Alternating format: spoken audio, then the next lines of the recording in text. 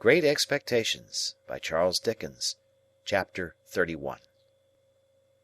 On our arrival in Denmark, we found the king and queen of that country elevated in two armchairs on a kitchen table, holding a court. The whole of the Danish nobility were in attendance, consisting of a noble boy in the wash-leather boots of a gigantic ancestor, a venerable peer with a dirty face, who seemed to have risen from the people late in life, and the Danish chivalry with a comb in its hair and a pair of white silk legs, and presenting on the whole a feminine appearance. My gifted townsman stood gloomily apart, with folded arms, and I could have wished that his curls and forehead had been more probable. Several curious little circumstances transpired as the action proceeded. The late king of the country not only appeared to have been troubled with a cough at the time of his decease, but to have taken it with him to the tomb, and to have brought it back. The royal phantom also carried a ghostly manuscript round its truncheon, to which it had the appearance of occasionally referring, and that, too, with an air of anxiety and a tendency to lose the place of reference which were suggestive of a state of mortality. It was this, I conceive, which led to the Shade's being advised by the gallery to "turn over," a recommendation which it took extremely ill. It was likewise to be noted of this majestic spirit, that whereas it always appeared with an air of having been out a long time and walked an immense distance, it perceptibly came from a closely contiguous wall. This occasioned its terrors to be received derisively. The Queen of Denmark, a very buxom lady, though no doubt historically brazen, was considered by the public to have too much brass about her, her chin being attached to her diadem by a broad band of that metal, as if she had a gorgeous toothache, her waist being encircled by another, and each of her arms by another, so that she was openly mentioned as the kettle-drum. The noble boy in the ancestral boots was inconsistent, representing himself, as it were in one breath, as an able seaman, a strolling actor, a grave-digger, a clergyman, and a person of the utmost importance at a court fencing match, on the authority of whose practised eye and nice discrimination the finest strokes were judged. This gradually led to a want of toleration for him, and even, on his being detected in holy orders and declining to perform the funeral service, to the general indignation taking the form of nuts. Lastly, Ophelia was a prey to such slow musical madness, that when, in course of time, she had taken off her white muslin scarf, folded it up, and buried it, a sulky man who had been long cooling his impatient nose against an iron bar in the front row of the gallery, growled, "Now the baby's put to bed, let's have supper," which, to say the least of it, was out of keeping. Upon my unfortunate townsman all these incidents accumulated with playful effect. Whenever that undecided prince had to ask a question or state a doubt, the public helped him out with it. As, for example, on the question whether 'twas nobler in the mind to suffer, some roared yes, and some no, and some inclining to both opinions said toss up for it, and quite a debating society arose. When he asked what should such fellows as he do crawling between earth and heaven, he was encouraged with loud cries of "Hear, hear!" When he appeared with his stocking disordered, its disorder expressed, according to usage, by one very neat fold in the top, which I suppose to be always got up with a flat iron, a conversation took place in the gallery respecting the paleness of his leg, and whether it was occasioned by the turn the ghost had given him. On his taking the recorders, very like a little black flute that had just been played in the orchestra and handed out at the door, he was called upon unanimously for Rule Britannia.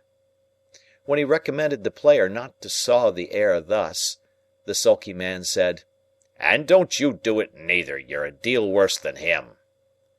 And I grieve to add that peals of laughter greeted Mr. Wopsle on every one of these occasions. But his greatest trials were in the churchyard, which had the appearance of a primeval forest, with a kind of small ecclesiastical wash-house on one side, and a turnpike gate on the other.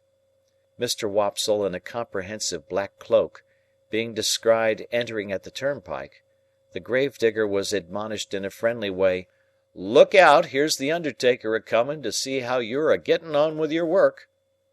I believe it is well known in a constitutional country that Mr. Wopsle could not possibly have returned the skull, after moralizing over it, without dusting his fingers on a white napkin taken from his breast. But even that innocent and indispensable action did not pass without the comment, "Waiter!" The arrival at the body for interment, in an empty black box with the lid tumbling open, was the signal for a general joy, which was much enhanced by the discovery, among the bearers, of an individual obnoxious to identification. The joy attended Mr. Wopsle through his struggles with Laertes on the brink of the orchestra and the grave, and slackened no more until he had tumbled the king off the kitchen table, and had died by inches from the ankles upward. We had made some pale efforts in the beginning to applaud Mr. Wopsle, but they were too hopeless to be persisted in. Therefore we had sat, feeling keenly for him, but laughing nevertheless from ear to ear. I laughed in spite of myself all the time, the whole thing was so droll, and yet I had a latent impression that there was something decidedly fine in Mr. Wopsle's elocution, not for old association's sake, I am afraid, but because it was very slow, very dreary, very uphill and downhill, and very unlike any way in which any man, in any natural circumstances of life or death, ever expressed himself about anything. When the tragedy was over, and he had been called for and hooted, I said to Herbert, "Let us go at once, or perhaps we shall meet him." We made all the haste we could downstairs, but we were not quick enough either. Standing at the door was a Jewish man with an unnatural heavy smear of eyebrow, who caught my eyes as we advanced, and said, when we came up with him, "Mr. Pip and friend?" Identity of Mr. Pip and friend confessed.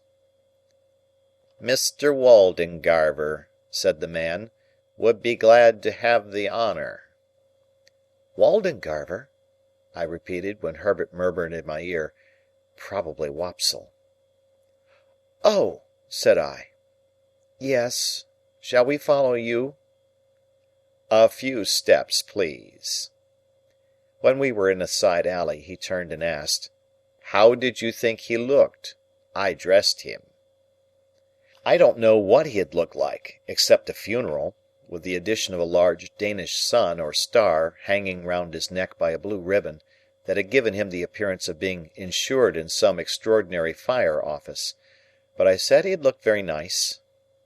"When he come to the grave," said our conductor, "he showed his cloak beautiful, but judging from the wing, it looked to me that when he see the ghost in the Queen's apartment he might have made more of his stockings."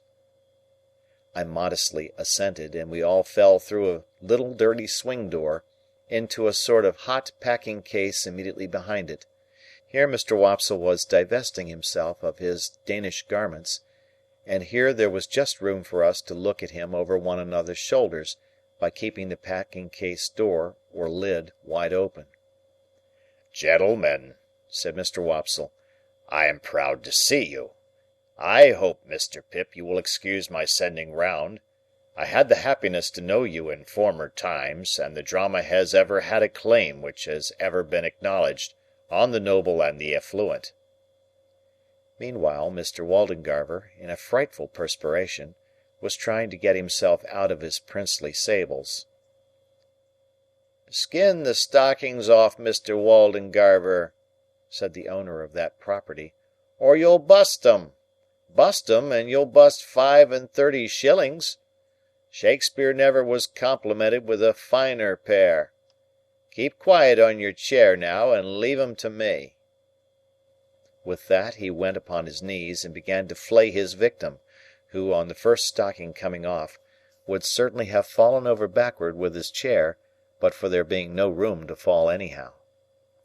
I had been afraid until then to say a word about the play, but then Mr. Waldengarver looked up at us complacently and said, "Gentlemen, how did it seem to you to go in front?" Herbert said from behind, at the same time poking me, "Capitally!" So I said, "Capitally." "How did you like my reading of the character, gentlemen?" said Mr. Waldengarver, almost if not quite with patronage. Herbert said from behind, again poking me, "Massive and concrete." So I said boldly, as if I had originated it, and must beg to insist upon it, "Massive and concrete." "I am glad to have your approbation, gentlemen," said Mr. Waldengarver, with an air of dignity, in spite of his being ground against the wall at the time, and holding on by the seat of the chair. "But I'll tell you one thing, Mr. Waldengarver," said the man who was on his knees, "in which you're out in your reading. Now mind, I don't care who says contrairy, I tell you so. You're out in your reading of Hamlet when you get your legs in profile. The last Hamlet as I dressed made the same mistakes in his reading at rehearsal, till I got him to put a large red wafer on each of his shins, and then at that rehearsal, which was the last, I went in front, sir, to the back of the pit, and whenever his reading brought him into profile, I called out, 'I don't see no wafers,' and at night his reading was lovely." Mr. Waldengarver smiled at me, as much as to say, "A faithful dependent, I overlook his folly," and then said aloud, "My view is a little classic and thoughtful for them here, but they will improve, they will improve." Herbert and I said together, "Oh, no doubt they would improve." "Did you observe, gentlemen," said Mr. Waldengarver, "that there was a man in the gallery who endeavoured to cast derision on the service? I mean the representation?" We basely replied that we rather thought we had noticed such a man. I added, "He was drunk, no doubt." "Oh, dear no, sir," said Mr. Wopsle. "Not drunk. His employer would see to that, sir. His employer would not allow him to be drunk." "You know his employer?" said I. Mr. Wopsle shut his eyes and opened them again, performing both ceremonies very slowly. "You must have observed, gentlemen," said he, "an ignorant and a blatant ass, with a rasping throat and a countenance expressive of low malignity, who went through, I will not say sustained, the role, if I may use a French expression, of Claudius, King of Denmark. That is his employer, gentlemen. Such is the profession." Without distinctly knowing whether I should have been more sorry for Mr. Wopsle if he had been in despair, I was so sorry for him as it was, that I took the opportunity of his turning round to have his braces put on, which jostled us out at the doorway, to ask Herbert what he thought of having him home to supper. Herbert said he thought it would be kind to do so, therefore I invited him, and he went to Barnard's with us, wrapped up to the eyes, and we did our best for him, and he sat until 2 o'clock in the morning, reviewing his success and developing his plans. I forget in detail what they were, but I have a general recollection that he was to begin with reviving the drama, and to end with crushing it, inasmuch as his decease would leave it utterly bereft and without a chance or hope. Miserably I went to bed after all, and miserably thought of Estella, and miserably dreamed that my expectations were all cancelled, and that I had to give my hand in marriage to Herbert's Clara, or play Hamlet to Miss Havisham's ghost, before 20,000 people, without knowing 20 words of it.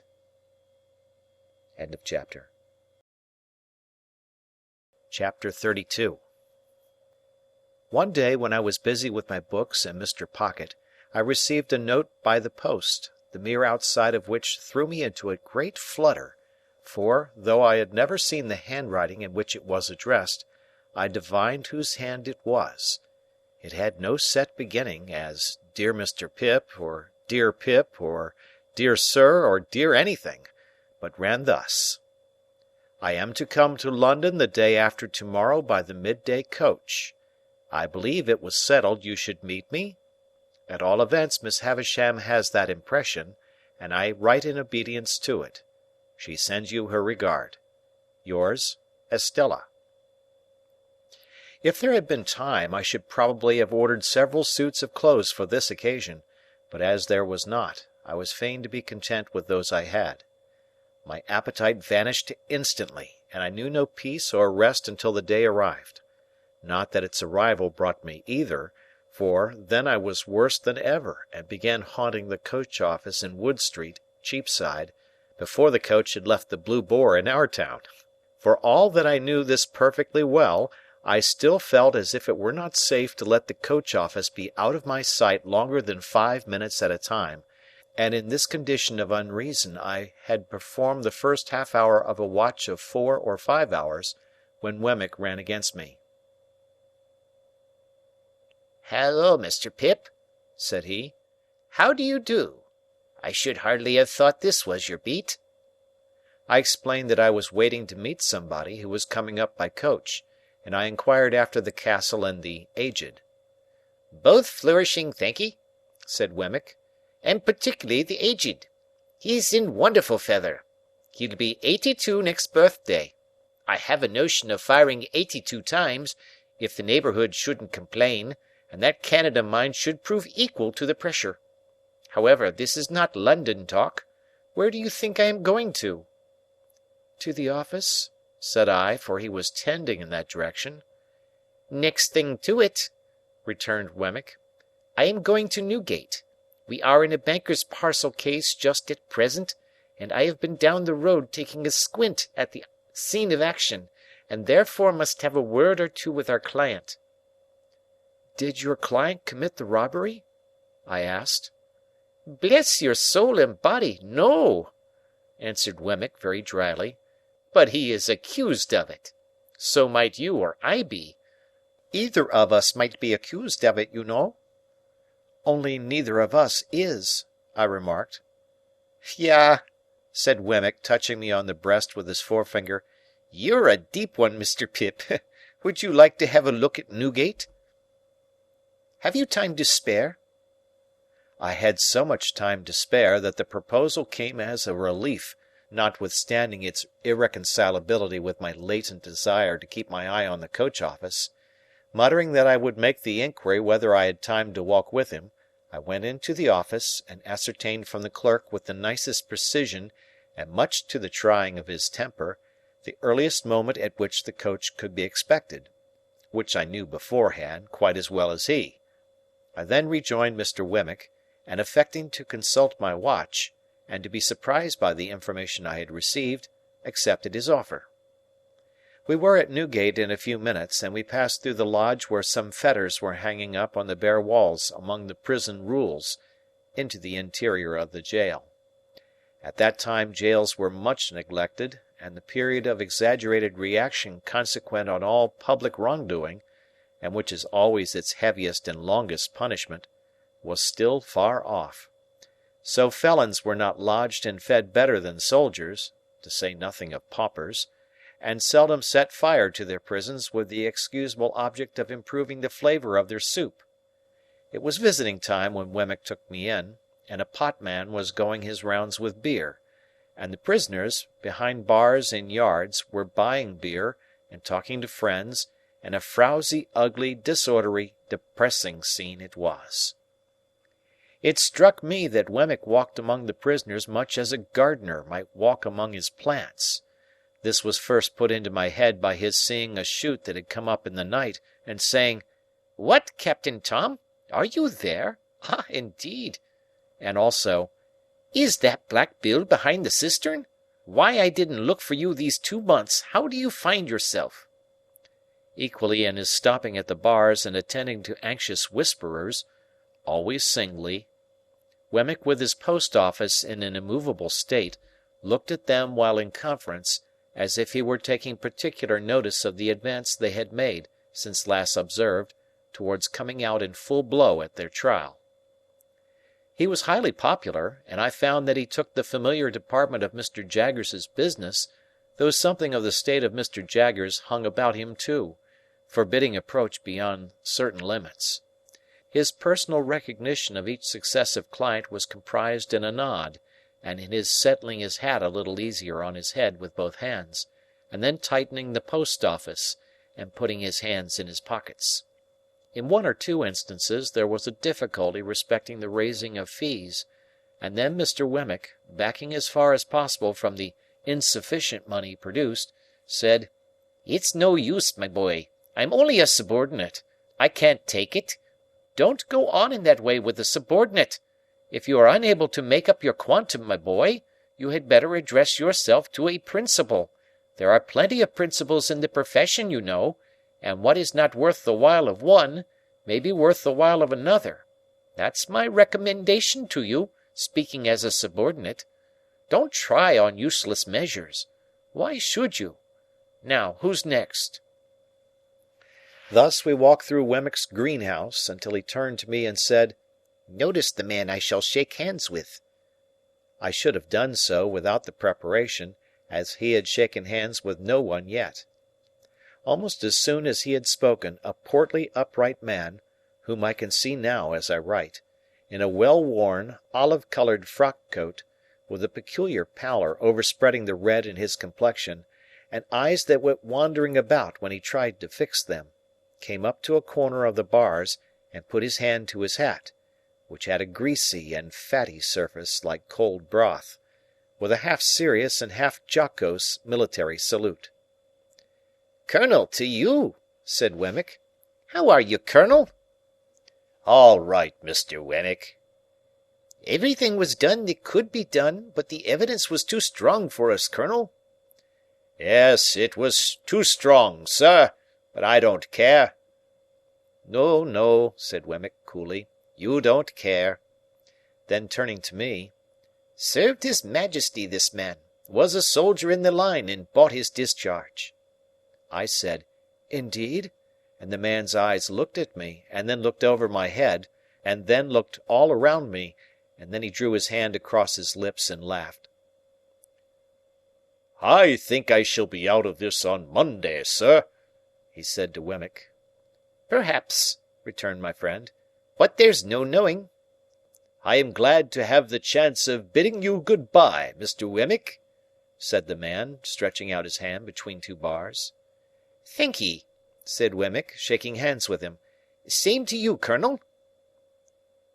"If what I had upon me when taken had been real, Mr. Wemmick," said the man, unwilling to let his hand go, "I should have asked the favour of your wearing another ring, in acknowledgment of your attentions." "I'll accept the will for the deed," said Wemmick. "By the by, you are quite a pigeon fancier." The man looked up at the sky. "I am told you had a remarkable breed of tumblers. Could you commission any friend of yours to bring me a pair, of you've no further use for 'em?" "It shall be done, sir." "All right," said Wemmick. "They shall be taken care of. Good afternoon, Colonel. Good-bye." They shook hands again, and as we walked away, Wemmick said to me, "A coiner. A very good workman. The Recorder's report is made to-day, and he is sure to be executed on Monday. Still, you see, as far as it goes, a pair of pigeons are portable property, all the same." With that he looked back and nodded at this dead plant, and then cast his eyes about him in walking out of the yard, as if he were considering what other pot would go best in its place. As we came out of the prison through the lodge, I found that the great importance of my guardian was appreciated by the turnkeys, no less than by those whom they held in charge. "Well, Mr. Wemmick," said the turnkey who kept us between the two studded and spiked lodge gates, and who carefully locked one before he unlocked the other, "what's Mr. Jaggers going to do with that waterside murder? Is he going to make it manslaughter, or what's he going to make of it?" "Why don't you ask him?" returned Wemmick. "Oh, yes, I dare say," said the turnkey. "Now that's the way with them up here, Mr. Pip," remarked Wemmick, turning to me with his post-office elongated. "They don't mind what they ask of me, the subordinate, but you'll never catch 'em asking any questions of my principal." "Is this young gentleman one of the prentices or articled ones of your office?" asked the turnkey, with a grin at Mr. Wemmick's humour. "There he goes again, you see," said Wemmick. I told you so. Ask another question of the subordinate before his first is dry. Well, supposing Mr. Pip is one of them?" "Why, then," said the turnkey, grinning again, "he knows what Mr. Jaggers is." "Yah!" cried Wemmick, suddenly hitting out at the turnkey in a facetious way. "You're dumb as one of your own keys when you have to do with my principal, you know you are. Let us out, you old fox, or I'll get him to bring an action against you for false imprisonment." The turnkey laughed and gave us good day, and stood laughing at us over the spikes of the wicket when we descended the steps into the street. "Mind you, Mr. Pip," said Wemmick, gravely in my ear, as he took my arm to be more confidential, "I don't know that Mr. Jaggers does a better thing than the way in which he keeps himself so high. He's always so high. His constant height is of a piece with his immense abilities. That colonel durst no more take leave of him than that turnkey durst ask him his intentions respecting a case. Then, between his height and them, he slips in his subordinate, don't you see, and so he has them soul and body." I was very much impressed, and not for the first time, by my guardian's subtlety. To confess the truth, I very heartily wished, and not for the first time, that I had had some other guardian of minor abilities. Mr. Wemmick and I parted at the office in Little Britain, where suppliants for Mr. Jaggers' notice were lingering about as usual, and I returned to my watch in the street of the coach office, with some 3 hours on hand. I consumed the whole time in thinking how strange it was that I should be encompassed by all this taint of prison and crime, that, in my childhood out on our lonely marshes on a winter evening, I should have first encountered it, that it should have reappeared on 2 occasions, starting out like a stain that was faded but not gone, that it should in this new way pervade my fortune and advancement. While my mind was thus engaged, I thought of the beautiful young Estella, proud and refined, coming towards me, and I thought with absolute abhorrence of the contrast between the jail and her. I wished that Wemmick had not met me, or that I had not yielded to him and gone with him, so that, of all days in the year, on this day, I might not have had Newgate in my breath and on my clothes. I beat the prison dust off my feet as I sauntered to and fro, and I shook it out of my dress, and I exhaled its air from my lungs. So contaminated did I feel, remembering who was coming, that the coach came quickly after all, and I was not yet free from the soiling consciousness of Mr. Wemmick's conservatory, when I saw her face at the coach window and her hand waving to me. What was the nameless shadow which again in that one instant had passed? End of chapter. Chapter 33. In her furred travelling dress, Estella seemed more delicately beautiful than she had ever seemed yet, even in my eyes. Her manner was more winning than she had cared to let it be to me before, and I thought I saw Miss Havisham's influence in the change. We stood in the inn yard while she pointed out her luggage to me, and when it was all collected I remembered, having forgotten everything but herself in the meanwhile, that I knew nothing of her destination. "I am going to Richmond," she told me. "Our lesson is that there are 2 Richmonds, one in Surrey and one in Yorkshire, and that mine is the Surrey Richmond. The distance is 10 miles. I am to have a carriage, and you are to take me. This is my purse, and you are to pay my charges out of it. Oh, you must take the purse. We have no choice, you and I, but to obey our instructions. We are not free to follow our own devices, you and I." As she looked at me in giving me the purse, I hoped there was an inner meaning in her words. She said them slightingly, but not with displeasure. "A carriage will have to be sent for, Estella. Will you rest here a little?" "Yes, I am to rest here a little, and I am to drink some tea, and you are to take care of me the while." She drew her arm through mine, as if it must be done, and I requested a waiter who had been staring at the coach like a man who had never seen such a thing in his life, to show us a private sitting-room. Upon that he pulled out a napkin, as if it were a magic clue without which he couldn't find the way upstairs, and led us to the black hole of the establishment, fitted up with a diminishing mirror quite a superfluous article considering the hole's proportions, an anchovy sauce cruet, and somebody's pattens. On my objecting to this retreat, he took us into another room with a dinner table for 30, and in the grate a scorched leaf of a copybook under a bushel of coal dust. Having looked at this extinct conflagration and shaken his head, he took my order, which, proving to be merely "some tea for the lady," sent him out of the room in a very low state of mind. I was, and I am, sensible that the air of this chamber, in its strong combination of stable with soup stock, might have led one to infer that the coaching department was not doing well, and that the enterprising proprietor was boiling down the horses for the refreshment department. Yet the room was all in all to me, Estella being in it. I thought that with her I could have been happy there for life. I was not at all happy there at the time, observe, and I knew it well. "Where are you going to, at Richmond?" I asked Estella. "I am going to live," said she, "at a great expense, with a lady there, who has the power, or says she has, of taking me about, and introducing me, and showing people to me, and showing me to people." "I suppose you will be glad of variety and admiration?" "Yes, I suppose so." She answered so carelessly that I said, "You speak of yourself as if you were someone else." "Where did you learn how I speak of others? Come, come," said Estella, smiling delightfully, "you must not expect me to go to school with you. I must talk in my own way.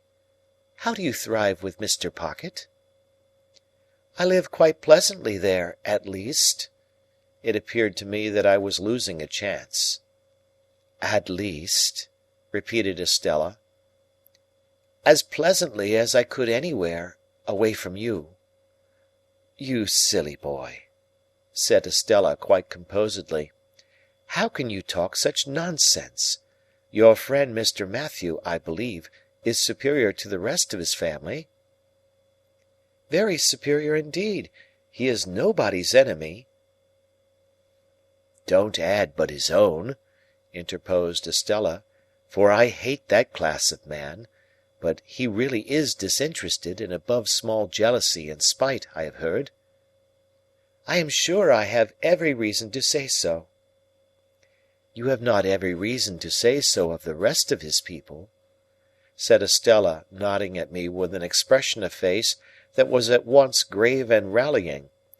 "For they beset Miss Havisham with reports and insinuations to your disadvantage.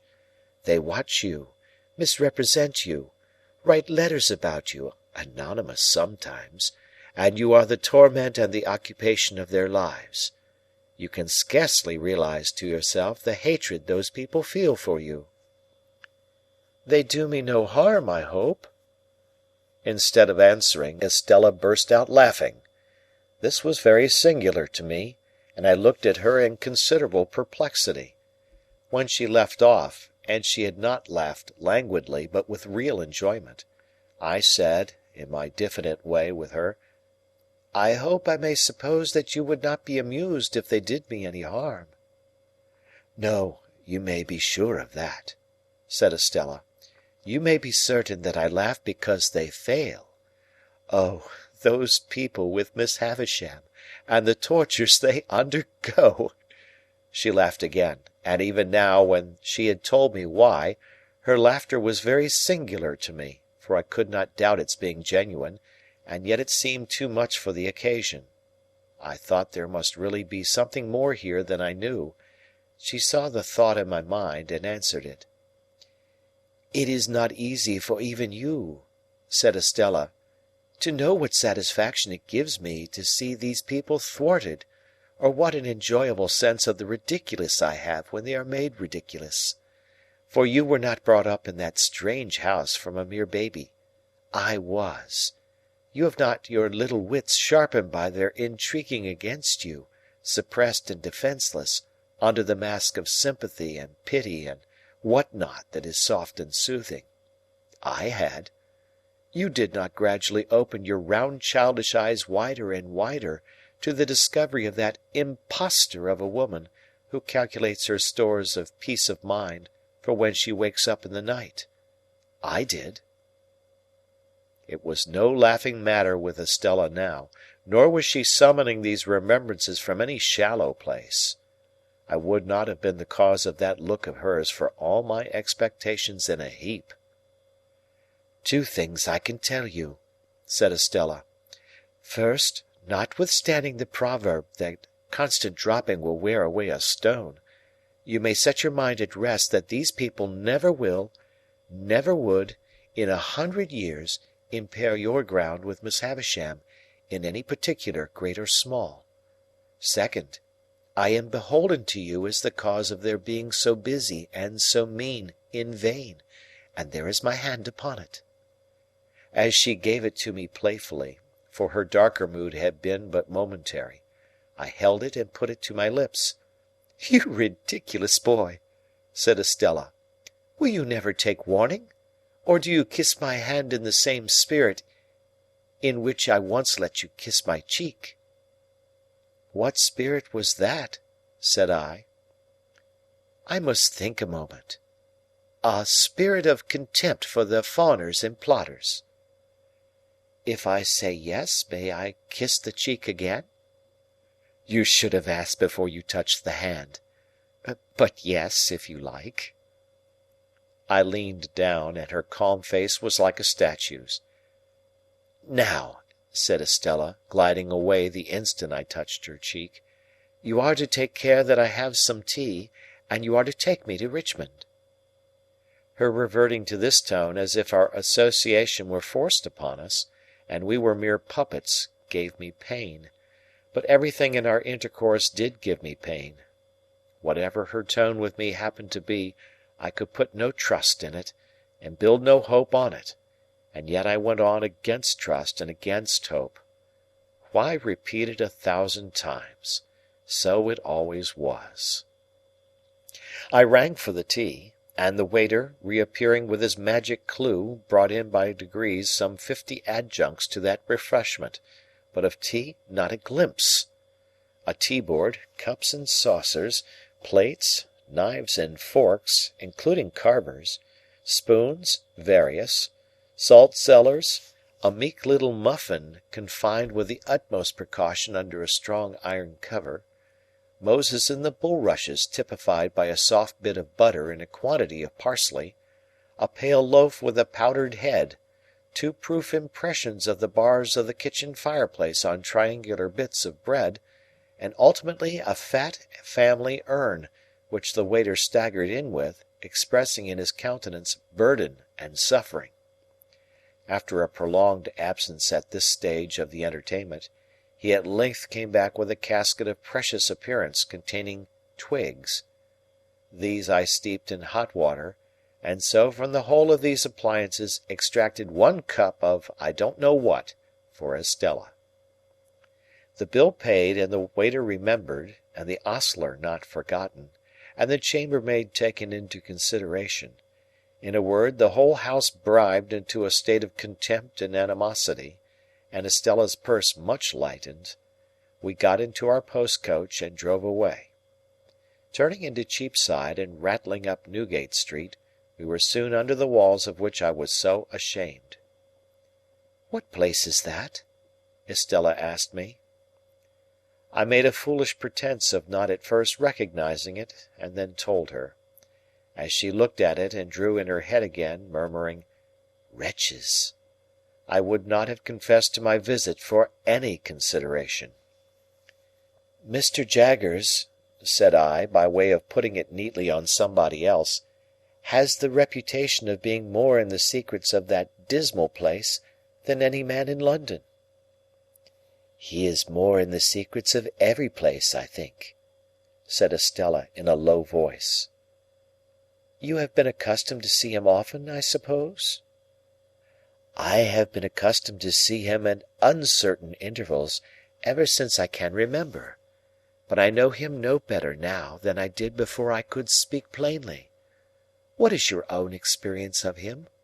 Do you advance with him?" "Once habituated to his distrustful manner," said I have done very well." "Are you intimate?" "I have dined with him at his private house." "I fancy," said Estella, shrinking, "that must be a curious place." "It is a curious place." I should have been chary of discussing my guardian too freely even with her, but I should have gone on with the subject so far as to describe the dinner in Gerrard Street, if we had not then come into a sudden glare of gas. It seemed, while it lasted, to be all alight and alive with that inexplicable feeling I had had before, and when we were out of it, I was as much dazed for a few moments as if I had been in lightning. So we fell into other talk, and it was principally about the way by which we were travelling, and about what parts of London lay on this side of it, and what on that. The great city was almost new to her, she told me, for she had never left Miss Havisham's neighbourhood until she had gone to France, and she had merely passed through London then in going and returning.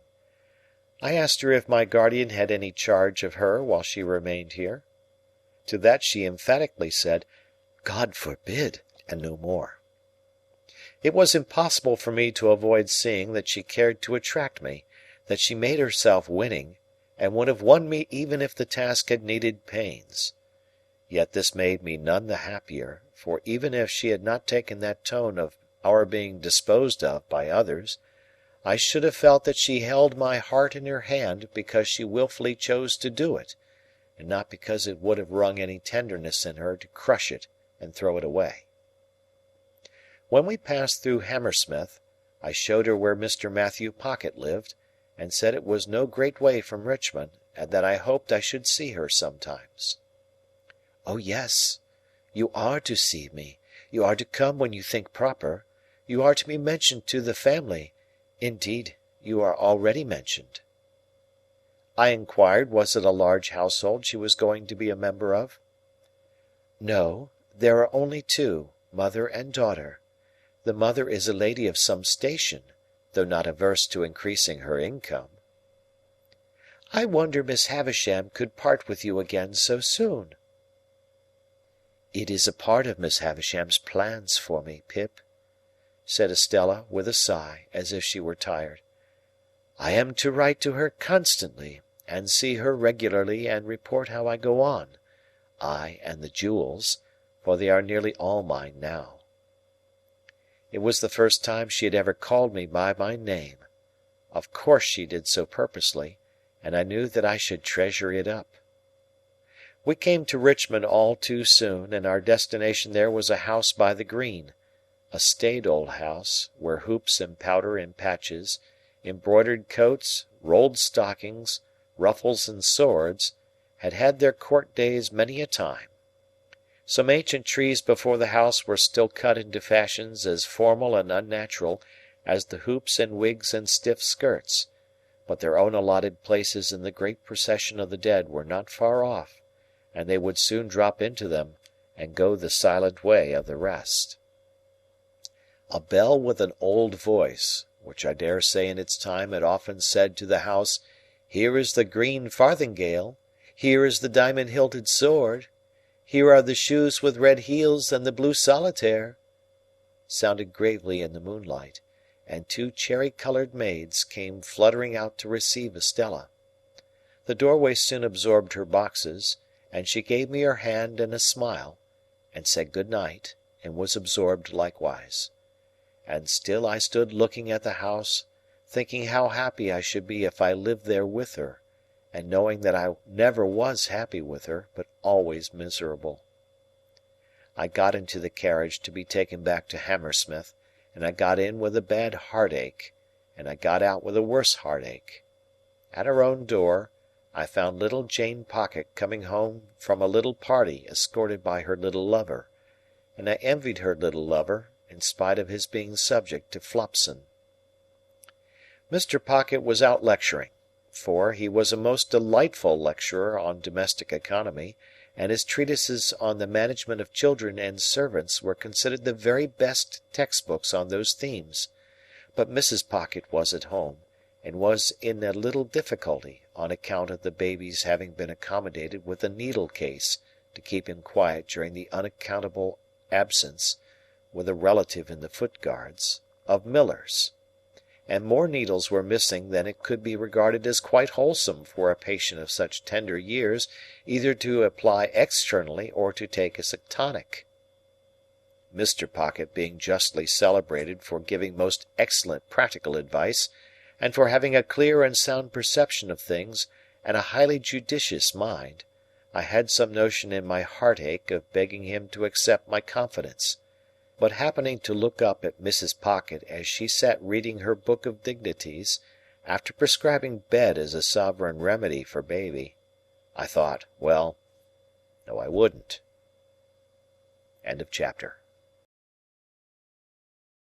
Chapter 34.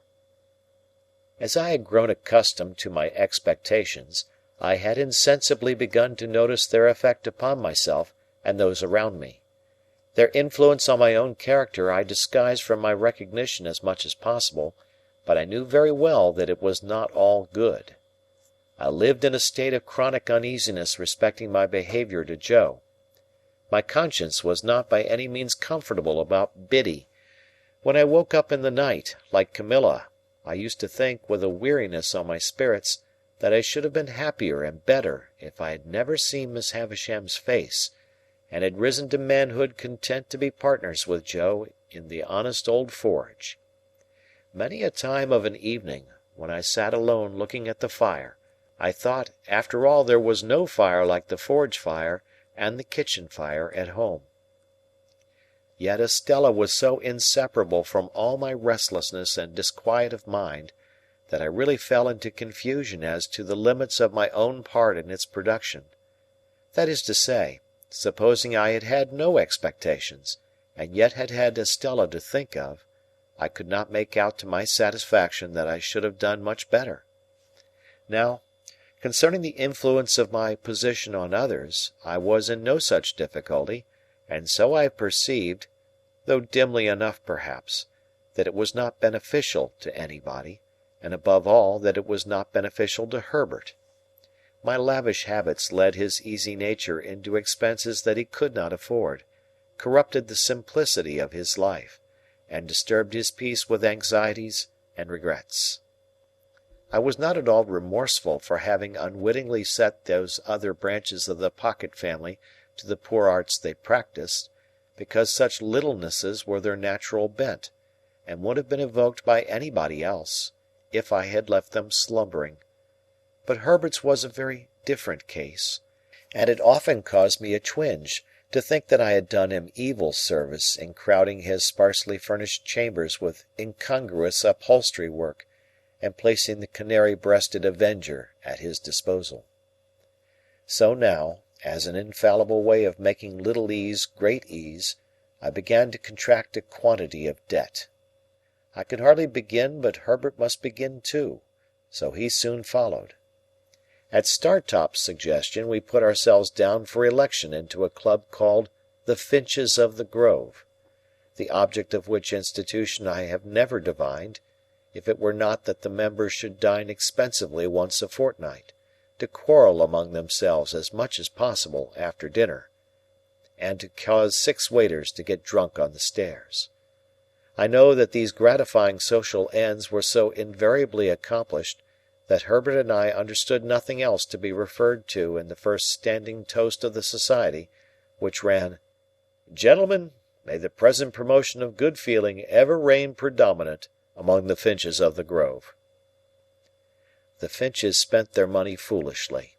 The hotel we dined at was in Covent Garden, and the first Finch I saw when I had the honour of joining the Grove was Bentley Drummle, at that time floundering about town in a cab of his own, and doing a great deal of damage to the posts at the street corners.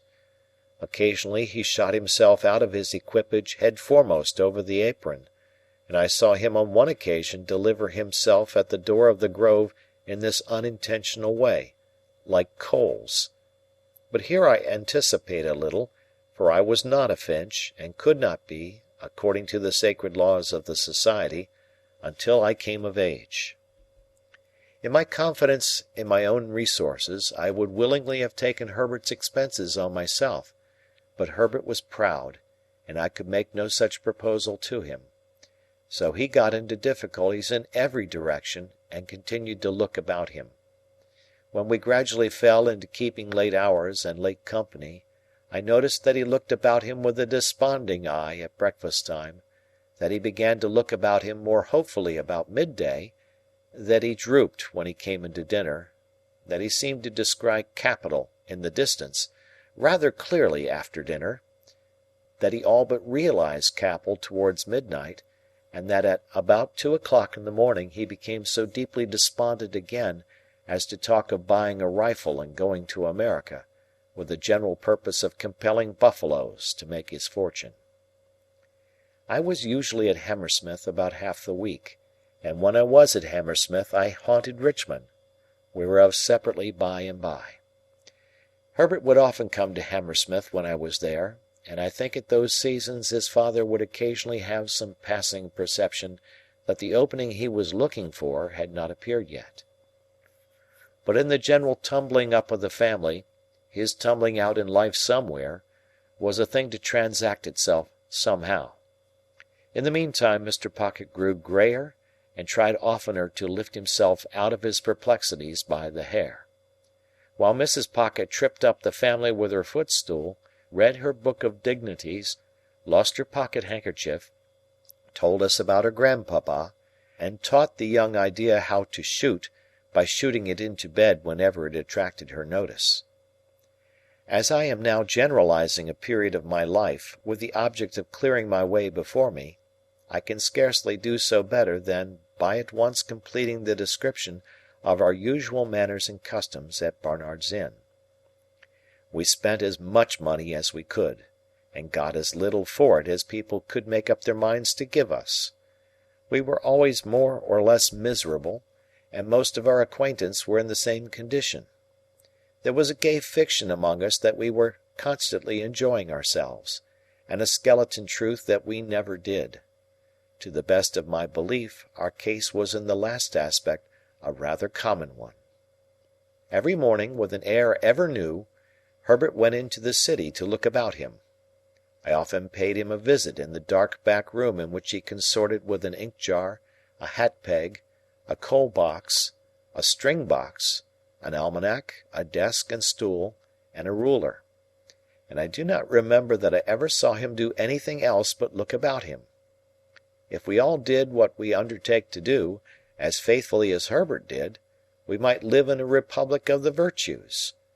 He had nothing else to do, poor fellow, except at a certain hour of every afternoon to go to Lloyd's, in observance of a ceremony of seeing his principal, I think. He never did anything else in connection with Lloyd's that I could find out, except come back again.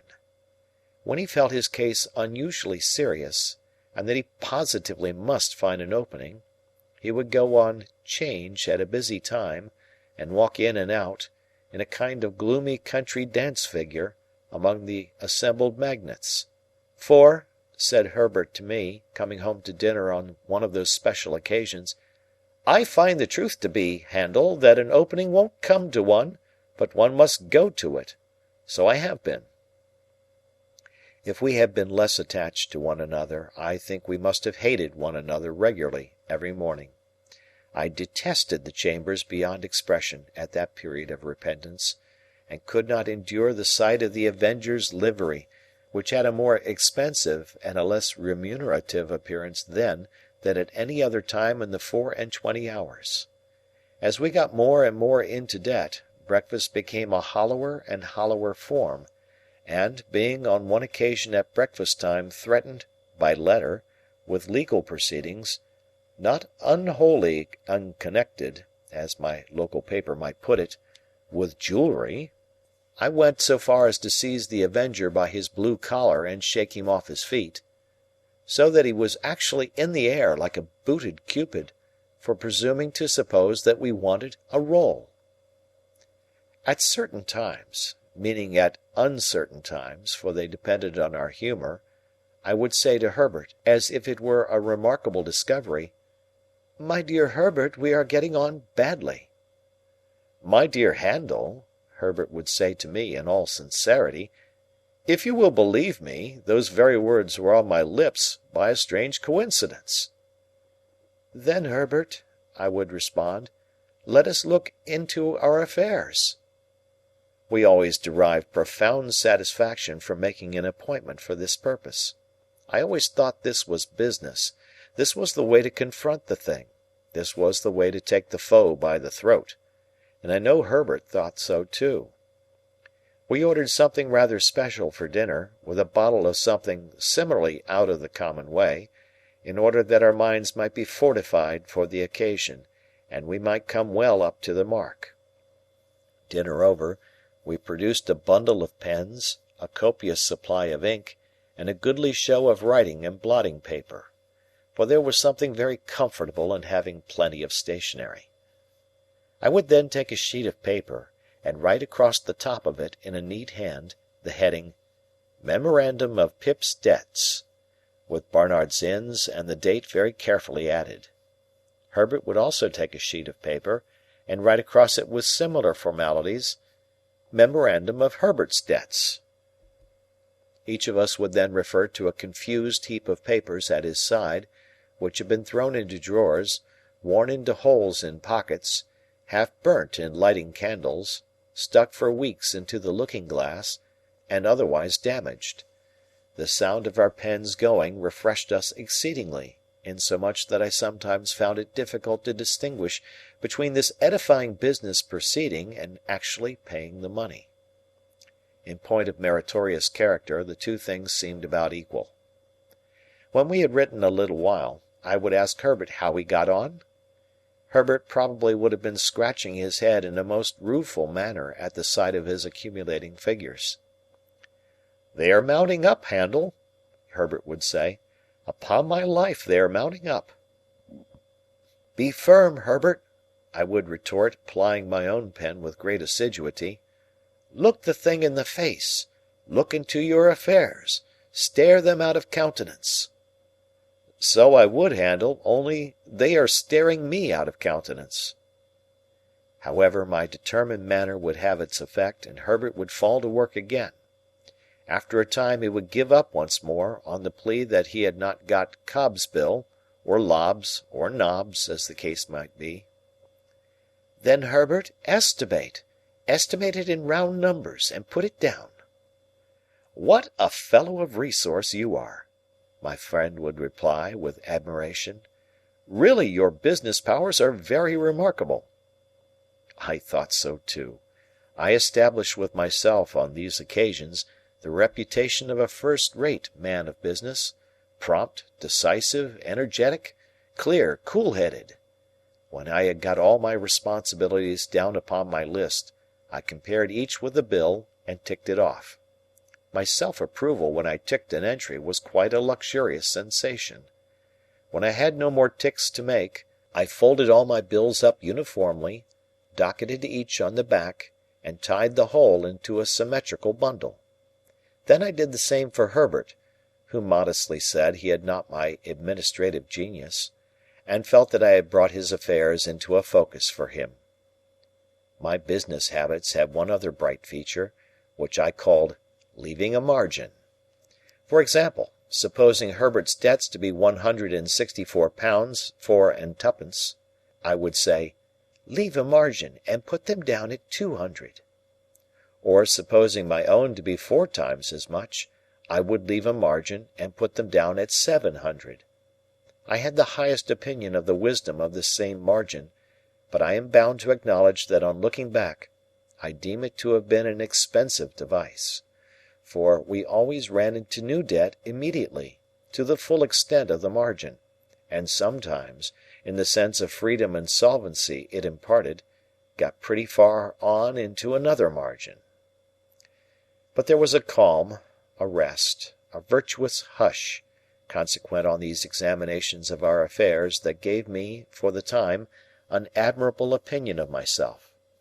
Soothed by my exertions, my method, and Herbert's compliments, I would sit with his symmetrical bundle and my own on the table before me among the stationery, and feel like a bank of some sort, rather than a private individual. We shut our outer door on these solemn occasions, in order that we might not be interrupted. I had fallen into my serene state one evening, when we heard a letter drop through the slit in the said door, and fall on the ground. "It's for you, Handel," said Herbert, going out and coming back with it, "and I hope there is nothing the matter." This was an allusion to its heavy black seal and border. The letter was signed Trabb and Company, and its contents were simply, that I was an honoured sir, and that they begged to inform me that Mrs. J. Gargery had departed this life on Monday last, at 20 minutes past 6 in the evening, and that my attendance was requested at the interment on Monday next, at 3 o'clock in the afternoon. End of Sister. End of Chapter. Chapter 35. It was the first time that a grave had opened in my road of life, and the gap it made in the smooth ground was wonderful. The figure of my sister in her chair by the kitchen fire haunted me night and day. That the place could possibly be without her was something my mind seemed unable to compass, and whereas she had seldom or never been in my thoughts of late, I had now the strangest ideas that she was coming towards me in the street, or that she would presently knock at the door. In my rooms, too, with which she had never been at all associated, there was at once the blankness of death, and a perpetual suggestion of the sound of her voice or the turn of her face or figure, as if she were still alive and I had been often there. Whatever my fortunes might have been, I could scarcely have recalled my sister with much tenderness, but I suppose there is a shock of regret which may exist without much tenderness.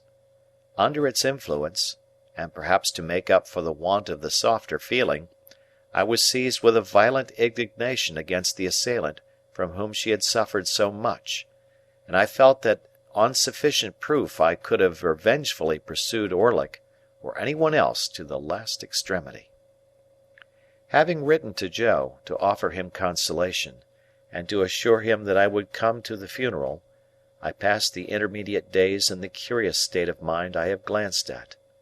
I went down early in the morning, and alighted at the Blue Boar in good time to walk over to the forge. It was fine summer weather again, and, as I walked along, the times when I was a little helpless creature, and my sister did not spare me, vividly returned. But they returned with a gentle tone upon them that softened even the edge of Tickler.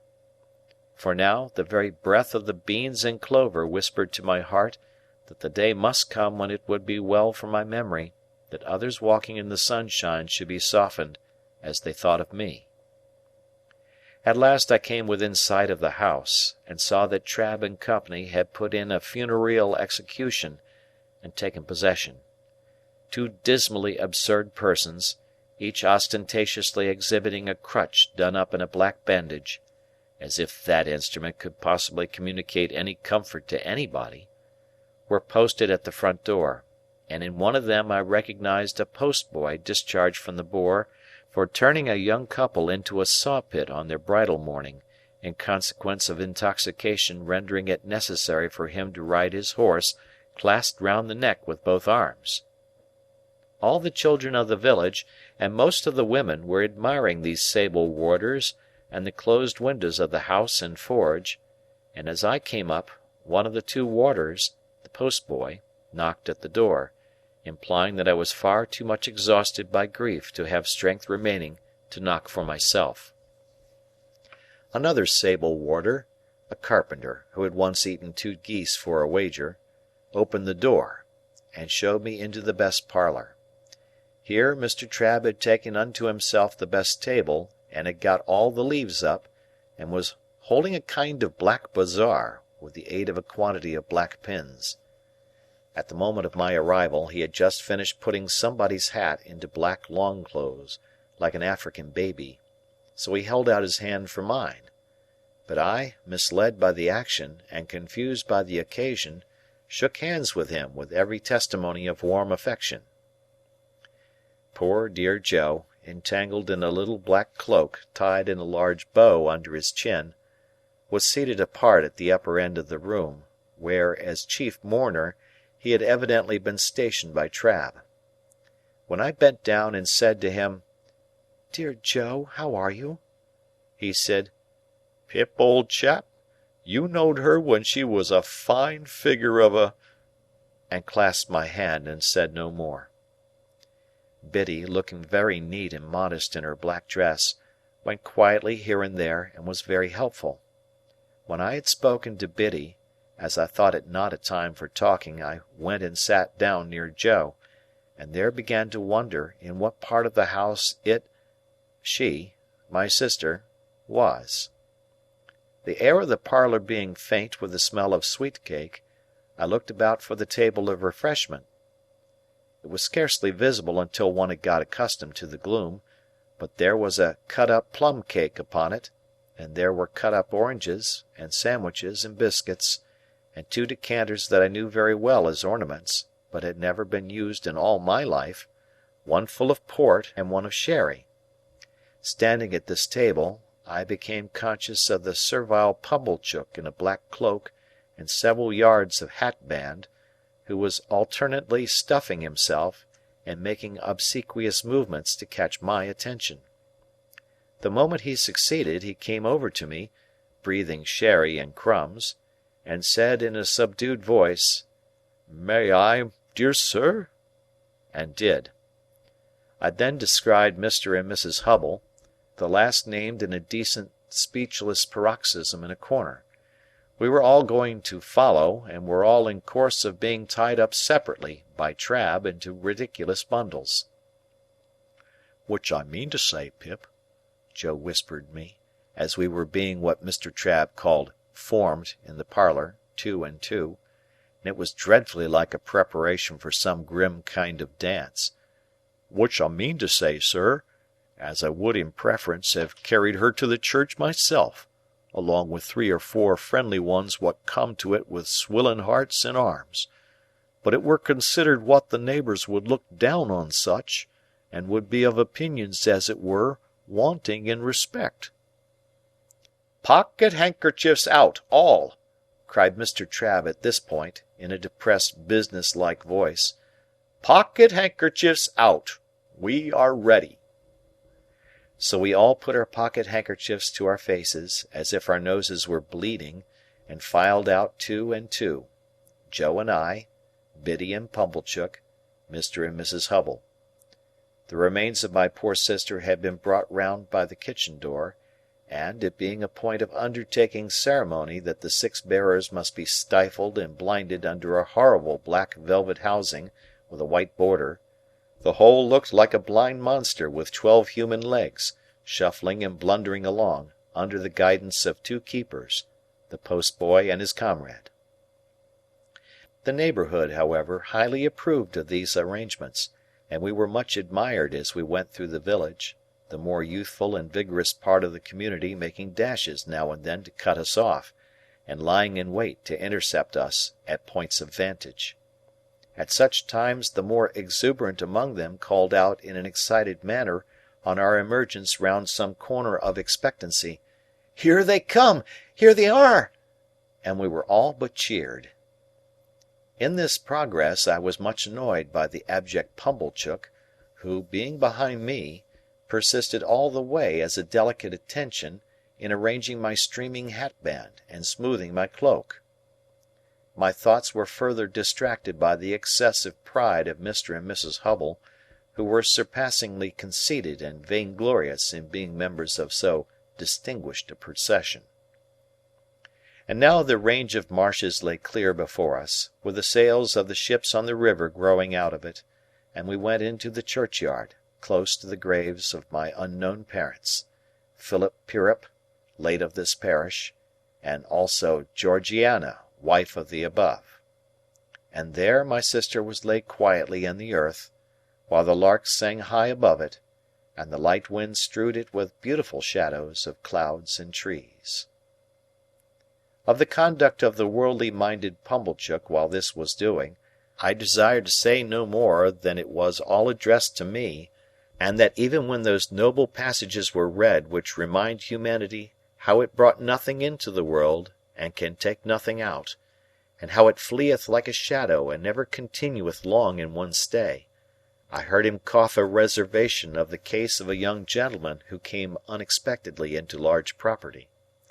When we got back, he had the hardihood to tell me that he wished my sister could have known I had done her so much honour, and to hint that she would have considered it reasonably purchased at the price of her death.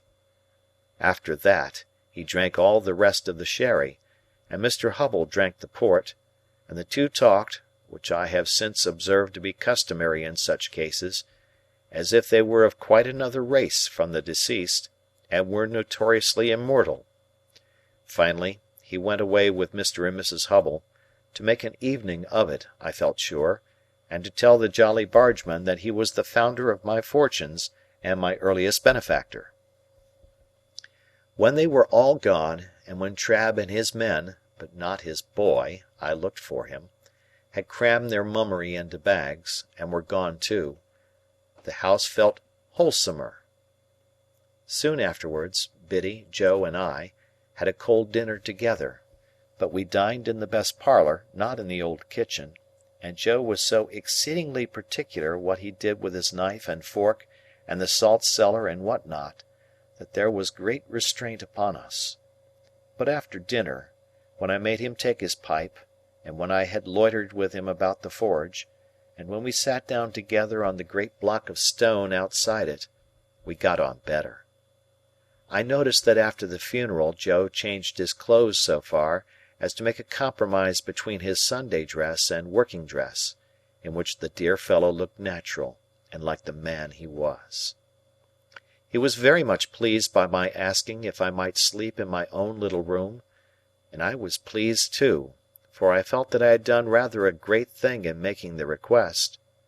When the shadows of evening were closing in, I took an opportunity of getting into the garden with Biddy for a little talk. "Biddy," said I think you might have written to me about these sad matters." "Do you, Mr. Pip?" said Biddy. "I should have written if I had thought that." "Don't suppose that I mean to be unkind, Biddy, when I say I consider that you ought to have thought that." "Do you, Mr. Pip?" She was so quiet, and had such an orderly, good, and pretty way with her, that I did not like the thought of making her cry again. After looking a little at her downcast eyes as she walked beside me, I gave up that point. "I suppose it will be difficult for you to remain here now, Biddy dear?" "Oh, I can't do so, Mr. Pip," said Biddy, in a tone of regret but still of quiet conviction. "I have been speaking to Mrs. Hubble, and I am going to her to-morrow. I hope we shall be able to take some care of Mr. Gargery together until he settles down." "How are you going to live, Biddy? If you want any How am I going to live?" repeated Biddy, striking in with a momentary flush upon her face. "I'll tell you, Mr. Pip. I am going to try to get the place of mistress in the new school nearly finished here. I can be well recommended by all the neighbours, and I hope I can be industrious and patient, and teach myself while I teach others. You know, Mr. Pip," pursued Biddy with a smile, as she raised her eyes to my face, "the new schools are not like the old, but I learnt a good deal from you after that time, and have had time since then to improve." "I think you would always improve, Biddy, under any circumstances." "Ah, except in my bad side of human nature," murmured Biddy. It was not so much a reproach as an irresistible thinking aloud. Well, I thought I would give up that point too. So, I walked a little further with Biddy, looking silently at her downcast eyes. "I have not heard the particulars of my sister's death, Biddy." "They are very slight, poor thing. She had been in one of her bad states, though they had got better of late, rather than worse, for 4 days, when she came out of it in the evening, just at tea-time, and said quite plainly, 'Joe.' As she had never said any word for a long while, I ran and fetched in Mr. Gargery from the forge. She made signs to me that she wanted him to sit down close to her, and wanted me to put her arms round his neck. So I put them round his neck, and she laid her head down on his shoulder, quite content and satisfied. And so she presently said, 'Joe,' again, and once 'Pardon,' and once 'Pip.' And so she never lifted her head up any more, and it was just an hour later when we laid it down on her own bed, because we found she was gone." Biddy cried. The darkening garden, and the lane and the stars that were coming out, were blurred in my own sight. "Nothing was ever discovered, Biddy?" "Nothing." "Do you know what has become of Orlick?" "I should think from the colour of his clothes that he is working in the quarries." "Of course you have seen him, then? Why are you looking at that dark tree in the lane?" "I saw him there on the night she died." "That was not the last time either, Biddy?" "No. I have seen him there, since we have been walking here. It is of no use," said Biddy, laying her hand upon my arm, as I was for running out. "You know I would not deceive you. He was not there a minute, and he is gone." It revived my utmost indignation to find she was still pursued by this fellow, and I felt inveterate against him. I told her so, and told her that I would spend any money or take any pains to drive him out of that country. By degrees she led me into more temperate talk, and she told me how Joe loved me, and how Joe never complained of anything. She didn't say, of me, she had no need, I knew what she meant, but ever did his duty and his way of life, with a strong hand, a quiet tongue, and a gentle heart. "Indeed it would be hard to say too much for him," said I. "And, Biddy, we must often speak of these things, for of course I shall be often down here now. I am not going to leave poor Joe alone." Biddy said never a single word. "Biddy, didn't you hear me?" "Yes, Mr. Pip." "Not to mention your calling me Mr. Pip, which appears to me to be in bad taste, Biddy. What do you mean?" "What do I mean?" asked Biddy timidly. "Biddy," said I in a virtuously self-asserting manner, "I must request to know what you mean by this." "By this?" said Biddy.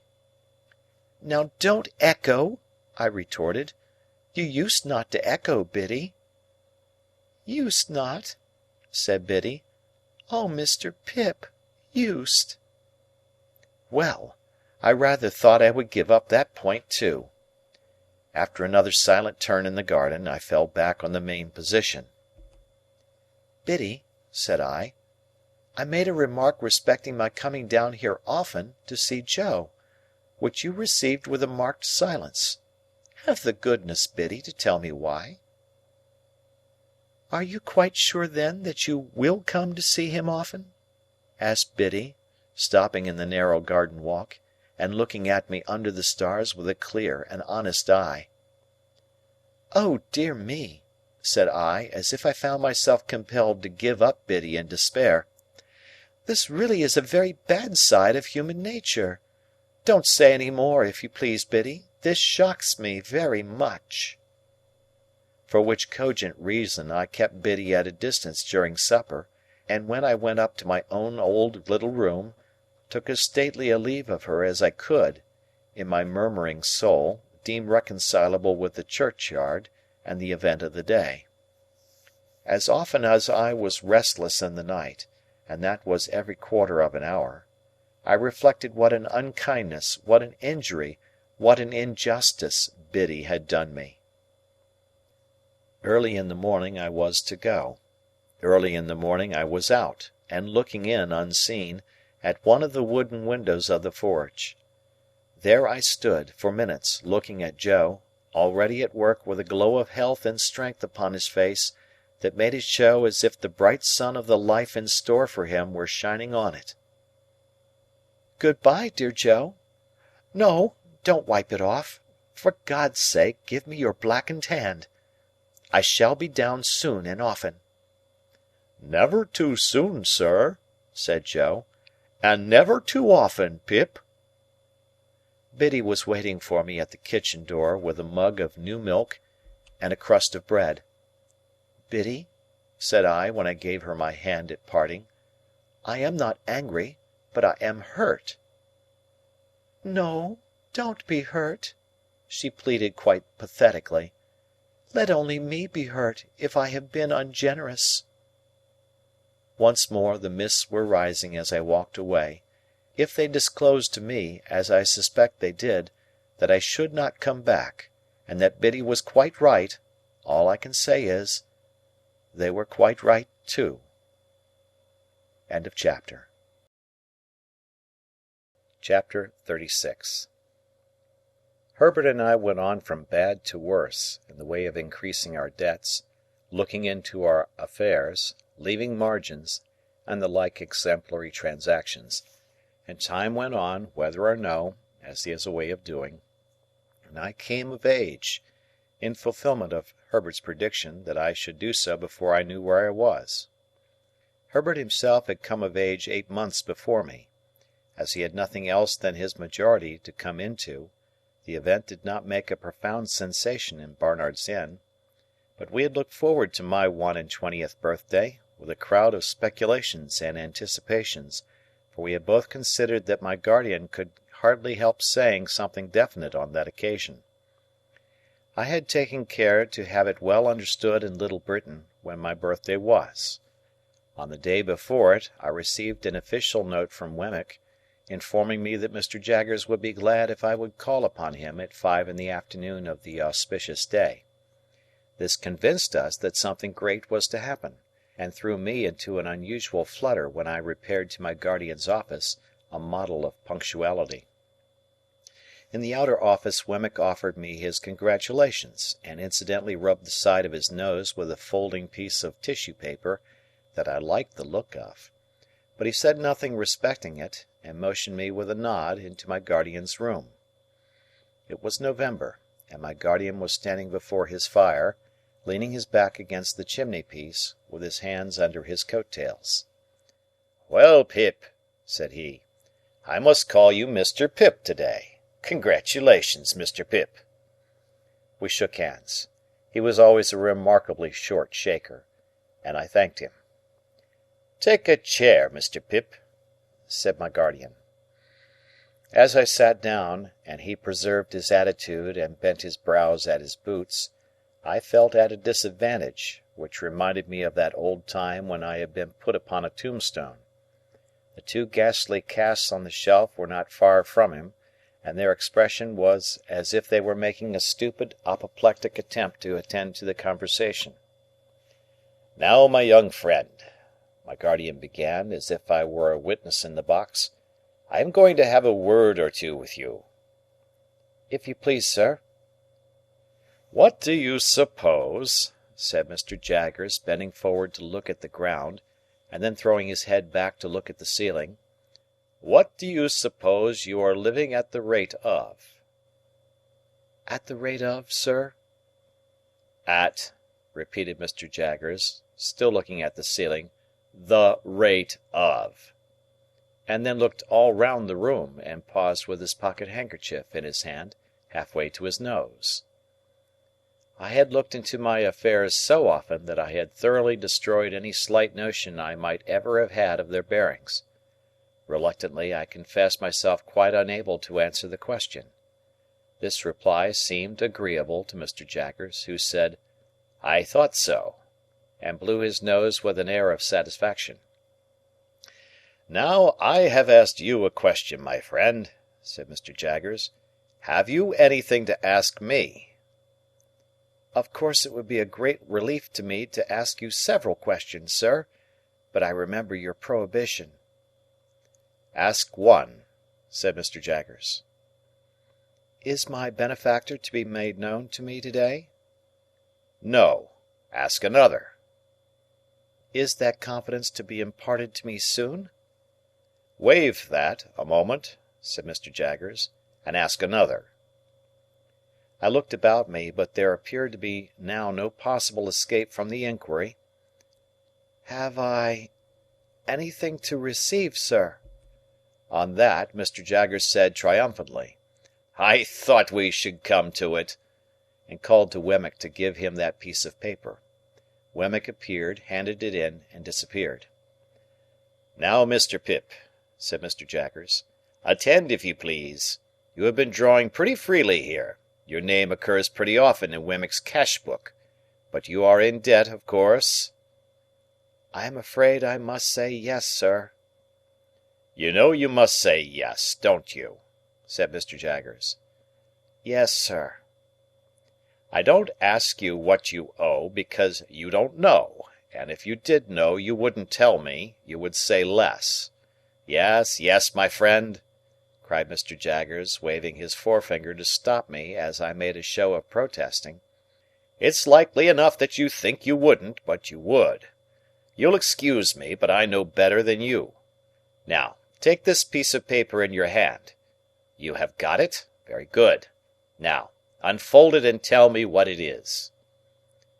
This is a bank-note, said I, for £500. That is a bank-note, repeated Mr. Jaggers, for £500. And a very handsome sum of money, too, I think. You consider it so? How could I do otherwise? Ah, but answer the question, said Mr. Jaggers. Undoubtedly. You consider it undoubtedly a handsome sum of money. Now, that handsome sum of money, Pip, is your own. It is a present to you on this day, in earnest of your expectations. And at the rate of that handsome sum of money per annum, and at no higher rate, you are to live until the donor of the whole appears. That is to say, you will now take your money affairs entirely into your own hands, and you will draw from Wemmick £125 per quarter until you are in communication with the fountain-head, and no longer with the mere agent. As I have told you before, I am the mere agent. I execute my instructions, and I am paid for doing so. I think them injudicious, but I am not paid for giving any opinion on their merits. I was beginning to express my gratitude to my benefactor for the great liberality with which I was treated, when Mr. Jaggers stopped me. I am not paid, Pip, said he, coolly, to carry your words to any one. And then gathered up his coat-tails, as he had gathered up the subject, and stood frowning at his boots as if he suspected them of designs against him. After a pause, I hinted, There was a question just now, Mr. Jaggers, which you desired me to waive for a moment. I hope I am doing nothing wrong in asking it again? What is it? Said he. I might have known that he would never help me out, but it took me aback to have to shape the question afresh, as if it were quite new. Is it likely, I said, after hesitating, that my patron, the fountain-head you have spoken of, Mr. Jaggers, will soon— There I delicately stopped. Will soon what? Asked Mr. Jaggers. That's no question as it stands, you know. Will soon come to London, said I, after casting about for a precise form of words, or summon me anywhere else? Now here, replied Mr. Jaggers, fixing me for the first time with his dark, deep-set eyes, we must revert to the evening when we first encountered one another in your village. What did I tell you then, Pip? You told me, Mr. Jaggers, that it might be years hence when that person appeared. Just so, said Mr. Jaggers. That's my answer. As we looked full at one another, I felt my breath come quicker in my strong desire to get something out of him. And as I felt that it came quicker, and as I felt that he saw that it came quicker, I felt that I had less chance than ever of getting anything out of him. Do you suppose it will still be years hence, Mr. Jaggers?" Mr. Jaggers shook his head, not in negativing the question, but in altogether negativing the motion that he could anyhow be got to answer it; and the two horrible casts of the twitch faces looked, when my eyes strayed up to them, as if they had come to a crisis in their suspended attention and were going to sneeze. "Come," said Mr. Jaggers, warming the backs of his legs with the backs of his warmed hands, "I'll be plain with you, my friend Pip. That's a question I must not be asked. You'll understand that better when I tell you it's a question that might compromise me. Come, I'll go a little further with you. I'll say something more." He bent down so low to frown at his boots that he was able to rub the calves of his legs in the pause he made. "When that person discloses," said Mr. Jaggers, straightening himself, "you and that person will settle your own affairs. When that person discloses, my part in this business will cease and determine. When that person discloses, it will not be necessary for me to know anything about it. And that's all I have got to say." We looked at one another until I withdrew my eyes and looked thoughtfully at the floor. From this last speech I derived the notion that Miss Havisham, for some reason or no reason, had not taken him into her confidence as to her designing me for Estella, that he resented this, and felt a jealousy about it, or that he really did object to that scheme and would have nothing to do with it. When I raised my eyes again, I found that he had been shrewdly looking at me all the time, and was doing so still. "If that is all you have to say, sir," I remarked, "there can be nothing left for me to say." He nodded assent, and pulled out his thief-dreaded watch, and asked me where I was going to dine. I replied, at my own chambers, with Herbert. As a necessary sequence, I asked him if he would favour us with his company, and he promptly accepted the invitation. But he insisted on walking home with me, in order that I might make no extra preparation for him; and first he had a letter or two to write, and, of course, had his hands to wash. So I said I would go into the outer office and talk to Wemmick. The fact was, that when the £500 had come into my pocket, a thought had come into my head which had been often there before, and it appeared to me that Wemmick was a good person to advise with concerning such thought. He had already locked up his safe, and made preparations for going home. He had left his desk, brought out his two greasy office candlesticks, and stood them in line with the snuffers on a slab near the door, ready to be extinguished. He had raked his fire low, put his hat and greatcoat ready, and was beating himself all over the chest with his safe-key, as an athletic exercise after business.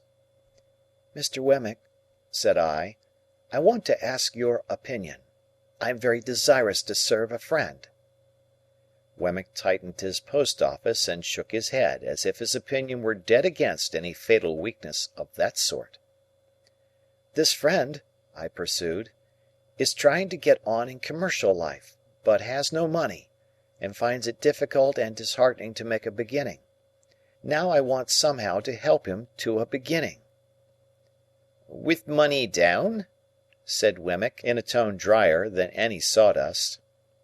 "With some money down," I replied, for an uneasy remembrance shot across me of that symmetrical bundle of papers at home. "With some money down, and perhaps some anticipation of my expectations." "Mr. Pip," said Wemmick, "I should like just to run over with you on my fingers, if you please, the name of the various bridges up as high as Chelsea Reach. Let's see. There's London, 1. Southwark, 2. Blackfriars, 3. Waterloo, 4. Westminster, 5. Vauxhall, 6. He had checked off each bridge in its turn with the handle of his safe-key on the palm of his hand. "There's as many as 6, you see, to choose from." "I don't understand you," said I. "Choose your bridge, Mr. Pip," returned Wemmick, "and take a walk upon your bridge, and pitch your money into the Thames over the centre arch of your bridge, and you know the end of it. Serve a friend with it, and you may know the end of it too, but it's a less pleasant and profitable end." I could have posted a newspaper in his mouth, he made it so wide after saying this. "This is very discouraging," said I. "Meant to be so," said Wemmick. "Then it is your opinion," I inquired with some little indignation, "that a man should never—" "Invest portable property in a friend?" said Wemmick. "Certainly he should not, unless he wants to get rid of the friend, and then it becomes a question how much portable property it may be worth to get rid of him." "And that," said I, "is your deliberate opinion, Mr. Wemmick?" "That," he returned, "is my deliberate opinion in this office." "Ah!" said I, pressing him, for I thought I saw him near a loophole here. "But how would that be your opinion at Walworth?" "Mr. Pip," he replied, with gravity, "Walworth is one place, and this office is another. Much as the Aged is one person, and Mr. Jaggers is another. They must not be confounded together. My Walworth sentiments must be taken at Walworth. None but my official sentiments can be taken in this office." "Very well," said I, much relieved. "Then I shall look you up at Walworth. You may depend upon it." "Mr. Pip," he returned, "you will be welcome there, in a private and personal capacity." We had held this conversation in a low voice, well knowing my guardian's ears to be the sharpest of the sharp. As he now appeared in his doorway, towelling his hands, Wemmick got on his greatcoat and stood by to snuff out the candles. We all three went into the street together, and from the doorstep Wemmick turned his way, and Mr. Jaggers and I turned ours. I could not help wishing more than once that evening that Mr. Jaggers had an Aged in Gerrard Street, or a Stinger, or a something, or a somebody, to unbend his brows a little. It was an uncomfortable consideration on a 21st birthday, that coming of age at all seemed hardly worth while in such a guarded and suspicious world as he made of it. He was 1,000 times better informed and cleverer than Wemmick, and yet I would 1,000 times rather have had Wemmick to dinner. And Mr. Jaggers made not me alone intensely melancholy, because, after he was gone, Herbert said of himself, with his eyes fixed on the fire, that he thought he must have committed a felony and forgotten the details of it, he felt so dejected and guilty.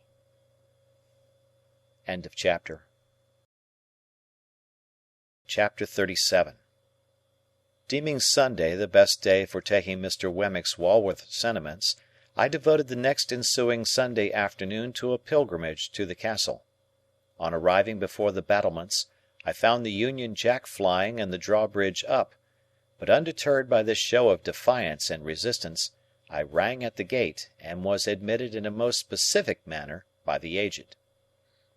"My son, sir," said the old man, after securing the drawbridge, "rather had it in his mind that you might happen to drop in.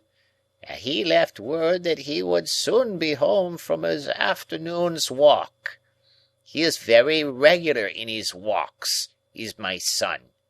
Very regular in everything, is my son."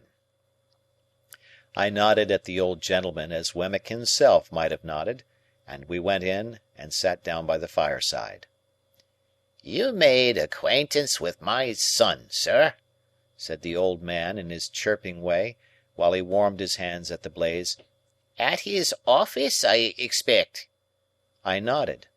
"Ha! I have heard that my son is a wonderful hand at his business, sir?"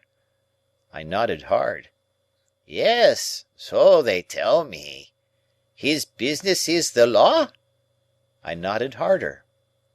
"Which makes it more surprising in my son," said the old man, "for he was not brought up to the law, but to the wine coopering." Curious to know how the old gentleman stood informed concerning the reputation of Mr. Jaggers, I roared that name at him. He threw me into the greatest confusion by laughing heartily and replying in a very sprightly manner, "No, to be sure, you're right." And to this hour I have not the faintest notion what he meant, or what joke he thought I had made. As I could not sit there nodding at him perpetually, without making some other attempt to interest him, I shouted an inquiry whether his own calling in life had been the wine coopering. By dint of straining that term out of myself several times, and tapping the old gentleman on the chest to associate it with him, I at last succeeded in making my meaning understood. "No," said the old gentleman. "The warehousing, the warehousing. First, over yonder." He appeared to mean up the chimney, but I believe he intended to refer me to Liverpool. "And then in the city of London here. However, having an infirmity, for I am hard of hearing, sir." I expressed in pantomime the greatest astonishment. "Yes, hard of hearing. Having that infirmity coming upon me, my son, he went into the law, and he took charge of me, and he by little and little made out this elegant and beautiful property. But returning to what you said, you know," pursued the old man, again laughing heartily, "what I say is, no, to be sure, you're right."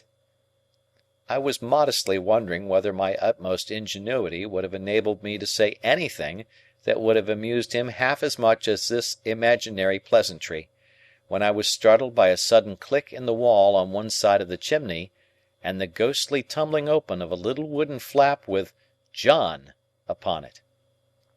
The old man, following my eyes, cried with great triumph, "My son's come home," and we both went out to the drawbridge. It was worth any money to see Wemmick waving a salute to me from the other side of the moat, when we might have shaken hands across it with the greatest ease. The Aged was so delighted to work the drawbridge, that I made no offer to assist him, but stood quiet until Wemmick had come across, and had presented me to Miss Skiffins, a lady by whom he was acquainted. Miss Skiffins was of a wooden appearance, and was, like her escort, in the post office branch of the service. She might have been some 2 or 3 years younger than Wemmick, and I judged her to stand possessed of portable property. The cut of her dress from the waist upward, both before and behind, made her figure very like a boy's kite, and I might have pronounced her gown a little too decidedly orange, and her gloves a little too intensely green. But she seemed to be a good sort of fellow, and showed a high regard for the Aged. I was not long in discovering that she was a frequent visitor at the castle, for, on our going in, and my complimenting Wemmick on his ingenious contrivance for announcing himself to the Aged, he begged me to give my attention for a moment to the other side of the chimney, and disappeared. Presently another click came, and another little door tumbled open with Miss Skiffins on it. Then Miss Skiffins shut up, and John tumbled open. Then Miss Skiffins and John both tumbled open together, and finally shut up together. On Wemmick's return from working these mechanical appliances, I expressed the great admiration with which I regarded them, and he said, "Well, you know, they're both pleasant and useful to the Aged. And by George, sir, it's a thing worth mentioning, that of all the people who come to this gate, the secret of those pools is only known to the Aged, Miss Skiffins, and me." "And Mr. Wemmick made them," added Miss Skiffins, "with his own hands, out of his own head." While Miss Skiffins was taking off her bonnet (she retained her green gloves during the evening as an outward and visible sign that there was company), Wemmick invited me to take a walk with him round the property, and see how the island looked in winter time. Thinking that he did this to give me an opportunity of taking his Walworth sentiments, I seized the opportunity as soon as we were out of the castle. Having thought of the matter with care, I approached my subject as if I had never hinted at it before. I informed Wemmick that I was anxious in behalf of Herbert Pocket, and I told him how we had first met, and how we had fought. I glanced at Herbert's home, and at his character, and at his having no means but such as he was dependent on his father for, those uncertain and unpunctual. I alluded to the advantages I had derived in my first rawness and ignorance from his society, and I confessed that I feared I had but ill repaid them, and that he might have done better without me and my expectations. Keeping Miss Havisham in the background at a great distance, I still hinted at the possibility of my having competed with him in his prospects, and at the certainty of his possessing a generous soul, and being far above any mean distrusts, retaliations, or designs. For all these reasons, I told Wemmick, and because he was my young companion and friend, and I had a great affection for him, I wished my own good fortune to reflect some rays upon him, and therefore I sought advice from Wemmick's experience and knowledge of men and affairs, how I could best try with my resources to help Herbert to some present income, say of 100 a year, to keep him in good hope and heart, and gradually to buy him on to some small partnership. I begged Wemmick, in conclusion, to understand that my help must always be rendered without Herbert's knowledge or suspicion, and that there was no one else in the world with whom I could advise. I wound up by laying my hand upon his shoulder and saying, "I can't help confiding in you, though I know it must be troublesome to you, but that is your fault in having ever brought me here." Wemmick was silent for a little while, and then said with a kind of start, "Well, you know, Mr. Pip, I must tell you one thing. This is devilish good of you." "Say you'll help me to be good, then," said I. "Ecod," replied Wemmick, shaking his head, "that's not my trade." "Nor is this your trading place," said I. "You are right," he returned. "You hit the nail on the head. Mr. Pip, I'll put on my considering cap, and I think all you want to do may be done by degrees. Skiffins, that's her brother, is an accountant and agent. I'll look him up and go to work for you." "I thank you 10,000 times." "On the contrary," said he, "I thank you, for though we are strictly in our private and personal capacity, still it may be mentioned that there are Newgate cobwebs about, and it brushes them away." After a little further conversation to the same effect, we returned into the castle, where we found Miss Skiffins preparing tea. The responsible duty of making the toast was delegated to the Aged, and that excellent old gentleman was so intent upon it that he seemed to me in some danger of melting his eyes. It was no nominal meal that we were going to make, but a vigorous reality. The Aged prepared such a haystack of buttered toast that I could scarcely see him over it, as it simmered on an iron stand hooked on to the top bar, while Miss Skiffins brewed such a jorum of tea that the pig in the back premises became strongly excited, and repeatedly expressed his desires to participate in the entertainment. The flag had been struck, and the gun had been fired, at the right moment of time, and I felt as snugly cut off from the rest of Walworth as if the moat were 30 feet wide by as many deep. Nothing disturbed the tranquillity of the castle, but the occasional tumbling open of John and Miss Skiffins, which little doors were a prey to some spasmodic infirmity that made me sympathetically uncomfortable until I got used to it. I inferred from the methodical nature of Miss Skiffins's arrangements that she made tea there every Sunday night, and I rather suspected that a classic brooch she wore, representing the profile of an undesirable female with a very straight nose and a very new moon, was a piece of portable property that had been given her by Wemmick. We ate the whole of the toast, and drank tea in proportion, and it was delightful to see how warm and greasy we all got after it. The Aged especially might have passed for some clean old chief of a savage tribe just oiled. After a short pause of repose, Miss Skiffins, in the absence of the little servant who, it seemed, retired to the bosom of her family on Sunday afternoons, washed up the tea things, in a trifling ladylike amateur manner that compromised none of us. Then, she put on her gloves again, and we drew round the fire, and Wemmick said, Now, aged parrot, tip us the paper." Wemmick explained to me while the Aged got his spectacles out, that this was according to custom, and that it gave the old gentleman infinite satisfaction to read the news aloud. "I won't offer an apology," said Wemmick, "for he isn't capable of many pleasures. Are you, Aged P.?"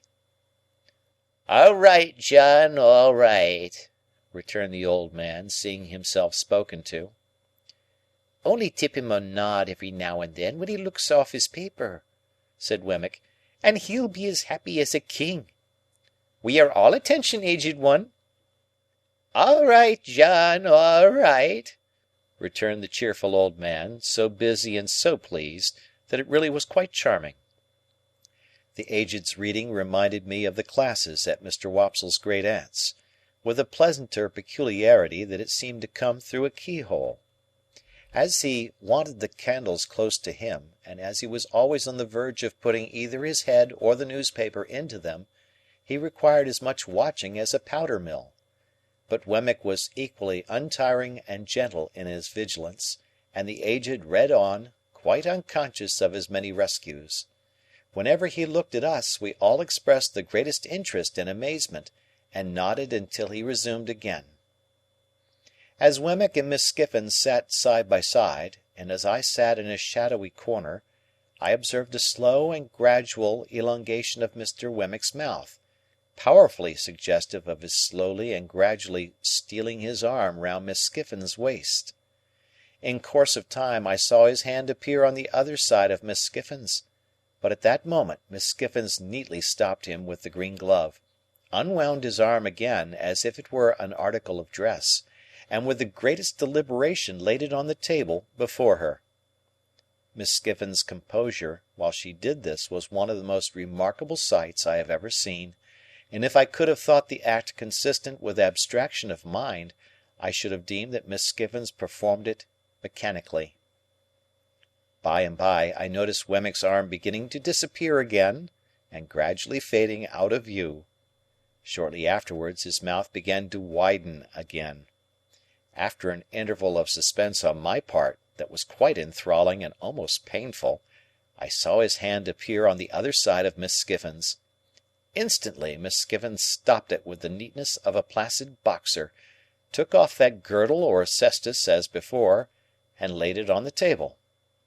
Taking the table to represent the path of virtue, I am justified in stating that during the whole time of the Aged's reading, Wemmick's arm was straying from the path of virtue and being recalled to it by Miss Skiffins. At last, the Aged read himself into a light slumber. This was the time for Wemmick to produce a little kettle, a tray of glasses, and a black bottle with a porcelain-topped cork, representing some clerical dignitary of a rubicund and social aspect. With the aid of these appliances we all had something warm to drink, including the Aged, who was soon awake again. Miss Skiffins mixed, and I observed that she and Wemmick drank out of one glass. Of course I knew better than to offer to see Miss Skiffins home, and, under the circumstances, I thought I had best go first, which I did, taking a cordial leave of the Aged, and having passed a pleasant evening. Before a week was out, I received a note from Wemmick, dated Walworth, stating that he hoped he had made some advance in that matter appertaining to our private and personal capacities, and that he would be glad if I could come and see him again upon it. So I went out to Walworth again, and yet again, and yet again, and I saw him by appointment in the city several times, but never held any communication with him on the subject in or near Little Britain. The upshot was, that we found a worthy young merchant or shipping broker, not long established in business, who wanted intelligent help, and who wanted capital, and who in due course of time and receipt would want a partner. Between him and me, secret articles were signed of which Herbert was the subject, and I paid him half of my £500 down, and engaged for sundry other payments. Some, to fall due at certain dates out of my income, some, contingent on my coming into my property. Miss Skiffins' brother conducted the negotiation.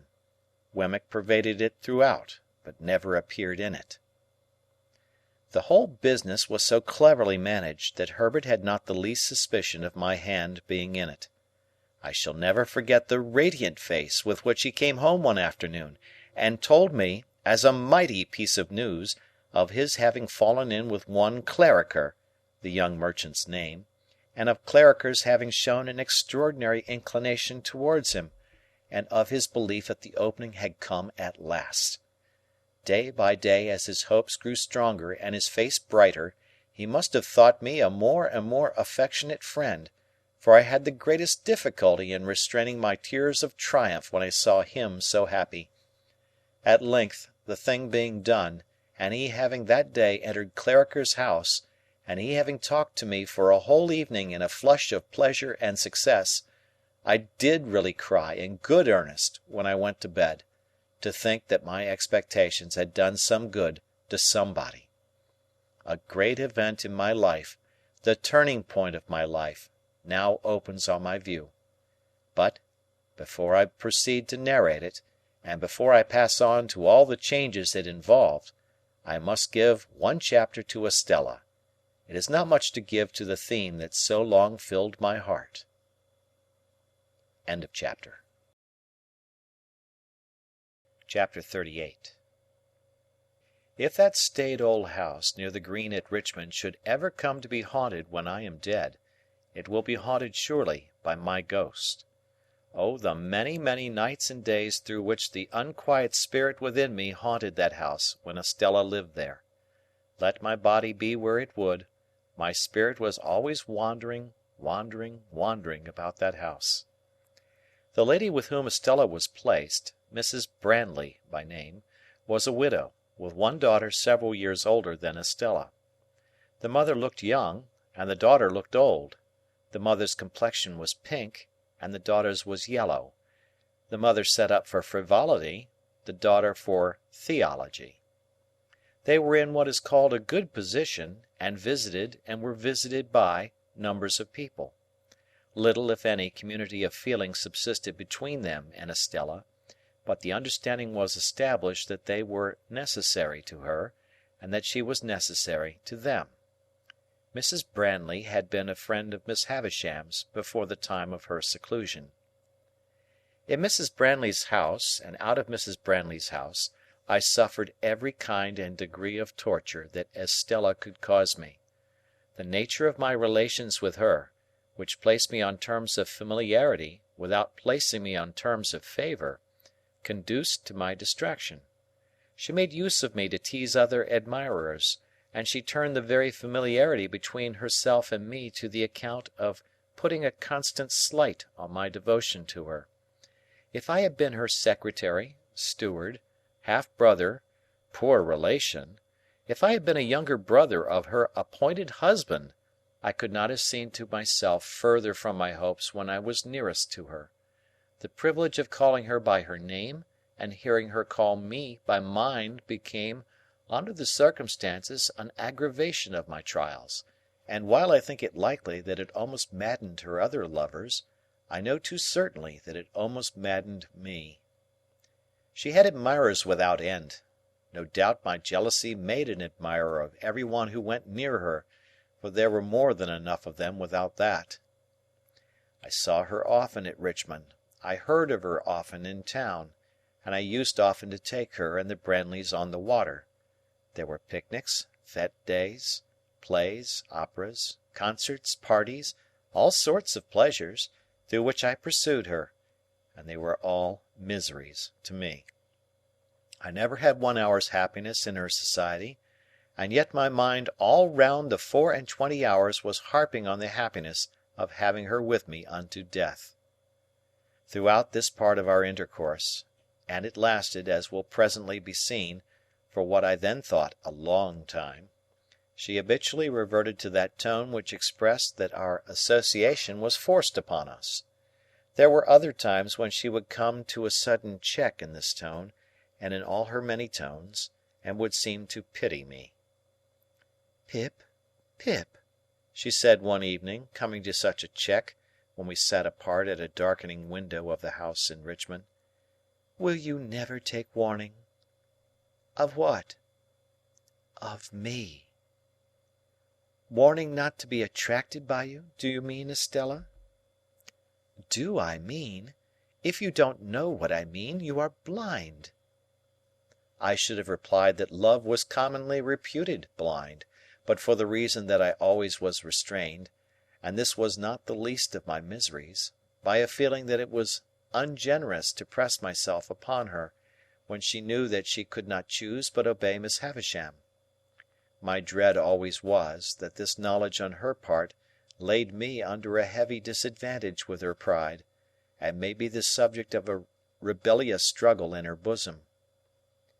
"At any rate," said I have no warning given me just now, for you wrote to me to come to you this time." "That's true," said Estella, with a cold, careless smile that always chilled me.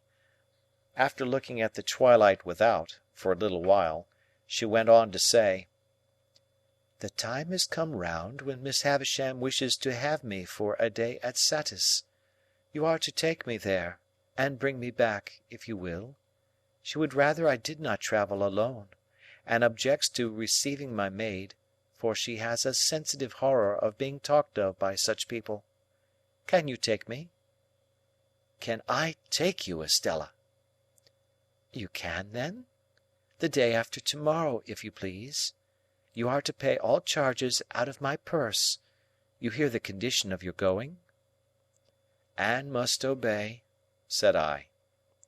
This was all the preparation I received for that visit, or for others like it. Miss Havisham never wrote to me, nor had I ever so much as seen her handwriting. She went down on the next day but one, and we found her in the room where I had first beheld her, and it is needless to add that there was no change in Satis House. She was even more dreadfully fond of Estella than she had been when I last saw them together. I repeat the word advisedly, for there was something positively dreadful in the energy of her looks and embraces. She hung upon Estella's beauty, hung upon her words, hung upon her gestures, and sat mumbling her own trembling fingers while she looked at her, as though she were devouring the beautiful creature she had reared. From Estella she looked at me, with a searching glance that seemed to pry into my heart and probe its wounds. "How does she use you, Pip? How does she use you?" she asked me again, with her witch-like eagerness even in Estella's hearing. But when we sat by her flickering fire at night she was most weird, for then, keeping Estella's hand drawn through her arm and clutched in her own hand, she extorted from her, by dint of referring back to what Estella had told her in her regular letters, the names and conditions of the men whom she had fascinated, and as Miss Havisham dwelt upon this role, with the intensity of a mind mortally hurt and diseased, she sat with her other hand on her crutch-stick, and her chin on that, and her wan bright eyes glaring at me, a very spectre.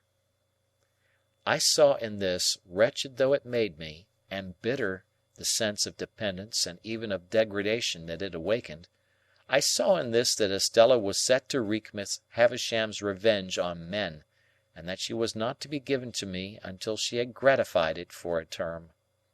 I saw in this a reason for her being beforehand assigned to me.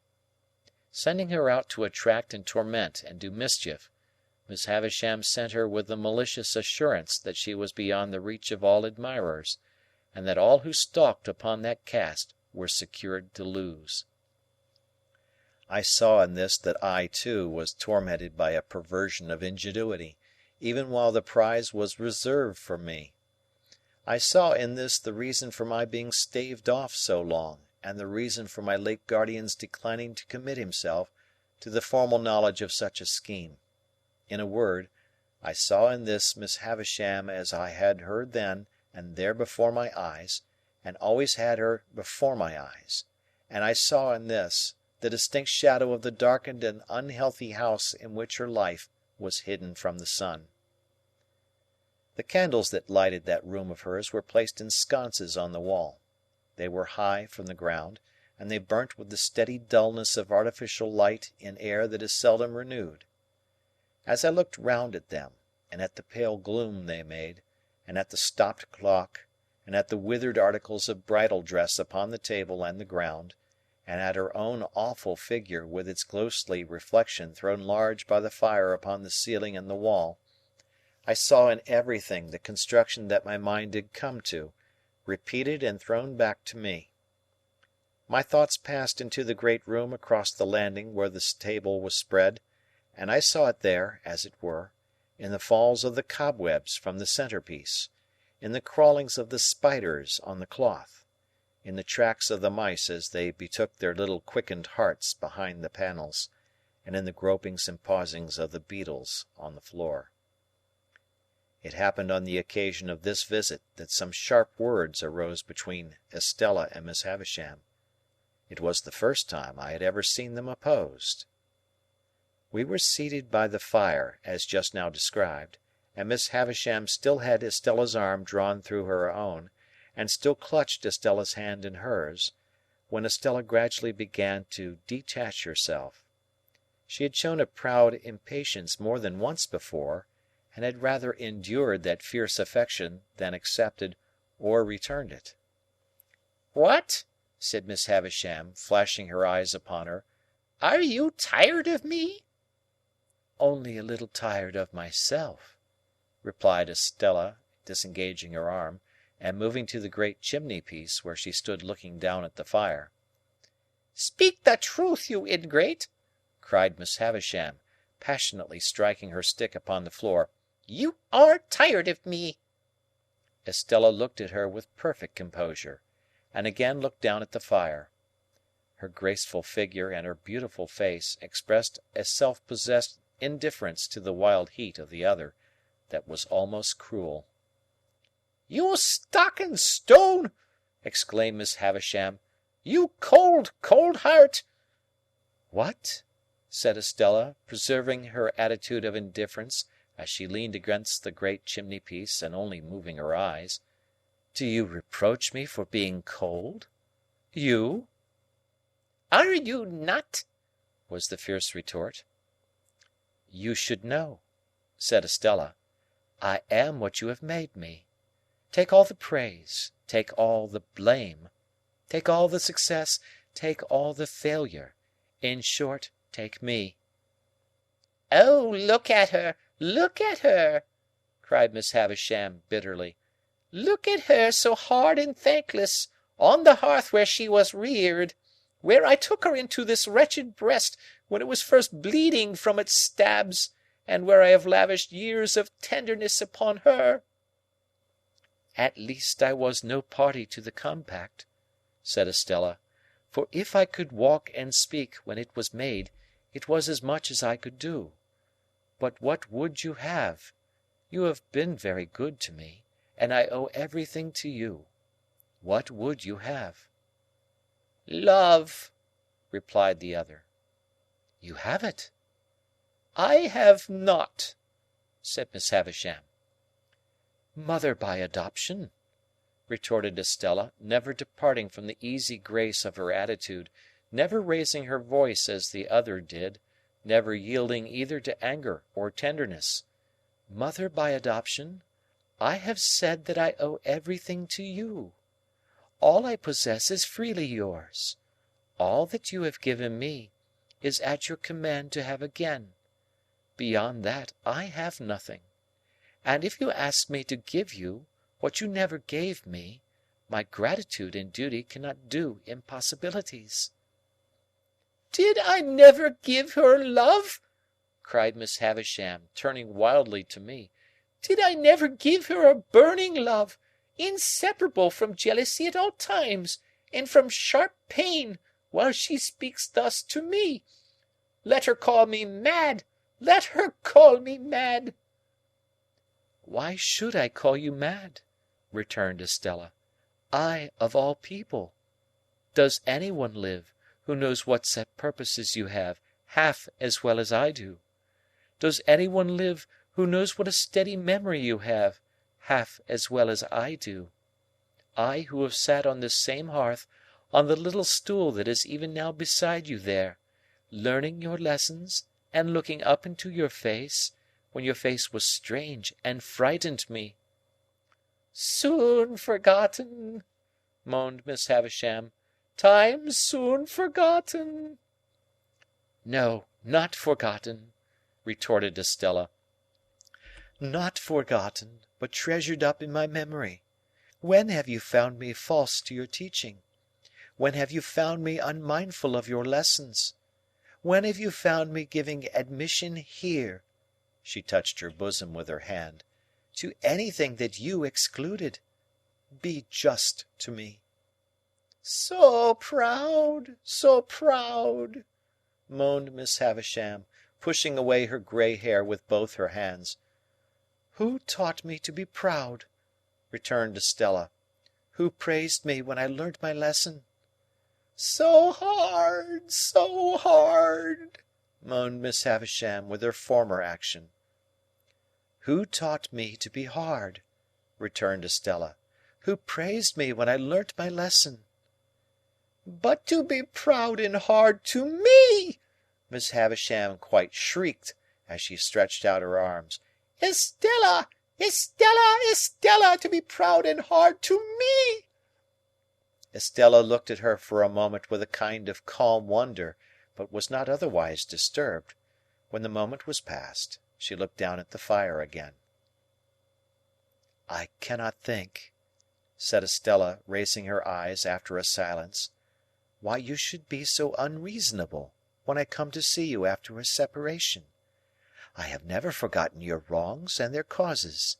I have never been unfaithful to you or your schooling. I have never shown any weakness that I could charge myself with. Would it be weakness to return my love? Exclaimed Miss Havisham. But yes, she would call it so. I begin to think, said Estella in a musing way after another moment of calm wonder, that I almost understand how this comes about. If you had brought up your adopted daughter wholly in the dark confinement of these rooms, and had never let her know that there was such a thing as the daylight by which she had never once seen your face, if you had done that, and then, for a purpose, had wanted her to understand the daylight and know all about it, you would have been disappointed and angry? Miss Havisham, with her head in her hands, sat making a low moaning and swaying herself on her chair, but gave no answer. Or, said Estella, which is a nearer case, if you had taught her from the dawn of her intelligence, with your utmost energy and might, that there was such a thing as daylight, but that it was made to be her enemy and destroyer, and she must always turn against it, for it had blighted you and would else blight her. If you had done this, and then, for a purpose, had wanted to take her naturally to the daylight, and she could not do it, you would have been disappointed and angry? Miss Havisham sat listening, or it seemed so, for I could not see her face, but still made no answer. So, said Estella, I must be taken as I have been made.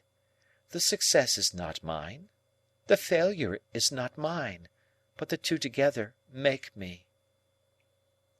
Miss Havisham had settled down, I hardly knew how, upon the floor, among the faded bridal relics with which it was strewn. I took advantage of the moment, I had sought one from the first, to leave the room, after beseeching Estella's attention to her with a movement of my hand. When I left, Estella was yet standing by the great chimney-piece, just as she had stood throughout. Miss Havisham's grey hair was all adrift upon the ground, among the other bridal wrecks, and was a miserable sight to see. It was with a depressed heart that I walked in the starlight for an hour and more, about the courtyard, and about the brewery, and about the ruined garden. When I at last took courage to return to the room, I found Estella sitting at Miss Havisham's knee, taking up some stitches in one of those old articles of dress that were dropping to pieces, and of which I have often been reminded since by the faded tatters of old banners that I have seen hanging up in cathedrals. Afterwards, Estella and I played at cards as of yore, only we were skilful now, and played French games, and so the evening wore away, and I went to bed. I lay in that separate building across the courtyard. It was the first time I had ever lain down to rest in Satis House, and sleep refused to come near me. 1,000 Miss Havishams haunted me. She was on this side of my pillow, on that, at the head of the bed, at the foot, behind the half-opened door of the dressing-room, in the dressing-room, in the room overhead, in the room beneath, everywhere. At last, when the night was slow to creep on towards 2 o'clock, I felt that I absolutely could no longer bear the place as a place to lie down in, and that I must get up. I therefore got up and put on my clothes, and went out across the yard into the long stone passage, designing to gain the outer courtyard and walk there for the relief of my mind. But I was no sooner in the passage than I extinguished my candle, for I saw Miss Havisham going along it in a ghostly manner, making a low cry. I followed her at a distance, and saw her go up the staircase. She carried a bare candle in her hand, which she had probably taken from one of the sconces in her own room, and was a most unearthly object by its light.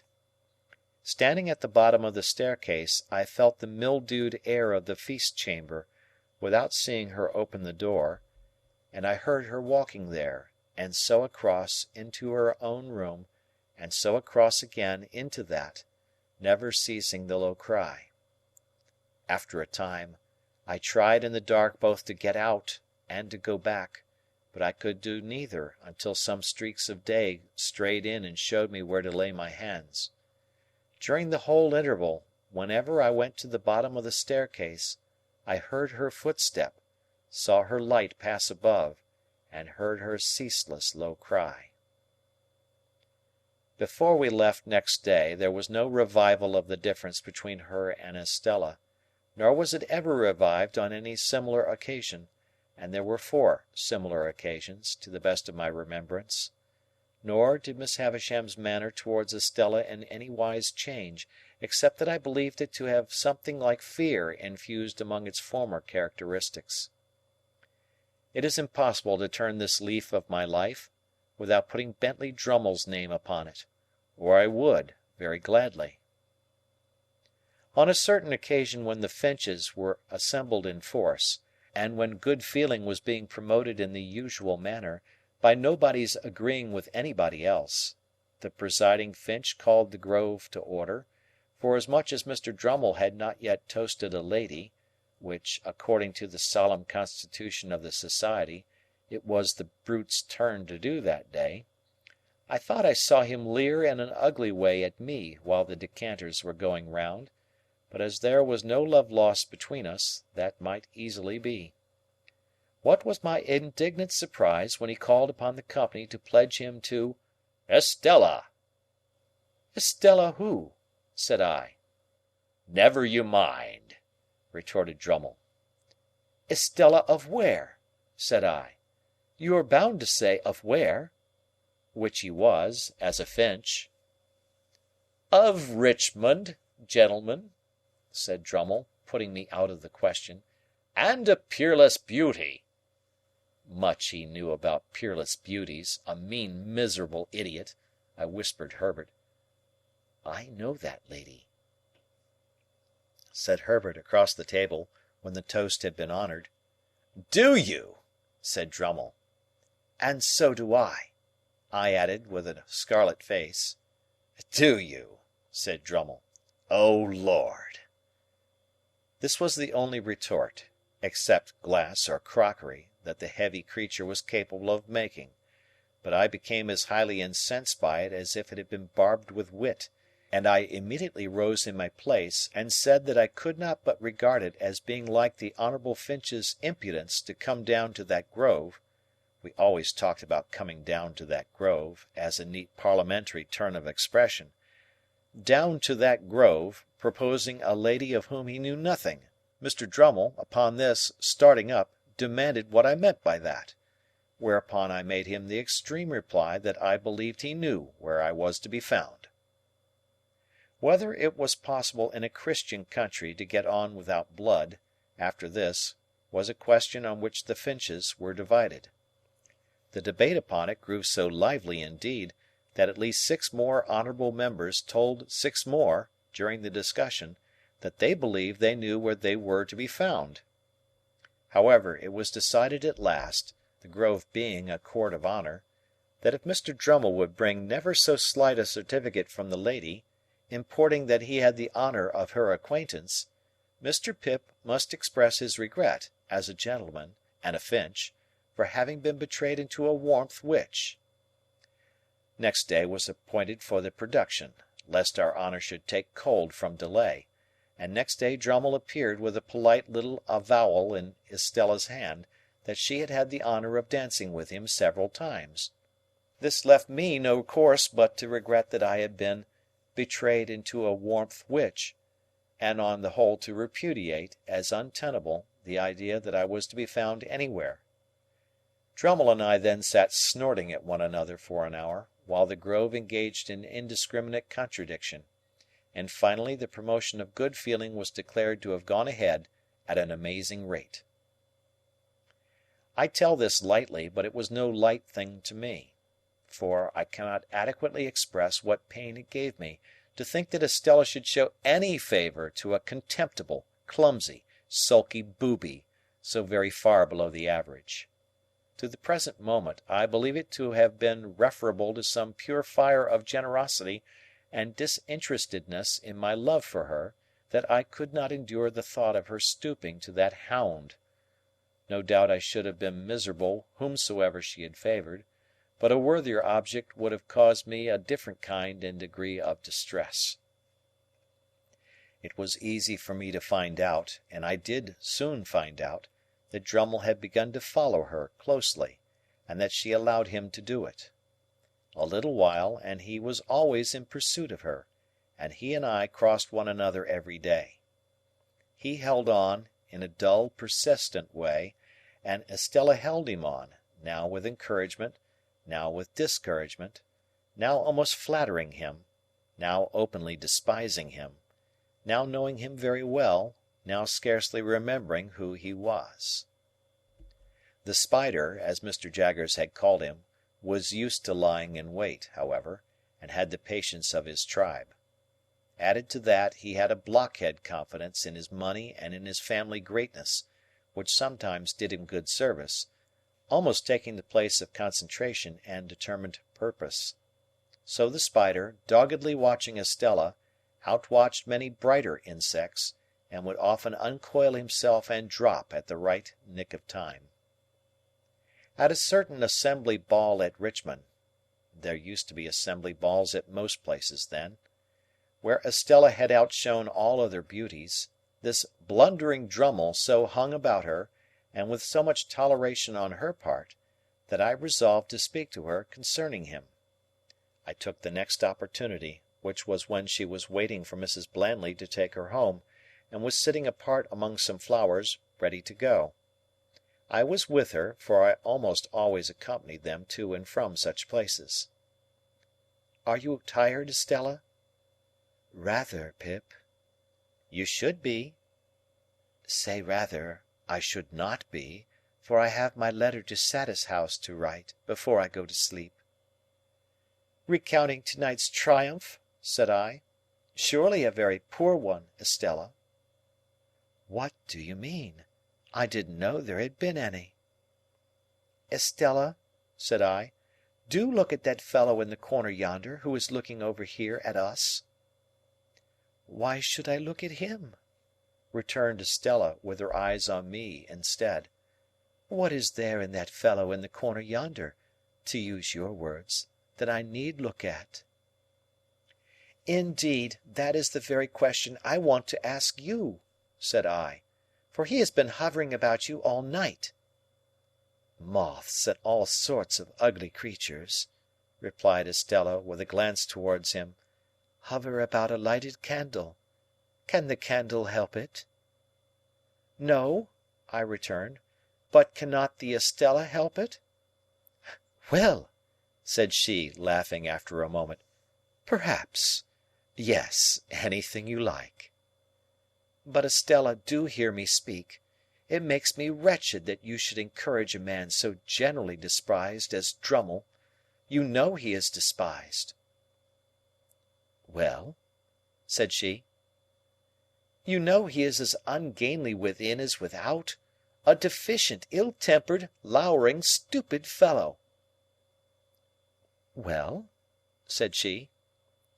"You know he has nothing to recommend him but money, and a ridiculous roll of addle-headed predecessors, now don't you?" "Well?" said she again, and each time she said it she opened her lovely eyes the wider. To overcome the difficulty of getting past that monosyllable, I took it from her, and said, repeating it with emphasis, "Well! Then, that is why it makes me wretched." Now, if I could have believed that she favoured Drummle with any idea of making me, wretched, I would have been in better heart about it; but in that habitual way of hers, she put me so entirely out of the question that I could believe nothing of the kind. "Pip," said Estella, casting her glance over the room, "don't be foolish about its effect on you. It may have its effect on others, and may be meant to have. It's not worth discussing." "Yes, it is," said I, "because I cannot bear that people should say she throws away her graces and attractions on a mere boor, the lowest in the crowd." "I can bear it," said Estella. "Oh, don't be so proud, Estella, and so inflexible." "Calls me proud and inflexible in this breath," said Estella, opening her hands, "and in his last breath reproach me for stooping to a boor." "There is no doubt you do," said I, something hurriedly, "for I have seen you give him looks and smiles this very night, such as you never give to me." "Do you want me, then," said Estella, turning suddenly with a fixed and serious, if not angry look, "to deceive and entrap you?" "Do you deceive and entrap him, Estella?" "Yes, and many others. All of them but you. Here is Mrs. Brandley. I'll say no more." And now that I have given the one chapter to the theme that so filled my heart, and so often made it ache and ache again, I pass on unhindered to the event that had impended over me longer yet, the event that had begun to be prepared for, before I knew that the world held Estella, and in the days when her baby intelligence was receiving its first distortions from Miss Havisham's wasting hands. In the Eastern story, the heavy slab that was to fall on the bed of state in the flush of conquest was slowly wrought out of the quarry. The tunnel for the rope to hold it in its place was slowly carried through the leagues of rock. The slab was slowly raised and fitted in the roof. The rope was rove to it, and slowly taken through the miles of hollow to the great iron ring. All being made ready with much labour, and the hour come, the Sultan was aroused in the dead of night, and the sharpened axe that was to sever the rope from the great iron ring was put into his hand, and he struck with it, and the rope parted and rushed away, and the ceiling fell. So, in my case, all the work, near and afar, that tended to the end, had been accomplished, and in an instant the blow was struck, and the roof of my stronghold dropped upon me. End of chapter. Chapter 39. I was 23 years of age. Not another word had I heard to enlighten me on the subject of my expectations, and my 23rd birthday was a week gone. We had left Barnard's Inn more than a year, and lived in the Temple. Our chambers were in Garden Court, down by the river. Mr. Pocket and I had for some time parted company as to our original relations, though we continued on the best terms, notwithstanding my inability to settle to anything, which I hope arose out of the restless and incomplete tenure on which I held my means. I had a taste for reading, and read regularly so many hours a day. That matter of Herbert's was still progressing, and everything with me was as I have brought it down to the close of the last preceding chapter. Business had taken Herbert on a journey to Marseille. I was alone, and had a dull sense of being alone. Dispirited and anxious, long hoping that tomorrow or next week would clear my way, and long disappointed, I sadly missed the cheerful face and ready response of my friend. It was wretched weather, stormy and wet, and mud, deep in all the streets. Day after day, a vast heavy veil had been driving over London from the east, and it drove still, as if in the east there were an eternity of cloud and wind. So furious had been the gusts, that high buildings in town had had the lead stripped off their roofs, and in the country trees had been torn up, and sails of windmills carried away, and gloomy accounts had come in from the coast of shipwreck and death. Violent blasts of rain had accompanied these rages of wind, and the day just closed as I sat down to read had been the worst of all. Alterations have been made in that part of the temple since that time, and it has not now so lonely a character as it had then, nor is it so exposed to the river. We lived at the top of the last house, and the wind rushing up the river shook the house that night like discharges of cannon, or breakings of a sea. When the rain came with it and dashed against the windows, I thought, raising my eyes to them as they rocked, that I might have fancied myself in a storm-beaten lighthouse. Occasionally, the smoke came rolling down the chimney as though it could not bear to go out into such a night, and when I set the doors open and looked down the staircase lamps were blown out, and when I shaded my face with my hands and looked through the black windows, opening them ever so little was out of the question in the teeth of such wind and rain, I saw that the lamps in the court were blown out, and that the lamps on the bridges and the shore were shuddering, and that the coal-fires and barges on the river were being carried away before the wind, like red-hot splashes in the rain. I read with my watch upon the table, purposing to close my book at 11 o'clock. As I shut it, St. Paul's, and all the many church clocks in the city, some leading, some accompanying, some following, struck that hour.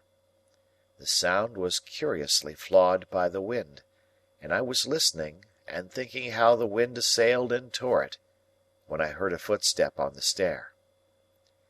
What nervous folly made me start, and awfully connect it with the footstep of my dead sister, matters not.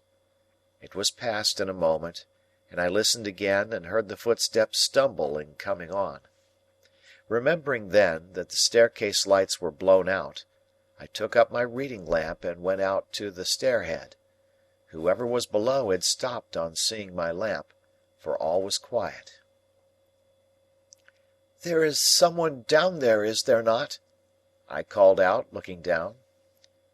"Yes," said a voice from the darkness beneath. "What floor do you want?" "The top, Mr. Pip." "That is my name. There's nothing the matter?" "Nothing the matter," returned the voice, and the man came on. I stood with my lamp held out over the stair rail, and he came slowly within its light. It was a shaded lamp to shine upon a book, and its circle of light was very contracted, so that he was in it for a mere instant, and then out of it. In the instant I had seen a face that was strange to me, looking up with an incomprehensible air of being touched and pleased by the sight of me. Moving the lamp as the man moved, I made out that he was substantially dressed, but roughly, like a voyager by sea; that he had long iron-grey hair; that his age was about 60; that he was a muscular man, strong on his legs, and that he was browned and hardened by exposure to weather. As he ascended the last stair or two, and the light of my lamp included us both, I saw, with a stupid kind of amazement, that he was holding out both his hands to me. "Pray what is your business?" I asked him. "My business?"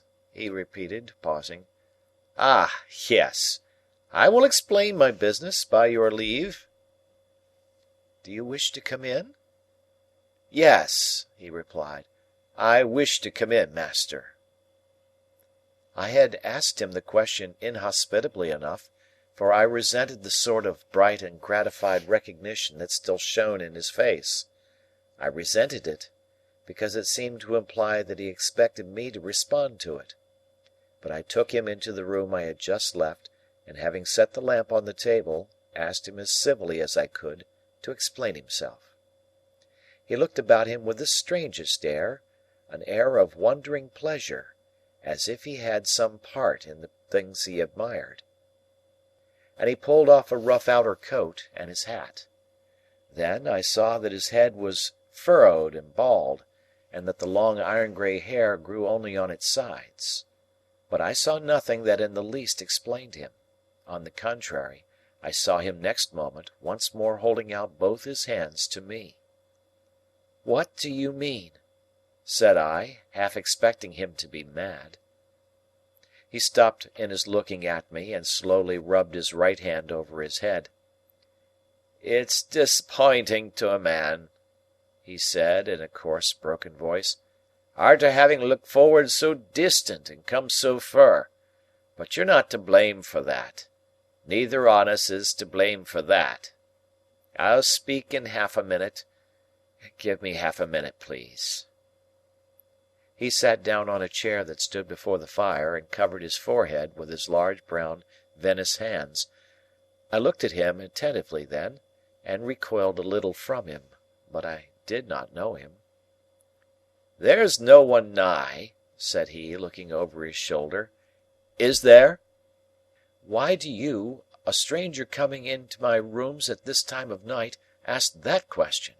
said I.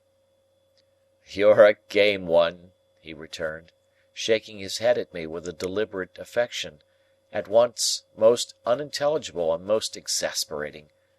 "I'm glad you're growed up, a game one. But don't catch hold of me. You'll be sorry arterwards to have done it." I relinquished the intention he had detected, for I knew him. Even yet I could not recall a single feature, but I knew him. If the wind and rain had driven away the intervening years, had scattered all the intervening objects, had swept us to the churchyard where we first stood face to face on such different levels, I could not have known my convict more distinctly than I knew him now as he sat in the chair before the fire. No need to take a file from his pocket and show it to me, no need to take the handkerchief from his neck and twist it round his head, no need to hug himself with both his arms, and take a shivering turn across the room, looking back at me for recognition. I knew him before he gave me one of those aids, though, a moment before, I had not been conscious of remotely suspecting his identity. He came back to where I stood, and again held out both his hands. Not knowing what to do, for in my astonishment I had lost my self-possession, I reluctantly gave him my hands. He grasped them heartily, raised them to his lips, kissed them, and still held them. "You acted noble, my boy," said he. "Noble, Pip, and I have never forgot it." At a change in his manner, as if he were even going to embrace me, I laid a hand upon his breast and put him away. "Stay," said I. "Keep off. If you are grateful to me for what I did when I was a little child, I hope you have shown your gratitude by mending your way of life. If you have come here to thank me, it was not necessary. Still, however you have found me out, there must be something good in the feeling that has brought you here, and I will not repulse you, but surely you must understand that My attention was so attracted by the singularity of his fixed look at me, that the words died away on my tongue. "You was a saying," he observed, when we had confronted one another in silence, "that surely I must understand. What surely must I understand?" "That I cannot wish to renew that chance intercourse with you of long ago, under these different circumstances. I am glad to believe you have repented and recovered yourself. I am glad to tell you so. I am glad that, thinking I deserved to be thanked, you have come to thank me. But our ways are different ways, none the less. You are wet, and you look weary. Will you drink something before you go?" He had replaced his neckerchief loosely, and had stood, keenly observant of me, biting a long end of it. "I think," he answered, still with the end at his mouth and still observant of me, "that I will drink, I thank you, afore I go." There was a tray ready on a side table. I brought it to the table near the fire, and asked him what he would have. He touched one of the bottles without looking at it or speaking, and I made him some hot rum and water. I tried to keep my hands steady while I did so, but his look at me as he leaned back in his chair, with the long draggled end of his neckerchief between his teeth, evidently forgotten, made my hand very difficult to master. When at last I put the glass to him, I saw with amazement that his eyes were full of tears. Up to this time I had remained standing, not to disguise that I wished him gone. But I was softened by the softened aspect of the man, and felt a touch of reproach. "I hope," said I, hurriedly putting something into a glass for myself, and drawing a chair to the table, "that you would not think I spoke harshly to you just now. I had no intention of doing it, and I am sorry for it if I did. I wish you well and happy." As I put my glass to my lips, he glanced with surprise at the end of his neckerchief, dropping from his mouth when he opened it, and stretched out his hand. I gave him mine, and then he drank, and drew his sleeve across his eyes and forehead. "How are you living?" I asked him. "I have been a sheep farmer, stock breeder, other trades besides, away in the New World," said he, "many 1,000 mile of stormy water off from this." "I hope you have done well?" "I've done wonderfully well. There's others went out alonger me as has done well too, but no man has done nigh as well as me. I'm famous for it." "I am glad to hear it." "I hope to hear you say so, my dear boy." Without stopping to try to understand those words or the tone in which they were spoken, I turned off to a point that had just come into my mind. "Have you ever seen a messenger you once sent to me," I inquired, "since he undertook that trust?" "Never set eyes upon him. I warn't likely to it." "He came faithfully, and he brought me the 2 £1 notes. I was a poor boy then, as you know, and to a poor boy they were a little fortune. But, like you, I have done well since, and you must let me pay them back. You can put them to some other poor boy's use." I took out my purse. He watched me as I laid my purse upon the table and opened it, and he watched me as I separated 2 £1 notes from its contents. They were clean and new, and I spread them out and handed them over to him. Still watching me, he laid them one upon the other, folded them longwise, gave them a twist, set fire to them at the lamp, and dropped the ashes into the tray. "May I make so bold," he said then, with a smile that was like a frown, and with a frown that was like a smile, "as ask you how you have done well, since you and me was out on them lone shivering marshes?" "How?" "Ha!" He emptied his glass, got up, and stood at the side of the fire, with his heavy brown hand on the mantel-shelf. He put a foot up to the bars to dry and warm it, and the wet boot began to steam. But he neither looked at it nor at the fire, but steadily looked at me. It was only now that I began to tremble. When my lips had parted and had shaped some words that were without sound, I forced myself to tell him, though I could not do it distinctly, that I had been chosen to succeed to some property. "Might a mere varmint ask what property?" said he. I faltered. "I don't know." "Might a mere varmint ask whose property?" said he. I faltered again. "I don't know." "Could I make a guess, I wonder?" said the convict. at your income since you come of age. As to the first figure now. 5. With my heart beating like a heavy hammer of disordered action, I rose out of my chair and stood with my hand upon the back of it, looking wildly at him. Concerning a guardian, he went on, there ought to have been some guardian or such like whiles you was a minor.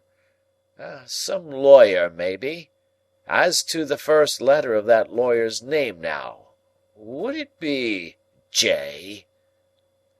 All the truth of my position came flashing on me, and its disappointments, dangers, disgraces, consequences of all kinds, rushed in such a multitude that I was borne down by them, and had to struggle for every breath I drew.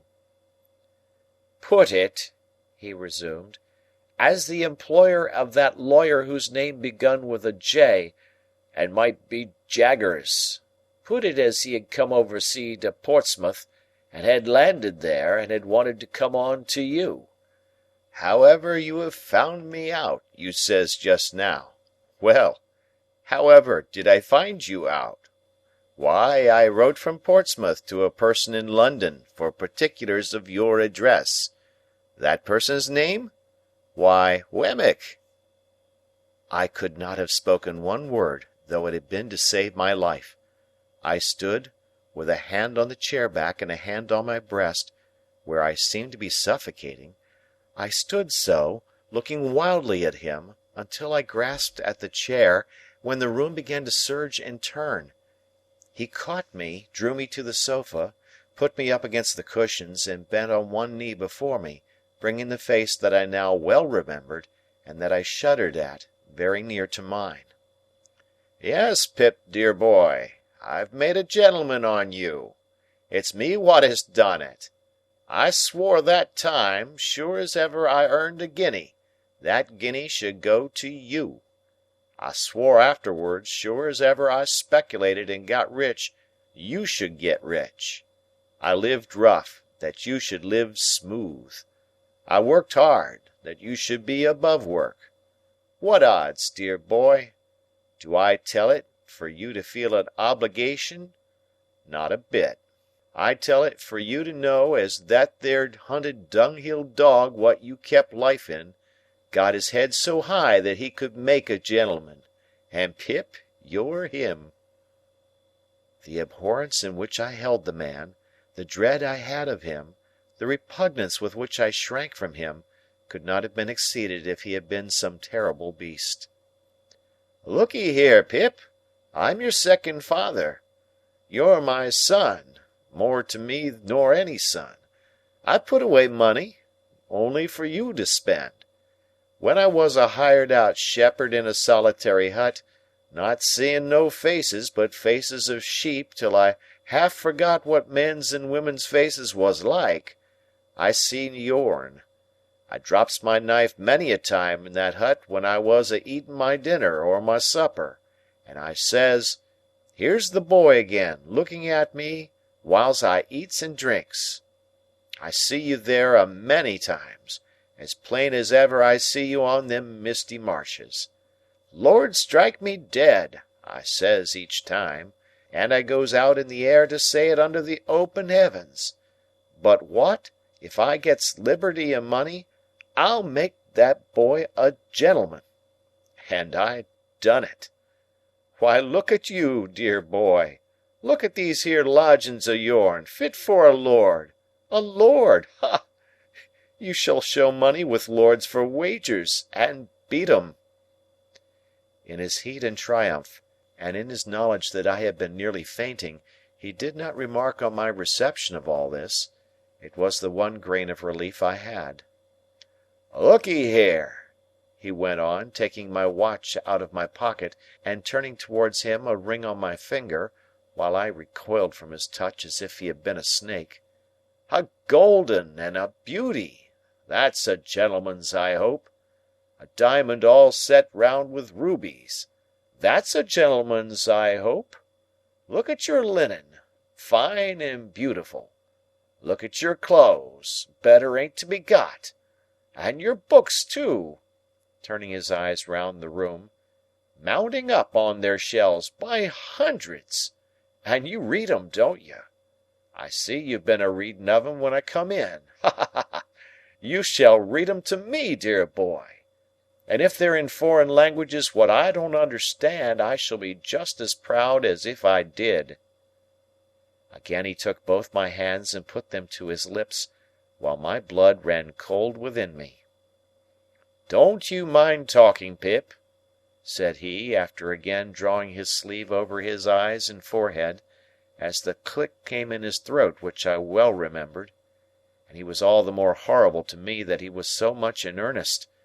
"You can't do better nor keep quiet, dear boy. You ain't looked slowly forward to this as I have. You wasn't prepared for this as I was. But didn't you never think it might be me?" "Oh, no, no, no," I returned. "Never, never." "Well, you see it was me, and single-handed. Never a soul in it but my own self and Mr. Jaggers." "Was there no one else?" I asked. "No," said he, with a glance of surprise. "Who else should there be? And, dear boy, how good-looking you have growed! There's bright eyes somewheres, eh? Isn't there bright eyes somewheres, what you love the thoughts on? Oh, Estella, Estella! They shall be yourn, dear boy, if money can buy 'em. Not that a gentleman like you, so well set up as you, can't win 'em off of his own game, but money shall back you. Let me finish what I was a-telling you, dear boy. From that there hut, and that there hiring out, I got money left me by my master, which died and had been the same as me, and got my liberty and went for myself. In every single thing I went for you. Lord strike a blight upon it, I says, whatever it was I went for, if it ain't for him. It all prospered wonderful. As I give you to understand just now, I'm famous for it. It was the money left me, and the gains of the first few year what I sent home to Mr. Jaggers, all for you, when he first come after you, agreeable to my letter. Oh, that he had never come, that he had left me at the forge, far from contented, yet, by comparison, happy. And then, dear boy, it was a recompense to me, look'ee here, to know in secret that I was making a gentleman. The blood horses of them colonists might fling up the dust over me as I was walking, what do I say? I says to myself, I'm making a better gentleman nor ever you'll be. When one of 'em says to another, he was a convict a few year ago, and is a ignorant common fellow now, for all he's lucky. What do I say? I says to myself, if I ain't a gentleman, nor yet ain't got no learning, I'm the owner of such. All of you owns stock and land, which of you owns a brought-up London gentleman? This way I kept myself a-going, and this way I held steady afore my mind that I would for certain come one day and see my boy and make myself known to him on his own ground. He laid his hand on my shoulder. I shuddered at the thought that for anything I knew his hand might be stained with blood. It warn't easy, Pip, for me to leave them parts, nor yet it warn't safe. But I held to it, and the harder it was, the stronger I held, for I was determined, and my mind firm made up. At last I done it. Dear boy, I done it. I tried to collect my thoughts, but I was stunned. Throughout, I had seemed to myself to attend more to the wind and the rain than to him. Even now I could not separate his voice from those voices, though those were loud and his was silent. "Where will you put me?" he asked presently. "I must be put somewheres, dear boy." "To sleep?" said I. "Yes, and to sleep long and sound," he answered, "for I have been sea-tossed and sea-washed, months and months." "My friend and companion," said I, rising from the sofa, "is absent. You must have his room." "He won't come back to-morrow, will he?" "No," said I, answering almost mechanically, in spite of my utmost efforts, "not to-morrow." "Because, look'ee here, dear boy," he said, dropping his voice and laying a long finger on my breast in an impressive manner, "caution is necessary." "How do you mean, caution?" By God, it's death. "What's death?" "I was sent for life. It's death to come back. There's been overmuch coming back of late years, and I should of a certainty be hanged if took." Nothing was needed but this. The wretched man, after loading wretched me with his gold and silver chains for years, had risked his life to come to me, and I held it there in my keeping. If I had loved him instead of abhorring him, if I had been attracted to him by the strongest admiration and affection, instead of shrinking from him with the strongest repugnance, it could have been no worse. On the contrary, it would have been better, for his preservation would then have naturally and tenderly addressed my heart. My first care was to close the shutters, so that no light might be seen from without, and then to close and make fast the doors. While I did so, he stood at the table drinking rum and eating biscuit, and when I saw him thus engaged, I saw my convict on the marshes at his meal again. It almost seemed to me as if he must stoop down presently to file at his leg. When I had gone into Herbert's room and had shut off any other communication between it and the staircase than through the room in which our conversation had been held, I asked him if he would go to bed. He said yes, but asked me for some of my gentleman's linen to put on in the morning.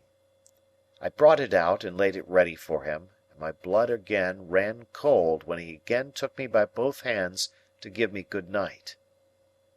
I got away from him, without knowing how I did it, and mended the fire in the room where we had been together, and sat down by it, afraid to go to bed.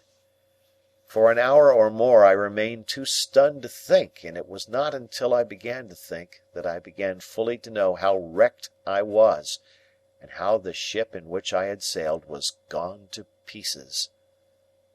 Miss Havisham's intentions towards me, all a mere dream.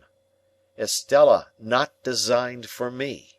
I only suffered in Satis House as a convenience, a sting for the greedy relations, a model with a mechanical heart to practise on when no other practice was at hand. Those were the first smarts I had.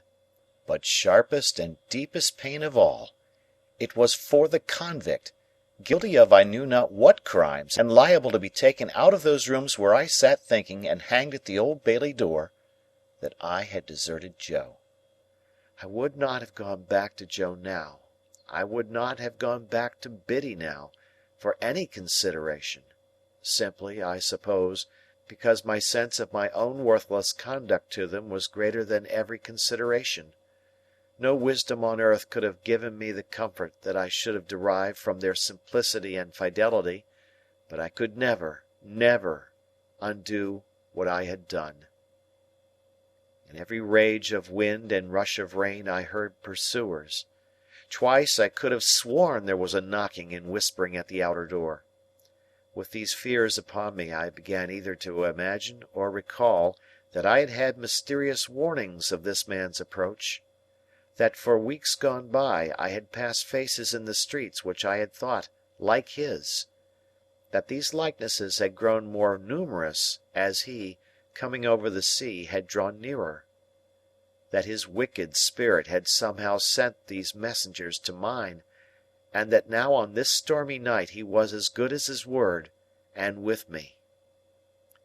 Crowding up with these reflections came the reflection that I had seen him with my childish eyes to be a desperately violent man, that I had heard that other convict reiterate that he had tried to murder him, that I had seen him down in the ditch tearing and fighting like a wild beast.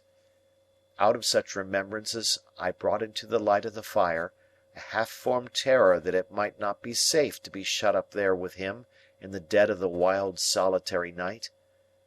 This dilated until it filled the room, and impelled me to take a candle and go in and look at my dreadful burden. He had rolled a handkerchief round his head, and his face was set and lowering in his sleep. But he was asleep, and quietly too, though he had a pistol lying on the pillow. Assured of this, I softly removed the key to the outside of his door, and turned it on him before I again sat down by the fire. Gradually I slipped from the chair, and lay on the floor. When I awoke without having parted in my sleep with the perception of my wretchedness, the clocks of the eastward churches were striking 5, the candles were wasted out, the fire was dead, and the wind and rain intensified the thick black darkness.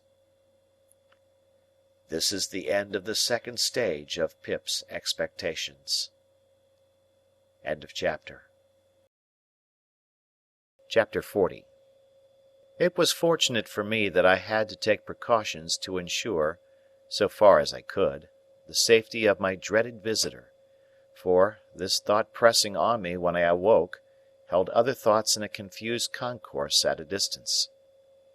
The impossibility of keeping him concealed in the chambers was self-evident.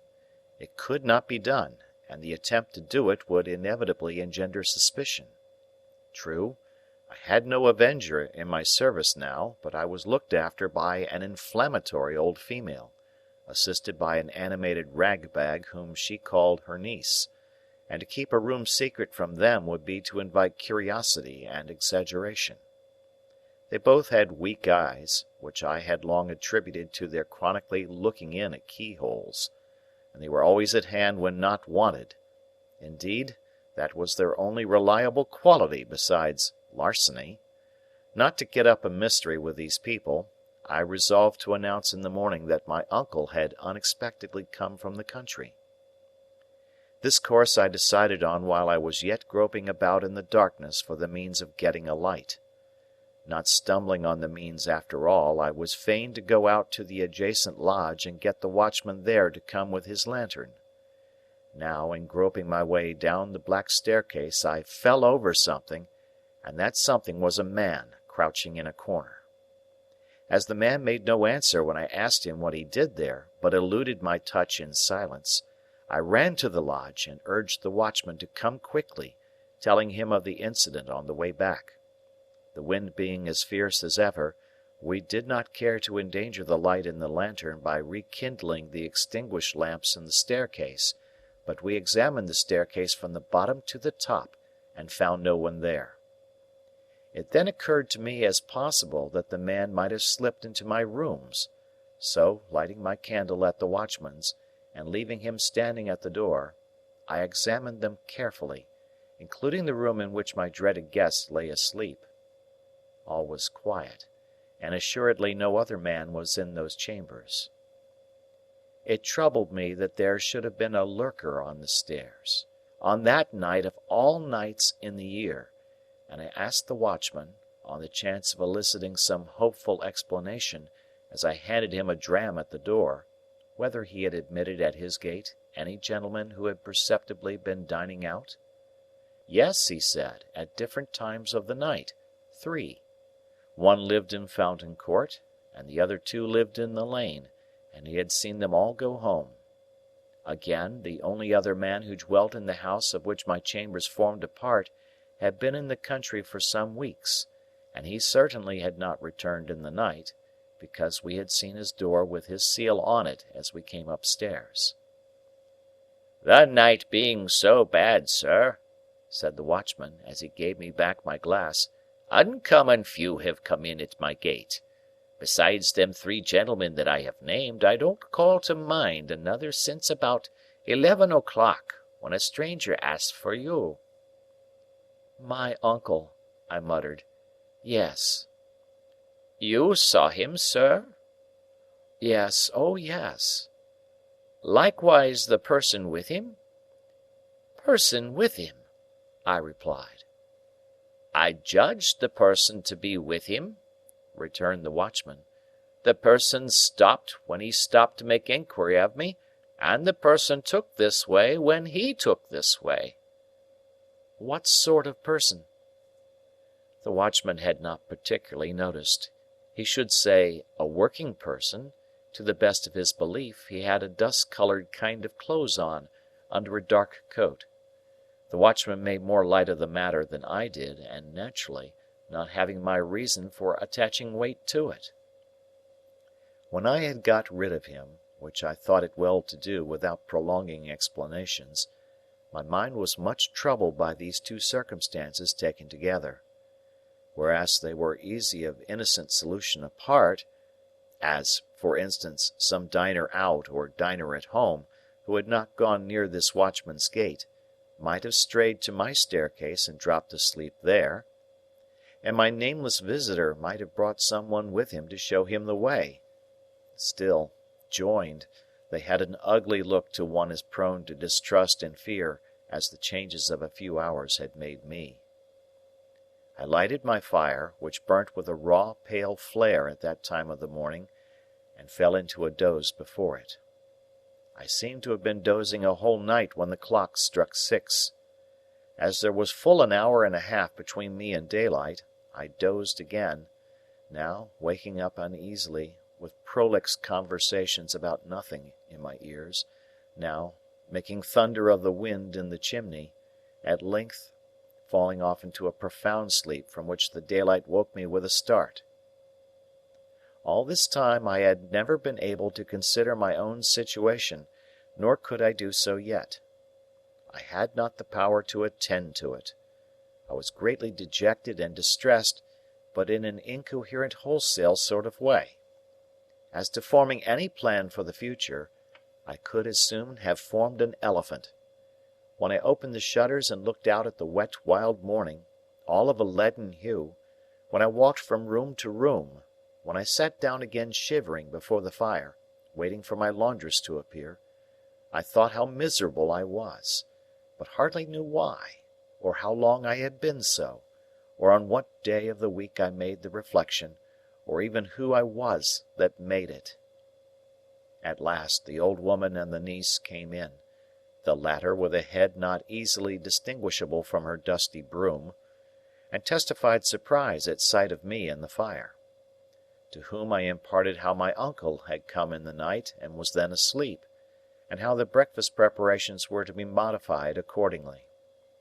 Then I washed and dressed while they knocked the furniture about and made a dust, and so, in a sort of dream or sleep-waking, I found myself sitting by the fire again, waiting for him to come to breakfast. By and by his door opened and he came out. I could not bring myself to bear the sight of him, and I thought he had a worse look by daylight. "I do not even know," said I, speaking low as he took his seat at the table, "by what name to call you. I have given out that you are my uncle."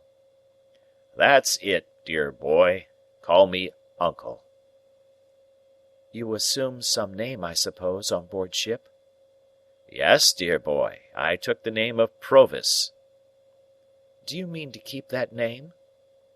"Why, yes, dear boy. It's as good as another, unless you'd like another." "What is your real name?" I asked him in a whisper. "Magwitch," he answered in the same tone, "christened Abel." "What were you brought up to be?" "A varmint, dear boy." He answered quite seriously, and used the word as if it denoted some profession. "When you came into the temple last night," said I, pausing to wonder whether that could really have been last night, which seemed so long ago. "Yes, dear boy." "When you came in at the gate and asked the watchman the way here, had you anyone with you?" "With me? No, dear boy." "But there was someone there?"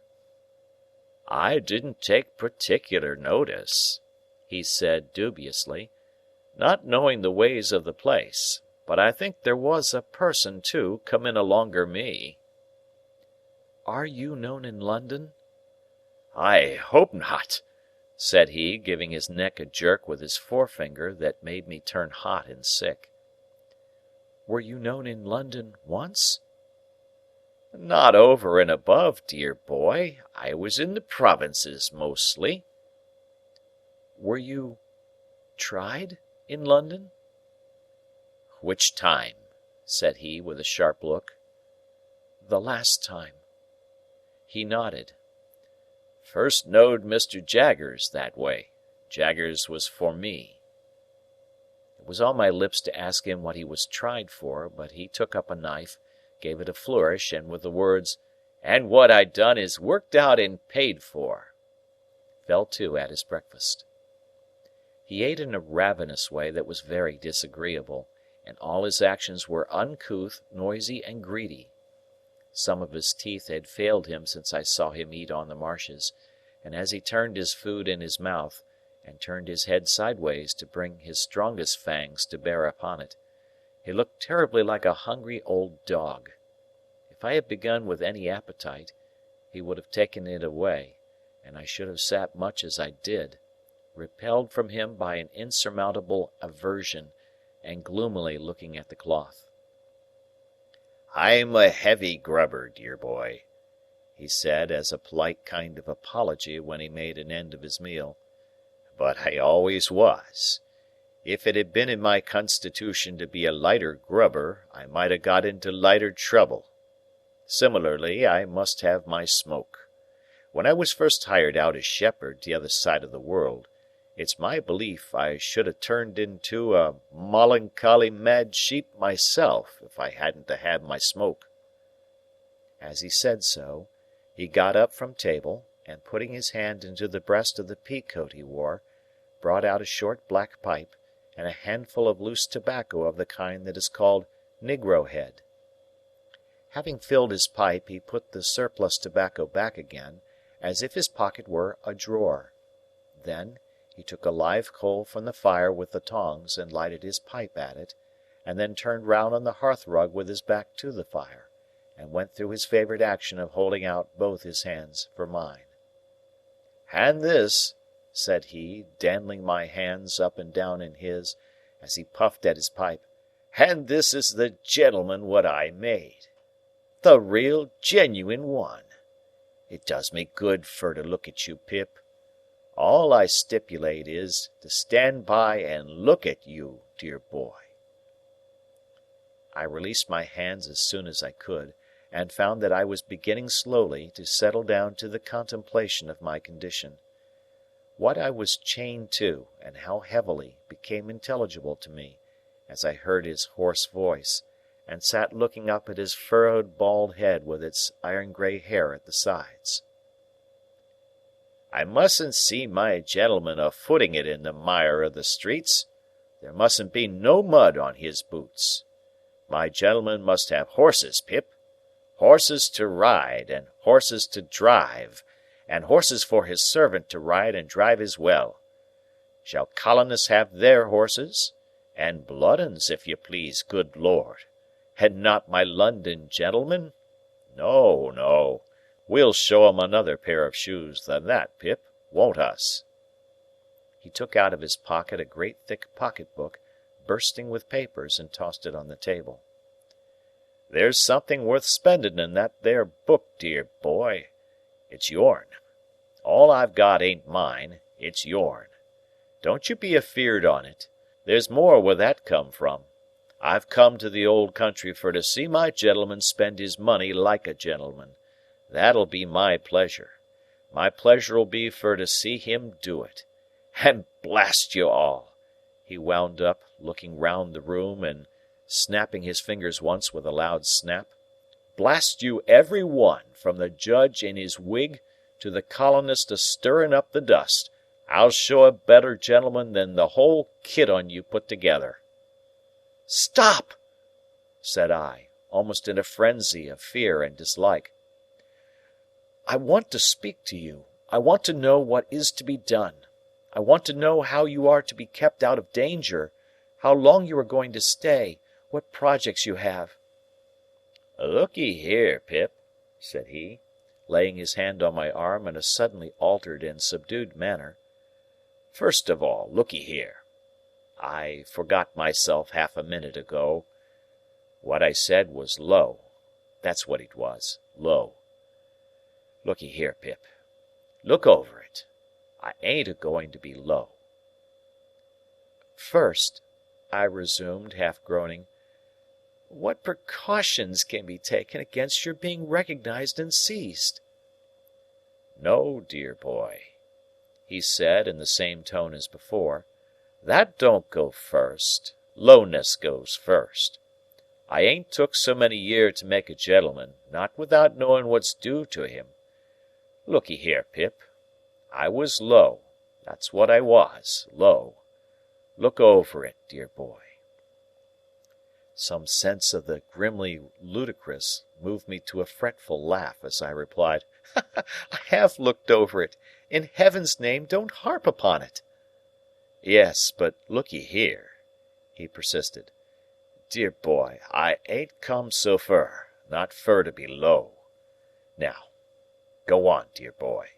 You was a-saying." "How are you to be guarded from the danger you have incurred?" "Well, dear boy, the danger ain't so great. Without I was informed again, the danger ain't so much to signify. There's Jaggers, and there's Wemmick, and there's you. Who else is there to inform?" "Is there no chance person who might identify you in the street?" said I. "Well," he returned, "there ain't many. Nor yet I don't intend to advertise myself in the newspaper by the name of A.M. come back from Botany Bay, and years have rolled away, and who's to gain by it? Still, look'ee here, Pip. If the danger had been 50 times as great, I should have come to see you, mind you, just the same." "And how long do you remain?" "How long?"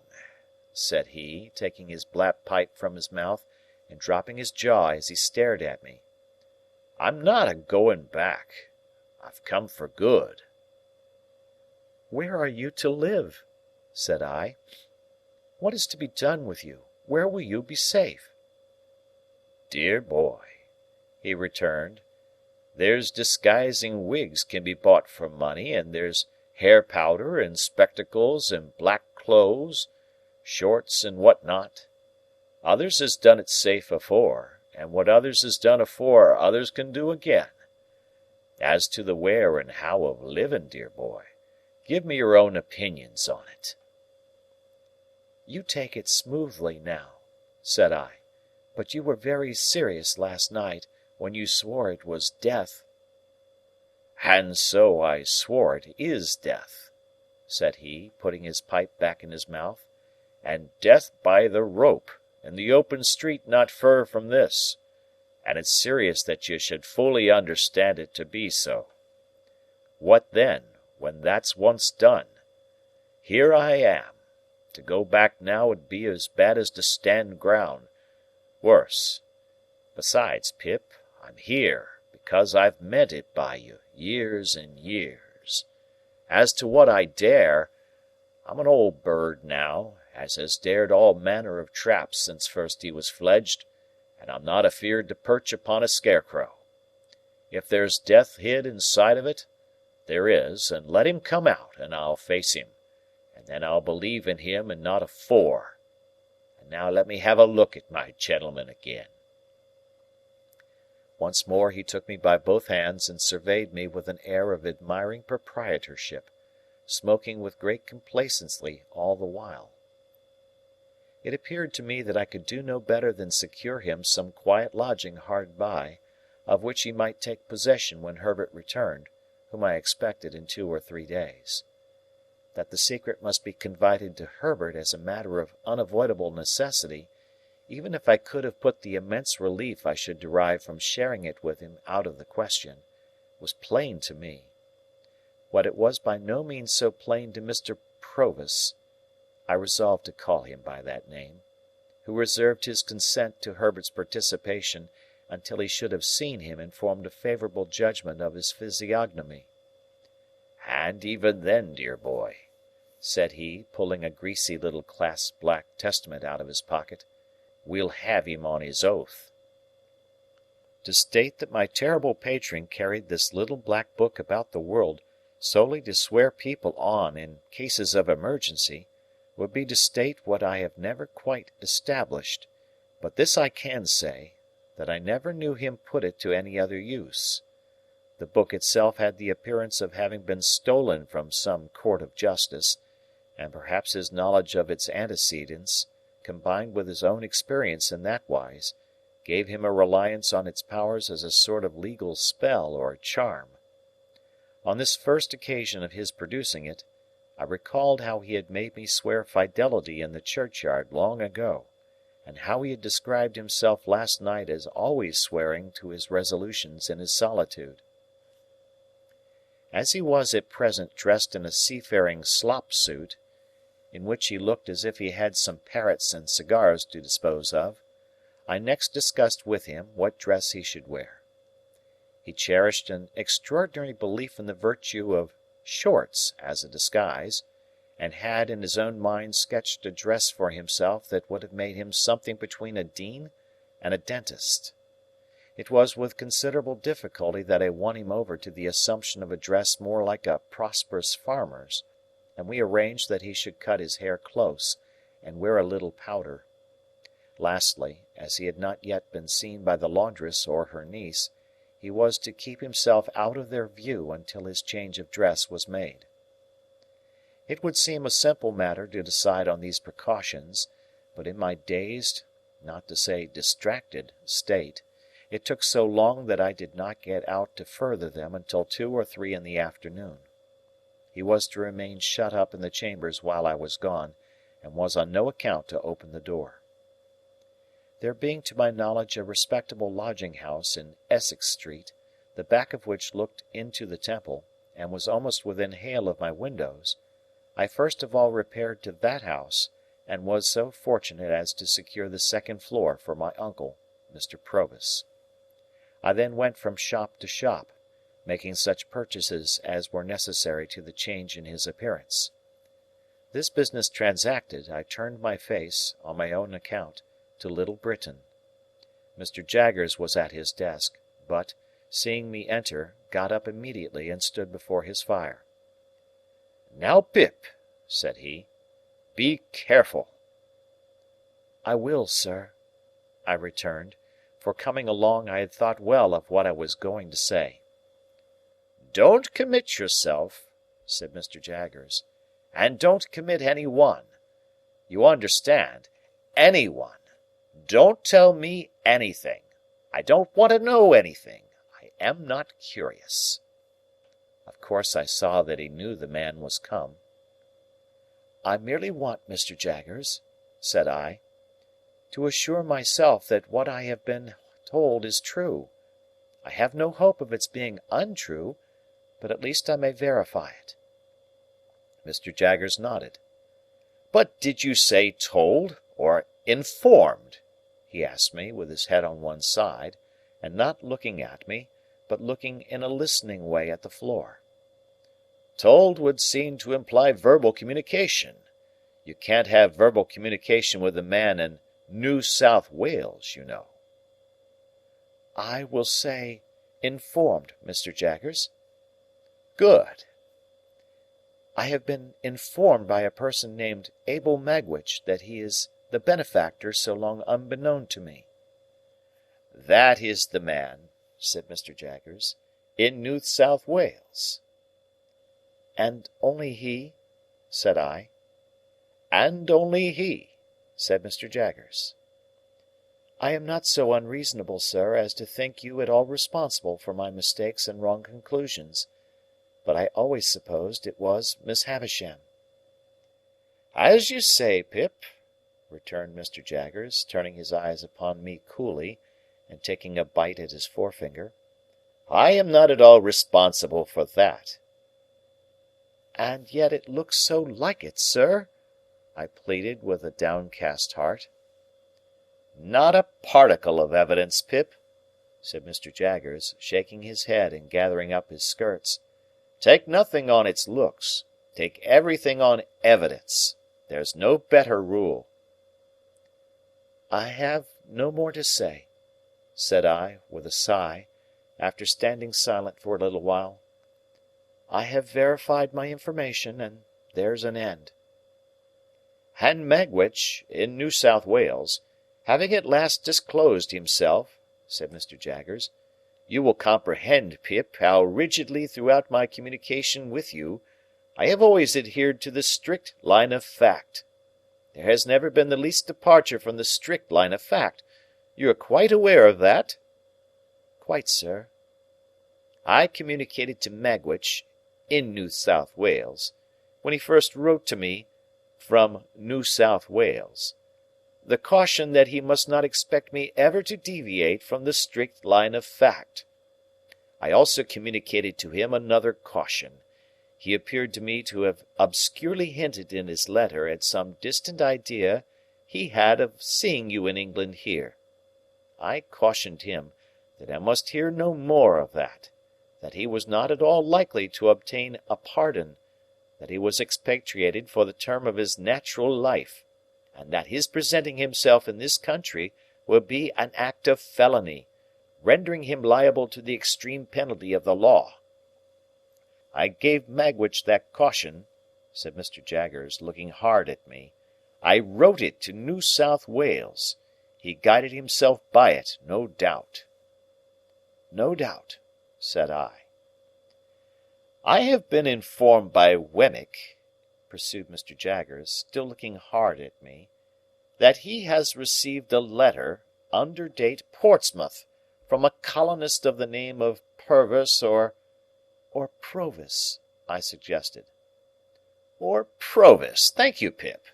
Perhaps it is Provis. Perhaps you know it's Provis?" "Yes," said I. "You know it's Provis. A letter, under date Portsmouth, from a colonist of the name of Provis, asking for the particulars of your address on behalf of Magwitch. Wemmick sent him the particulars, I understand, by return of post. Probably it is through Provis that you have received the explanation of Magwitch, in New South Wales?" "It came through Provis," I replied. "Good day, Pip," said Mr. Jaggers, offering his hand. "Glad to have seen you. In writing by post to Magwitch, in New South Wales, or in communicating with him through Provis, have the goodness to mention that the particulars and vouchers of our long account shall be sent to you, together with the balance, for there is still a balance remaining. Good day, Pip." We shook hands, and he looked hard at me as long as he could see me. I turned at the door, and he was still looking hard at me, while the two vile casts on the shelf seemed to be trying to get their eyelids open, and to force out of their swollen throats, "Oh, what a man he is!" Wemmick was out, and though he had been at his desk, he could have done nothing for me.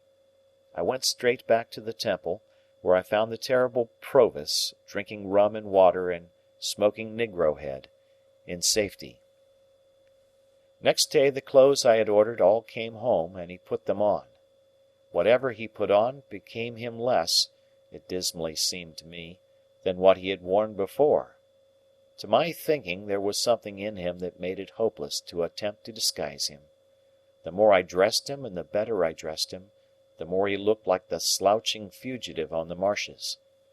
This effect on my anxious fancy was partly referable, no doubt, to his old face and manner growing more familiar to me, but I believe too that he dragged one of his legs as if there were still a weight of iron on it, and that from head to foot there was convict in the very grain of the man.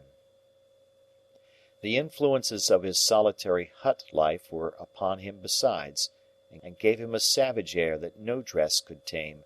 Added to these were the influences of his subsequent branded life among men, and, crowning all, his consciousness that he was dodging and hiding now.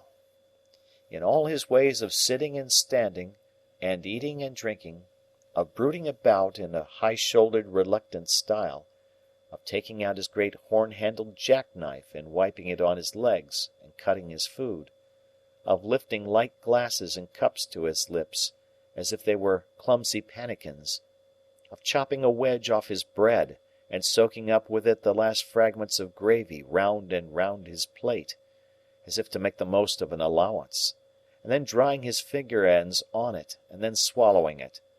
In these ways and 1,000 other small nameless instances arising every minute in the day, there was prisoner, felon, bondsman, plain as plain could be. It had been his own idea to wear that touch of powder, and I had conceded the powder after overcoming the shorts. But I can compare the effect of it, when on, to nothing but the probable effect of rouge upon the dead, so awful was the manner in which everything in him that it was most desirable to repress started through that thin layer of pretence, and seemed to come blazing out of the crown of his head. It was abandoned as soon as tried, and he wore his grizzled hair cut short. Words cannot tell what a sense I had, at the same time, of the dreadful mystery that he was to me. When he fell asleep of an evening, with his knotted hands clenching the sides of the easy-chair, and his bald head tattooed with deep wrinkles falling forward on his breast, I would sit and look at him, wondering what he had done, and loading him with all the crimes in the calendar, until the impulse was powerful on me to start up and fly from him. Every hour so increased my abhorrence of him, that I even think I might have yielded to this impulse in the first agonies of being so haunted, notwithstanding all he had done for me and the risk he ran, but for the knowledge of that Herbert must soon come back. Once, I actually did start out of bed in the night, and began to dress myself in my worst clothes, hurriedly intending to leave him there with everything else I possessed, and enlist for India as a private soldier. I doubt if a ghost could have been more terrible to me, up in those lonely rooms in the long evenings and long nights, with the wind and the rain always rushing by. A ghost could not have been taken and hanged on my account, and the consideration that he could be, and the dread that he would be, were no small addition to my horrors. When he was not asleep, or playing a complicated kind of patience with a ragged pack of cards of his own, a game that I never saw before or since, and in which he recorded his winnings by sticking his jackknife into the table, when he was not engaged in either of these pursuits, he would ask me to read to him. "Foreign language, dear boy." While I complied, he, not comprehending a single word, would stand before the fire surveying me with the air of an exhibitor, and I would see him, between the fingers of the hand with which I shaded my face, appealing in dumb show to the furniture to take note of my proficiency. The imaginary student pursued by the misshapen creature he had impiously made, was not more wretched than I, pursued by the creature who had made me, and recoiling from him with a stronger repulsion, the more he admired me, and the fonder he was of me. This is written of, I am sensible, as if it had lasted a year. It lasted about 5 days. Expecting Herbert all the time, I dared not go out, except when I took Provis for an airing after dark. At length, one evening when dinner was over and I had dropped into a slumber quite worn out, for my nights had been agitated and my rest broken by fearful dreams, I was roused by the welcome footstep on the staircase. Provis, who had been asleep too, staggered up at the noise I made, and in an instant I saw his jackknife shining in his hand. "Quiet, it's Herbert," I said, and Herbert came bursting in with the airy freshness of 600 miles of France upon him. "Handel, my dear fellow, how are you? And again, how are you? And again, how are you? I seem to have been gone a 12-month. Why, so I must have been, for you have grown quite thin and pale. Handel, my... Hallo! I beg your pardon." He was stopped in his running on, and in his shaking hands with me, by seeing Provis. Provis, regarding him with a fixed attention, was slowly putting up his jackknife, and groping in another pocket for something else. "Herbert, my dear friend," said I, shutting the double doors, while Herbert stood staring and wondering, "something very strange has happened. This is a visitor of mine." "It's all right, dear boy," said Provis, coming forward, with his little clasped black book, and then addressing himself to Herbert. "Take it in your right hand. Lord strike you dead on the spot, if ever you split in any way somever. Kiss it." "Do so, as he wishes it," I said to Herbert. So Herbert, looking at me with a friendly uneasiness and amazement, complied, and Provis immediately shaking hands with him, said, "Now you're on your oath, you know, and never believe me on mine if Pip shan't make a gentleman on you."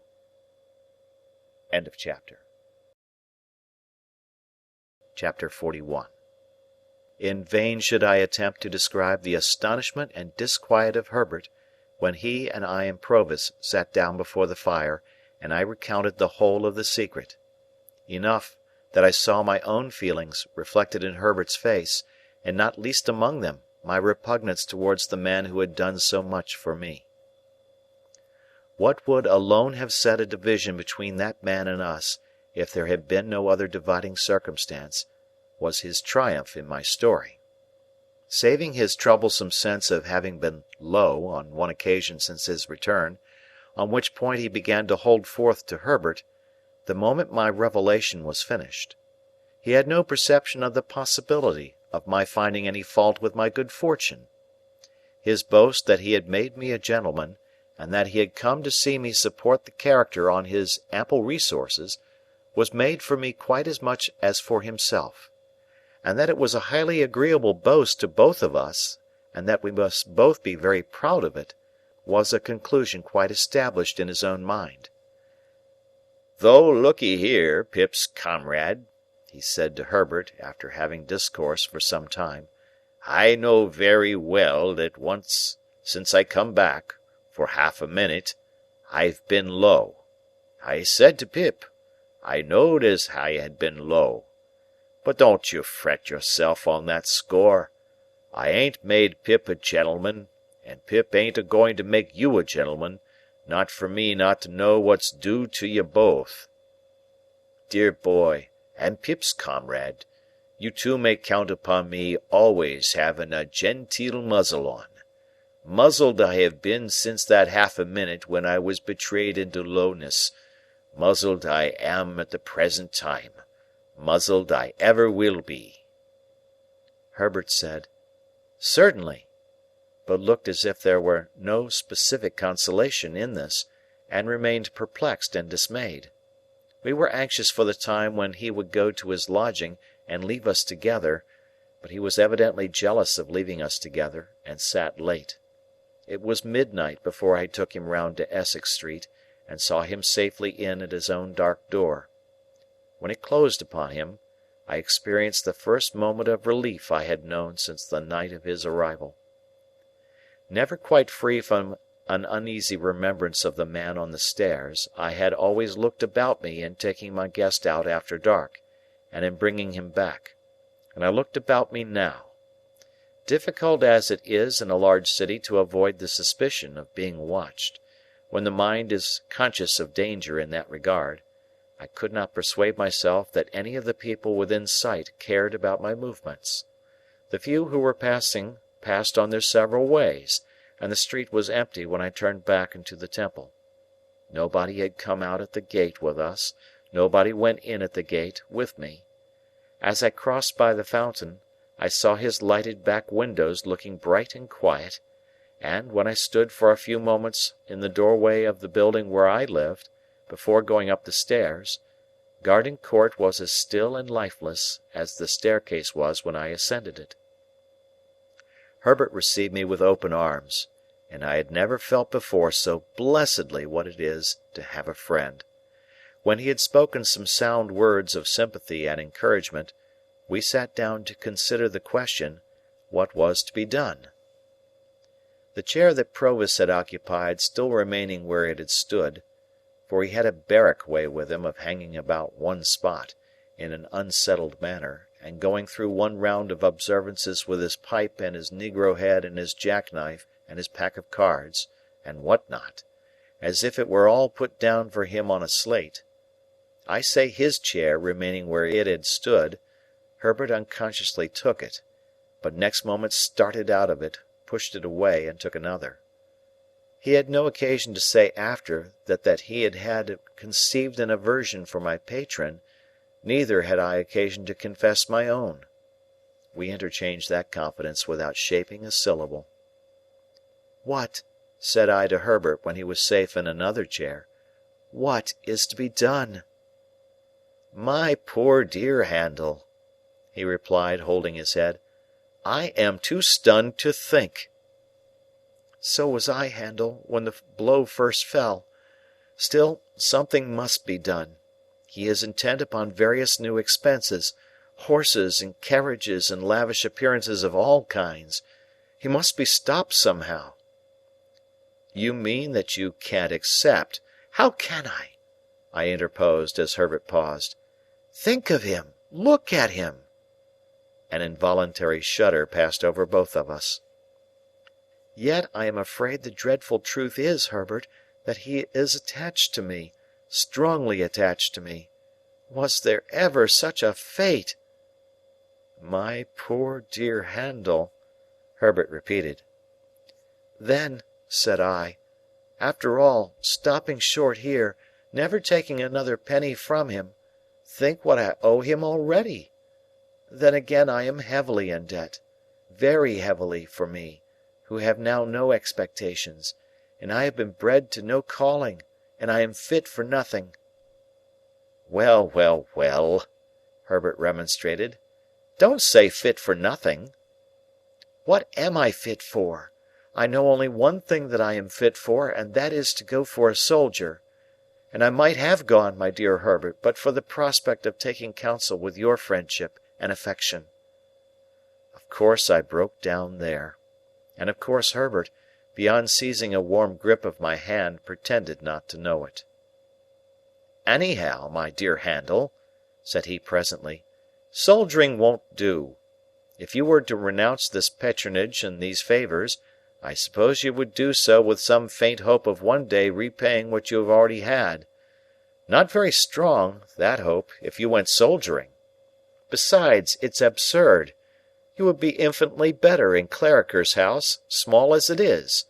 I am working up towards a partnership, you know." Poor fellow! He little suspected with whose money. "But there is another question," said Herbert. "This is an ignorant, determined man who has long had one fixed idea. More than that, he seems to me—I may misjudge him—to be a man of desperate and fierce character." "I know he is," I returned. "Let me tell you what evidence I have seen of it." And I told him what I had not mentioned in my narrative, of that encounter with the other convict. "See, then," said Herbert, "think of this. He comes here at the peril of his life, for the realization of his fixed idea. In the moment of realization, after all his toil and waiting, you cut the ground from under his feet, destroy his idea, and make his gains worthless to him. Do you see nothing that he might do under the disappointment?" "I have seen it, Herbert, and dreamed of it, ever since the fatal night of his arrival. Nothing has been in my thoughts so distinctly as his putting himself in the way of being taken." "Then you may rely upon it," said Herbert, "that there would be great danger of his doing it. That is his power over you as long as he remains in England, and that would be his reckless course if you forsook him." I was so struck by the horror of this idea, which had weighed upon me from the first, and the working out of which would make me regard myself, in some sort, as his murderer, that I could not rest in my chair, but began pacing to and fro. I said to Herbert, meanwhile, that even if Provis were recognized and taken, in spite of himself, I should be wretched as the cause, however innocently.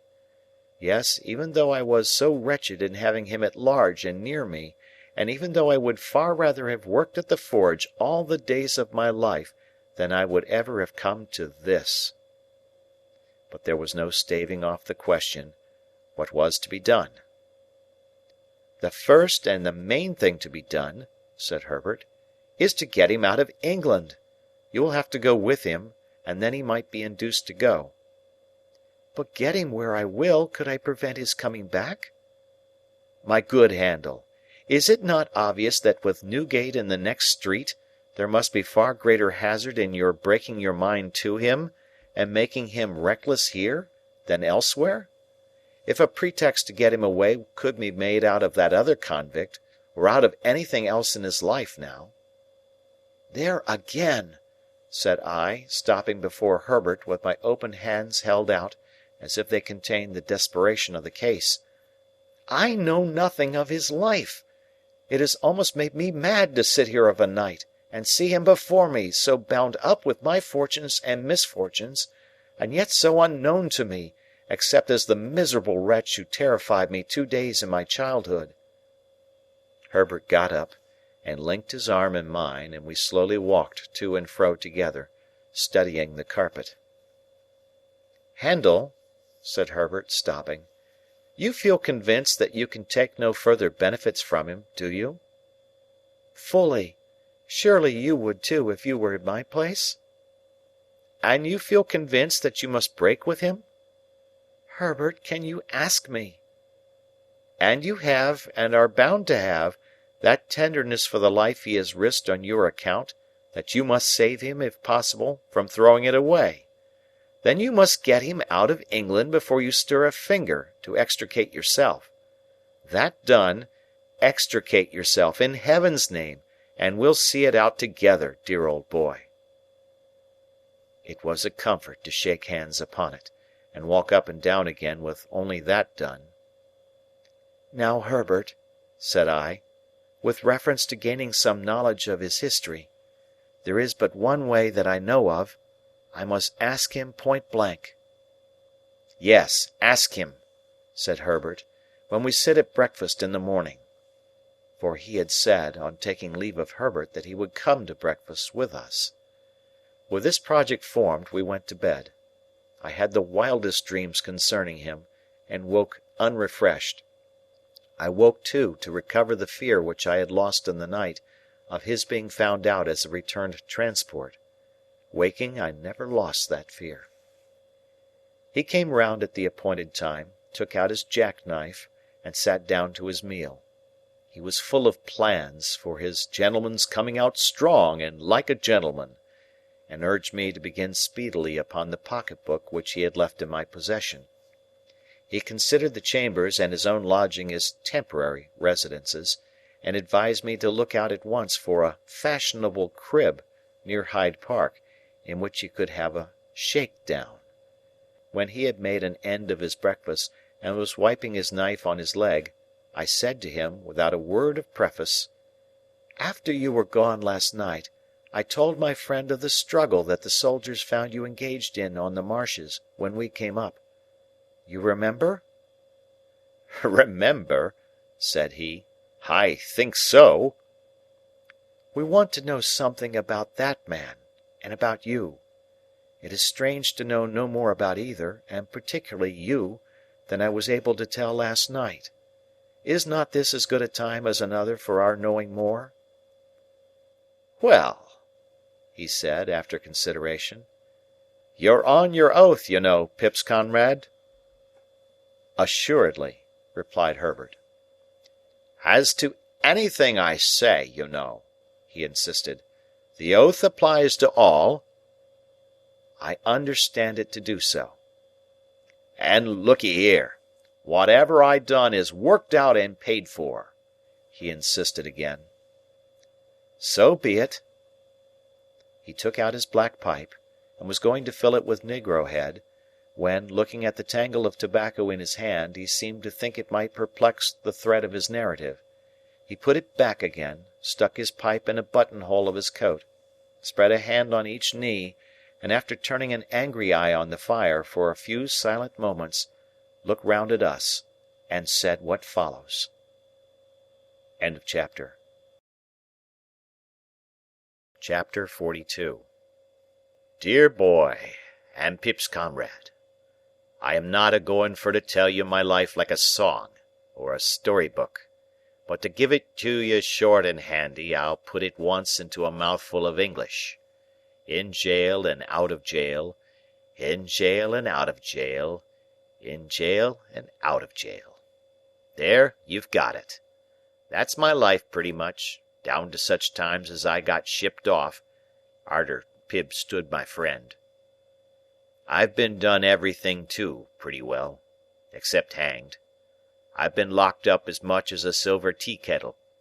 I've been carted here and carted there, and put out of this town and put out of that town, and stuck in the stocks, and whipped and worried and drove.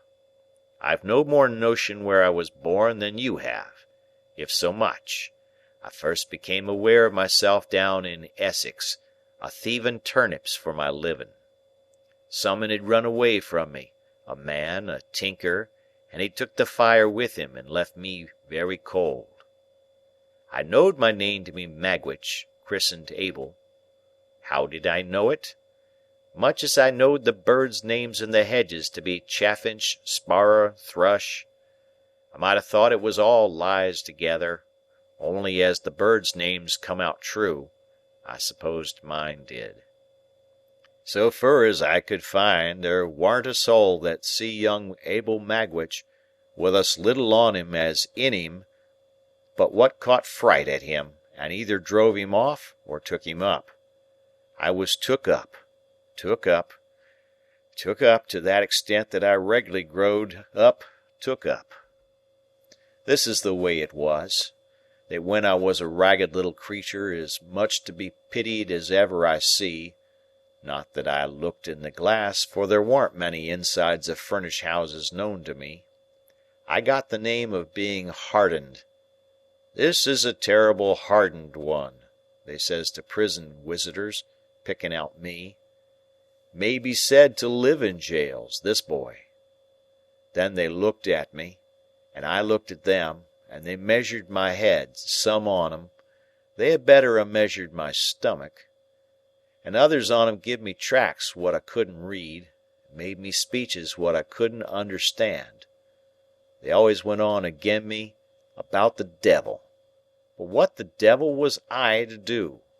I must put something into my stomach, mustn't I? Howsomever, I'm a-getting low, and I know what's due.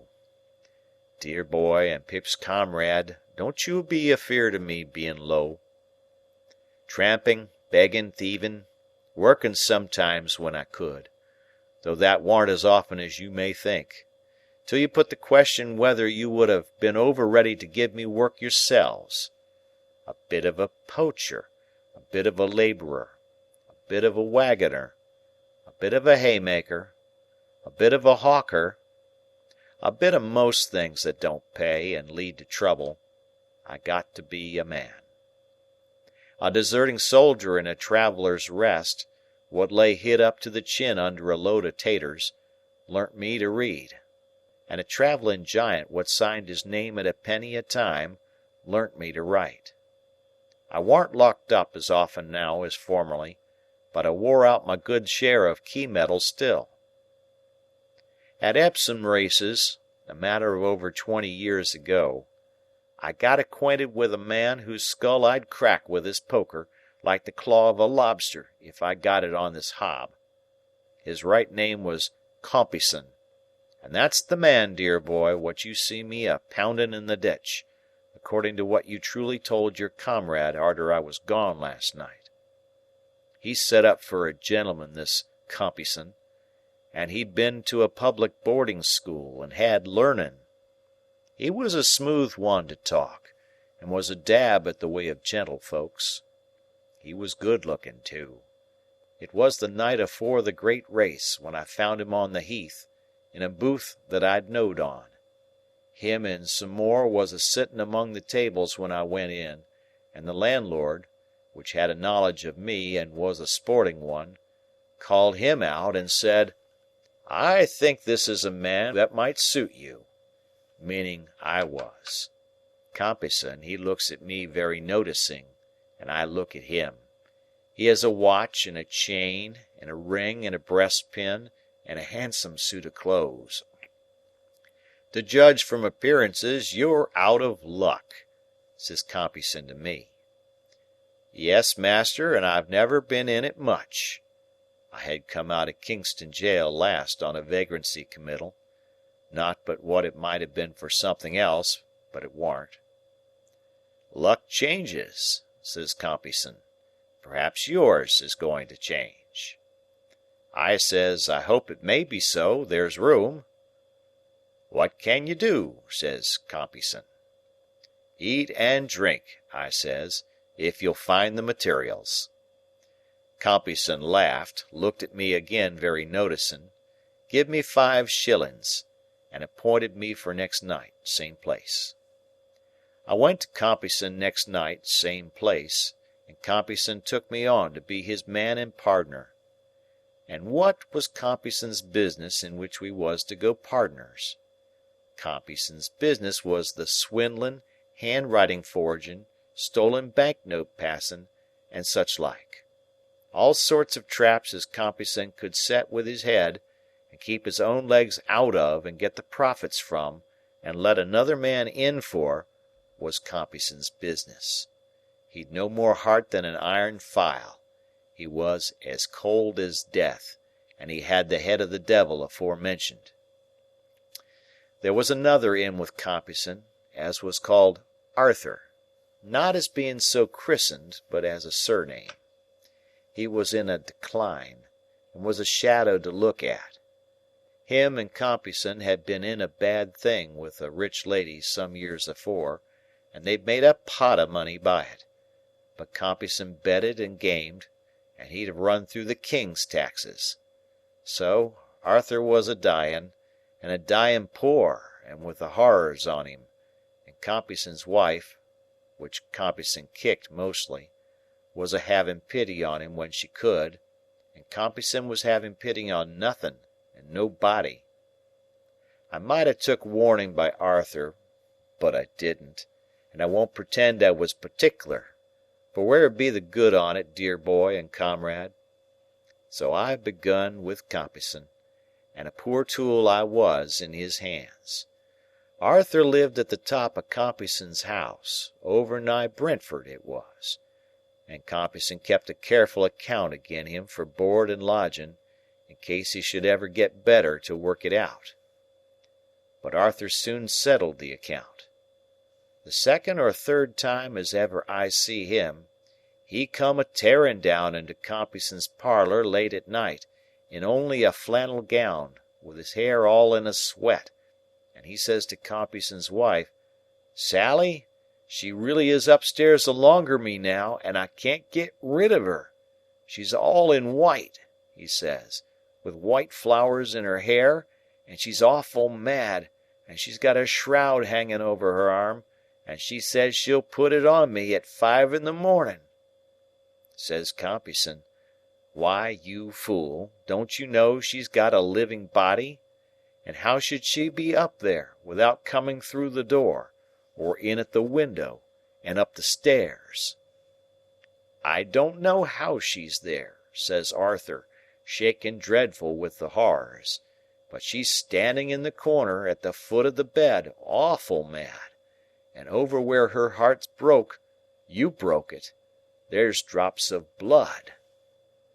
Compeyson spoke hearty, but he was always a coward. "Go up alonger this drivellin' sick man," he says to his wife, "and Magwitch, lend her a hand, will you?" And he never come nigh himself. Compeyson's wife and me took him up to bed again, and he raved most dreadful. "Why, look at her!" he cries out. "She's a shaking the shroud at me. Don't you see her? Look at her eyes. Ain't it awful to see her so mad?" Next he cries, "She'll put it on me, and then I'm done for. Take it away from her, take it away." And then he catched hold of us, and kep on a-talking to her, and answering of her, till I half believed I see her myself. Compeyson's wife, being used to him, give him some liquor to get the horrors off, and by he quieted. 'Ho, she's gone. Has her helper been for her?' he says. 'Yes,' says Compeyson's wife. 'Did you tell him to lock her and bar her in?' 'Yes.' 'And to take that ugly thing away from her?' 'Yes, yes, all right.' 'You're a good creature,' he says, 'and don't leave me whatever you do, and thank you.' He rested pretty quiet till it might want a few minutes of 5, and then he starts up with a scream and screams out, 'Here she is! She's got the shroud again. She's unfolding it. She's coming out of the corner. She's coming to the bed. Hold me, both on you, one on each side. Don't let her touch me with it. Ha! She missed me that time. Don't let her throw it over my shoulders. Don't let her lift me up to get it round me. She's lifting me up. Keep me down.' Then he lifted himself up hard, and was dead. Compeyson took it easy as a good riddance for both sides. Him and me was soon busy, and first he swore me, being ever artful, on my own book, dis here little black book, dear boy, what I swore your comrade on. Not to go into the things that Compeyson planned, and I done, which 'ud take a week, I'll simply say to you, dear boy, and Pip's comrade, that man got me into such nets as made me his black slave. I was always in debt to him, always under his thumb, always a-working, always a-getting into danger. He was younger than me, but he got craft, and he got learning, and he overmatched me 500 times told, and no mercy. My missus as I had the hard time with. Stop, though, I ain't brought her in." He looked about him in a confused way, as if he had lost his place in the book of his remembrance, and he turned his face to the fire, and spread his hands broader on his knees, and lifted them off and put them on again. "There ain't no need to go into it," he said, looking round once more. "The time with Compeyson was almost as hard a time as ever I had. That's said, all's said. Did I tell you as I was tried, alone, for misdemeanor, while with Compeyson?" I answered, "No." "Well," he said, "I was, and got convicted. As to took up on suspicion, that was twice or three times in the 4 or 5 years that it lasted, but evidence was wanting. At last, me and Compeyson was both committed for felony, on a charge of putting stolen notes in circulation, and there was other charges behind. Compeyson says to me, 'Separate defences, no communication,' and that was all. And I was so miserable poor that I sold all the clothes I had, except what hung on my back, afore I could get Jaggers. When we was put in on the dock, I noticed first of all what a gentleman Compeyson looked, with his curly hair, and his black clothes, and his white pocket handkerchief, and what a common sort of wretch I looked. When the prosecution opened and the evidence was put short aforehand, I noticed how heavy it all bore on me, and how light on him. When the evidence was give in the box, I noticed how it was always me that had come forward, and could be swore to, how it was always me that the money had been paid to, how it was always me that it seemed to work the thing and get the profit. But when the defence come on, then I see the plan plainer, for, says the counsellor for Compeyson, "My lord and gentlemen, here you has afore you, side by side, 2 persons as your eyes can separate wide. One, the younger, well brought up, who will be spoke to as such. One, the elder, ill brought up, who will be spoke to as such. One, the younger, seldom if ever seen in these here transactions, and only suspected. T'other, the elder, always seen in 'em, and always with his guilt brought home. Can you doubt, if there is but one in it, which is the one, and, if there is two in it, which is much the worst one? And such like. And when it come to character, warn't it Compeyson as had been to the school, and warn't it his schoolfellows as was in this position and in that, and warn't it him as had been knowed by witnesses in such clubs and societies, and nowt to his disadvantage? And warn't it me as had been tried afore, and has been knowed up hill and down dale in bridewells and lock-ups? And when it come to speech-making, warn't it Compeyson as could speak to 'em with his face dropping every now and then into his white pocket-handkercher? Ha! And with verses in his speech, too! And warn't it me as could only say, Gentlemen, this man at my side is a most precious rascal? And when the verdict come, warn't it Compeyson as was recommended to mercy on account of good character and bad company, and giving up all the information he could agin me? And warn't it me as got never a word but guilty? And when I says to Compeyson, Once out of this court, I'll smash that face of yourn, ain't it Compeyson as prays the judge to be protected, and gets 2 turnkeys stood betwixt us? And when we're sentenced, ain't it him as gets 7 year, and me 14? And ain't it him as the judge is sorry for, because he might have done so well, and ain't it me as the judge perceives to be an old offender of violent passion, likely to come to worse? He had worked himself into a state of great excitement, but he checked it, took 2 or 3 short breaths, swallowed as often, and stretching out his hand toward me, said in a reassuring manner, I ain't a-going to be low, dear boy. He had so heated himself that he took out his handkerchief and wiped his face and head and neck and hands before he could go on. I had said to Compeyson that I'd smash that face of his, and I swore Lord smash mine to do it. We was in the same prison ship, but I couldn't get at him for long, though I tried. At last I come behind him and hit him on the cheek to turn him round and get a smashing one at him, when I was seen and seized. The black hole of that ship warn't a strong one, to a judge of black holes that could swim and dive. I escaped to the shore, and I was a-hiding among the graves there, envying them as was in 'em and all over, when I first seen my boy. He regarded me with a look of affection that made him almost abhorrent to me again, though I had felt great pity for him. By my boy, I was give to understand as Compeyson was out on them marshes too. Upon my soul, I half believe he escaped in his terror, to get quit of me, not knowing it was me as had got ashore. I hunted him down. I smashed his face. And now, says I, as the worst thing I can do, caring nothing for myself, I'll drag you back. And I'd have swum off, towing him by the hair, if it had come to that, and I'd have got him aboard without the soldiers. Of course he'd much the best of it to the last.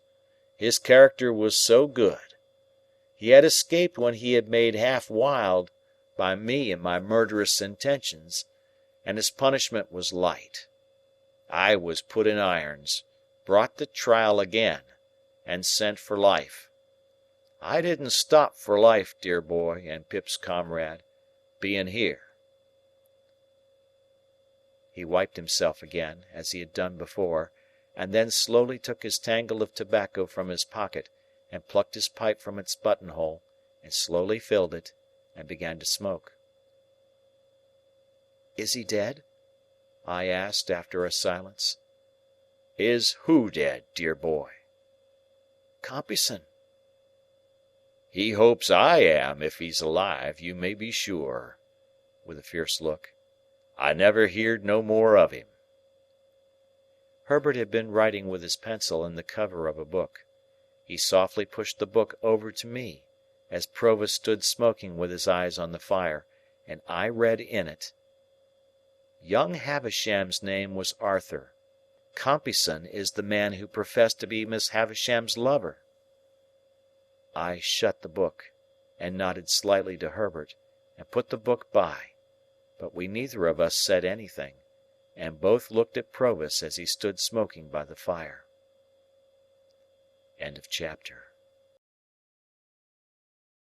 Chapter 43.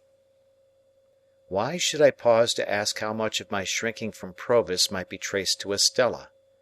Why should I loiter on my road, to compare the state of mind in which I had tried to rid myself of the stain of the prison before meeting her at the coach office, with the state of mind in which I now reflected on the abyss between Estella in her pride and beauty and the returned transport whom I harboured? The road would be none the smoother for it, the end would be none the better for it. He would not be helped, nor I extenuated. A new fear had been engendered in my mind by his narrative, or rather his narrative had given form and purpose to the fear that was already there. If Compeyson were alive and should discover his return, I could hardly doubt the consequence. That Compeyson stood in mortal fear of him, neither of the two could know much better than I, and that any such man as that man had been described to be would hesitate to release himself for good from a dreaded enemy by the safe means of becoming an informer, was scarcely to be imagined. Never had I breathed, and never would I breathe, or so I resolved, a word of Estella to Provis. But I said to Herbert that, before I could go abroad, I must see both Estella and Miss Havisham. This was when we were left alone on the night of the day when Provis told us his story. I resolved to go out to Richmond next day, and I went. On my presenting myself at Mrs. Brandley's, Estella's maid was called to tell that Estella had gone into the country. Where? To Satis House, as usual. Not as usual, I said, for she had never yet gone there without me. When was she coming back? There was an air of reservation in the answer which increased my perplexity, and the answer was, that her maid believed she was only coming back at all for a little while. I could make nothing of this, except that it was meant that I should make nothing of it, and I went home again in complete discomfiture. Another night consultation with Herbert after Provis was gone home (I always took him home, and always looked well about me) led us to the conclusion that nothing should be said about going abroad until I came back from Miss Havisham's. In the meantime, Herbert and I were to consider separately what it would be best to say, whether we should devise any pretence of being afraid that he was under suspicious observation, or whether I, who had never yet been abroad, should propose an expedition. We both knew that I had but to propose anything, and he would consent. We agreed that his remaining many days in his present hazard was not to be thought of. Next day I had the meanness to feign that I was under a binding promise to go down to Joe, but I was capable of almost any meanness towards Joe or his name. Provis was to be strictly careful while I was gone, and Herbert was to take the charge of him that I had taken. I was to be absent only one night, and on my return the gratification of his impatience for my starting as a gentleman on a greater scale was to be begun. It occurred to me then, and as I afterwards found to Herbert also, that he might be best got away across the water on that pretence, as to make purchases or the like. Having thus cleared the way for my expedition to Miss Havisham's, I set off by the early morning coach before it was yet light, and was out on the open country road when the day came creeping on, halting and whimpering and shivering, and wrapped in patches of cloud and rags of mist, like a beggar. When we drove up to the Blue Boar after a drizzly ride, whom should I see come out under the gateway, toothpick in hand, to look at the coach, but Bentley Drummle. As he pretended not to see me, I pretended not to see him. It was a very lame pretence on both sides, the lamer because we both went into the coffee-room, where he had just finished his breakfast, and where I ordered mine. It was poisonous to me to see him in the town, for I very well knew why he had come there. Pretending to read a smeary newspaper long out of date, which had nothing half so legible in its local news as the foreign matter of coffee, pickles, fish sauces, gravy, melted butter, and wine with which it was sprinkled all over, as if it had taken the measles in a highly irregular form, I sat at my table while he stood before the fire. By degrees it became an enormous injury to me that he stood before the fire. And I got up, determined to have my share of it. I had to put my hand behind his legs for the poker when I went up to the fireplace to stir the fire, but still pretended not to know him. "Is this a cut?" said Mr. Drummle. "Oh," said I, poker in hand. "It's you, is it? How do you do? I was wondering who it was who kept the fire off." With that I poked tremendously, and having done so, planted myself side by side with Mr. Drummle, my shoulders squared and my back to the fire. "You have just come down," said Mr. Drummle, edging me a little away with his shoulder. "Yes," said I, edging him a little away with my shoulder. "Beastly place," said Drummle. "Your part of the country, I think?" "Yes," I assented. "I am told it's very like your Shropshire." "Not in the least like it," said Drummle. Here Mr. Drummle looked at his boots and I looked at mine, and then Mr. Drummle looked at my boots and I looked at his. "Have you been here long?" I asked, determined not to yield an inch of the fire. "Long enough to be tired of it," returned Drummle, pretending to yawn, but equally determined. "Do you stay here long?" "Can't say," answered Mr. Drummle. "Do you?" "Can't say," said I. I felt here, through a ting in my blood, that if Mr. Drummle's shoulder had claimed another hair's breadth of room, I should have jerked him into the window; equally, that if my own shoulder had urged a similar claim, Mr. Drummle would have jerked me into the nearest box. He whistled a little. So did I. "Large tract of marshes about here, I believe?" said Drummle. "Yes. What of that?" said I. Mr. Drummle looked at me and then at my boots, and said, "Ho! and laughed. "Are you amused, Mr. Drummle?" "No," said he, "not particularly. I'm going out for a ride in the saddle. I mean to explore those marshes for amusement. Out of the way villages there, they tell me. Curious little public houses, and smithies, and that. Waiter!" "Yes, sir." "Is that horse of mine ready?" "Brought round to the door, sir." "I say. Look here, you sir. The lady won't ride to-day, the weather won't do." "Very good, sir." "And I don't dine because I'm going to dine at the lady's." "Very good, sir." Then Drummle glanced at me with an insolent triumph on his great jowled face that cut me to the heart, dull as he was, and so exasperated me that I felt inclined to take him in my arms, as the robber in the story book is said to have taken the old lady, and seat him on the fire. One thing was manifest to both of us, and that was, that until relief came, neither of us could relinquish the fire. There we stood, well squared up before it, shoulder to shoulder and foot to foot, with our hands behind us, not budging an inch. The horse was visible outside in the drizzle at the door. My breakfast was put on the table. Drummle's was cleared away. The waiter invited me to begin. I nodded. We both stood our ground. "Have you been to the Grove since?" said Drummle. "No," said I. "I had quite enough of the Finches the last time I was there." "Was that when we had a difference of opinion?" "Yes," I replied, very shortly. "Come, come.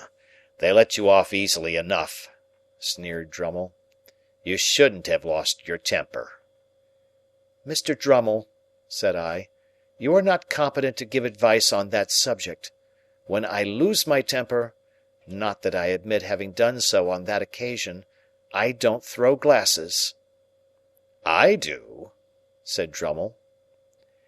After glancing at him once or twice, in an increased state of smouldering ferocity, I said, "Mr. Drummle, I did not seek this conversation, and I don't think it an agreeable one." "I am sure it's not," said he, superciliously over his shoulder. "I don't think anything about it." "And therefore," I went on, "with your leave I will suggest that we hold no kind of communication in future." "Quite my opinion," said Drummle, "and what I should have suggested myself, or done, more likely, without suggesting. But don't lose your temper. Have you lost enough without that?" "What do you mean, sir?" "Waiter!" said Drummle, by way of answering me. The waiter reappeared. "Look here, you sir. You quite understand that the young lady don't ride today, and that I dine at the young lady's?" "Quite so, sir." When the waiter had felt my fast cooling teapot with the palm of his hand, and had looked imploringly at me, and had gone out, Drummle, careful not to move the shoulder next me, took a cigar from his pocket and bit the end off, but showed no sign of stirring. Choking and boiling as I was, I felt that we could not go a word further without introducing Estella's name, which I could not endure to hear him utter, and therefore I looked stonily at the opposite wall, as if there were no one present, and forced myself to silence. How long we might have remained in this ridiculous position it is impossible to say, but for the incursion of 3 thriving farmers, laid on by the waiter, I think, who came into the coffee-room unbuttoning their greatcoats and rubbing their hands, and before whom, as they charged at the fire, we were obliged to give way. I saw him through the window, seizing his horse's mane, and mounting in his blundering brutal manner, and sidling and backing away. I thought he was gone, when he came back, asking for a light for the cigar in his mouth, which he had forgotten. A man in a dust-coloured dress appeared with what was wanted. I could not have said from where, whether from the inn-yard or the street or where not. And as Drummle leaned down from the saddle and lighted his cigar and laughed, with a jerk of his head towards the coffee-room windows, the slouching shoulders and ragged hair of this man whose back was toward me reminded me of Orlick. Too heavily out of sorts to care much at the time whether it were he or no, or after all to touch the breakfast, I washed the weather and the journey from my face and hands, and went out to the memorable old house that it would have been so much the better for me never to have entered, never to have seen.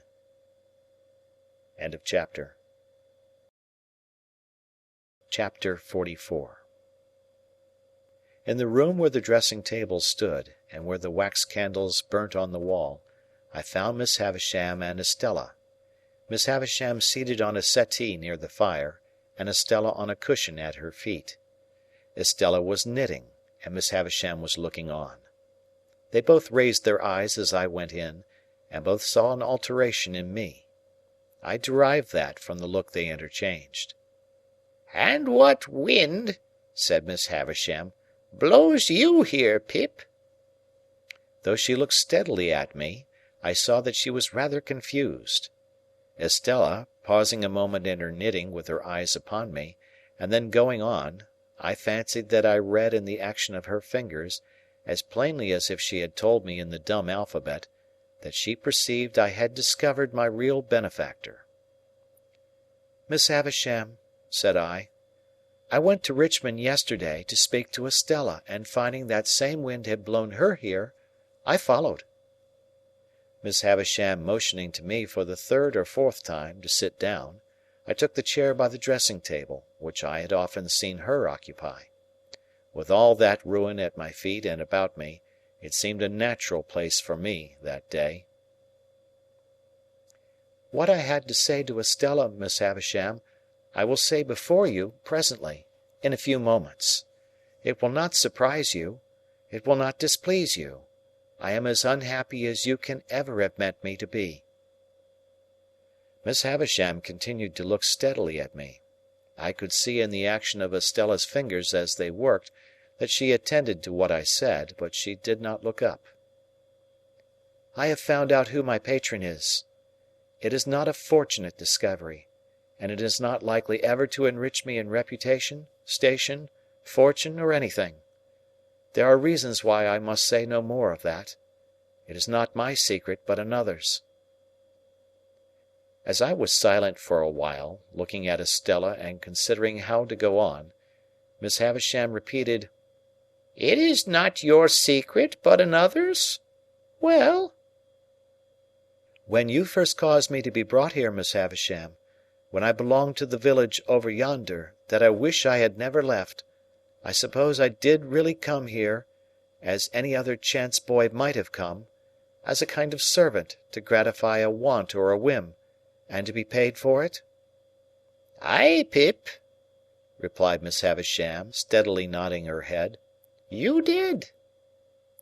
"And that Mr. Jaggers—" "Mr. Jaggers," said Miss Havisham, taking me up in a firm tone, "had nothing to do with it, and knew nothing of it. His being my lawyer, and his being the lawyer of your patron, is a coincidence.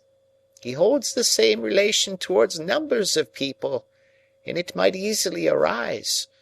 Be that as it may, it did arise, and was not brought about by any one."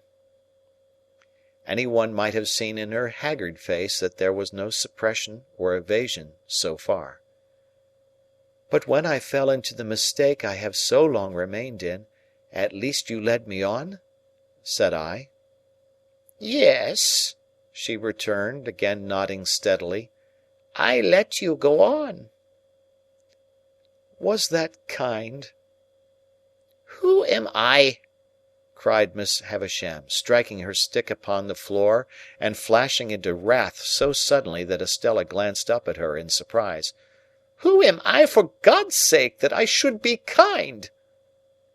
It was a weak complaint to have made, and I had not meant to make it. I told her so, as she sat brooding after this outburst.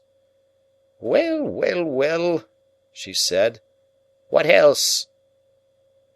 "I was liberally paid for my old attendance here," I said, to soothe her, "in being apprenticed, and I have asked these questions only for my own information.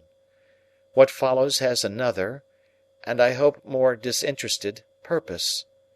In humouring my mistake, Miss Havisham, you practised on, perhaps you will supply whatever term expresses your intention, without offence, your self-seeking relations?" "I did. Why, they would have it so. So would you. What has been my history, that I should be at the pains of entreating either them or you not to have it so?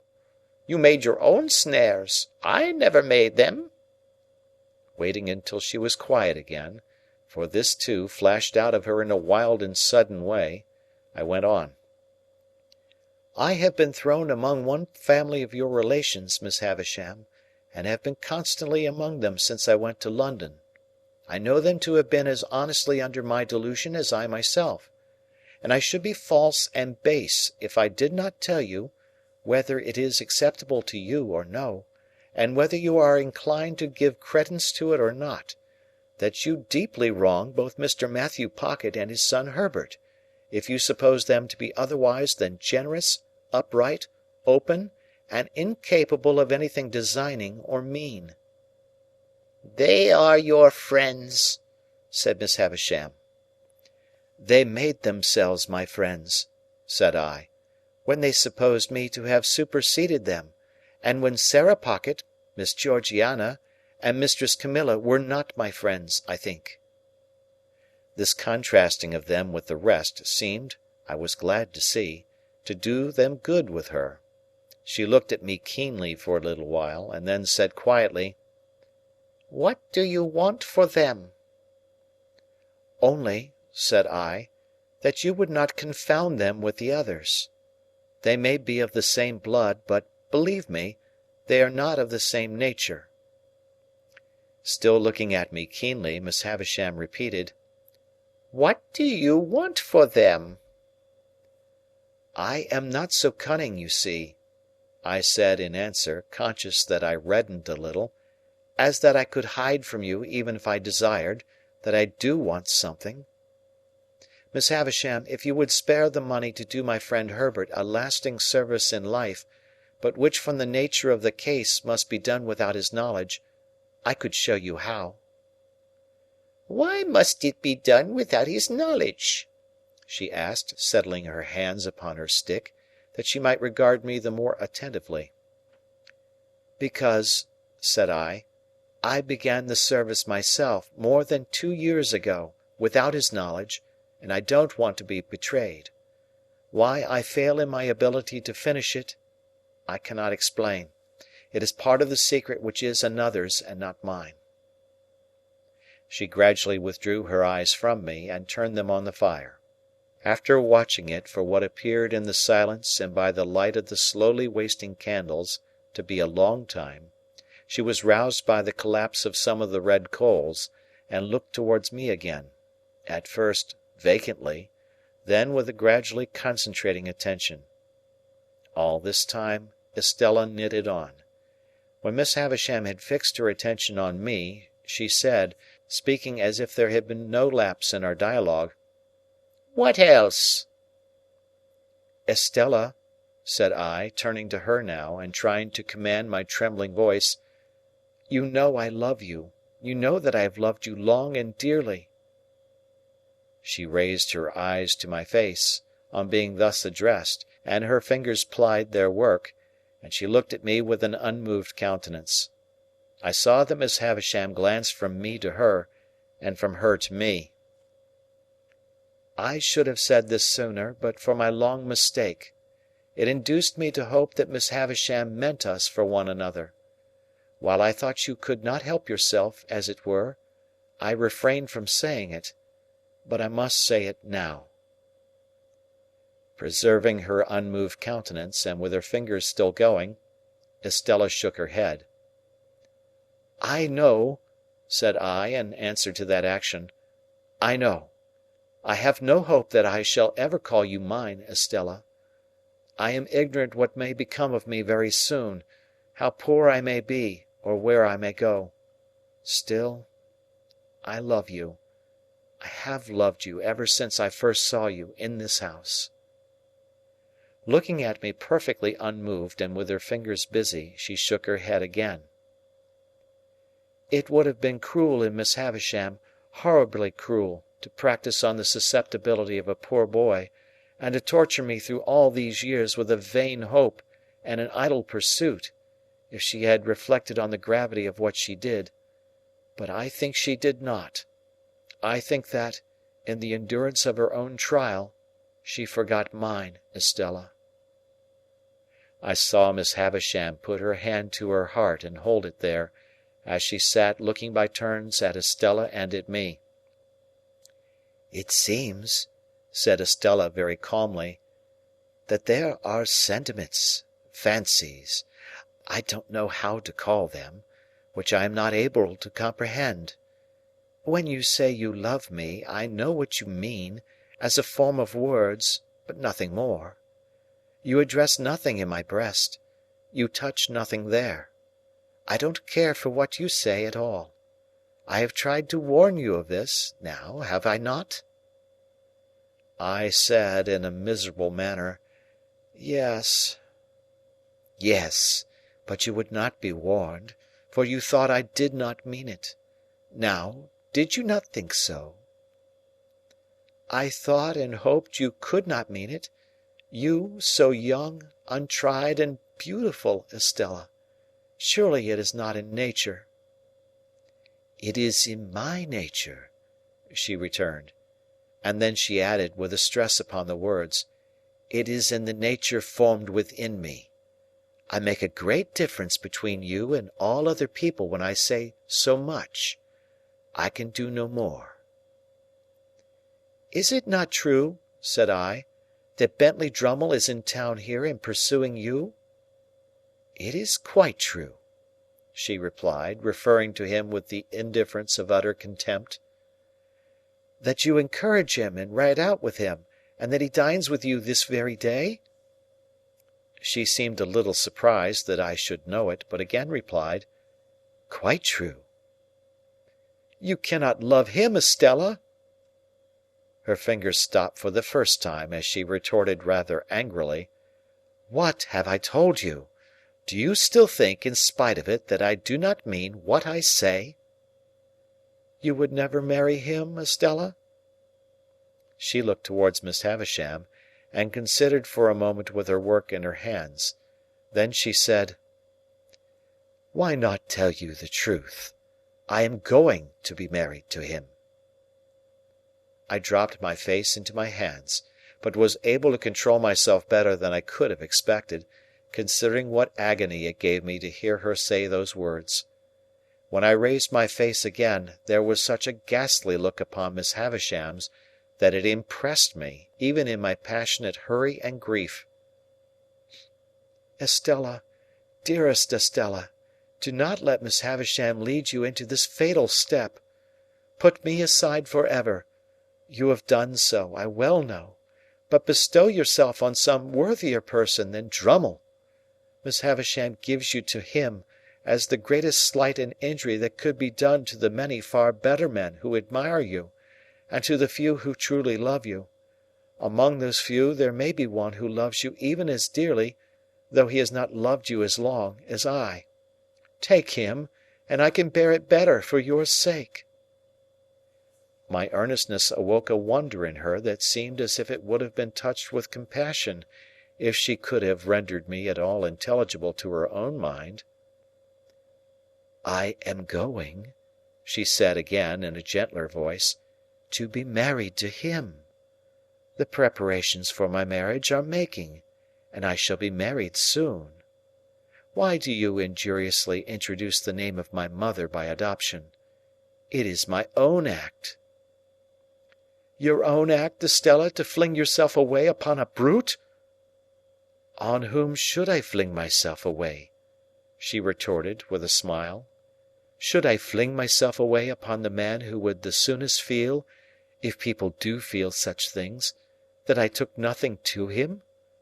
There, it is done. I shall do well enough, and so will my husband. As to leading me into what you call this fatal step, Miss Havisham would have had me wait, and not marry yet, but I am tired of the life I have led, which has very few charms for me, and I am willing enough to change it. Say no more. We shall never understand each other." "Such a mean brute! Such a stupid brute!" I urged in despair. "Don't be afraid of my being a blessing to him," said Estella. "I shall not be that. Come, here is my hand. Do we part on this, you visionary boy, or man?" "Oh, Estella!" I answered, as my bitter tears fell fast on her hand, do what I would to restrain them. "Even if I remained in England and could hold my head up with the rest, how could I see you Drummle's wife?" "Nonsense," she returned. "Nonsense. This will pass in no time." "Never, Estella." "You will get me out of your thoughts in a week." "Out of my thoughts! You are part of my existence, part of myself. You have been in every line I have ever read since I first came here, the rough common boy whose poor heart you wounded even then. You have been in every prospect I have ever seen since, on the river, on the sails of the ships, on the marshes, in the clouds, in the light, in the darkness, in the wind, in the woods, in the sea, in the streets. You have been the embodiment of every graceful fancy that my mind has ever become acquainted with. The stones of which the strongest London buildings are made are not more real, or more impossible to be displaced by your hands, than your presence and influence have been to me, there and everywhere, and will be. Estella, to the last hour of my life you cannot choose but remain part of my character, part of the little good in me, part of the evil. But in this separation I associate you only with the good, and I will faithfully hold you to that always, for you must have done me far more good than harm, let me feel now what sharp distress I may. Oh, God bless you! God forgive you!" In what ecstasy of unhappiness I got these broken words out of myself, I don't know. The rhapsody welled up within me, like blood from an inward wound, and gushed out. I held her hand to my lips some lingering moments, and so I left her. But ever afterwards I remembered, and soon afterwards with stronger reason, that while Estella looked at me merely with incredulous wonder, the spectral figure of Miss Havisham, her hand still covering her heart, seemed all resolved into a ghastly stare of pity and remorse. All done, all gone. So much was done and gone that when I went out at the gate, the light of the day seemed of a darker colour than when I went in. For a while I hid myself among some lanes and bypaths, and then struck off to walk all the way to London. For I had by that time come to myself so far as to consider that I could not go back to the inn and see Drummle there, that I could not bear to sit upon the coach and be spoken to, that I could do nothing half so good for myself as tire myself out. It was past midnight when I crossed London Bridge. Pursuing the narrow intricacies of the streets which at that time tended westward near the Middlesex shore of the river, my readiest access to the Temple was close by the riverside, through Whitefriars. I was not expected till tomorrow, but I had my keys, and if Herbert were gone to bed, could get to bed myself without disturbing him. As it seldom happened that I came in at that Whitefriars gate after the Temple was closed, and as I was very muddy and weary, I did not take it ill that the night porter examined me with much attention as he held the gate a little way open for me to pass in. To help his memory, I mentioned my name. "I was not quite sure, sir, but I thought so. Here's a note, sir. The messenger that brought it said you would be so good as read it by my lantern." Much surprised by the request, I took the note. It was directed to Philip Pip, Esquire, and on the top of the superscription were the words, "Please read this here." I opened it, the watchman holding up his light, and read inside, in Wemmick's writing, "Don't go home." End of chapter. Chapter 45. Turning from the Temple Gate as soon as I had read the warning, I made the best of my way to Fleet Street, and there got a late hackney chariot, and drove to the Hummins in Covent Garden. In those times a bed was always to be got there at any hour of the night, and the chamberlain, letting me in at his ready wicket, lighted the candle next in order on his shelf, and showed me straight into the bedroom next in order on his list. It was a sort of vault on the ground floor at the back, with a despotic monster of a four-post bedstead in it, straddling over the whole place, putting one of his arbitrary legs into the fireplace and another into the doorway, and squeezing the wretched little washing-stand in quite a divinely righteous manner.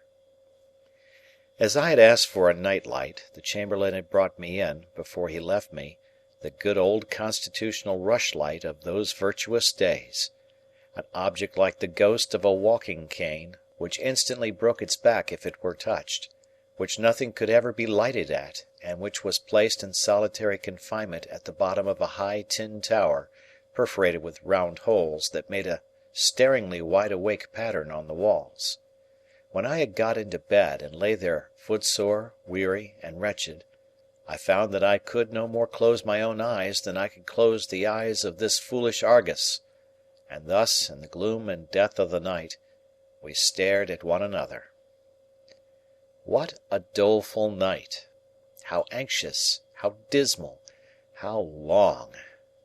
There was an inhospitable smell in the room, of cold soot and hot dust, and, as I looked up into the corners of the tester over my head, I thought what a number of blue-bottle flies from the butcher's, and earwigs from the market, and grubs from the country, must be holding on up there, lying by for next summer. This led me to speculate whether any of them ever tumbled down, and then I fancied that I felt light falls on my face, a disagreeable turn of thought, suggesting other and more objectionable approaches up my back. When I had lain awake a little while, these extraordinary voices with which silence teems began to make themselves audible.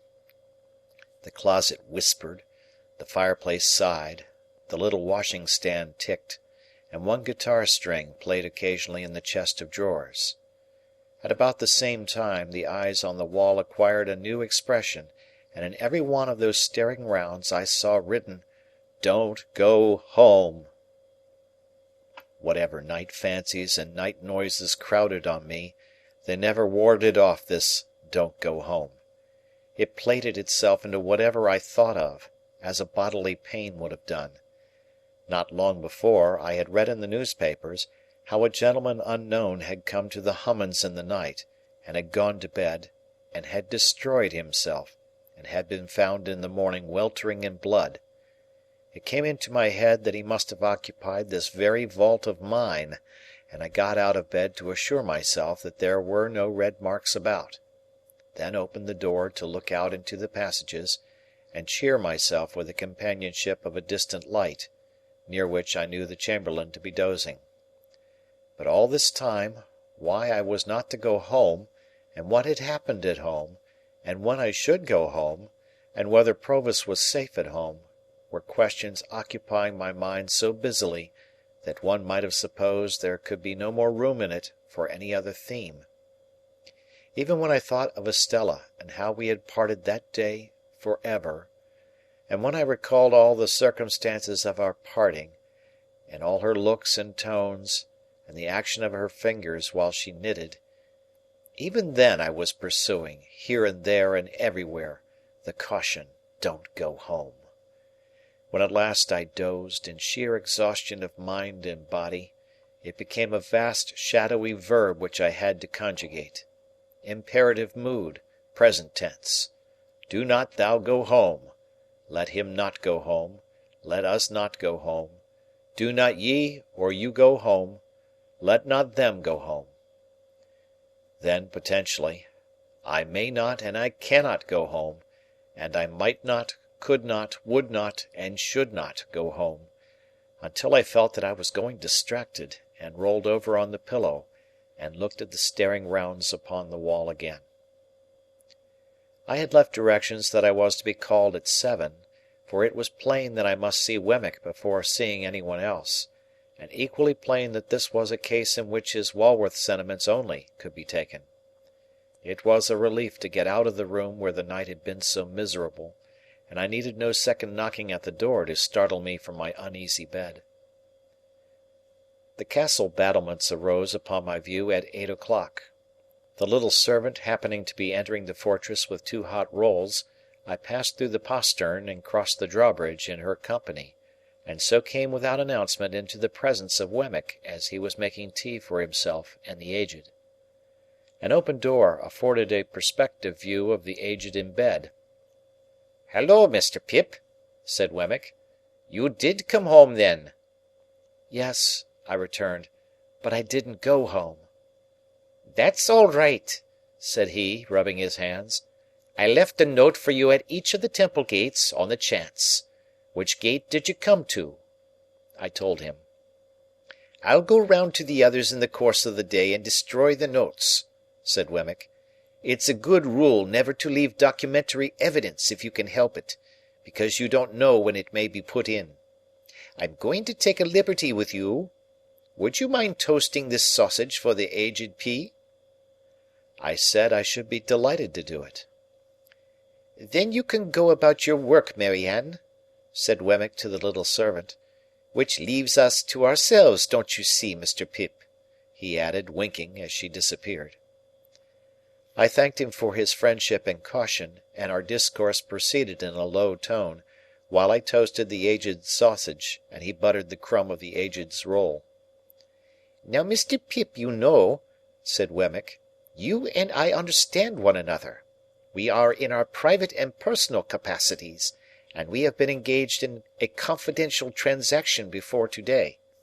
Official sentiments are one thing, we are extra-official." I cordially assented. I was so very nervous that I had already lighted the Aged's sausage like a torch, and been obliged to blow it out. I accidentally heard, yesterday morning," said Wemmick, "being in a certain place where I once took you. Even between you and me, it's as well not to mention names when avoidable." "Much better not," said I. "I understand you." "I heard there by chance yesterday morning," said Wemmick, "that a certain person not altogether of uncolonial pursuits, and not unpossessed of portable property, I don't know who it may really be, we won't name this person." "Not necessary," said I. "Had made some little stir in a certain part of the world where a good many people go, not always in gratification of their own inclinations, and not quite irrespective of the government expense." In watching his face, I made quite a firework of the Aged's sausage, and greatly discomposed both my own attention and Wemmick's, for which I apologized. "By disappearing from such place, and being no more heard of thereabouts. From which," said Wemmick, "conjectures had been raised and theories formed. I also heard that you at your chambers in Garden Court, Temple, had been watched, and might be watched again." "By whom?" said I. "I wouldn't go into that," said Wemmick, evasively. "It might clash with official responsibilities. I heard it, as I have in my time heard other curious things in the same place. I don't tell it you on information received. I heard it." He took the toasting fork and sausage from me as he spoke, and set forth the Aged's breakfast neatly on a little tray. Previous to placing it before him, he went into the Aged's room with a clean white cloth, and tied the same under the old gentleman's chin, and propped him up, and put his nightcap on one side, and gave him quite a rakish air. Then he placed his breakfast before him with great care, and said, "All right, ain't you, Aged P.?"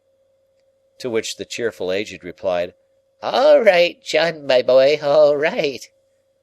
As there seemed to be a tacit understanding that the Aged was not in a presentable state, and was therefore to be considered invisible, I made a pretence of being in complete ignorance of these proceedings. "This watching of me at my chambers, which I have once had reason to suspect," I said to Wemmick when he came back, "is inseparable from the person to whom you have adverted, is it?" Wemmick looked very serious. "I couldn't undertake to say that, of my own knowledge. I mean, I couldn't undertake to say it was at first. But it either is, or it will be, or it's in great danger of being."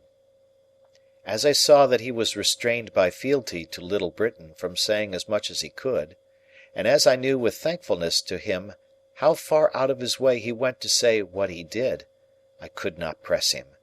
But I told him, after a little meditation over the fire, that I would like to ask him a question, subject to his answering or not answering as he deemed right, and sure that his course would be right. He paused in his breakfast, and crossing his arms and pinching his shirt sleeves (his notion of indoor comfort was to sit without any coat), he nodded to me once to put my question. "You have heard of a man of bad character, whose true name is Compeyson?" He answered with one other nod. "Is he living?" One other nod. "Is he in London?" He gave me one other nod, compressed the post-office exceedingly, gave me one last nod, and went on with his breakfast. "Now," said Wemmick, "questioning being over," which he emphasized and repeated for my guidance, "I come to what I did, after hearing what I heard. I went to Garden Court to find you. Not finding you, I went to Clarriker's to find Mr. Herbert." "And him you found?" said I, with great anxiety. "And him I found. Without mentioning any names, or going into any details, I gave him to understand that if he was aware of anybody, Tom, Jack, or Richard, being about the chambers, or about the immediate neighbourhood, he had better get Tom, Jack, or Richard out of the way while you were out of the way." "He would be greatly puzzled what to do?" He was puzzled what to do, not the less because I gave him my opinion that it was not safe to try to get Tom, Jack, or Richard too far out of the way at present. Mr. Pip, I'll tell you something. Under existing circumstances there is no place like a great city when you are once in it. Don't break cover too soon. Lie close. Wait till things slacken before you try the open, even for foreign air." I thanked him for his valuable advice, and asked him what Herbert had done. "Mr. Herbert," said Wemmick, "after being all of a heap for half an hour, struck out a plan. He motioned to me as a secret that he is courting a young lady who has, as no doubt you are aware, a bedridden pa, which pa, having been in the purser line of life, lies abed in a bow window where he can see the ships sail up and down the river. You are acquainted with the young lady, most probably?" "Not personally," said I. The truth was, that she had objected to me as an expensive companion who did Herbert no good, and that, when Herbert had first proposed to present me to her, she had received the proposal with such very moderate warmth, that Herbert had felt himself obliged to confine the state of the case to me, with a view to the lapse of a little time before I made her acquaintance. When I had begun to advance Herbert's prospects by stealth, I had been able to bear this with cheerful philosophy. He and his affianced, for their part, had naturally not been very anxious to introduce a third person into their interviews, and thus, although I was assured that I had risen in Clara's esteem, and though the young lady and I had long regularly interchanged messages and remembrances by Herbert, I had never seen her. However, I did not trouble Wemmick with these particulars. "The house with the bow window," said Wemmick, "being by the river side, down the pool there between Limehouse and Greenwich, and being kept, it seems, by a very respectable widow who has a furnished upper floor to let. Mr. Herbert put it to me, what did I think of that as a temporary tenement for Tom, Jack, or Richard? Now, I thought very well of it, for 3 reasons I'll give you. That is to say, firstly, it's altogether out of all your beats, and is well away from the usual heap of streets great and small. Secondly, without going near it yourself, you could always hear of the safety of Tom, Jack, or Richard, through Mr. Herbert. Thirdly, after a while, and when it might be prudent, if you should want to slip Tom, Jack, or Richard on board a foreign packet-boat, there he is, ready." Much comforted by these considerations, I thanked Wemmick again and again, and begged him to proceed. "Well, sir, Mr. Herbert threw himself into the business with a will, and by 9 o'clock last night he housed Tom, Jack, or Richard, whichever it may be, you and I don't want to know, quite successfully. At the old lodgings it was understood that he was summoned to Dover, and in fact he was taken down the Dover road and cornered out of it. Now, another great advantage of all this is, that it was done without you, and when, if any one was concerning himself about your movements, you must be known to be ever so many miles off and quite otherwise engaged. This diverts suspicion and confuses it, and for the same reason I recommended that, even if you came back last night, you should not go home. It brings in more confusion, and you want confusion." Wemmick, having finished his breakfast, here looked at his watch and began to get his coat on. "And now, Mr. Pip," said he, with his hands still in the sleeves, "I have probably done the most I can do, but if I can ever do more, from a Walworth point of view, and in a strictly private and personal capacity, I shall be glad to do it. Here's the address. There can be no harm in your going here to-night, and seeing for yourself that all is well with Tom, Jack, or Richard, before you go home, which is another reason for your not going home last night. But, after you have gone home, don't go back here. You are very welcome, I am sure, Mr. Pip." His hands were now out of his sleeves, and I was shaking them. And let me finally impress one important point upon you." He laid his hands upon my shoulders, and added in a solemn whisper, "Avail yourself of this evening to lay hold of his portable property. You don't know what may happen to him. Don't let anything happen to the portable property." Quite despairing of making my mind clear to Wemmick on this point, I forbore to try. "Time's up," said Wemmick, "and I must be off.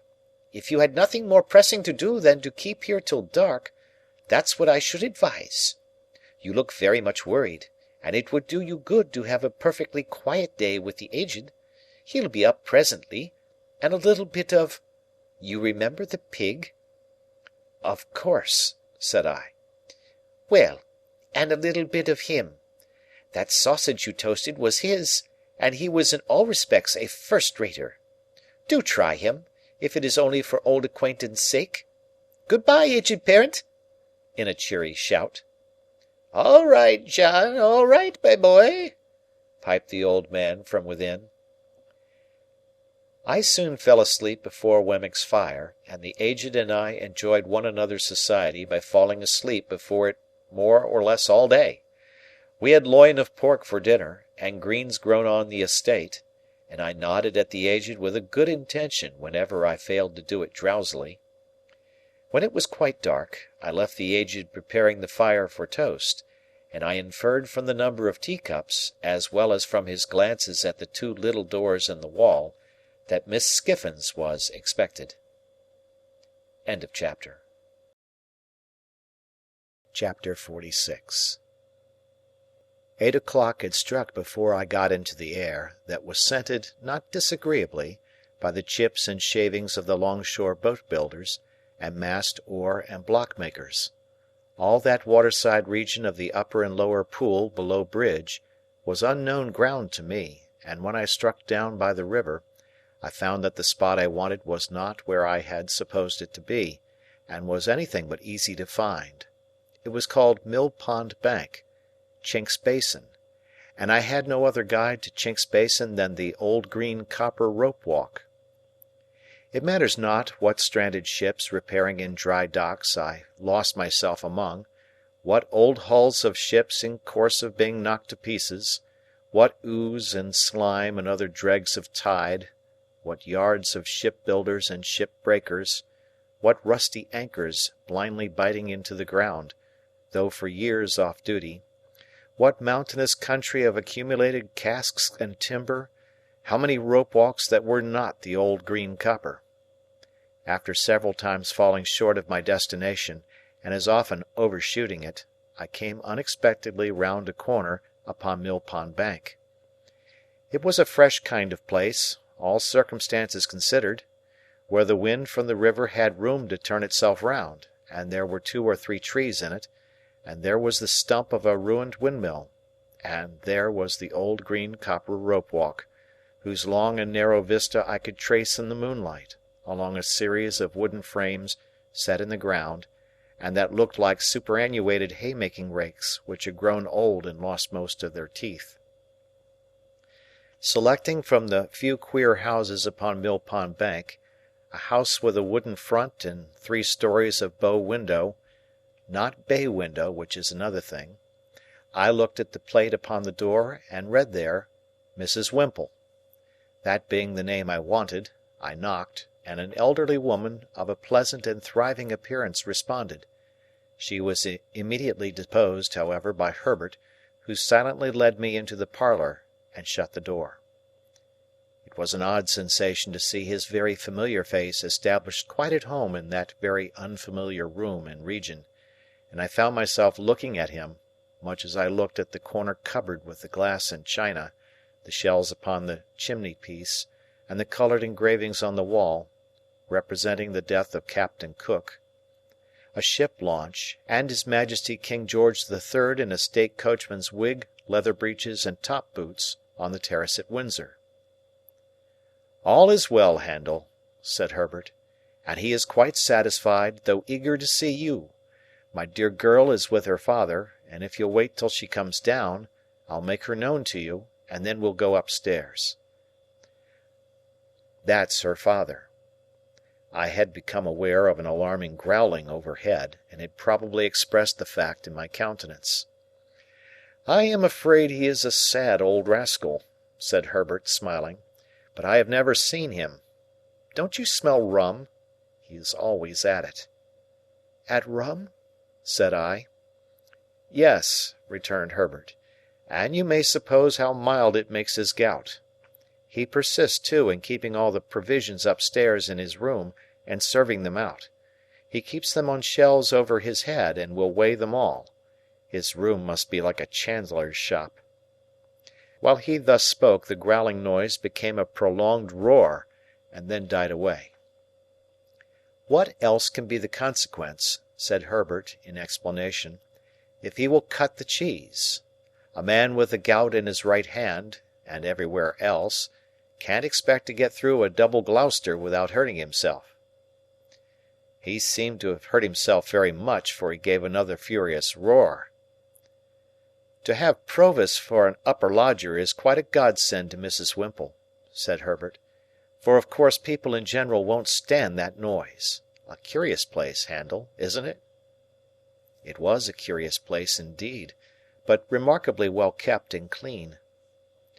"Mrs. Whimple," said Herbert, when I told him so, "is the best of housewives, and I really do not know what my Clara would do without her motherly help. For Clara has no mother of her own, Handel, and no relation in the world but old Gruffin Grim." "Surely that's not his name, Herbert?" "No, no," said Herbert. "That's my name for him. His name is Mr. Barley. But what a blessing it is for the son of my father and mother to love a girl who has no relations, and who can never bother herself or anybody else about her family." Herbert had told me on former occasions, and now reminded me, that he first knew Miss Clara Barley when she was completing her education at an establishment at Hammersmith, and that on her being recalled home to nurse her father, he and she had confided their affection to the motherly Mrs. Whimple, by whom it had been fostered and regulated with equal kindness and discretion ever since. It was understood that nothing of a tender nature could possibly be confided to old Barley, by reason of his being totally unequal to the consideration of any subject more psychological than gout, rum, and purser's stores. As we were thus conversing in a low tone, while old Barley's sustained growl vibrated in the beam that crossed the ceiling, the room door opened, and a very pretty, slight, dark-haired girl of 20 or so came in with a basket in her hand, whom Herbert tenderly relieved of the basket and presented, blushing, as Clara. She really was a most charming girl, and might have passed for a captive fairy, whom that truculent ogre, old Barley, had pressed into his service. "Look here," said Herbert, showing me the basket, with a compassionate and tender smile, after we had talked a little. "Here's poor Clara's supper, served out every night. Here's her allowance of bread, and here's her slice of cheese, and here's her rum, which I drink. This is Mr. Barley's breakfast for to-morrow, served out to be cooked. 2 mutton chops, 3 potatoes, some split peas, a little flour, 2 ounces of butter, a pinch of salt, and all this black pepper. It's stewed up together and taken hot, and it's a nice thing for the gout, I should think." There was something so natural and winning in Clara's resigned way of looking at these stores in detail, as Herbert pointed them out, and something so confiding, loving, and innocent in her modest manner of yielding herself to Herbert's embracing arm, and something so gentle in her, so much needing protection on Mill Pond Bank, by Chink's Basin, and the old green copper rope walk, with old Barley growling in the beam, that I would not have undone the engagement between her and Herbert for all the money in the pocket-book I had never opened. I was looking at her with pleasure and admiration, when suddenly the growl swelled into a roar again, and a frightful bumping noise was heard above, as if a giant with a wooden leg was trying to bore it through the ceiling to come at us. Upon this Clara said to Herbert, "Papa wants me, darling," and ran away. "There is an unconscionable old shark for you," said Herbert. "What do you suppose he wants now, Handel?" I don't know, said I. Something to drink? That's it, cried Herbert, as if I had made a guess of extraordinary merit. He keeps his grog ready mixed in a little tub on the table. Wait a moment, and you'll hear Clara lift him up to take some. There he goes! Another roar, with a prolonged shake at the end. Now, said Herbert, as it was succeeded by silence, he's drinking. Now, said Herbert, as the growl resounded in the beam once more, he's down again on his back. Clara returned soon afterwards, and Herbert accompanied me upstairs to see our charge. As we passed Mr. Barley's door, he was heard hoarsely muttering within, in a strain that rose and fell like wind, the following refrain, in which I substitute good wishes for something quite the reverse. Ahoy, bless your eyes, there's old Bill Barley. Here's old Bill Barley, bless your eyes. Here's old Bill Barley on the flat of his back, by the Lord, lying on the flat of his back like a drifting old dead flounder. Here's your old Bill Barley, bless your eyes. Ahoy, bless you. In this strain of consolation, Herbert informed me the invisible Barley would commune with himself by the day and night together, often while it was light, having at the same time one eye at a telescope which was fitted on his bed for the convenience of sweeping the river. In his 2 cabin rooms at the top of the house, which were fresh and airy, and in which Mr. Barley was less audible than below, I found Provis comfortably settled. He expressed no alarm, and seemed to feel none that was worth mentioning, but it struck me that he was softened, indefinably, for I could not have said how, and could never afterwards recall how when I tried, but certainly. The opportunity that the day's rest had given me for reflection had resulted in my fully determining to say nothing to him respecting Compeyson. For anything I knew, his animosity towards the man might otherwise lead to his seeking him out and rushing on his own destruction. Therefore, when Herbert and I sat down with him by his fire, I asked him first of all whether he relied on Wemmick's judgment and sources of information. "Ay, ay, dear boy," he answered with a grave nod. "Jaggers knows." "Then I have talked with Wemmick," said I, "and have come to tell you what caution he gave me, and what advice."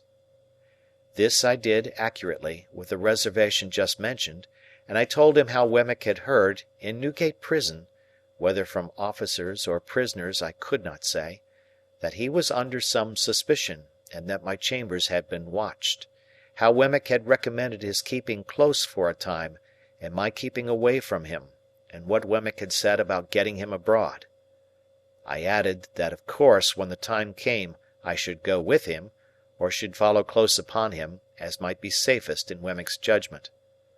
What was to follow that I did not touch upon, neither, indeed, was I at all clear or comfortable about it in my own mind, now that I saw him in that softer condition and in declared peril for my sake. As to altering my way of living by enlarging my expenses, I put it to him whether in our present unsettled and difficult circumstances it would not be simply ridiculous if it were no worse. He could not deny this, and indeed was very reasonable throughout. His coming back was a venture, he said, and he had always known it to be a venture. He would do nothing to make it a desperate venture, and he had very little fear of his safety with such good help. Herbert, who had been looking at the fire and pondering, here said that something had come into his thoughts, arising out of Wemmick's suggestion, which it might be worth while to pursue. "We are both good watermen, Handel, and could take him down the river ourselves when the right time comes. No boat would then be hired for the purpose, and no boatman. That would save at least a chance of suspicion, and any chance is worth saving. Never mind the season. Don't you think it might be a good thing if you began at once to keep a boat at the Temple stairs, and were in the habit of rowing up and down the river? You fall into that habit, and then who notices or minds? Do it 20 or 50 times, and there is nothing special in your doing it the 21st or 51st. I liked this scheme, and Provis was quite elated by it. We agreed that it should be carried into execution, and that Provis should never recognize us if we came below bridge, and rode past Mill Pond Bank. But we further agreed that he should pull down the blind in that part of his window which gave upon the east whenever he saw us, and all was right. Our conference being now ended, and everything arranged, I rose to go, remarking to Herbert that he and I had better not go home together, and that I would take half an hour's start of him. "I don't like to leave you here," I said to Provis, "though I cannot doubt your being safer here than near me. Good-bye." "Dear boy," he answered, clasping my hands, "I don't know when we may meet again, and I don't like good-bye. Say good night." "Good night. Herbert will go regularly between us, and when the time comes you may be certain I shall be ready. Good night. Good night." We thought it best that he should stay in his own rooms, and we left him on the landing outside his door, holding a light over the stair rail to light us downstairs. Looking back at him, I thought of the first night of his return, when our positions were reversed, and when I little supposed my heart could ever be as heavy and anxious at parting from him as it was now. Old Barley was growling and swearing when we repassed his door, with no appearance of having ceased or of meaning to cease. When we got to the foot of the stairs, I asked Herbert whether he had preserved the name of Provis. He replied, certainly not, and that the lodger was Mr. Campbell.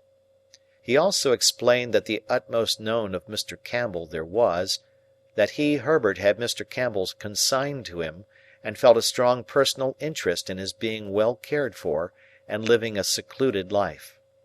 So, when we went into the parlour where Mrs. Whimple and Clara were seated at work, I said nothing of my own interest in Mr. Campbell, but kept it to myself. When I had taken leave of the pretty, gentle, dark-eyed girl, and of the motherly woman who had not outlived her honest sympathy with a little affair of true love, I felt as if the old green copper rope-walk had grown quite a different place. Old Barley might be as old as the hills, and might swear like a whole field of troopers, but there were redeeming youth and trust and hope enough in Chink's basin to fill it to overflowing. And then I thought of Estella, and of our parting, and went home very sadly. All things were as quiet in the Temple as ever I had seen them. The windows of the rooms on that side, lately occupied by Provis, were dark and still, and there was no lounger in Garden Court. I walked past the fountain twice or thrice before I descended the steps that were between me and my rooms, but I was quite alone. Herbert, coming to my bedside when he came in, for I went straight to bed, dispirited and fatigued, made the same report. Opening one of the windows after that, he looked out into the moonlight, and told me that the pavement was as solemnly empty as the pavement of any cathedral at that same hour. Next day I set myself to get the boat. It was soon done, and the boat was brought round to the Temple stairs, and lay where I could reach her within a minute or two. Then I began to go out as for training and practice, sometimes alone, sometimes with Herbert. I was often out in cold, rain, and sleet, but nobody took much note of me after I had been out a few times. At first, I kept above Blackfriars Bridge, but as the hours of the tide changed, I took towards London Bridge. It was Old London Bridge in those days, and at certain states of the tide there was a race and fall of water there which gave it a bad reputation. But I knew well enough how to shoot the bridge after seeing it done, and so began to row about among the shipping in the Pool, and down to Erith. The first time I passed Mill Pond Bank, Herbert and I were pulling a pair of oars, and both in going and returning we saw the blind towards the east come down. Herbert was rarely there less frequently than 3 times in a week, and he never brought me a single word of intelligence that was at all alarming. Still, I knew that there was cause for alarm, and I could not get rid of the notion of being watched. Once received, it is a haunting idea. How many undesigning persons I suspected of watching me, it would be hard to calculate. In short, I was always full of fears for the rash man who was in hiding, Herbert had sometimes said to me that he found it pleasant to stand at one of our windows after dark, and when the tide was running down, and to think that it was flowing, with everything it bore, towards Clara. But I thought with dread that it was flowing towards Magwitch, and that any black mark on its surface might be his pursuers, going swiftly, silently, and surely to take him. End of chapter. Chapter 47. Some weeks passed without bringing any change. We waited for Wemmick, and he made no sign. If I had never known him out of Little Britain, and had never enjoyed the privilege of being on a familiar footing at the castle, I might have doubted him. Not so for a moment, knowing him as I did. My worldly affairs began to wear a gloomy appearance, and I was pressed for money by more than one creditor. Even I myself began to know the want of money. I mean of ready money in my own pocket, and to relieve it by converting some easily spared articles of jewellery into cash. But I had quite determined that it would be a heartless fraud to take more money from my patron in the existing state of my uncertain thoughts and plans. Therefore, I had sent him the unopened pocket-book by Herbert to hold in his own keeping, and I felt a kind of satisfaction, whether it was a false kind or a true, I hardly know, in not having profited by his generosity since his revelation of himself. As the time wore on, an impression settled heavily upon me that Estella was married. Fearful of having it confirmed, though it was all but a conviction, I avoided the newspapers, and begged Herbert, to whom I had confided the circumstances of our last interview, never to speak of her to me. Why I hoarded up this last wretched little rag of the robe of hope that was rent and given to the winds, how do I know? Why did you who read this commit that not dissimilar inconsistency of your own last year, last month, last week? It was an unhappy life that I lived, and its one dominant anxiety, towering above all its other anxieties, like a high mountain above a range of mountains, never disappeared from my view. Still, no new cause for fear arose. Let me start from my bed as I would, with the terror fresh upon me that he was discovered. Let me sit listening, as I would with dread, for Herbert's returning step at night, lest it should be fleeter than ordinary, and winged with evil news. For all that, and much more to like purpose, the round of things went on. Condemned to inaction and a state of constant restlessness and suspense, I rowed about in my boat, and waited, as I best could. There were states of the tide when, having been down the river, I could not get back through the eddy-chafed arches and starlings of Old London Bridge. Then, I left my boat at a wharf near the custom-house, to be brought up afterwards to the Temple stairs. I was not averse to doing this, as it served to make me and my boat a commoner incident among the waterside people there. From this slight occasion sprang two meetings that I have now to tell of. One afternoon, late in the month of February, I came ashore at the wharf at dusk. I had pulled down as far as Greenwich with the ebb tide, and had turned with the tide. It had been a fine, bright day, but had become foggy as the sun dropped, and I had had to feel my way back among the shipping pretty carefully. Both in going and returning I had seen the signal in his window, "All well."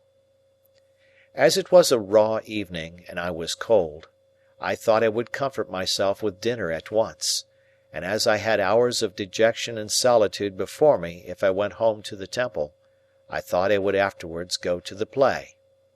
The theatre where Mr. Wopsle had achieved his questionable triumph was in that waterside neighbourhood.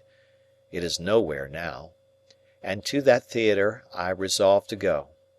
I was aware that Mr. Wopsle had not succeeded in reviving the drama, but on the contrary had rather partaken of its decline. He had been ominously heard of, through the playbills, as a faithful black, in connection with a little girl of noble birth, and a monkey; and Herbert had seen him as a predatory Tartar of comic propensities, with a face like a red brick, and an outrageous hat all over bells. I dined at what Herbert and I used to call a geographical chop-house, where there were maps of the world in porter-pot rims on every half-yard of the tablecloths, and charts of gravy on every one of the knives. To this day, there is scarcely a single chop-house within the Lord Mayor's dominions which is not geographical, and wore out the time in dozing over crumbs, staring at gas, and baking in a hot blast of dinners. By and by I roused myself and went to the play. There I found a virtuous boatswain in His Majesty's service, a most excellent man, though I could have wished his trousers not quite so tight in some places, and not quite so loose in others, who knocked all the little men's hats over their eyes, though he was very generous and brave, and who wouldn't hear of anybody's paying taxes, though he was very patriotic. He had a bag of money in his pocket, like a pudding in the cloth, and on that property married a young person in bed furniture, with great rejoicings, the whole population of Portsmouth, 9 in number at the last census, turning out on the beach to rub their own hands and shake everybody else's, and sing "Fill, fill." A certain dark-complexioned swab, however, who wouldn't fill, or do anything else that was proposed to him, and whose heart was openly stated, by the boatswain, to be as black as his figurehead, proposed to 2 other swabs to get all mankind into difficulties, which was so effectually done, the swab family having considerable political influence, that it took half the evening to set things right, and then it was only brought about through an honest little grocer with a white hat, black gaiters, and red nose, getting into a clock with a gridiron and listening, and coming out, and knocking everybody down from behind with the gridiron whom I couldn't confute with what he had overheard. This led to Mr. Wopsle's, who had never been heard of before, coming in with a star and garter on, as a plenipotentiary of great power direct from the Admiralty, to say that the swabs were all to go to prison on the spot, and that he had brought the boatswain down the Union Jack, as a slight acknowledgment of his public services. The boatswain, unmanned for the first time, respectfully dried his eyes on the Jack, and then cheering up, and addressing Mr. Wopsle as "Your Honour," solicited permission to take him by the fin. Mr. Wopsle, conceding his fin with a gracious dignity, was immediately shoved into a dusty corner, while everybody danced a hornpipe, and from that corner, surveying the public with a discontented eye, became aware of me. The second piece was the last new grand comic, Christmas pantomime, in the first scene of which it pained me to suspect that I detect Mr. Wopsle with red worsted legs under a highly magnified phosphoric countenance and a shock of red curtain fringe for his hair, engaged in the manufacture of thunderbolts in a mine, and displaying great cowardice when his gigantic master came home, very hoarse, to dinner. But he presently presented himself under worthier circumstances, for, the genius of youthful love being in want of assistance, on account of the parental brutality of an ignorant farmer who opposed the chance of his daughter's heart by purposely falling upon the object, in a flour sack, out of the first-floor window, summoned a sententious enchanter, and he, coming up from the antipodes rather unsteadily, after an apparently violent journey, proved to be Mr. Wopsle in a high-crowned hat, with a necromantic work in 1 volume under his arm. The business of this enchanter on earth being principally to be talked at, sung at, butted at, danced at, and flashed at with fires of various colours, he had a good deal of time on his hands, and I observed with great surprise that he devoted it to staring in my direction as if he were lost in amazement. There was something so remarkable in the increasing glare of Mr. Wopsle's eye, and he seemed to be turning so many things over in his mind and to grow so confused, that I could not make it out. I sat thinking of it long after he had ascended to the clouds in a large watch-case, and still I could not make it out. I was still thinking of it when I came out of the theatre an hour afterwards, and found him waiting for me near the door. How do you do? Said I, shaking hands with him as we turned down the street together. I saw that you saw me. Saw you, Mr. Pip? He returned. Yes, of course I saw you. But who else was there? Who else? It is the strangest thing, said Mr. Wopsle, drifting into his lost look again, and yet I could swear to him. Becoming alarmed, I entreated Mr. Wopsle to explain his meaning. Whether I should have noticed him at first but for your being there, said Mr. Wopsle, going on in the same lost way, I can't be positive, yet I think I should. Involuntarily I looked round me, as I was accustomed to look round me when I went home, for these mysterious words gave me a chill. Oh, he can't be in sight, said Mr. Wopsle. He went out before I went off. I saw him go. Having the reason that I had for being suspicious, I even suspected this poor actor. I mistrusted a design to entrap me into some admission. Therefore I glanced at him as we walked on together, but said nothing. I had a ridiculous fancy that he must be with you, Mr. Pip, till I saw that you were quite unconscious of him, sitting behind you there like a ghost. My former chill crept over me again, but I was resolved not to speak yet, for it was quite consistent with his words that he might be set on to induce me to connect these references with Provis. Of course, I was perfectly sure and safe that Provis had not been there. I dare say you wonder at me, Mr. Pip. Indeed, I see you do. But it is so very strange. You will hardly believe what I am going to tell you. I could hardly believe it myself if you told me. Indeed? Said I. No, indeed. Mr. Pip, you remember in old times, a certain Christmas day, when you were quite a child, and I dined at Gargery's, and some soldiers came to the door to get a pair of handcuffs mended? I remember it very well. And you remember that there was a chase after two convicts, and that we joined in it, and that Gargery took you on his back, and that I took the lead, and you kept with me as well as you could? I remember it all very well. Better than he thought, except the last clause. And you remember that we came up with the two in a ditch, and that there was a scuffle between them, and that one of them had been severely handled and much mauled about the face by the other? I see it all before me.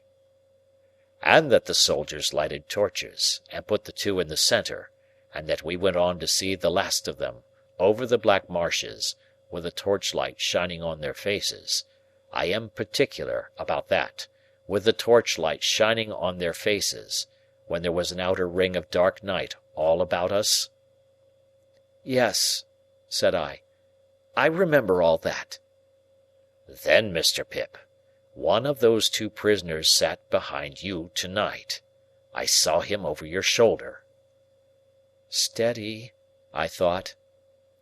I asked him then, which of the two do you suppose you saw? The one who had been mauled, he answered readily, and I'll swear I saw him. The more I think of him, the more certain I am of him. This is very curious, said I, with the best assumption I could put on of its being nothing more to me. Very curious indeed. I cannot exaggerate the enhanced disquiet into which this conversation threw me, or the special and peculiar terror I felt at Compeyson's having been behind me like a ghost. If he had ever been out of my thoughts for a few moments together since the hiding had begun, it was in those very moments when he was closest to me, and to think that I should be so unconscious and off my guard, after all my care, was as if I had shut an avenue of 100 doors to keep him out, and then had found him at my elbow. I could not doubt either that he was there, because I was there, and that, however slight an appearance of danger there might be about us, danger was always near and active. I put such questions to Mr. Wopsle as, when did the man come in? He could not tell me that. He saw me, and over my shoulder he saw the man. It was not until he had seen him for some time that he began to identify him, but he had from the first vaguely associated him with me, and known him as somehow belonging to me in the old village time. How was he dressed? Prosperously, but not noticeably otherwise, he thought, in black. Was his face at all disfigured? No, he believed not. I believed not too, for although in my brooding state I had taken no especial notice of the people behind me, I thought it likely that a face at all disfigured would have attracted my attention.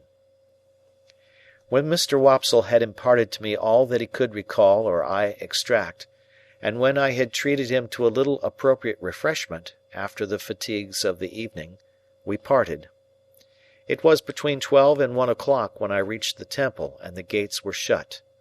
No one was near me when I went in and went home. Herbert had come in, and we held a very serious council by the fire. But there was nothing to be done, saving to communicate to Wemmick what I had that night found out, and to remind him that we waited for his hint. As I thought that I might compromise him if I went too often to the castle, I made this communication by letter. I wrote it before I went to bed, and went out and posted it, and again no one was near me. Herbert and I agreed that we could do nothing else but be very cautious. And we were very cautious indeed, more cautious than before, if that were possible, and I for my part never went near Chink's Basin, except when I rode by, and then I only looked at Mill Pond Bank as I looked at anything else. End of chapter. Chapter 48. The second of the two meetings referred to in the last chapter occurred about a week after the first. I had again left my boat at the wharf below bridge. The time was an hour earlier in the afternoon, and undecided where to dine, I had strolled up into Cheapside, and was strolling along it, surely the most unsettled person in all the busy concourse, when a large hand was laid upon my shoulder by some one overtaking me. It was Mr. Jaggers's hand, and he passed it through my arm. "As we are going in the same direction, Pip, we may walk together. Where are you bound for?" "For the Temple, I think," said I. "Don't you know?" said Mr. Jaggers. "Well," I returned, glad for once to get the better of him in cross-examination, "I do not know, for I have not made up my mind." "You are going to dine?" said Mr. Jaggers. "You don't mind admitting that, I suppose?" "No," I returned, "I don't mind admitting that." "And are not engaged?" "I don't mind admitting also that I am not engaged." "Then," said Mr. Jaggers, "come and dine with me." I was going to excuse myself when he added, "Wemmick's coming." So I changed my excuse into an acceptance, the few words I had uttered serving for the beginning of either, and we went along Cheapside and slanted off to Little Britain, where the lights were springing up brilliantly in the shop windows, and the street lamplighters, scarcely finding ground enough to plant their ladders on in the midst of the afternoon's bustle, were skipping up and down and running in and out, opening more red eyes in the gathering fog than my rushlight tower at the Hummons had opened white eyes in the ghostly wall. At the office in Little Britain there was the usual letter-writing, hand-washing, candle-snuffing, and safe-locking that closed the business of the day. As I stood idle by Mr. Jaggers's fire, its rising and falling flame made the two casts on the shelf look as if they were playing a diabolical game of bo-peep with me, while the pair of coarse fat office candles that dimly lighted Mr. Jaggers as he wrote in a corner were decorated with dirty winding sheets, as if in remembrance of a host of hanged clients. We went to Gerrard Street all three together, in a hackney coach, and, as soon as we got there, dinner was served. Although I should not have thought of making in that place the most distant reference by so much as a look to Wemmick's Walworth sentiments, yet I should have had no objection to catching his eye now and then in a friendly way. But it was not to be done. He turned his eyes on Mr. Jaggers whenever he raised them from the table, and was as dry and distant to me as if there were twin Wemmicks, and this was the wrong one. "Did you send that note of Miss Havisham's to Mr. Pip, Wemmick?" Mr. Jaggers asked, soon after we began dinner. No, sir, returned Wemmick. It was going by post when you brought Mr. Pip into the office. Here it is. He handed it to his principal instead of to me. "It's a note of 2 lines, Pip," said Mr. Jaggers, handing it on, "sent up to me by Miss Havisham on account of her not being sure of your address. She tells me that she wants to see you on a little matter of business you mentioned to her. You'll go down?" "Yes," said I, casting my eyes over the note, which was exactly in those terms. "When do you think of going down?" "I have an impending engagement," said I, glancing at Wemmick, who was putting fish into the post-office, "that renders me rather uncertain of my time. At once, I think." "If Mr. Pip has the intention of going at once," said Wemmick to Mr. Jaggers, "he needn't write an answer, you know." Receiving this as an intimation that it was best not to delay, I settled that I would go to-morrow, and said so. Wemmick drank a glass of wine, and looked with a grimly satisfied air at Mr. Jaggers, but not at me. "So, Pip, our friend the Spider," said Mr. Jaggers, "has played his cards. He has won the pool." It was as much as I could do to assent. "Ha! He is a promising fellow, in his way, but he may not have it all his own way. The stronger will win in the end, but the stronger has to be found out first. If he should turn to and beat her—" "Surely," I interrupted, with a burning face and heart, "you do not seriously think that he is scoundrel enough for that, Mr. Jaggers?" "I didn't say so, Pip. I am putting a case. If he should turn to and beat her, he may possibly get the strength on his side. If it should be a question of intellect, he certainly will not. It would be chance work to give an opinion how a fellow of that sort will turn out in such circumstances, because it's a toss-up between 2 results." "May I ask what they are?" "A fellow like our friend the Spider," answered Mr. Jaggers, "either beats or cringes. He may cringe and growl, or cringe and not growl, but he either beats or cringes. Ask Wemmick his opinion." "Either beats or cringes," said Wemmick, not at all addressing himself to me. "So here's to Mrs. Bentley Drummle," said Mr. Jaggers, taking a decanter of choicer wine from his dumb-waiter, and filling for each of us and for himself, "and may the question of supremacy be settled to the lady's satisfaction. To the satisfaction of the lady and the gentleman, it never will be. Now, Molly, Molly! Molly, Molly! How slow you are to-day!" She was at his elbow when he addressed her, putting a dish upon the table. As she withdrew her hands from it, she fell back a step or 2, nervously muttering some excuse, and a certain action of her fingers as she spoke arrested my attention. "What's the matter?" said Mr. Jaggers. "Nothing. Only the subject we were speaking of," said I, "was rather painful to me." The action of her fingers was like the action of knitting. She stood looking at her master, not understanding whether she was free to go, or whether he had more to say to her and would call her back if she did go. Her look was very intent.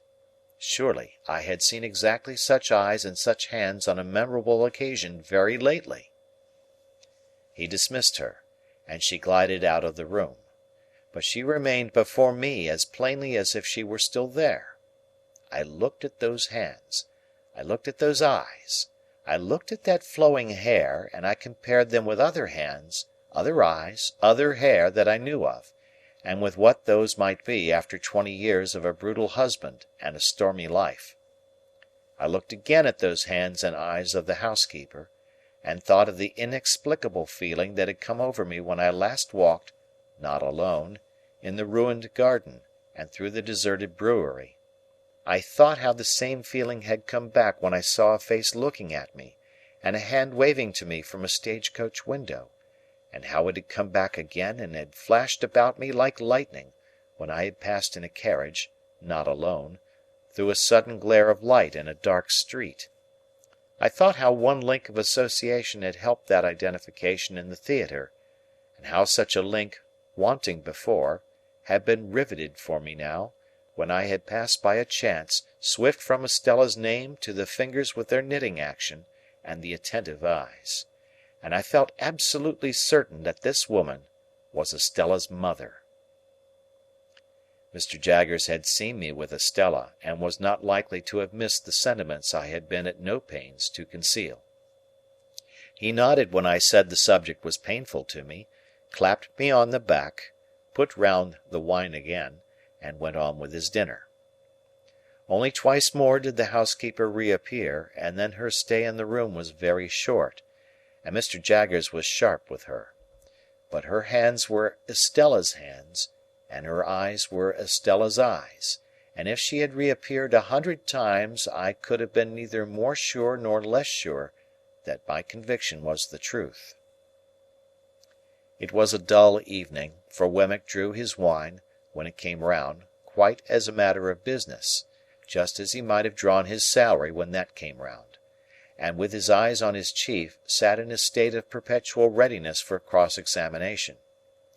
As to the quantity of wine, his post-office was as indifferent and ready as any other post-office for its quantity of letters.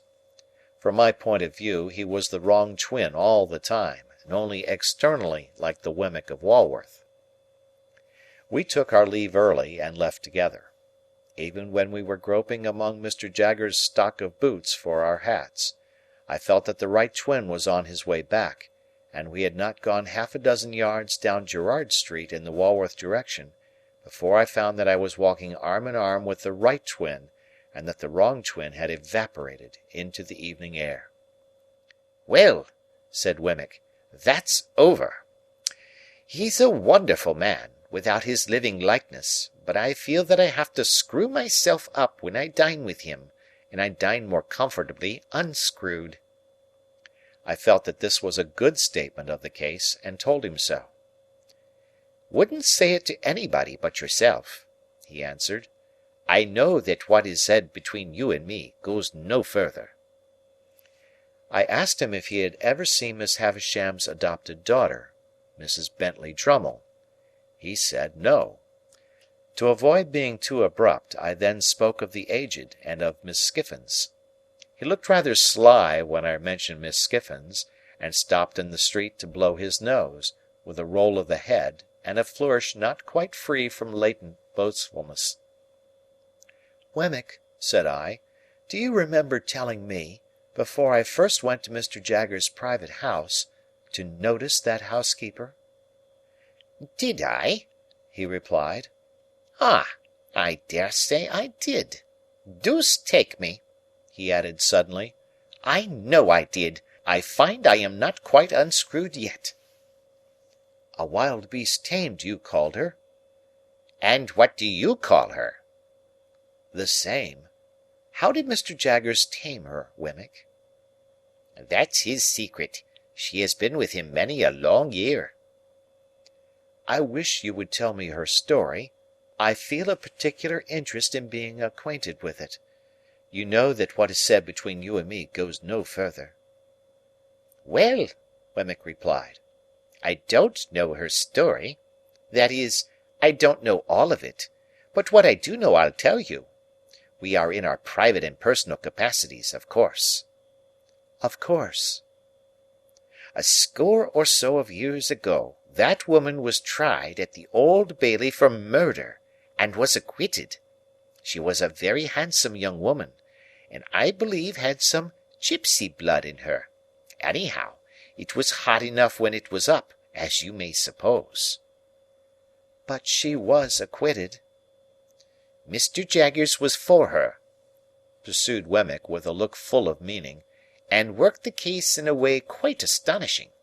It was a desperate case, and it was comparatively early days with him then, and he worked it to general admiration.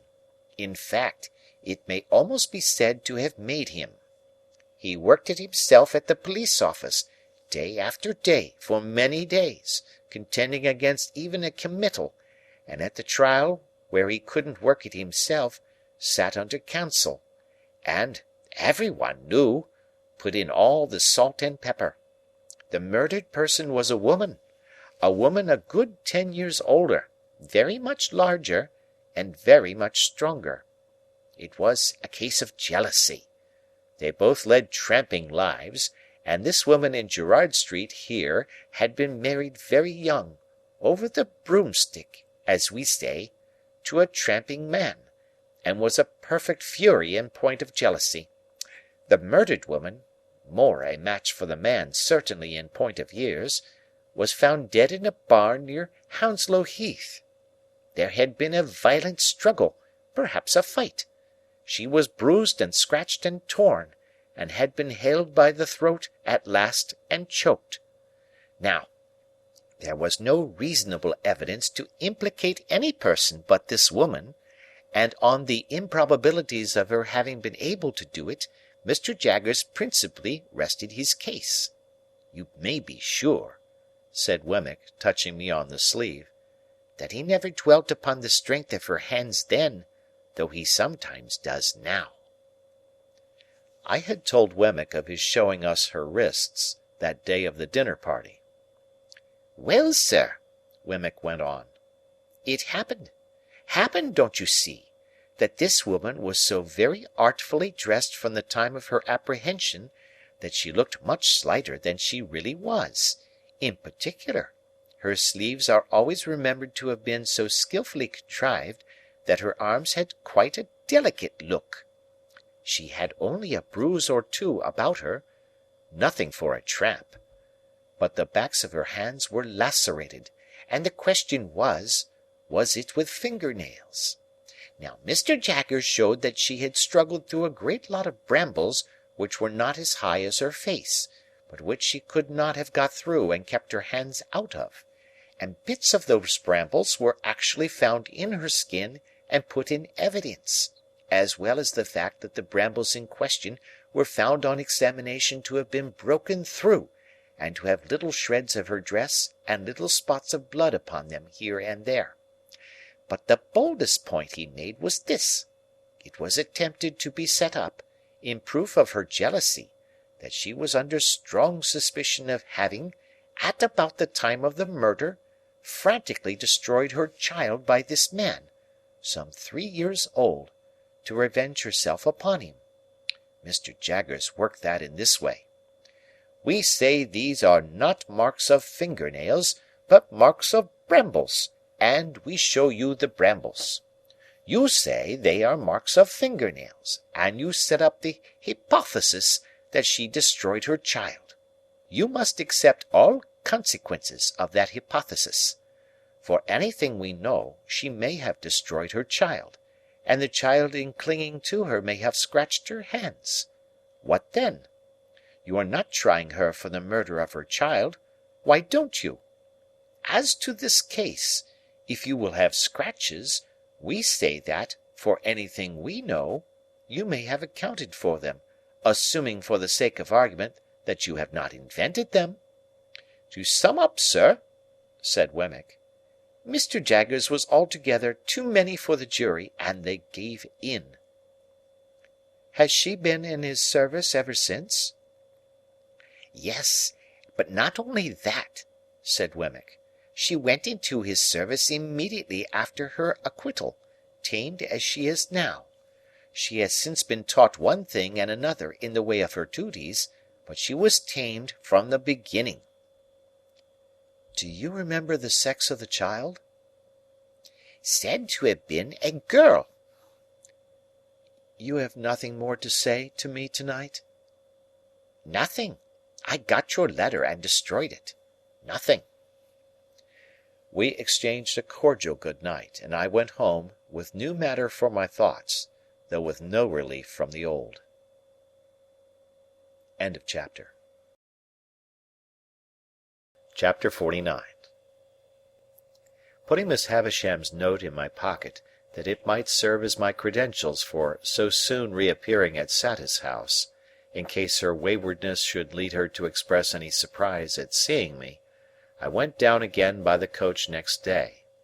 But I alighted at the half-way house, and breakfasted there, and walked the rest of the distance, for I sought to get into the town quietly by the unfrequented ways, and to leave it in the same manner. The best light of the day was gone when I passed along the quiet echoing courts behind the high street.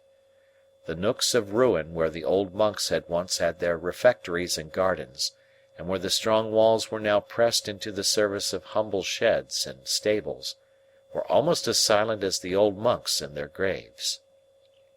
The cathedral chimes had at once a sadder and a more remote sound to me, as I hurried on avoiding observation, than they had ever had before, so the swell of the old organ was borne to my ears like funeral music, and the rooks, as they hovered about the grey tower and swung in the bare high trees of the priory garden, seemed to call to me that the place was changed and that Estella was gone out of it for ever.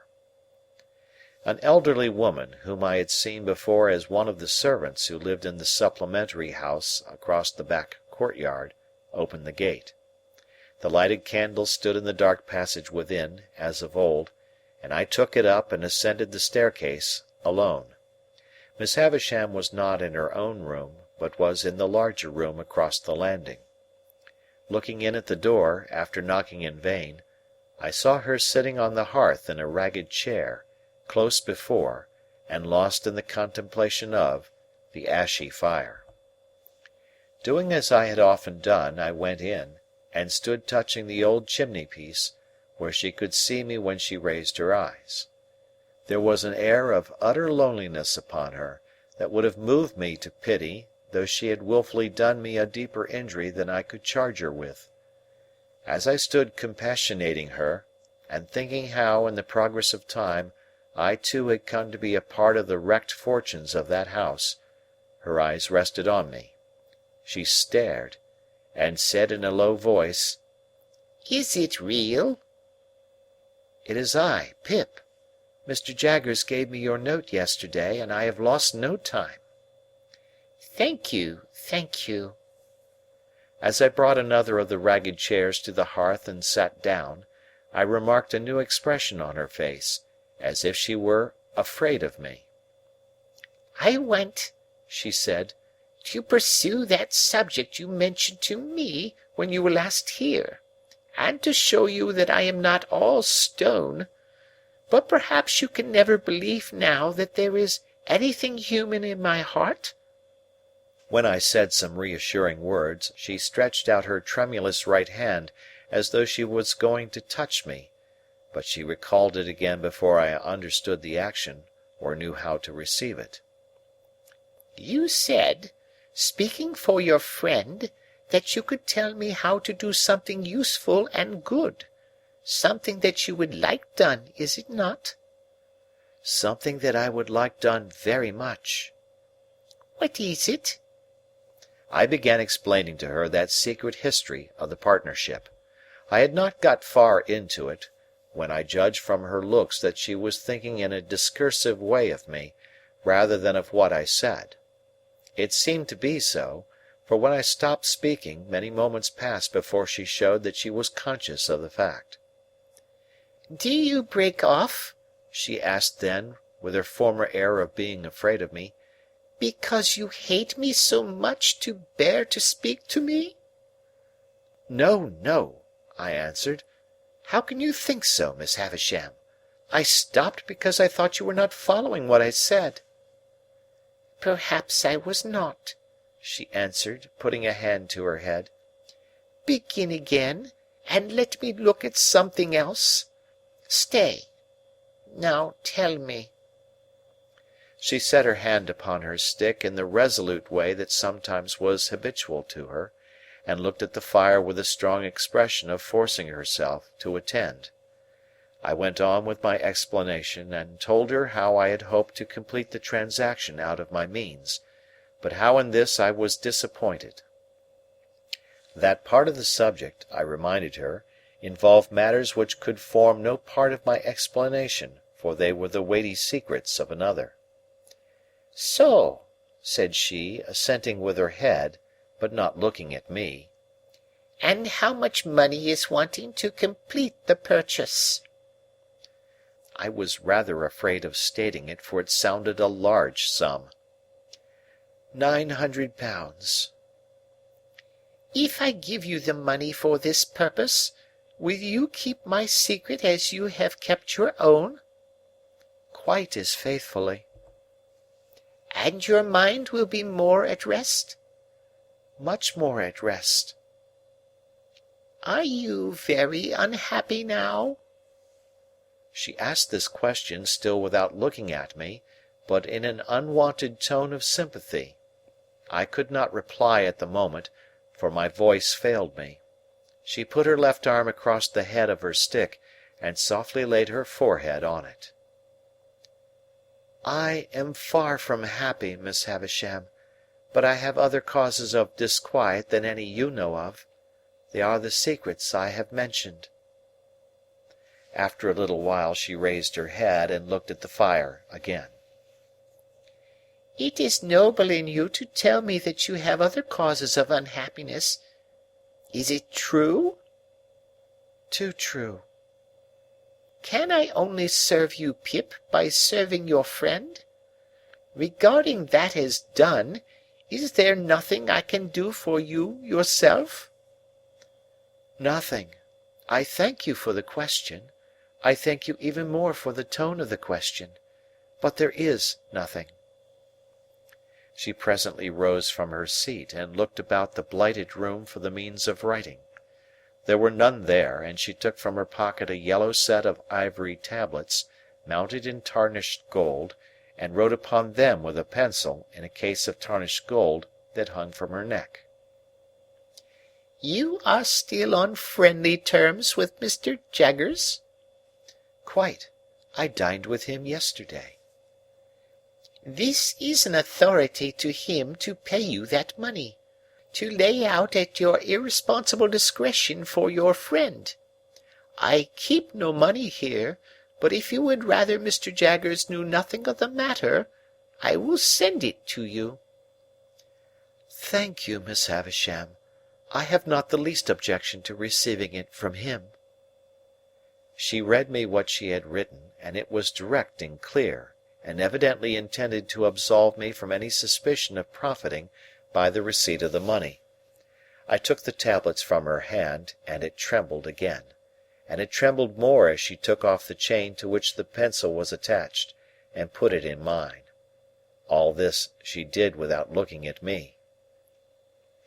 My name is on the first leaf. If you can ever write under my name, I forgive her, though ever so long after my broken heart is dust. Pray do it. Oh, Miss Havisham, said I can do it now.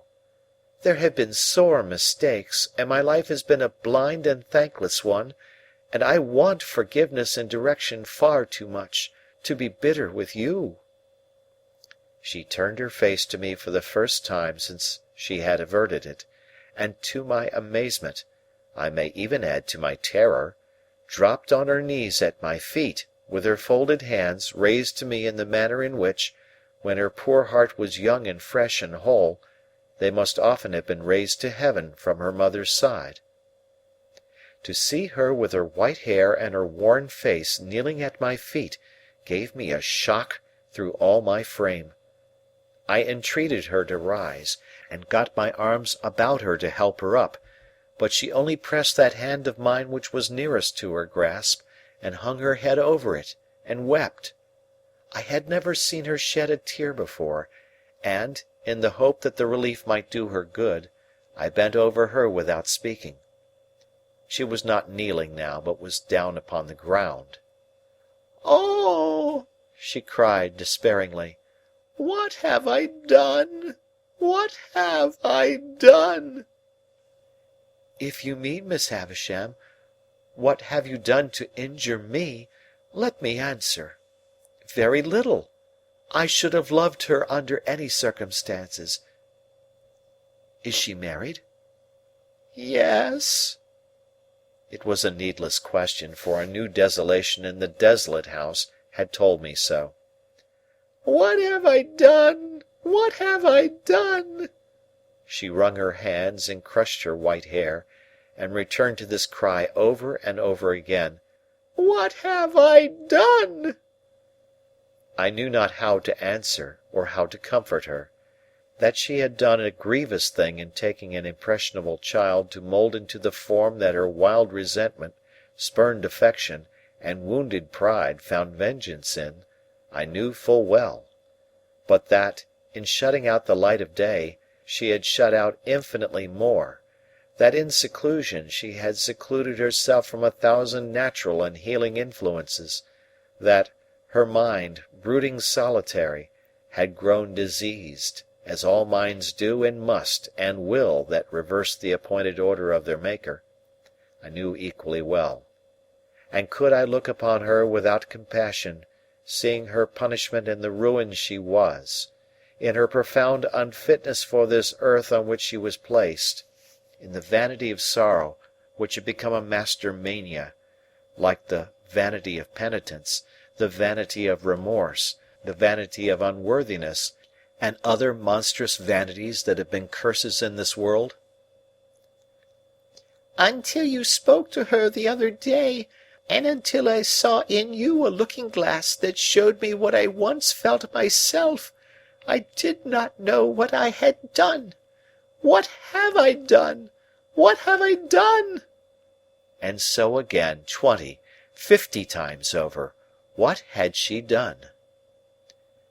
"Miss Havisham," I said, when her cry had died away, "you may dismiss me from your mind and conscience, but Estella is a different case, and if you can ever undo any scrap of what you have done amiss in keeping a part of her right nature away from her, it will be better to do that than to bemoan the past through 100 years." "Yes, yes, I know it. But, Pip, my dear—" There was an earnest womanly compassion for me in her new affection. "My dear, believe this. When she first came to me, I meant to save her from misery like my own. At first I meant no more." "Well, well," said I hope so." "But as she grew, and promised to be very beautiful, I gradually did worse, and with my praises, and with my jewels, and with my teachings, and with this figure of myself always before her, a warning to back and point my lessons, I stole her heart away and put ice in its place." "Better," I could not help saying, "to have left her a natural heart, even to be bruised or broken." With that, Miss Havisham looked distractedly at me for a while, and then burst out again. What had she done? "If you knew all my story," she pleaded, "you would have some compassion for me and a better understanding of me." "Miss Havisham," I answered as delicately as I could, "I believe I may say that I do know your story, and have known it ever since I first left this neighbourhood. It has inspired me with great commiseration, and I hope I understand it and its influences. Does what has passed between us give me any excuse for asking you a question relative to Estella? Not as she is, but as she was when she first came here?" She was seated on the ground, with her arms on the ragged chair, and her head leaning on them. She looked full at me when I said this, and replied, "Go on." "Whose child was Estella?" She shook her head. "You don't know?" She shook her head again. "But Mr. Jaggers brought her here, or sent her here?" "Brought her here." "Will you tell me how that came about?" She answered in a low whisper and with caution, "I had been shut up in these rooms a long time. I don't know how long; you know what time the clocks keep here. when I told him that I wanted a little girl to rear and love, and save from my fate. I had first seen him when I sent for him to lay this play waste for me, having read of him in the newspapers, before I and the world parted. He told me that he would look about him for such an orphan child. One night he brought her here, asleep, and I called her Estella." "Might I ask her age, then?" 2 or 3. She herself knows nothing, but that she was left an orphan, and I adopted her." So convinced I was of that woman's being her mother, that I wanted no evidence to establish the fact in my own mind. But to any mind, I thought, the connection here was clear and straight. What more could I hope to do by prolonging the interview? I had succeeded on behalf of Herbert. Miss Havisham had told me all she knew of Estella. I had said and done what I could to ease her mind. No matter with what other words we parted, we parted. Twilight was closing in when I went downstairs into the natural air. I called to the woman who had opened the gate when I entered, that I would not trouble her just yet, but would walk round the place before leaving. For I had a presentiment that I should never be there again, and I felt that the dying light was suited to my last view of it. By the wilderness of casks that I had walked on long ago, and on which the rain of years had fallen since, rotting them in many places, and leaving miniature swamps and pools of water upon those that stood on end, I made my way to the ruined garden. I went all round it, round by the corner where Herbert and I had fought our battle, round by the paths where Estella and I had walked. So cold, so lonely, so dreary all. Taking the brewery on my way back, I raised the rusty latch of a little door at the garden end of it and walked through. I was going out at the opposite door, not easy to open now, for the damp wood had started and swelled, and the hinges were yielding, and the threshold was encumbered with a growth of fungus, when I turned my head to look back. A childish association revived with wonderful force in the moment of the slight action, and I fancied that I saw Miss Havisham hanging to the beam. So strong was the impression, that I stood under the beam shuddering from head to foot before I knew it was a fancy, though to be sure I was there in an instant. The mournfulness of the place and time, and the great terror of this illusion, though it was but momentary, caused me to feel an indescribable awe as I came out between the open wooden gates where I had once wrung my hair after Estella had wrung my heart. Passing on into the front courtyard, I hesitated whether to call the woman to let me out at the locked gate, of which she had the key, or first to go upstairs and assure myself that Miss Havisham was as safe and well as I had left her. I took the latter course and went up.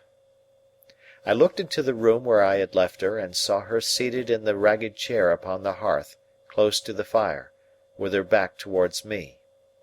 In the moment when I was withdrawing my head to go quietly away, I saw a great flaming light spring up.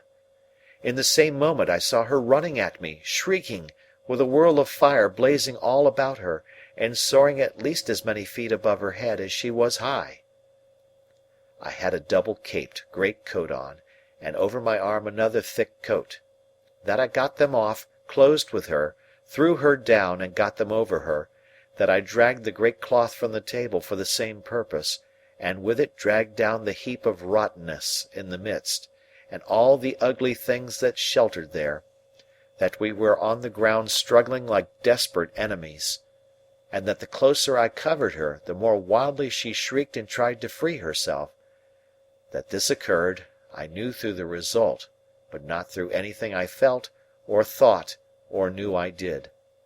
I knew nothing until I knew that we were on the floor by the great table, and that patches of tinder yet alight were floating in the smoky air, which a moment ago had been her faded bridal dress.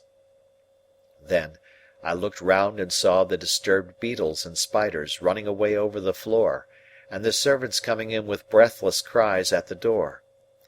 I still held her forcibly down with all my strength, like a prisoner who might escape, and I doubt if I even knew who she was, or why we had struggled, or that she had been in flames, or that the flames were out, until I saw the patches of tinder that had been her garments no longer alight but falling in a black shower around us. She was insensible, and I was afraid to have her moved or even touched. Assistance was sent for, and I held her until it came, as if I unreasonably fancied, I think I did, that, if I let her go, the fire would break out again and consume her. When I got up, on the surgeon's coming to her with other aid, I was astonished to see that both my hands were burnt, for I had no knowledge of it through the sense of feeling. On examination it was pronounced that she had received serious hurts, but that they of themselves were far from hopeless, the danger lay mainly in the nervous shock. By the surgeon's directions her bed was carried into that room and laid upon the great table, which happened to be well suited to the dressing of her injuries.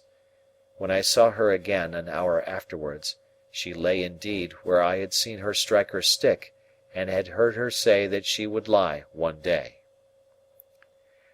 Though every vestige of her dress was burnt, as they told me, she still had something of her old ghastly bridal appearance, for they had covered her to the throat with white cotton wool, and as she lay with a white sheet loosely overlying that, the phantom air of something that had been and was changed was still upon her.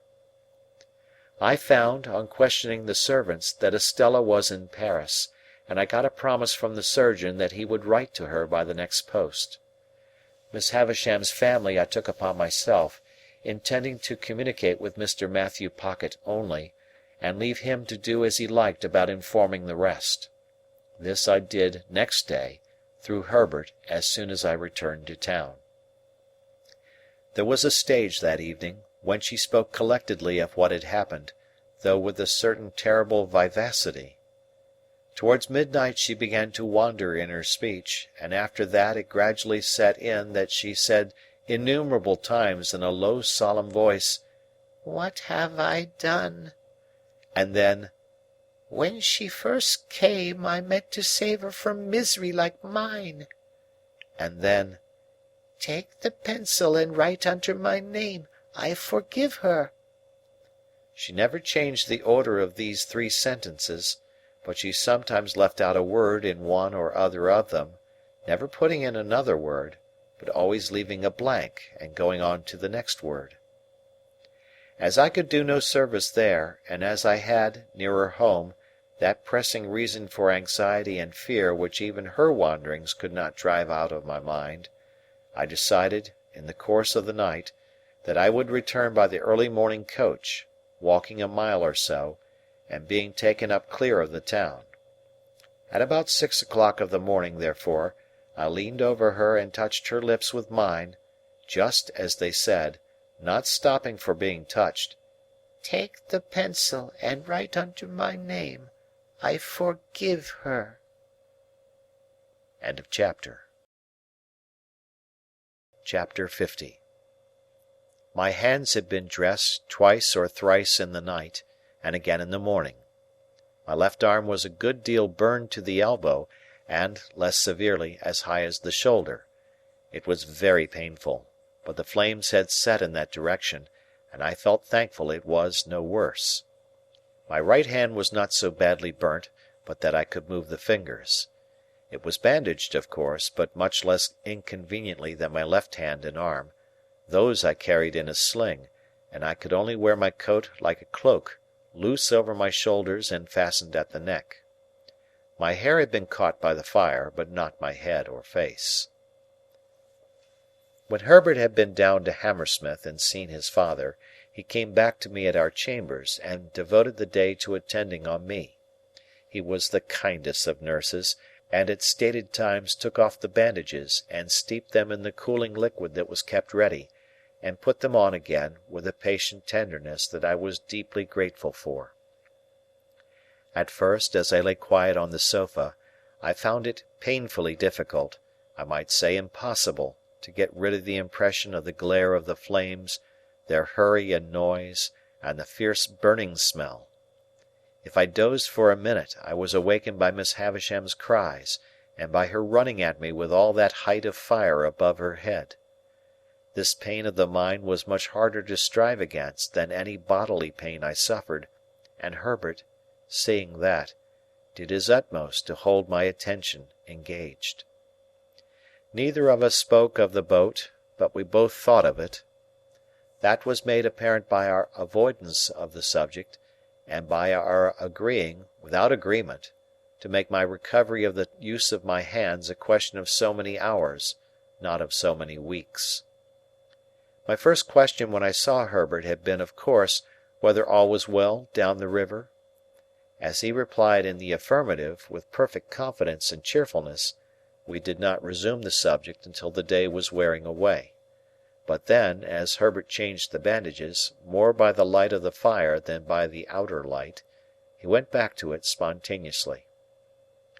"I sat with Provis last night, Handel, 2 good hours." "Where was Clara?" "Dear little thing," said Herbert. "She was up and down with Gruff and Grim all the evening. He was perpetually pegging at the floor the moment she left his sight. I doubt if he can hold out long, though. What with rum and pepper and rum, I should think his pegging must be nearly over." "And then you will be married, Herbert?" "How can I take care of the dear child otherwise? Lay your arm out upon the back of the sofa, my dear boy, and I'll sit down here, and get the bandage off so gradually that you shall not know when it comes.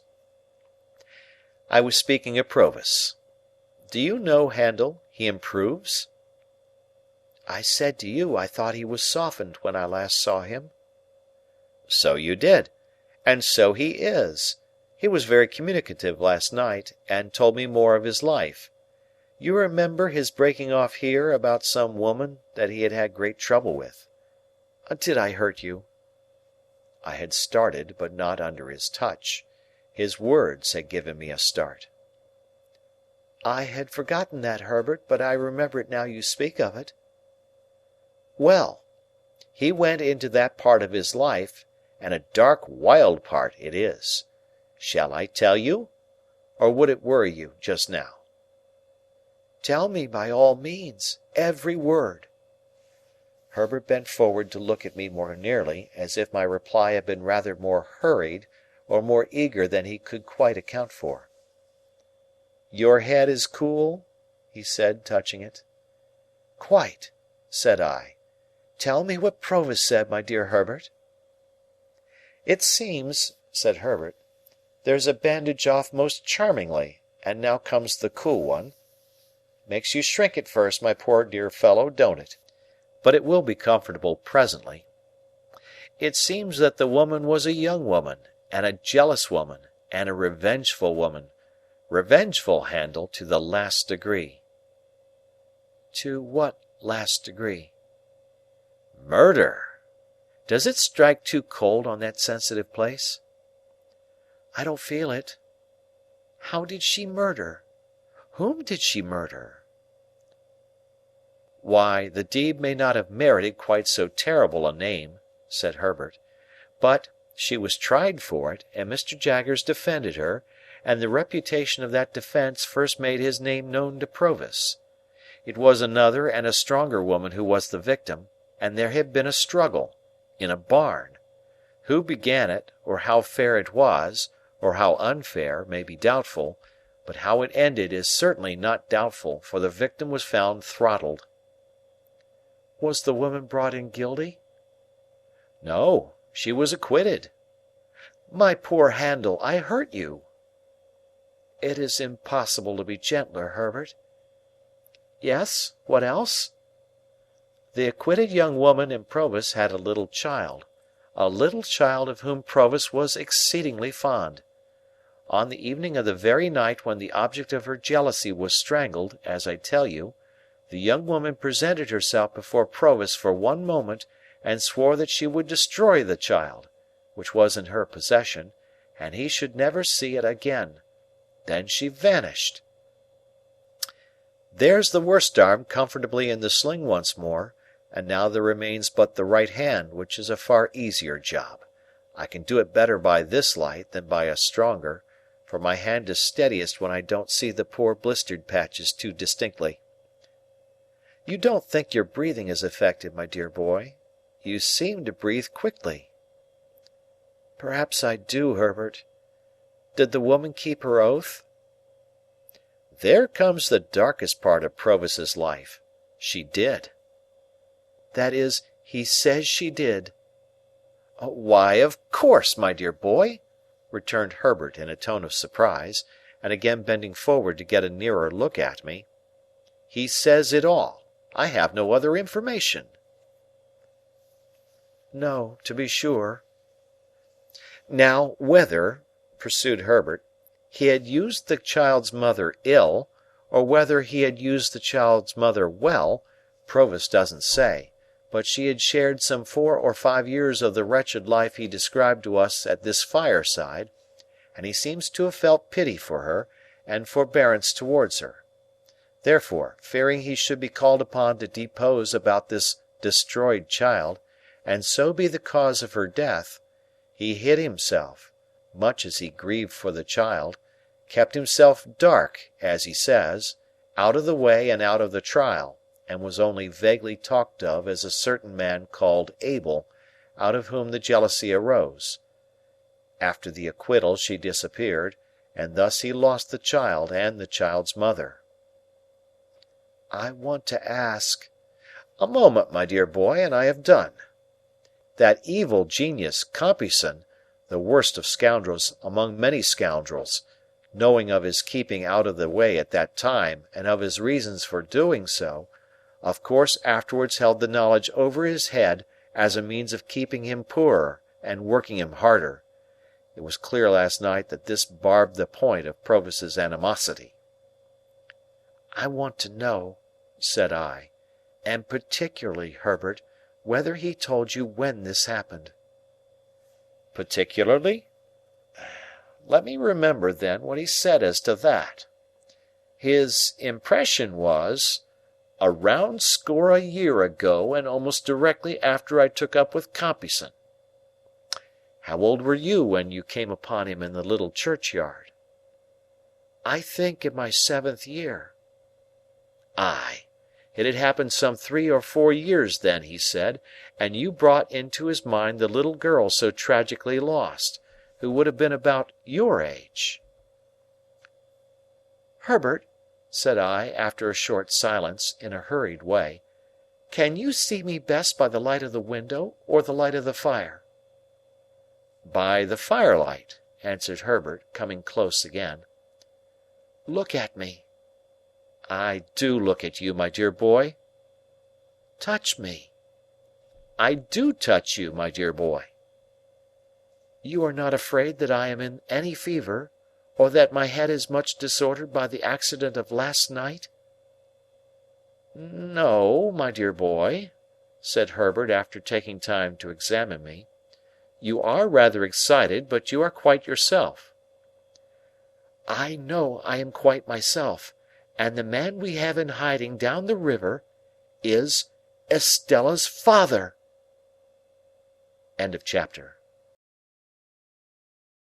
Chapter 51. What purpose I had in view when I was hot on tracing out and proving Estella's parentage, I cannot say. It will presently be seen that the question was not before me in a distinct shape until it was put before me by a wiser head than my own.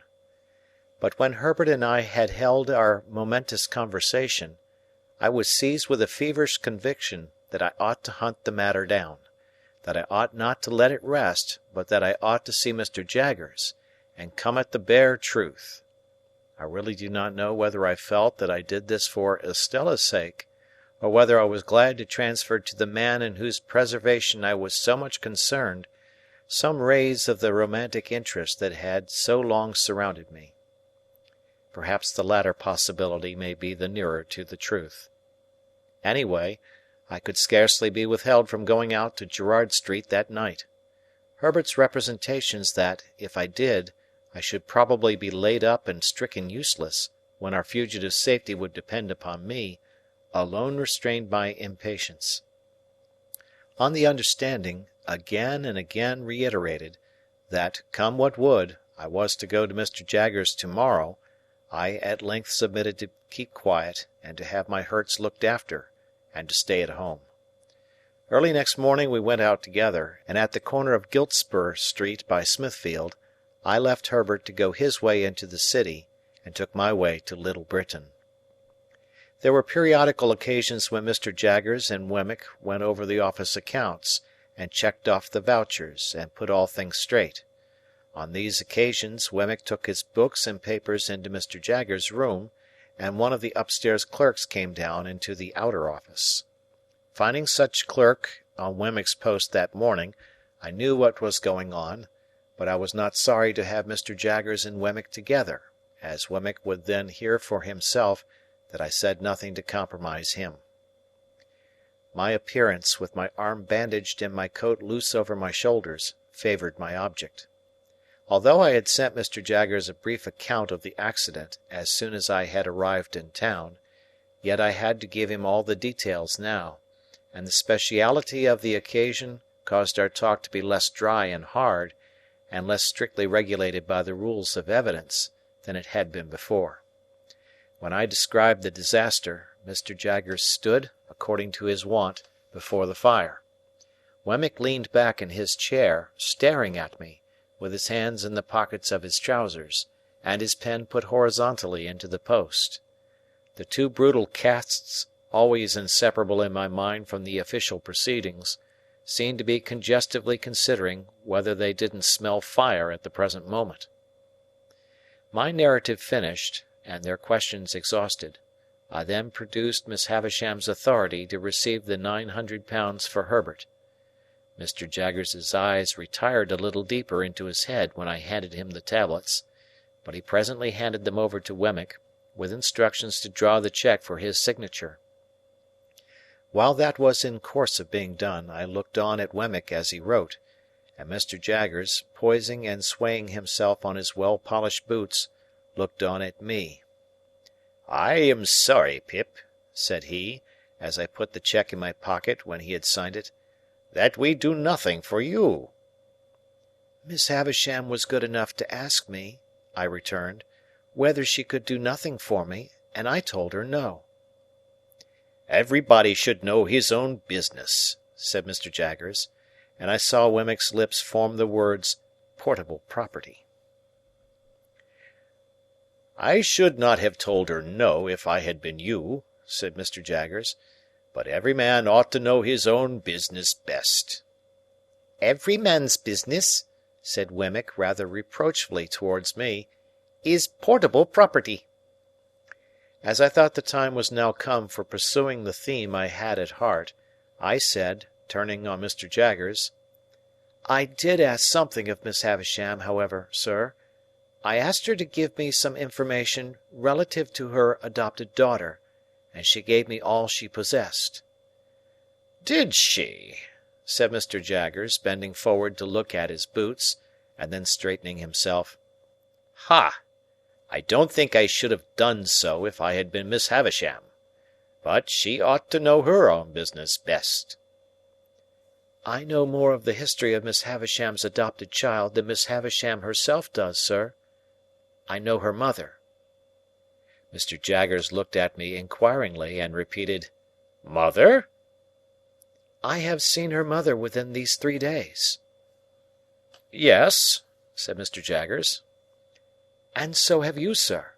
And you have seen her still more recently." "Yes," said Mr. Jaggers.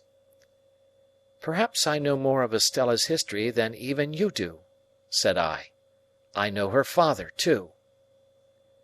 A certain stop that Mr. Jaggers came to in his manner, he was too self-possessed to change his manner, but he could not help its being brought to an indefinably attentive stop, assured me that he did not know who her father was.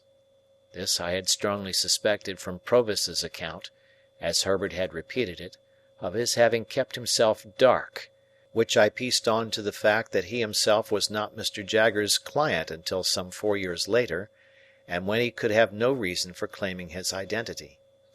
But I could not be sure of this unconsciousness on Mr. Jaggers's part before, though I was quite sure of it now. "So, you know the young lady's father, Pip?" said Mr. Jaggers. "Yes," I replied, "and his name is Provis, from New South Wales."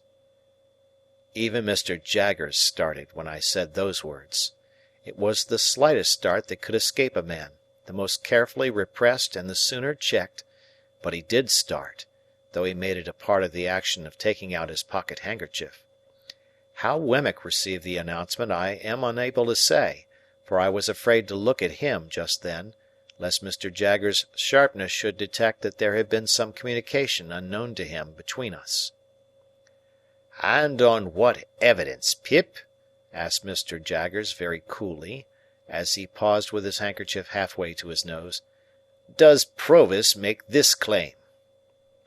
"He does not make it," said I, "and has never made it, and has no knowledge or belief that his daughter is in existence." For once, the powerful pocket-handkerchief failed. My reply was so unexpected that Mr. Jaggers put the handkerchief back into his pocket without completing the usual performance, folded his arms, and looked with stern attention at me, though with an immovable face. Then I told him all I knew, and how I knew it, with the one reservation that I left him to infer that I knew from Miss Havisham what I in fact knew from Wemmick. I was very careful indeed as to that. Nor did I look towards Wemmick until I had finished all I had to tell, and had been for some time silently meeting Mr. Jaggers's look. When I did at last turn my eyes in Wemmick's direction, I found that he had unposted his pen, and was intent upon the table before him. "Ha!" said Mr. Jaggers, at last, as he moved towards the papers on the table. "What item was it you were at, Wemmick, when Mr. Pip came in?" But I could not submit to be thrown off in that way, and I made a passionate, almost an indignant appeal, to him to be more frank and manly with me. I reminded him of the false hopes into which I had lapsed, the length of time they had lasted, and the discovery I had made, and I hinted at the danger that weighed upon my spirits. I represented myself as being surely worthy of some little confidence from him, in return for the confidence I had just now imparted. I said that I did not blame him, or suspect him, or mistrust him, but I wanted assurance of the truth from him. And if he asked me why I wanted it, and why I thought I had any right to it, I would tell him, little as he cared for such poor dreams, that I had loved Estella dearly and long, and that although I had lost her, and must live a bereaved life, whatever concerned her was still nearer and dearer to me than anything else in the world. And seeing that Mr. Jaggers stood quite still and silent, and apparently quite obdurate under this appeal, I turned to Wemmick and said, "Wemmick, I know you to be a man with a gentle heart. I have seen your pleasant home, and your old father, and all the innocent, cheerful, playful ways with which you refresh your business life. And I entreat you to say a word for me to Mr. Jaggers, and to represent to him that, all circumstances considered, he ought to be more open with me." I have never seen two men look more oddly at one another than Mr. Jaggers and Wemmick did after this apostrophe. At first, a misgiving crossed me that Wemmick would be instantly dismissed from his employment, but it melted as I saw Mr. Jaggers relax into something like a smile, and Wemmick became bolder. "What's all this?" said Mr. Jaggers. "You with an old father, and you with pleasant and playful ways?" "Well," returned Wemmick, "if I don't bring him here, what does it matter?" "Pip," said Mr. Jaggers, laying his hand upon my arm and smiling openly, "this man must be the most cunning impostor in all London." "Not a bit of it," returned Wemmick, growing bolder and bolder. "I think you're another." Again they exchanged their former odd looks, each apparently still distrustful that the other was taking him in. "You with a pleasant home?" said Mr. Jaggers. "Since it don't interfere with business," returned Wemmick, Let it be so. Now, I look at you, sir. I shouldn't wonder if you might be planning and contriving to have a pleasant home of your own, one of these days, when you're tired of all this work." Mr. Jaggers nodded his head retrospectively 2 or 3 times, and actually drew a sigh. "Pip," said he, "we won't talk about poor dreams, and you know more about such things than I, having much fresher experience of that kind. But now about this other matter. I'll put a case to you. Mind, I admit nothing." He waited for me to declare that I quite understood that he expressly said that he admitted nothing. "Now, Pip," said Mr. Jaggers, "put this case. Put the case that a woman, under such circumstances as you have mentioned, held her child concealed, and was obliged to communicate the fact to her legal adviser on his representing to her that he must know, with an eye to the latitude of his defence, how the fact stood about that child. Put the case that, at the same time he held a trust to find a child for an eccentric rich lady to adopt and bring up." "I follow you, sir." "Put the case that he lived in an atmosphere of evil, and that all he saw of children was their being generated in great numbers for certain destruction. Put the case that he often saw children solemnly tried at a criminal bar, where they were held up to be seen. Put the case that he habitually knew of their being imprisoned, whipped, transported, neglected, cast out, qualified in all ways for the hangman, and growing up to be hanged. Put the case that pretty nigh all the children he saw in his daily business life he had reason to look upon as so much spawn, to develop into the fish that were to come to his net, to be prosecuted, defended, forsworn, made orphans, bedevilled somehow." "I follow you, sir." "Put the case, Pip, that here was one pretty little child, out of the heap who could be saved, whom the father believed dead, and dared make no stir about, as to whom over the mother the legal adviser had this power. I know what you did and how you did it. You came so and so, you did such and such things to divert suspicion. I have tracked you through it all, and I tell it you all. Part with the child, unless it should be necessary to produce it to clear you, and then it shall be produced. Give the child into my hands, and I will do my best to bring you off. If you are saved, your child is saved too. If you are lost, your child is still saved. Put the case that this was done, and that the woman was cleared." "I understand you perfectly." "But that I make no admissions?" "That you make no admissions." And Wemmick repeated, "No admissions." "Put the case, Pip, that passion and the terror of death had a little shaken the woman's intellects, and that when she was set at liberty, she was scared out of the ways of the world, and went to him to be sheltered. Put the case that he took her in, and that he kept down the old, wild, violent nature whenever he saw an inkling of its breaking out, by asserting his power over her in the old way. Do you comprehend the imaginary case?" "Quite."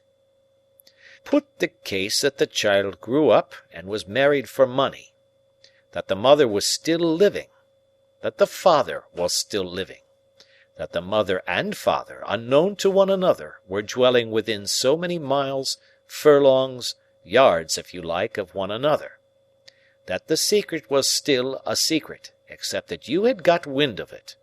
Put that last case to yourself very carefully." "I do."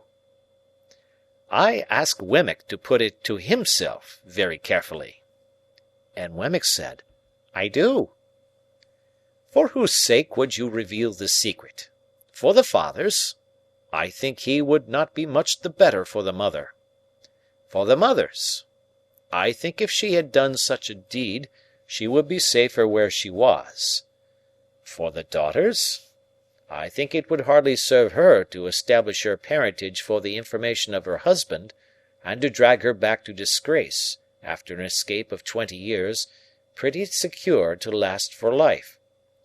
But add the case that you had loved her, Pip, and had made her the subject of those poor dreams which have at one time or another been in the heads of more men than you think likely, then I tell you that you had better, and would much sooner when you had thought well of it, chop off that bandaged left hand of yours with your bandaged right hand, and then pass the chopper on to Wemmick here to cut that off too."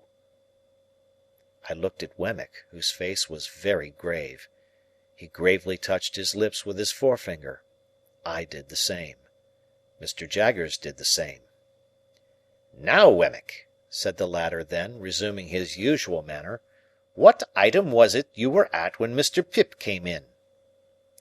Standing by for a little while they were at work, I observed that the odd looks they had cast at one another were repeated several times, with this difference now, that each of them seemed suspicious, not to say conscious, of having shown himself in a weak and unprofessional light to the other. For this reason, I suppose, they were now inflexible with one another, Mr. Jaggers being highly dictatorial, and Wemmick obstinately justifying himself whenever there was the smallest point in abeyance for a moment. I had never seen them on such ill terms, for generally they got on very well indeed together. But they were both happily relieved by the opportune appearance of Mike, the client with the fur cap and the habit of wiping his nose on his sleeve, whom I had seen on the very first day of my appearance within these walls. This individual, who, either in his own person or in that of some member of his family, seemed to be always in trouble, which in that place meant Newgate, called to announce that his eldest daughter was taken up on suspicion of shoplifting.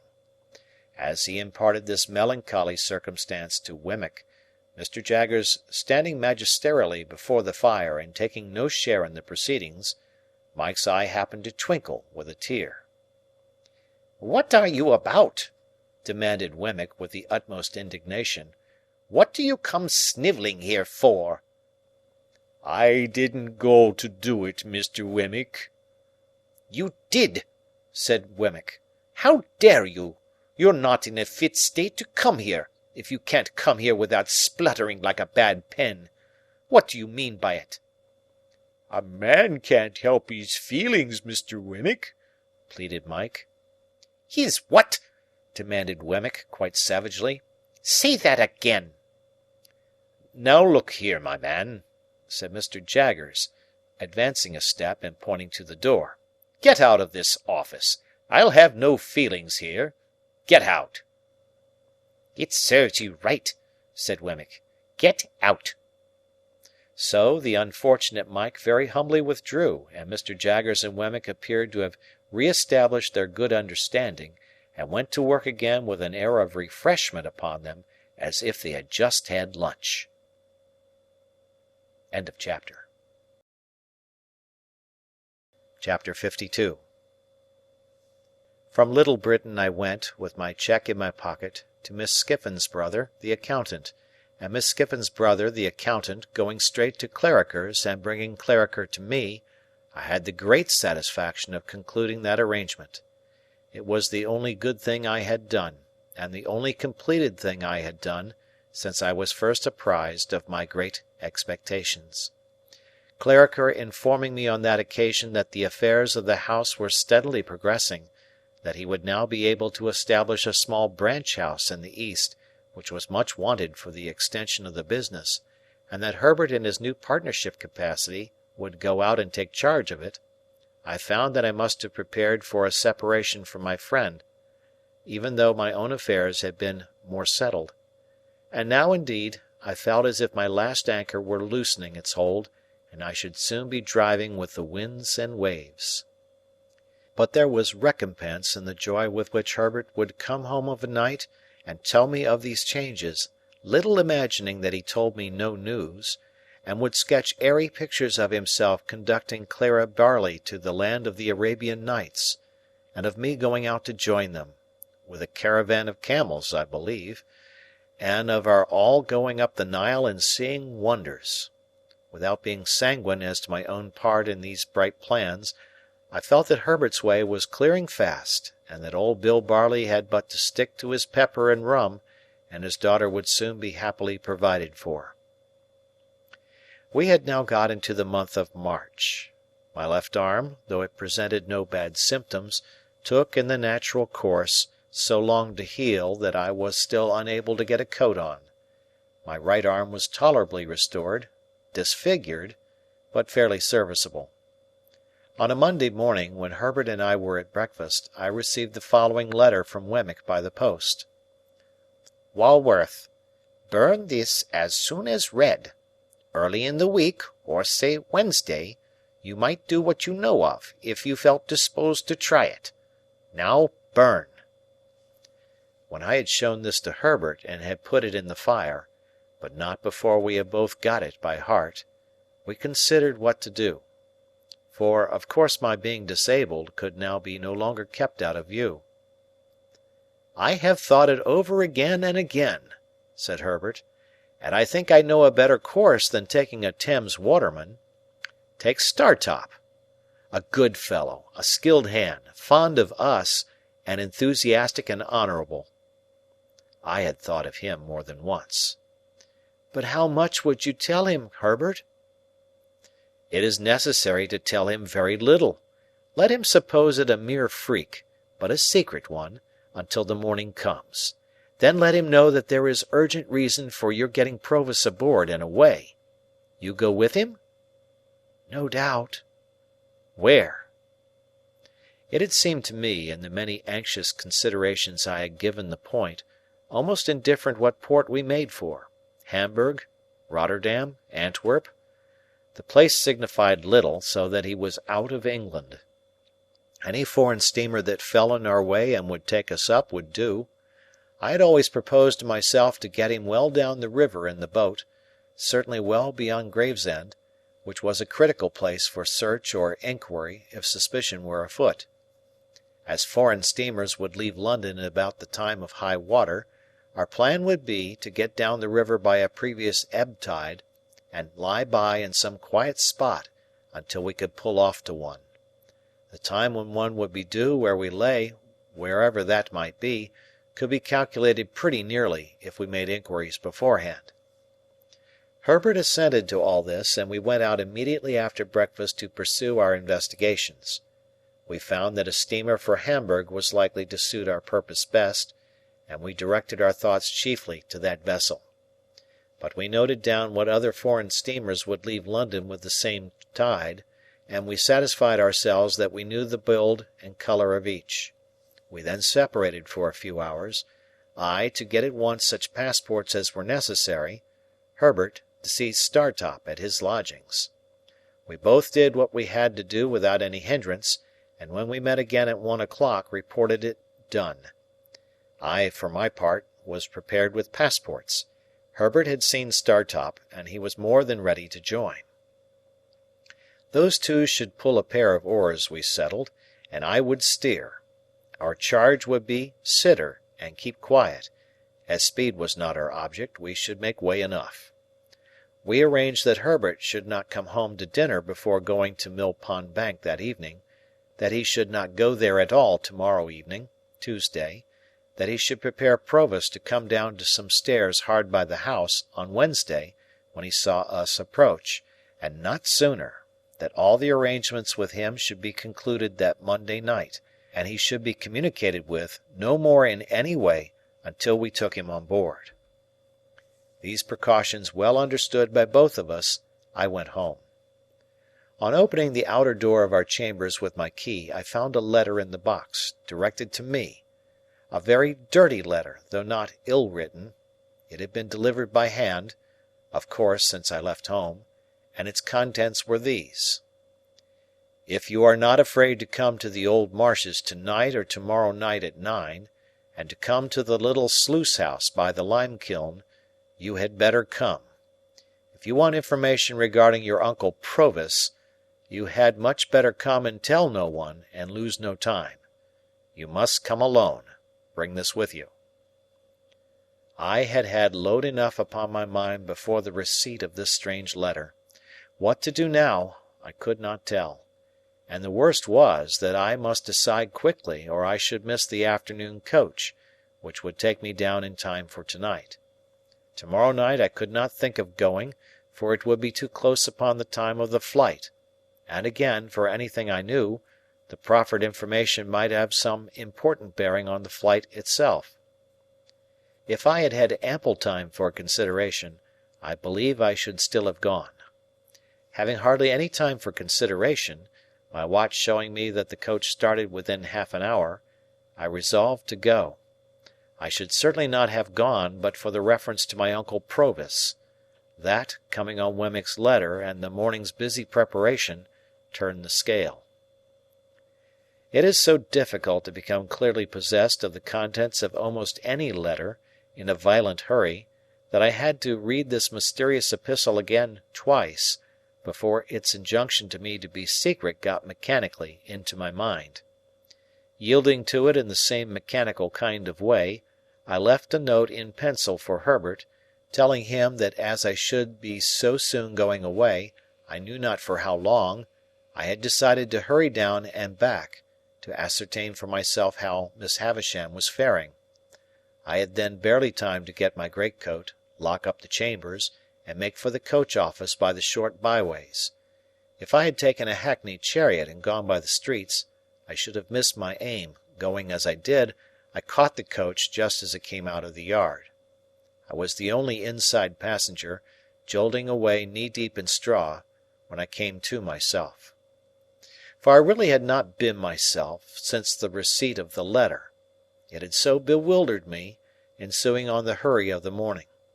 The morning hurry and flutter had been great, for, long and anxiously as I had waited for Wemmick, his hint had come like a surprise, at last, and now I began to wonder at myself for being in the coach, and to doubt whether I had sufficient reason for being there, and to consider whether I should get out presently and go back, and to argue against ever heeding an anonymous communication, and, in short, to pass through all those phases of contradiction and indecision to which I suppose very few hurried people are strangers.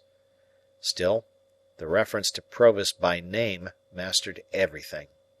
I reasoned as I had reasoned already without knowing it, if that be reasoning, in case any harm should befall him through my not going, how could I ever forgive myself? It was dark before we got down, and the journey seemed long and dreary to me, who could see little of it inside, and who could not go outside in my disabled state.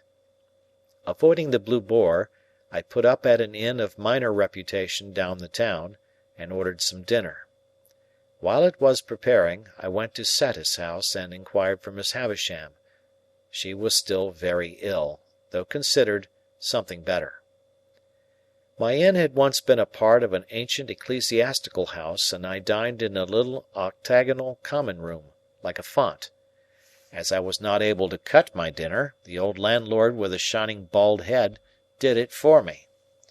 This bringing us into conversation, he was so good as to entertain me with my own story, of course with the popular feature that Pumblechook was my earliest benefactor and the founder of my fortunes.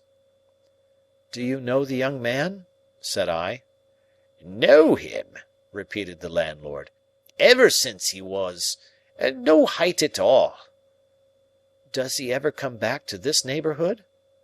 "Ay, he comes back," said the landlord, "to his great friends now and again, and gives the cold shoulder to the man that made him." "What man is that?"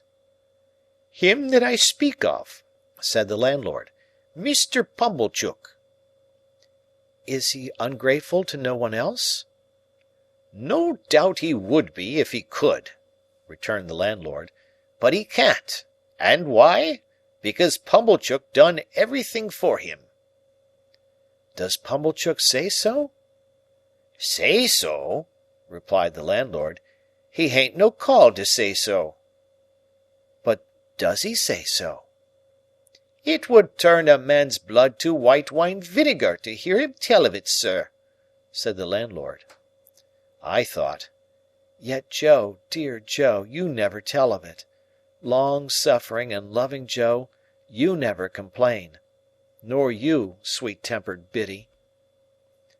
"Your appetite's been touched like by your accident," said the landlord, glancing at the bandaged arm under my coat. "Try a tenderer bit." "No, thank you," I replied, turning from the table to brood over the fire. "I can eat no more. Please take it away." I had never been struck at so keenly for my thanklessness to Joe as through the brazen impostor, Pumblechook. The falser he, the truer Joe; the meaner he, the nobler Joe. My heart was deeply and most deservedly humbled as I mused over the fire for an hour or more. The striking of the clock aroused me, but not from my dejection or remorse, and I got up and had my coat fastened round my neck, and went out. I had previously sought in my pockets for the letter, that I might refer to it again, but I could not find it, and was uneasy to think that it must have been dropped in the straw of the coach. I knew very well, however, that the appointed place was the little sluice house by the lime kiln on the marshes, and the hour 9. Towards the marshes I now went straight, having no time to spare.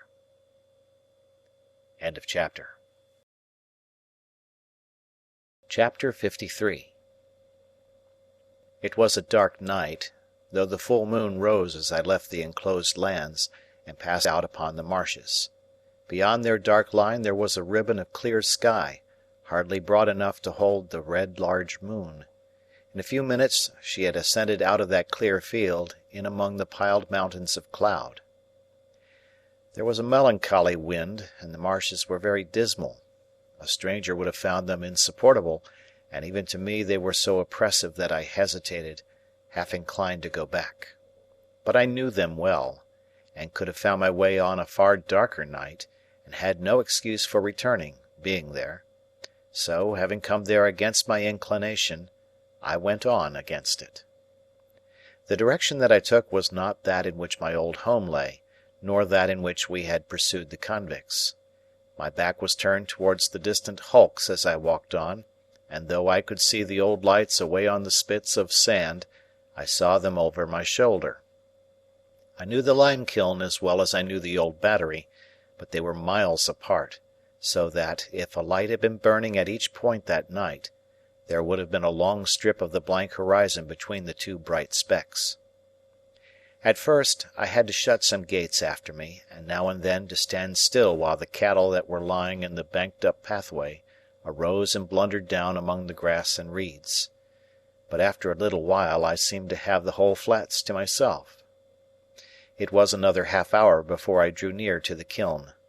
The lime was burning with a sluggish, stifling smell, but the fires were made up and left, and no workmen were visible. Hard by was a small stone quarry.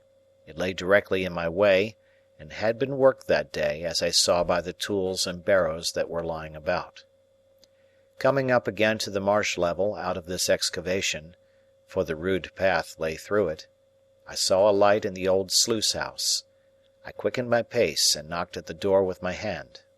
Waiting for some reply, I looked about me, noticing how the sluice was abandoned and broken, and how the house, of wood with a tiled roof, would not be proof against the weather much longer, if it were so even now, and how the mud and ooze were coated with lime, and how the choking vapour of the kiln crept in a ghostly way towards me. Still there was no answer, and I knocked again. No answer still, and I tried the latch. It rose under my hand, and the door yielded. Looking in, I saw a lighted candle on a table, a bench, and a mattress on a truckle bedstead. As there was a loft above, I called, "Is anyone here?" But no voice answered. Then I looked at my watch, and finding that it was past 9, called again, "Is there anyone here?" There being still no answer, I went out at the door, irresolute what to do. It was beginning to rain fast. Seeing nothing save what I had seen already, I turned back into the house and stood just within the shelter of the doorway, looking out into the night. While I was considering that someone must have been there lately and must soon be coming back, or the candle would not be burning, it came into my head to look if the wick were long.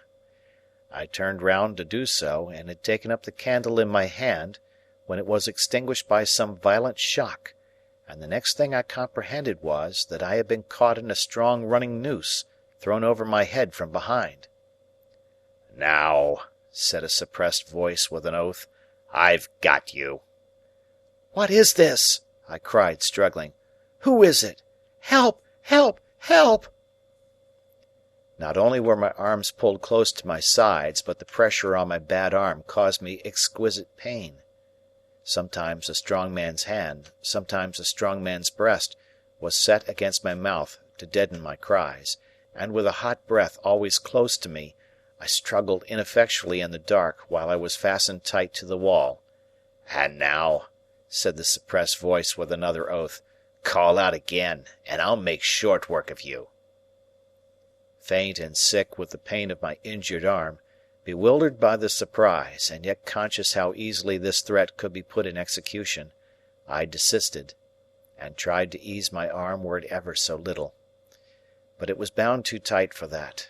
I felt as if, having been burnt before, it was now being broiled. The sudden exclusion of the night, and the substitution of black darkness in its place, warned me that the man had closed a shutter. After groping about for a little, he found the flint and steel he wanted, and began to strike a light. I strained my sight upon the sparks that fell among the tinder, and upon which he breathed and breathed, match in hand, but I could only see his lips, and the blue point of the match, even those but fitfully. The tinder was damp, no wonder there, and one after another the sparks died out. The man was in no hurry and struck again with the flint and steel. As the sparks fell thick and bright about him, I could see his hands and touches of his face, and could make out that he was seated and bending over the table, but nothing more. Presently I saw his blue lips again, breathing on the tinder, and then a flare of light flashed up, and showed me Orlick. Whom I had looked for, I don't know. I had not looked for him. Seeing him, I felt that I was in a dangerous strait indeed, and I kept my eyes upon him. He lighted the candle from the flaring match with great deliberation, and dropped the match and trod it out. Then he put the candle away from him on the table, so that he could see me, and sat with his arms folded on the table and looked at me. I made out that I was fastened to a stout perpendicular ladder a few inches from the wall, a fixture there, the means of ascent to the loft above. "Now," said he, when we had surveyed one another for some time, "I've got you." "Unbind me! Let me go!" "Ah," he returned, "I'll let you go. I'll let you go to the moon. I'll let you go to the stars. All in good time." "Why have you lured me here?" "Don't you know?" said he with a deadly look. "Why have you set upon me in the dark?" "Because I mean to do it all myself. One keeps a secret better than two. Oh, you enemy! You enemy!" His enjoyment of the spectacle I furnished, as he sat with his arms folded on the table, shaking his head at me and hugging himself, had a malignity in it that made me tremble. As I watched him in silence, he put his hand into the corner at his side, and took up a gun with a brass-bound stock. "Do you know this?" said he, making as if he would take aim at me. "Do you know where you saw it afore? Speak, wolf." "Yes," I answered. "You cost me that place. You did. Speak." "What else could I do?" "You did that, and that would be enough, without more. How dared you to come betwixt me and a young woman I liked?" "When did I?" "When didn't you? It was you as always give old Orlick a bad name to her." "You gave it to yourself. You gained it for yourself. I could have done you no harm if you had done yourself none." "You're a liar, and you'll take any pains and spend any money to drive me out of this country, will you?" said he, repeating my words to Biddy in the last interview I had with her. "Now I'll tell you a piece of information. It was never so well worth your while to get me out of this country as it is tonight. Ah, if it was all your money 20 times told, to the last brass farthing." As he shook his heavy hand at me, with his mouth snarling like a tiger's, I felt that it was true. "What are you going to do to me?" "I'm a-goin'," said he, bringing his fist down upon the table with a heavy blow, and rising as the blow fell, to give it greater force, "I'm a-going to have your life." He leaned forward, staring at me, slowly unclenched his hand and drew it across his mouth as if his mouth watered for me, and sat down again. "You was always in old Orlick's ways, ever since you was a child. You goes out of his way this present night. He'll have no more on you. You're dead." I felt that I had come to the brink of my grave. For a moment I looked wildly round my trap for any chance of escape, but there was none. "More than that," said he, folding his arms on the table again, "I won't have a rag of you, I won't have a bone of you, left on earth. I'll put your body in the kiln. I'd carry 2 such to it on my shoulders, and, let people suppose what they may of you, they shall never know nothing." My mind, with inconceivable rapidity, followed out all the consequences of such a death. Estella's father would believe I had deserted him, would be taken, would die accusing me. Even Herbert would doubt me, when he compared the letter I had left for him with the fact that I had called at Miss Havisham's gate for only a moment. Joe and Biddy would never know how sorry I had been that night. None would ever know what I had suffered, how true I had meant to be, what an agony I had passed through. The death close before me was terrible, but far more terrible than death was the dread of being misremembered after death. And so quick were my thoughts that I saw myself despised by unborn generations, Estella's children and their children, while the wretch's words were yet on his lips. "Now, wolf," said he, "afore I kill you like any other beast, which is what I mean to do and what I have tied you up for, I'll have a good look at you and have a good goad at you. Oh, you enemy!" It had passed through my thoughts to cry out for help again, though few could know better than I the solitary nature of the spot and the hopelessness of aid. But as he sat gloating over me, I was supported by a scornful detestation of him that sealed my lips. Above all things, I resolved that I would not entreat him, and that I would die making some last poor resistance to him. Softened as my thoughts of all the rest of men were in that dire extremity, humbly beseeching pardon, as I did, of heaven, melted at heart, as I was, by the thought that I had taken no farewell, and never now could take farewell of those who were dear to me, or could explain myself to them, or ask for their compassion on my miserable errors, still, if I could have killed him, even in dying, I would have done it. He had been drinking, and his eyes were red and bloodshot. Around his neck was slung a tin bottle, as I had often seen his meat and drink slung about him in other days. He brought the bottle to his lips and took a fiery drink from it, and I smelt the strong spirits that I saw flash into his face. "Wolf," said he, folding his arms again, "old Orlick's a-going to tell you somethink. It was you as did for your shrew sister." Again my mind, with its former inconceivable rapidity, had exhausted the whole subject of the attack upon my sister, her illness and her death, before his slow and hesitating speech had formed these words. "It was you, villain," said I. "I tell you it was your doing.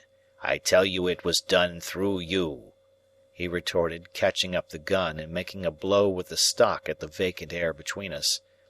"I come upon her from behind, as I come upon you tonight. I give it her. I left her for dead, and if there had been a lime-kiln as nigh her as there is now nigh you, she shouldn't have come to life again. But it warn't old Orlick as did it. It was you. You was favoured, and he was bullied and beat. Old Orlick bullied and beat, eh? Now you pays for it. You done it. Now you pays for it." He drank again, and became more ferocious. I saw by his tilting of the bottle that there was no great quantity left in it. I distinctly understood that he was working himself up with its contents to make an end of me. I knew that every drop it held was a drop of my life. I knew that when I was changed into a part of the vapour that crept towards me, but a little while before, like my own warning ghost, he would do as he had done in my sister's case, make all haste to the town, and be seen slouching about there, drinking at the alehouses. My rapid mind pursued him to the town, made a picture of the street with him in it, and contrasted its lights and life with the lonely marsh and the white vapour creeping over it, into which I should have dissolved. It was not only that I could have summed up years and years and years while he said a dozen words, but that what he did say presented pictures to me, and not mere words. In the excited and exalted state of my brain, I could not think of a place without seeing it, or of persons without seeing them. It is impossible to overstate the vividness of these images, and yet I was so intent, all the time, upon him himself, who would not be intent on the tiger crouching to spring, that I knew of the slightest action of his fingers. When he had drunk this second time, he rose from the bench on which he sat, and pushed the table aside. Then he took up the candle, and shading it with his murderous hand so as to throw its light on me, stood before me, looking at me, and enjoying the sight. "Wolf, I'll tell you something more. It was Old Orlick as you tumbled over on your stairs that night." I saw the staircase with its extinguished lamps. I saw the shadows of the heavy stair rails thrown by the watchman's lantern on the wall.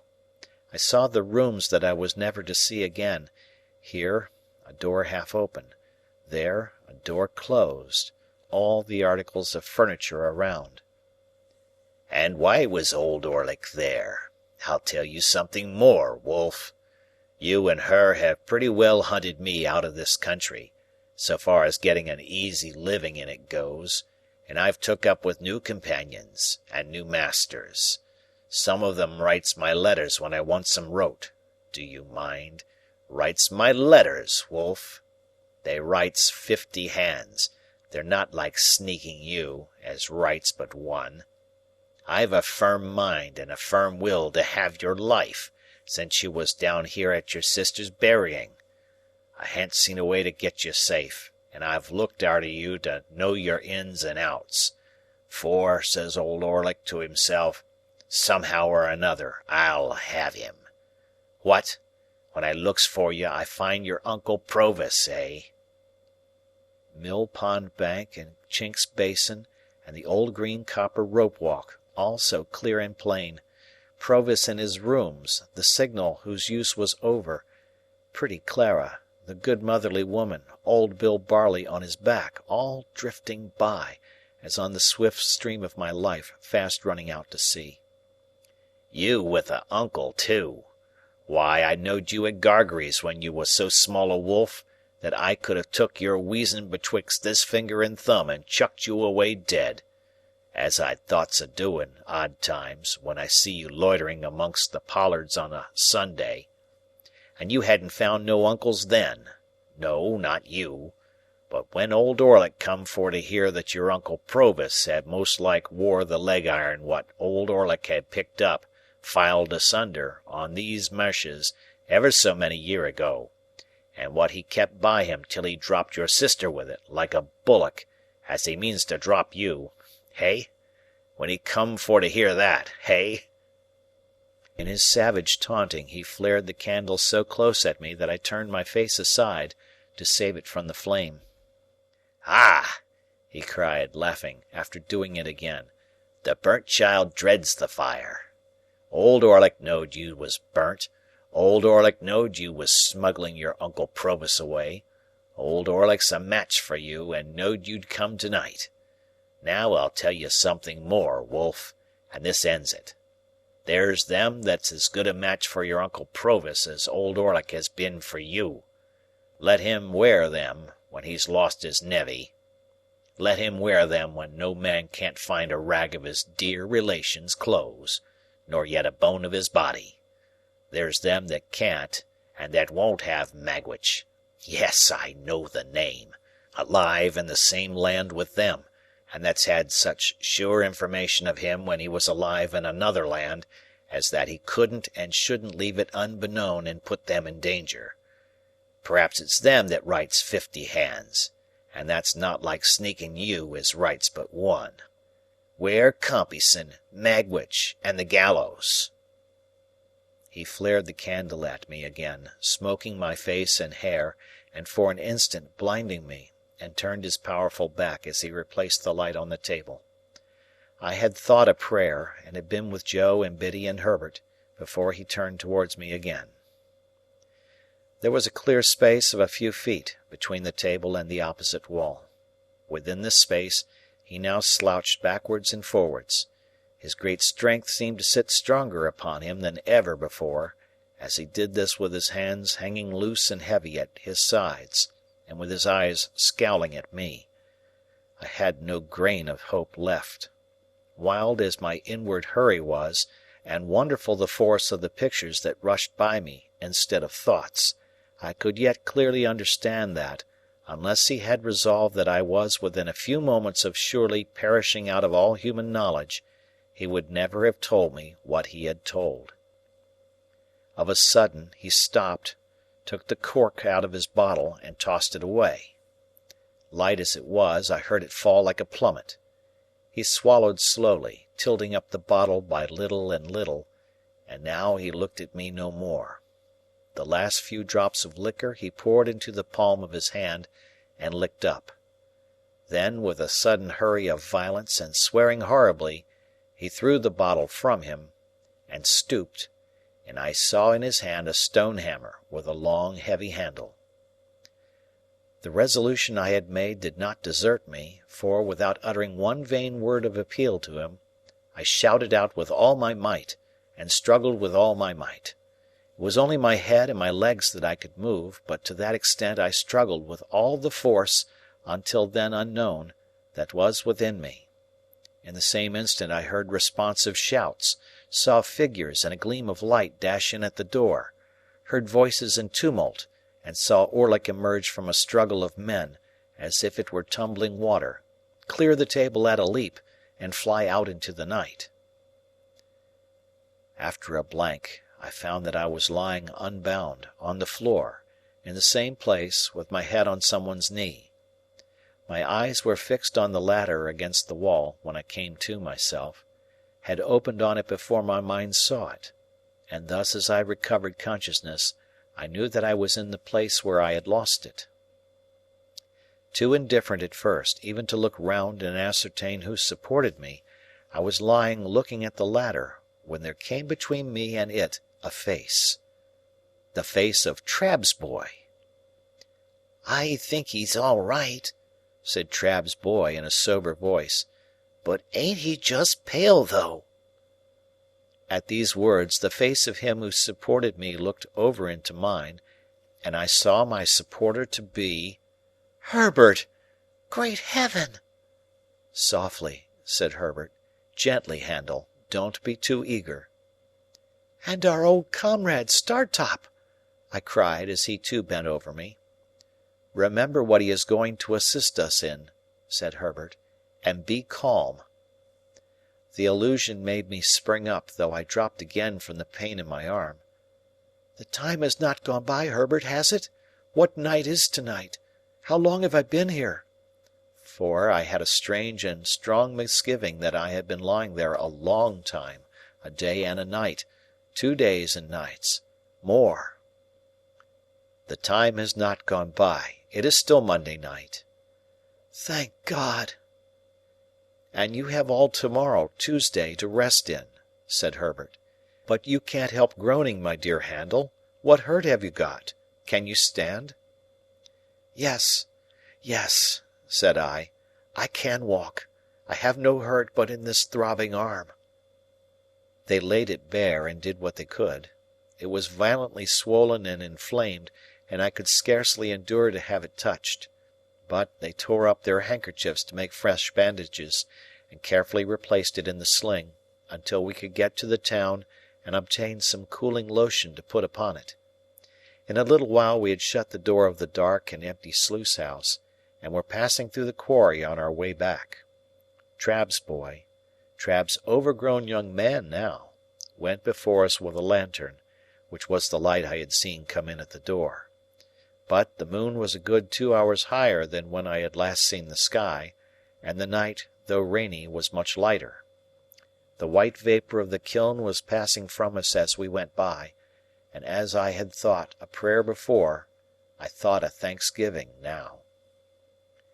Entreating Herbert to tell me how he had come to my rescue, which at first he had flatly refused to do, but had insisted on my remaining quiet, I learnt that I had in my hurry dropped the letter, open, in our chambers, where he, coming home to bring with him Startop, whom he had met in the street on his way to me, found it, very soon after I was gone. Its tone made him uneasy, and the more so because of the inconsistency between it and the hasty letter I had left for him.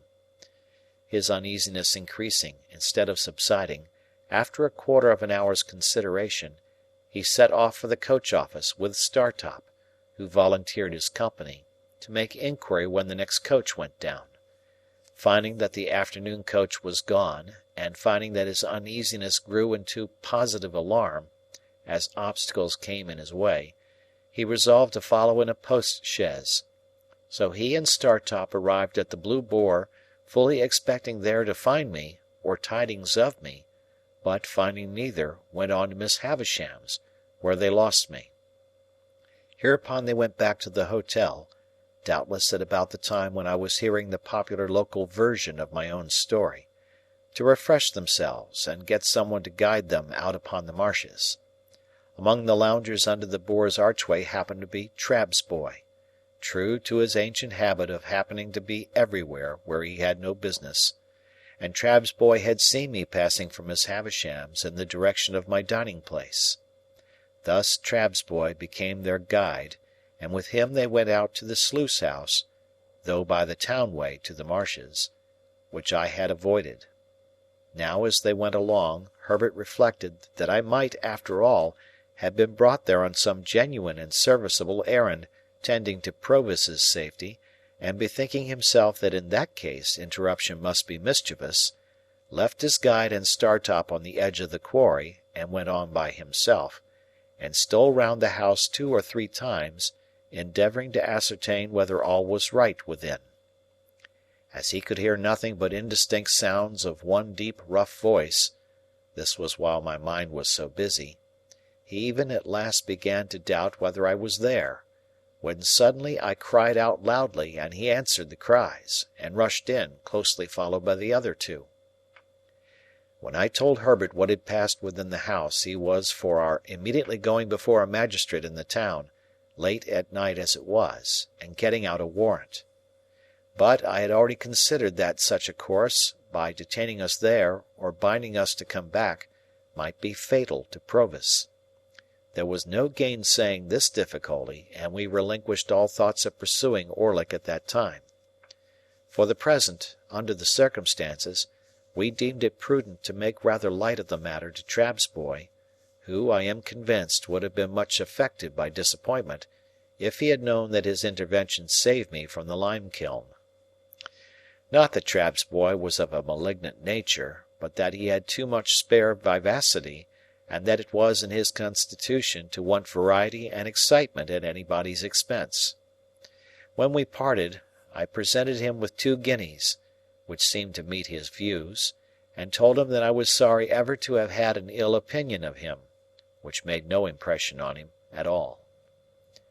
Wednesday being so close upon us, we determined to go back to London that night, 3 in the post-chaise, the rather, as we should then be clear away before the night's adventure began to be talked of.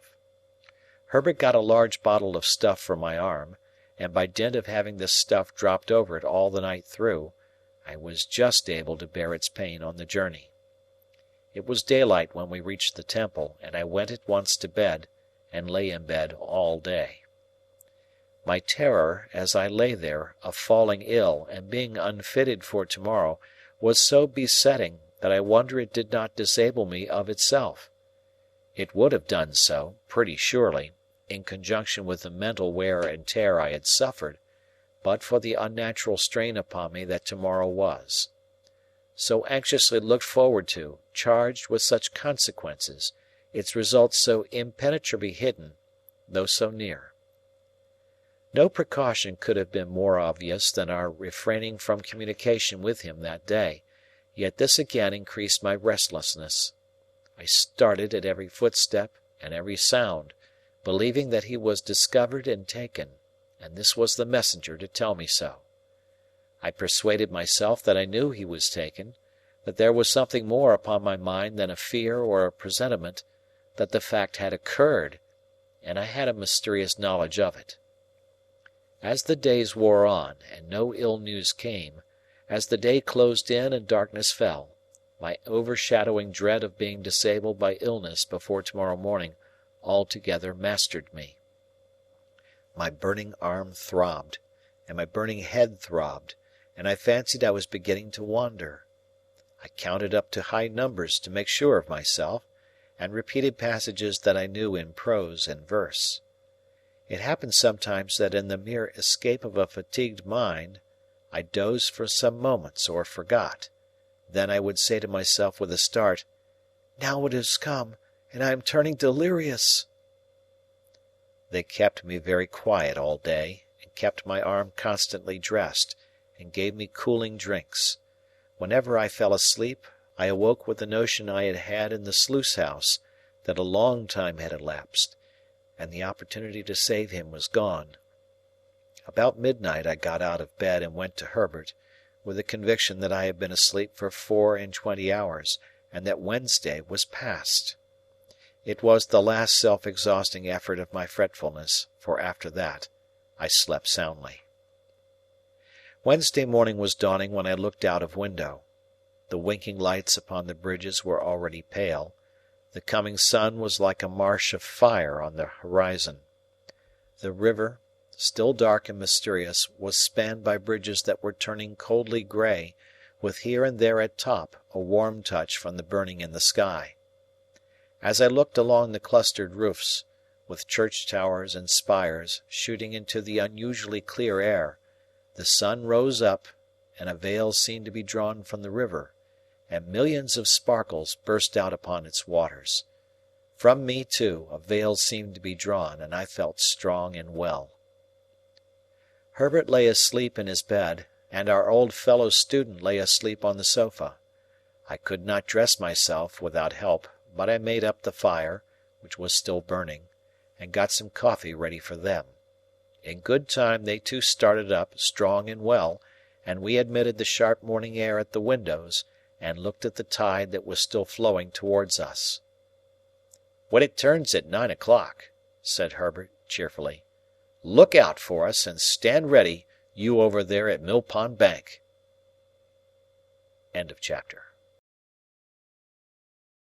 Chapter 54. It was one of those March days when the sun shines hot and the wind blows cold, when it is summer in the light and winter in the shade. We had our pea-coats with us, and I took a bag. Of all my worldly possessions I took no more than the few necessaries that filled the bag. Where I might go, what I might do, or when I might return, were questions utterly unknown to me, nor did I vex my mind with them, for it was wholly set on Provis's safety. I only wondered for the passing moment, as I stopped at the door and looked back, under what altered circumstances I should next see those rooms, if ever. We loitered down to the Temple stairs, and stood loitering there, as if we were not quite decided to go upon the water at all. Of course, I had taken care that the boat should be ready and everything in order. After a little show of indecision, which there were none to see but the 2 or 3 amphibious creatures belonging to our Temple stairs, we went on board and cast off, Herbert in the bow, I steering. It was then about high water, 8:30. Our plan was this. The tide, beginning to run down at 9, and being with us until 3, we intended still to creep on after it had turned, and row against it until dark. We should then be well in those long reaches below Gravesend, between Kent and Essex, where the river is broad and solitary, where the waterside inhabitants are very few, and where lone public houses are scattered here and there, of which we could choose one for a resting place. There we meant to lie by all night. The steamer for Hamburg and the steamer for Rotterdam would start from London at about 9 on Thursday morning. We should know at what time to expect them, according to where we were, and would hail the first, so that, if by any accident we were not taken aboard, we should have another chance. We knew the distinguishing marks of each vessel. The relief of being at last engaged in the execution of the purpose was so great to me that I felt it difficult to realize the condition in which I had been a few hours before. The crisp air, the sunlight, the movement on the river, and the moving river itself, the road that ran with us, seeming to sympathize with us, animate us, and encourage us on, freshened me with new hope.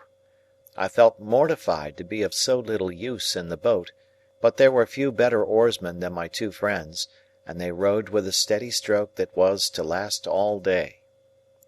At that time, the steam traffic on the Thames was far below its present extent, and the watermen's boats were far more numerous.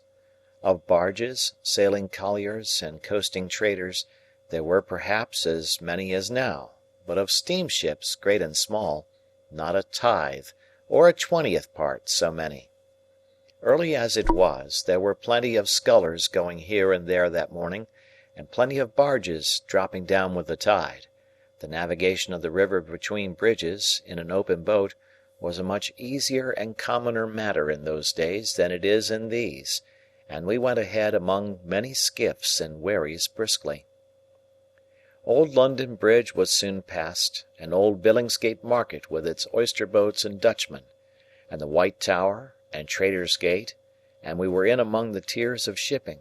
Here were the Leith, Aberdeen, and Glasgow steamers, loading and unloading goods, and looking immensely high out of the water as we passed alongside. Here were colliers by the score and score, with the coal whippers plunging off stages on deck, as counterweights to measures of coal swinging up, which were then rattled over the side into barges. Here at her moorings was tomorrow's steamer for Rotterdam, of which we took good notice, and here tomorrow's for Hamburg, under whose bowsprit we crossed. And now I, sitting in the stern, could see, with a faster beating heart, Mill Pond Bank and Mill Pond Stairs. "Is he there?" said Herbert. "Not yet." "Right. He was not to come down till he saw us. Can you see his signal?" "Not well from here, but I think I see it. Now I see him. Pull both. Easy, Herbert. Oars!" We touched the stairs lightly for a single moment, and he was on board, and we were off again. He had a boat cloak with him, and a black canvas bag, and he looked as like a river pilot as my heart could have wished. "Dear boy," he said, putting his arm on my shoulder as he took his seat. "Faithful dear boy, well done. Thank ye, thank ye."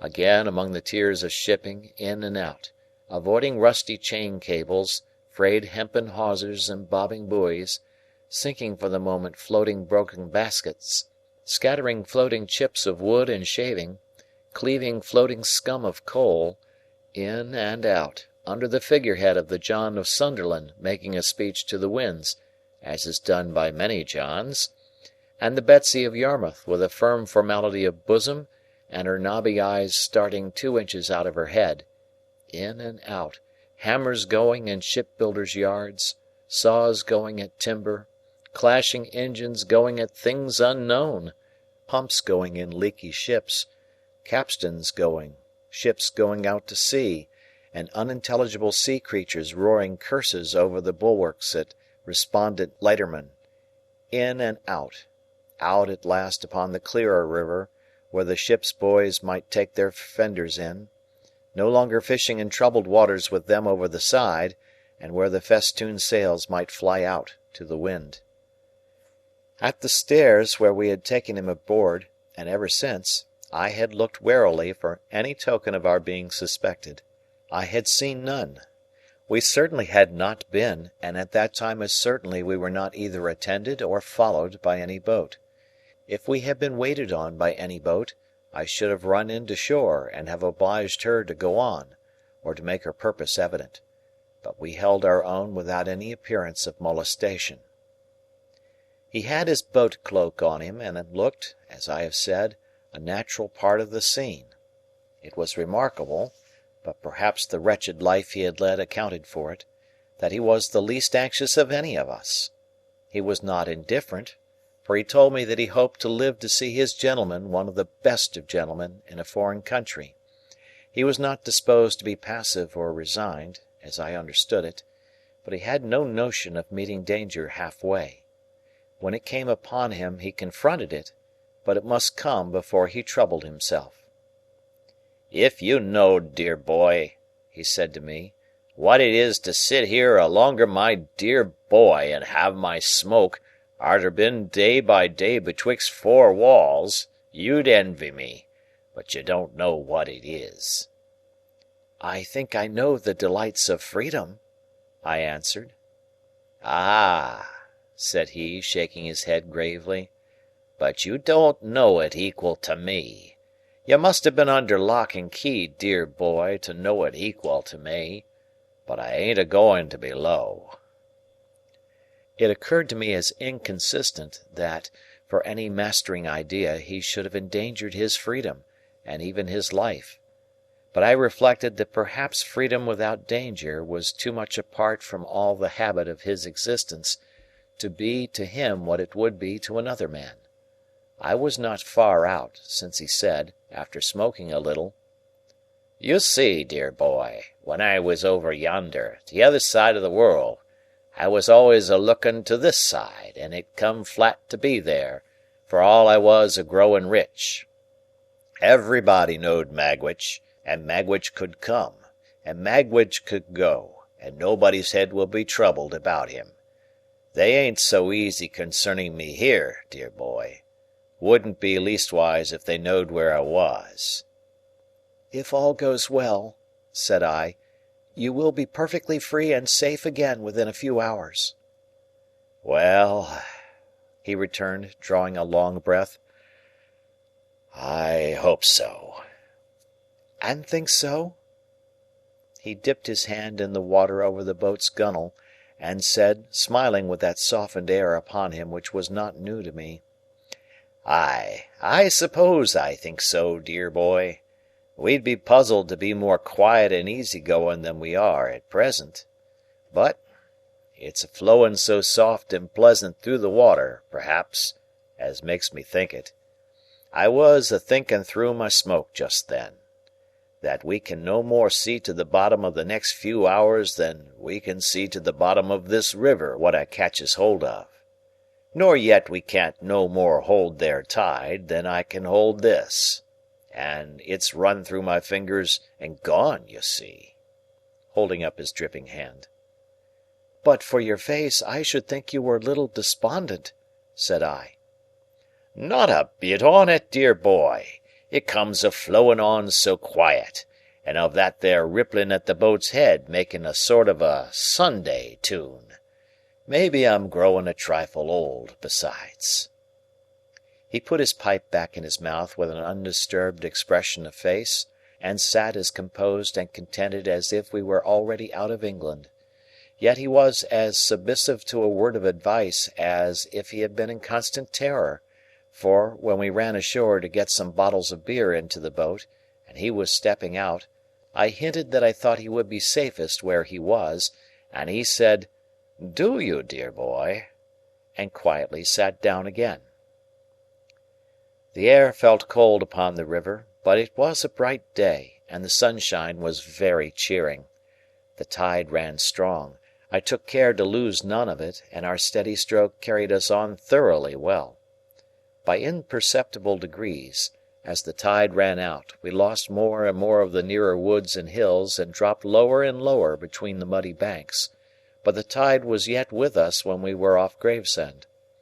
As our charge was wrapped in his cloak, I purposely passed within a boat or two's length of the floating custom-house, and so out to catch the stream, alongside of two emigrant ships, and under the bows of a large transport with troops on the forecastle, looking down at us.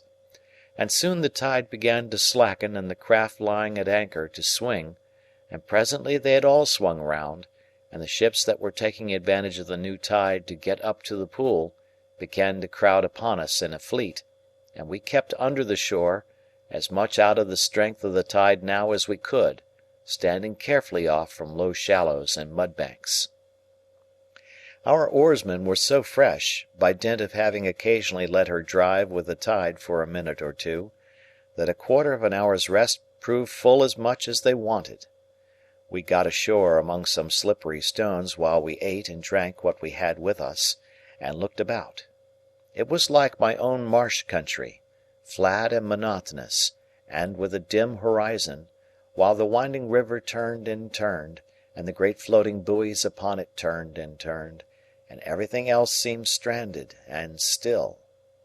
For now the last of the fleet of ships was round the last low point we had headed, and the last green barge, straw-laden, with a brown sail, had followed, and some ballast lighters, shaped like a child's first rude imitation of a boat, lay low in the mud, and a little squat shoal lighthouse on open piles stood crippled in the mud on stilts and crutches, and slimy stakes stuck out of the mud, and slimy stones stuck out of the mud, and red landmarks and tide marks stuck out of the mud, and an old landing stage and an old roofless building slipped into the mud, and all about us was stagnation and mud. We pushed off again, and made what way we could. It was much harder work now, but Herbert and Startop persevered, and rowed and rowed and rowed until the sun went down. By that time the river had lifted us a little, so that we could see above the bank. There was the red sun, on the low level of the shore, in a purple haze, fast deepening into black, and there was the solitary flat marsh, and far away there were the rising grounds, between which and us there seemed to be no life, save here and there in the foreground a melancholy gull. As the night was fast falling, and as the moon, being past the full, would not rise early, we held a little council, a short one, for clearly our course was to lie by at the first lonely tavern we could find. So they plied their oars once more, and I looked out for anything like a house. Thus we held on, speaking little, for 4 or 5 dull miles. It was very cold, and a collier coming by us, with her galley fire smoking and flaring, looked like a comfortable home. The night was as dark by this time as it would be until morning, and what light we had seemed to come more from the river than the sky, as the oars in their dipping struck at a few reflected stars. At this dismal time we were evidently all possessed by the idea that we were followed. As the tide made, it flapped heavily at irregular intervals against the shore, and whenever such a sound came, one or other of us was sure to start and look in that direction. Here and there, the set of the current had worn down the bank into a little creek, and we were all suspicious of such places, and eyed them nervously. Sometimes, "What was that ripple?" one of us would say in a low voice, or another, "Is that a boat yonder?" And afterwards we would fall into a dead silence, and I would sit impatiently thinking with what an unusual amount of noise the oars worked in the thowels.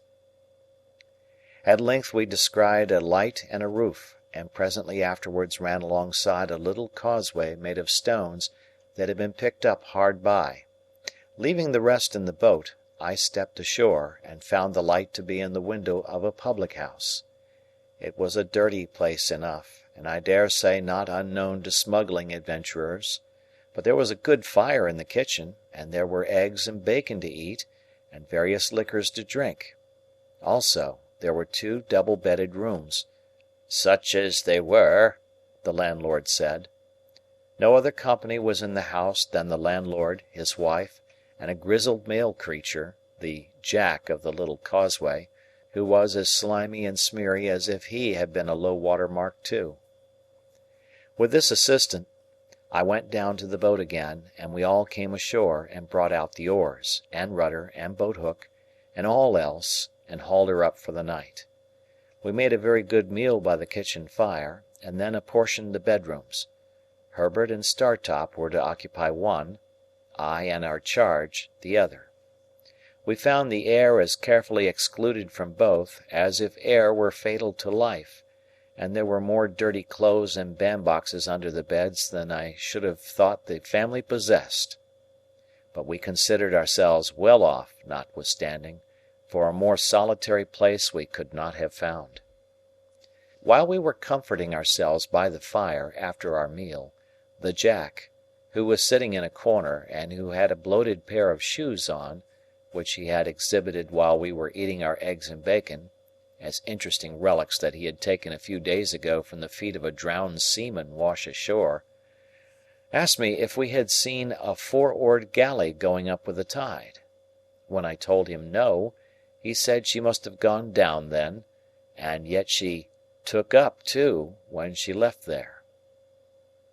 "They must have thought better on it for some reason or other," said the Jack, "and gone down."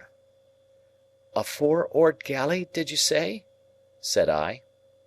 "A four," said the Jack, "and two sitters." Did they come ashore here? "They put in with a stone 2-gallon jar for some beer. I'd have been glad to pison the beer myself," said the Jack, "or put some rattling physic in it." Why? "I know why," said the Jack.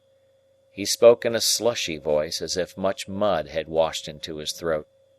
"He thinks," said the landlord, a weakly meditative man with a pale eye, who seemed to rely greatly on his Jack, "he thinks they was what they wasn't." "I knows what I thinks," observed the Jack. "You thinks customs us, Jack?" said the landlord.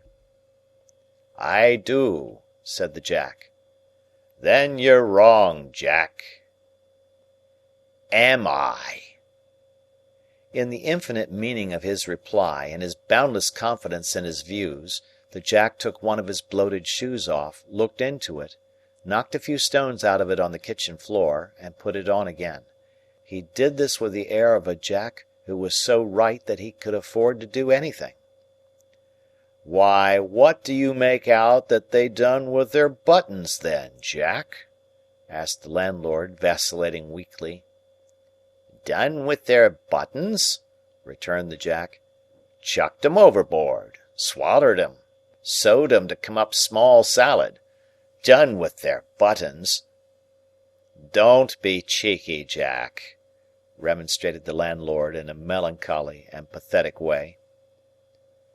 "A custom-house officer knows what to do with his buttons," said the Jack, repeating the obnoxious word with the greatest contempt, "when they comes betwixt him and his own light. A 4 and 2 sitters don't go hanging and hovering, up with one tide and down with another, and both with and against another, without there being custom-house at the bottom of it." Saying which he went out in disdain, and the landlord, having no one to reply upon, found it impracticable to pursue the subject. The dialogue made us all uneasy, and me very uneasy. The dismal wind was muttering round the house, the tide was flapping at the shore, and I had a feeling that we were caged and threatened. A four-oared galley hovering about in so unusual a way as to attract this notice was an ugly circumstance that I could not get rid of. When I had induced Provis to go up to bed, I went outside with my two companions (Startop by this time knew the state of the case), and held another council. Whether we should remain at the house until near the steamer's time, which would be about 1 in the afternoon, or whether we should put off early in the morning, was the question we discussed. On the whole, we deemed it the better course to lie where we were, until within an hour or so of the steamer's time, and then to get out in her track and drift easily with the tide. Having settled to do this, we returned into the house and went to bed. I lay down with the greater part of my clothes on, and slept well for a few hours. When I awoke, the wind had risen, and the sign of the house, the Ship, was creaking and banging about, with noises that startled me. Rising softly, for my charge lay fast asleep, I looked out of the window.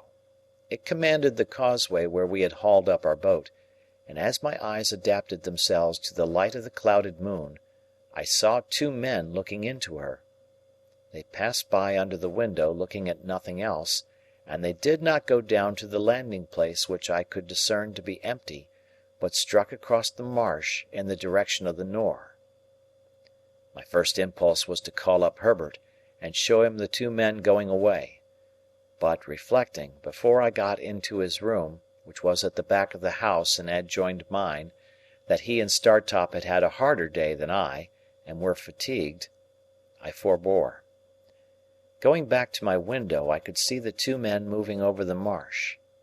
In that light, however, I soon lost them, and feeling very cold, lay down to think of the matter, and fell asleep again. We were up early. As we walked to and fro all four together, before breakfast, I deemed it right to recount what I had seen. Again our charge was the least anxious of the party. It was very likely that the men belonged to the Custom House, he said quietly, and that they had no thought of us. I tried to persuade myself that it was so, as indeed it might easily be. However, I proposed that he and I should walk away together to a distant point we could see, and that the boat should take us aboard there, or as near there as might prove feasible, at about noon. This being considered a good precaution, soon after breakfast he and I set forth, without saying anything at the tavern. He smoked his pipe as we went along, and sometimes stopped to clap me on the shoulder. One would have supposed that it was I who was in danger, not he, and that he was reassuring me. We spoke very little. As we approached the point, I begged him to remain in a sheltered place, while I went on to reconnoitre, for it was towards it that the men had passed in the night. He complied, and I went on alone. There was no boat off the point, nor any boat drawn up anywhere near it, nor were there any signs of the men having embarked there. But, to be sure, the tide was high, and there might have been some footprints under water. When he looked out from his shelter in the distance, and saw that I waved my hat to him to come up, he rejoined me, and there we waited, sometimes lying on the bank, wrapped in our coats, and sometimes moving about to warm ourselves, until we saw our boat coming round. We got aboard easily, and rowed out into the track of the steamer. By that time it wanted but 10 minutes of 1 o'clock, and we began to look out for her smoke. But it was 1:30 before we saw her smoke, and soon afterwards we saw behind it the smoke of another steamer.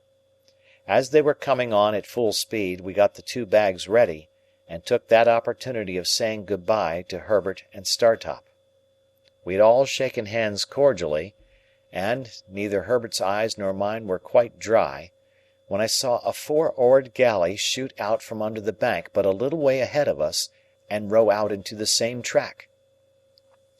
A stretch of shore had been as yet between us and the steamer's smoke, by reason of the bend and wind of the river, but now she was visible, coming head on. I called to Herbert and Startop to keep before the tide, that she might see us lying by for her, and I adjured Provis to sit quite still, wrapped in his cloak. He answered cheerily, "Trust to me, dear boy," and sat like a statue. Meantime the galley, which was very skilfully handled, had crossed us, let us come up with her, and fallen alongside. Leaving just room enough for the play of the oars, she kept alongside, drifting when we drifted, and pulling a stroke or two when we pulled. Of the two sitters, one held the rudder lines and looked at us attentively, as did all the rowers. The other sitter was wrapped up, much as Provis was, and seemed to shrink and whisper some instruction to the steerer as he looked at us. Not a word was spoken in either boat. Startop could make out after a few minutes which steamer was first, and gave me the word Hamburg in a low voice as we sat face to face. She was nearing us very fast, and the beating of her paddles grew louder and louder. I felt as if her shadow were absolutely upon us when the galley hailed us. I answered. "You have a return transport there," said the man who held the lines. "That's the man, wrapped in the cloak. His name is Abel Magwitch, otherwise Provis. I apprehend that man and call upon him to surrender, and you to assist." At the same moment, without giving any audible direction to his crew, he ran the galley abroad of us. They had pulled one sudden stroke ahead, had got their oars in, had run athwart us, and were holding on to our gunwale before we knew what they were doing. This caused great confusion on board the steamer, and I heard them calling to us, and heard the order given to stop the paddles, and heard them stop, but felt her driving down upon us irresistibly. In the same moment I saw the steersman of the galley lay his hand on his prisoner's shoulder, and saw that both boats were swinging round with the force of the tide, and saw that all hands on board the steamer were running forward quite frantically. Still in the same moment I saw the prisoner start up, lean across his captor, and pull the cloak from the neck of the shrinking sitter in the galley. Still in the same moment I saw that the face disclosed was the face of the other convict of long ago. Still in the same moment I saw the face tilt backward with a white terror on it that I shall never forget, and heard a great cry on board the steamer, and a loud splash in the water, and felt the boat sink from under me. It was but for an instant that I seemed to struggle with 1,000 mill weirs and 1,000 flashes of light. That instant past, I was taken on board the galley. Herbert was there, and Startop was there, but our boat was gone, and the 2 convicts were gone. What with the cries aboard the steamer, and the furious blowing off of her steam, and her driving on, and our driving on, I could not at first distinguish sky from water or shore from shore, but the crew of the galley righted her with great speed, and pulling certain swift, strong strokes ahead, lay upon their oars, every man looking silently and eagerly at the water astern. Presently a dark object was seen in it, bearing towards us on the tide. No man spoke, but the steersman held up his hand, and all softly backed water, and kept the boat straight and true before it. As it came nearer, I saw it to be Magwitch, swimming, but not swimming freely. He was taken on board, and instantly manacled at the wrists and ankles. The galley was kept steady, and the silent, eager look-out at the water was resumed. But the Rotterdam steamer now came up, and apparently not understanding what had happened, came on at speed. By the time she had been hailed and stopped, both steamers were drifting away from us, and we were rising and falling in a troubled wake of water. The look-out was kept long after all was still again, and the 2 steamers were gone, but everybody knew that it was hopeless now.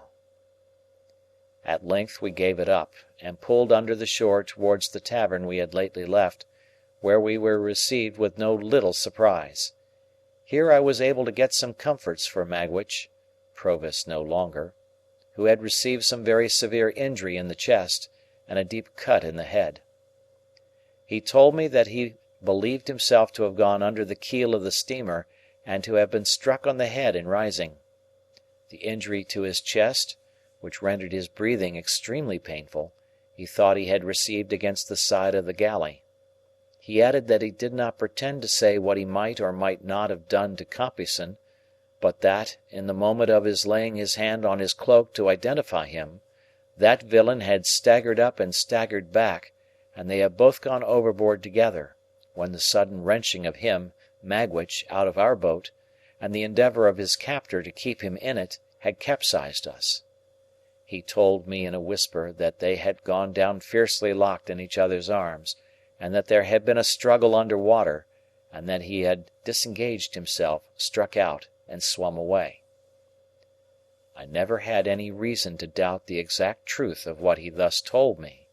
The officer who steered the galley gave the same account of their going overboard. When I asked this officer's permission to change the prisoner's wet clothes by purchasing any spare garments I could get at the public-house, he gave it readily, merely observing that he must take charge of everything his prisoner had about him. So the pocket-book which had once been in my hands passed into the officer's. He further gave me leave to accompany the prisoner to London, but declined to accord that grace to my two friends. The Jack at the Ship was instructed where the drowned man had gone down, and undertook to search for the body in the places where it was likeliest to come ashore. His interest in its recovery seemed to me to be much heightened when he heard that it had stockings on. Probably it took about a dozen drowned men to fit him out completely, and that may have been the reason why the different articles of his dress were in various stages of decay. We remained at the public-house until the tide turned, and then Magwitch was carried down to the galley and put on board. Herbert and Startop were to get to London by land as soon as they could. We had a doleful parting, and when I took my place by Magwitch's side, I felt that that was my place henceforth while he lived. For now my repugnance to him had all melted away, and in the hunted, wounded, shackled creature who held my hand in his, I only saw a man who had meant to be my benefactor, and who had felt affectionately, gratefully, and generously towards me with great constancy through a series of years. I only saw in him a much better man than I had been to Joe. His breathing became more difficult and painful as the night drew on, and often he could not repress a groan. I tried to rest him on the arm I could use, in any easy position, but it was dreadful to think that I could not be sorry at heart for his being badly hurt, since it was unquestionably best that he should die. That there were, still living, people enough who were able and willing to identify him, I could not doubt. That he would be leniently treated, I could not hope. He who had been presented in the worst light at his trial, who had since broken prison and been tried again, who had returned from transportation under a life sentence, and who had occasioned the death of the man who was the cause of his arrest. As we returned toward the setting sun we had yesterday left behind us, and as the stream of our hopes seemed all running back, I told him how grieved I was to think that he had come home for my sake. "Dear boy," he answered, "I'm quite content to take my chance. I've seen my boy, and he can be a gentleman without me." No, I had thought about that, while we had been there side by side.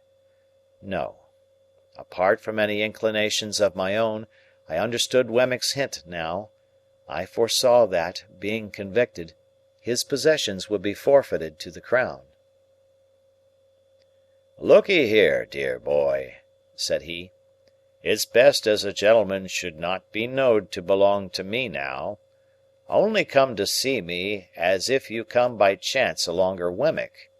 Sit where I can see you when I am swore to, for the last of many times, and I don't ask no more."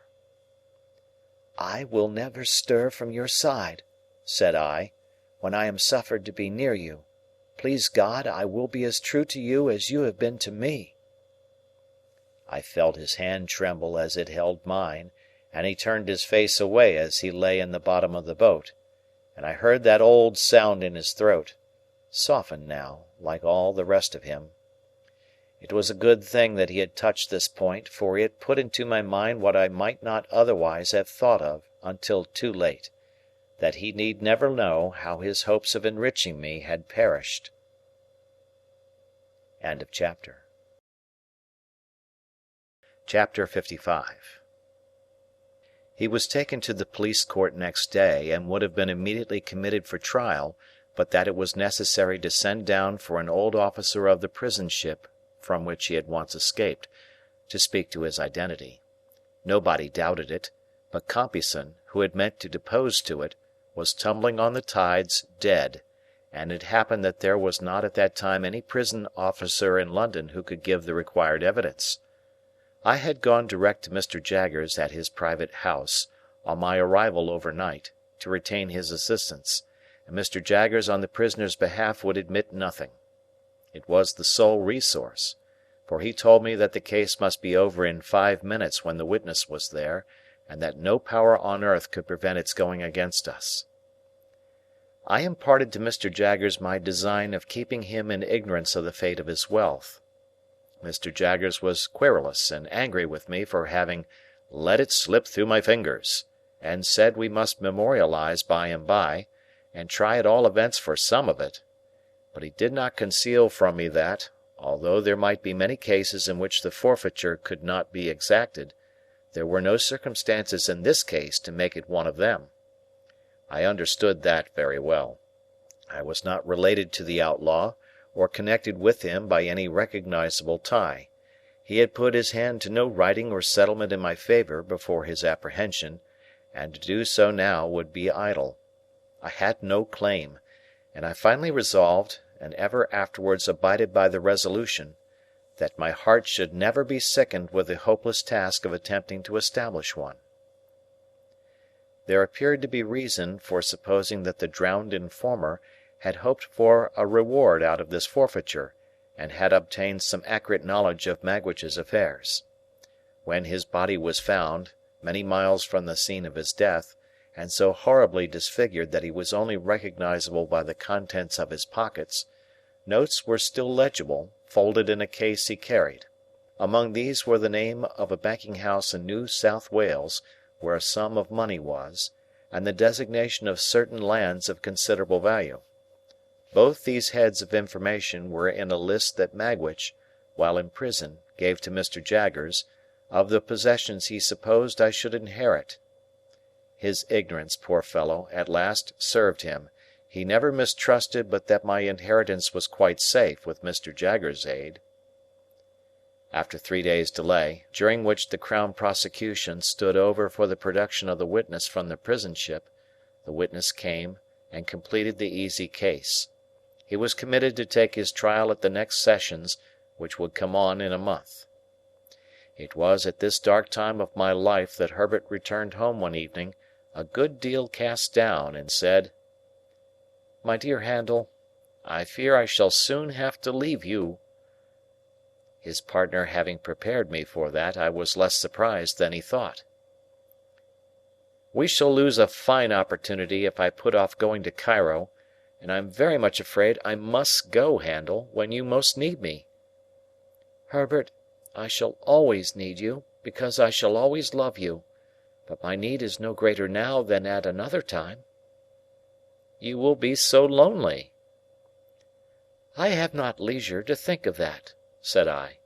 "You know that I am always with him to the full extent of the time allowed, and that I should be with him all day long if I could. And when I come away from him, you know that my thoughts are with him." The dreadful condition to which he was brought was so appalling to both of us that we could not refer to it in plainer words. "My dear fellow," said Herbert, "let the near prospect of our separation, for it is very near, be my justification for troubling you about yourself. Have you thought of your future?" "No, for I have been afraid to think of any future." "But yours cannot be dismissed. Indeed, my dear, dear Handel, it must not be dismissed. I wish you would enter on it now, as far as a few friendly words go, with me." "I will," said I. "In this branch house of ours, Handel, we must have a—" I saw that his delicacy was avoiding the right word, so I said, "a clerk." "A clerk. And I hope it is not unlikely that he may expand, as a clerk of your acquaintance has expanded, into a partner. Now, Handel, in short, my dear boy, will you come to me?" There was something charmingly cordial and engaging in the manner in which, after saying, "Now, Handel," as if it were the grave beginning of a portentous business exordium, he had suddenly given up that tone, stretched out his honest hand, and spoken like a schoolboy. "Clara and I have talked about it again and again," Herbert pursued, "and the dear little thing begged me only this evening, with tears in her eyes, to say to you that, if you will live with us when we come together, she will do her best to make you happy, and to convince her husband's friend that he is her friend too. We should get on so well, Handel." I thanked her heartily, and I thanked him heartily, but said I could not yet make sure of joining him as he so kindly offered. Firstly, my mind was too preoccupied to be able to take in the subject clearly. Secondly, there was a vague something lingering in my thoughts that will come out very near the end of this slight narrative. But if you thought, Herbert, that you could, without doing any injury to your business, leave the question open for a little while—" "For any while," cried Herbert. 6 months, a year." "Not so long as that," said I. 2 or 3 months at most."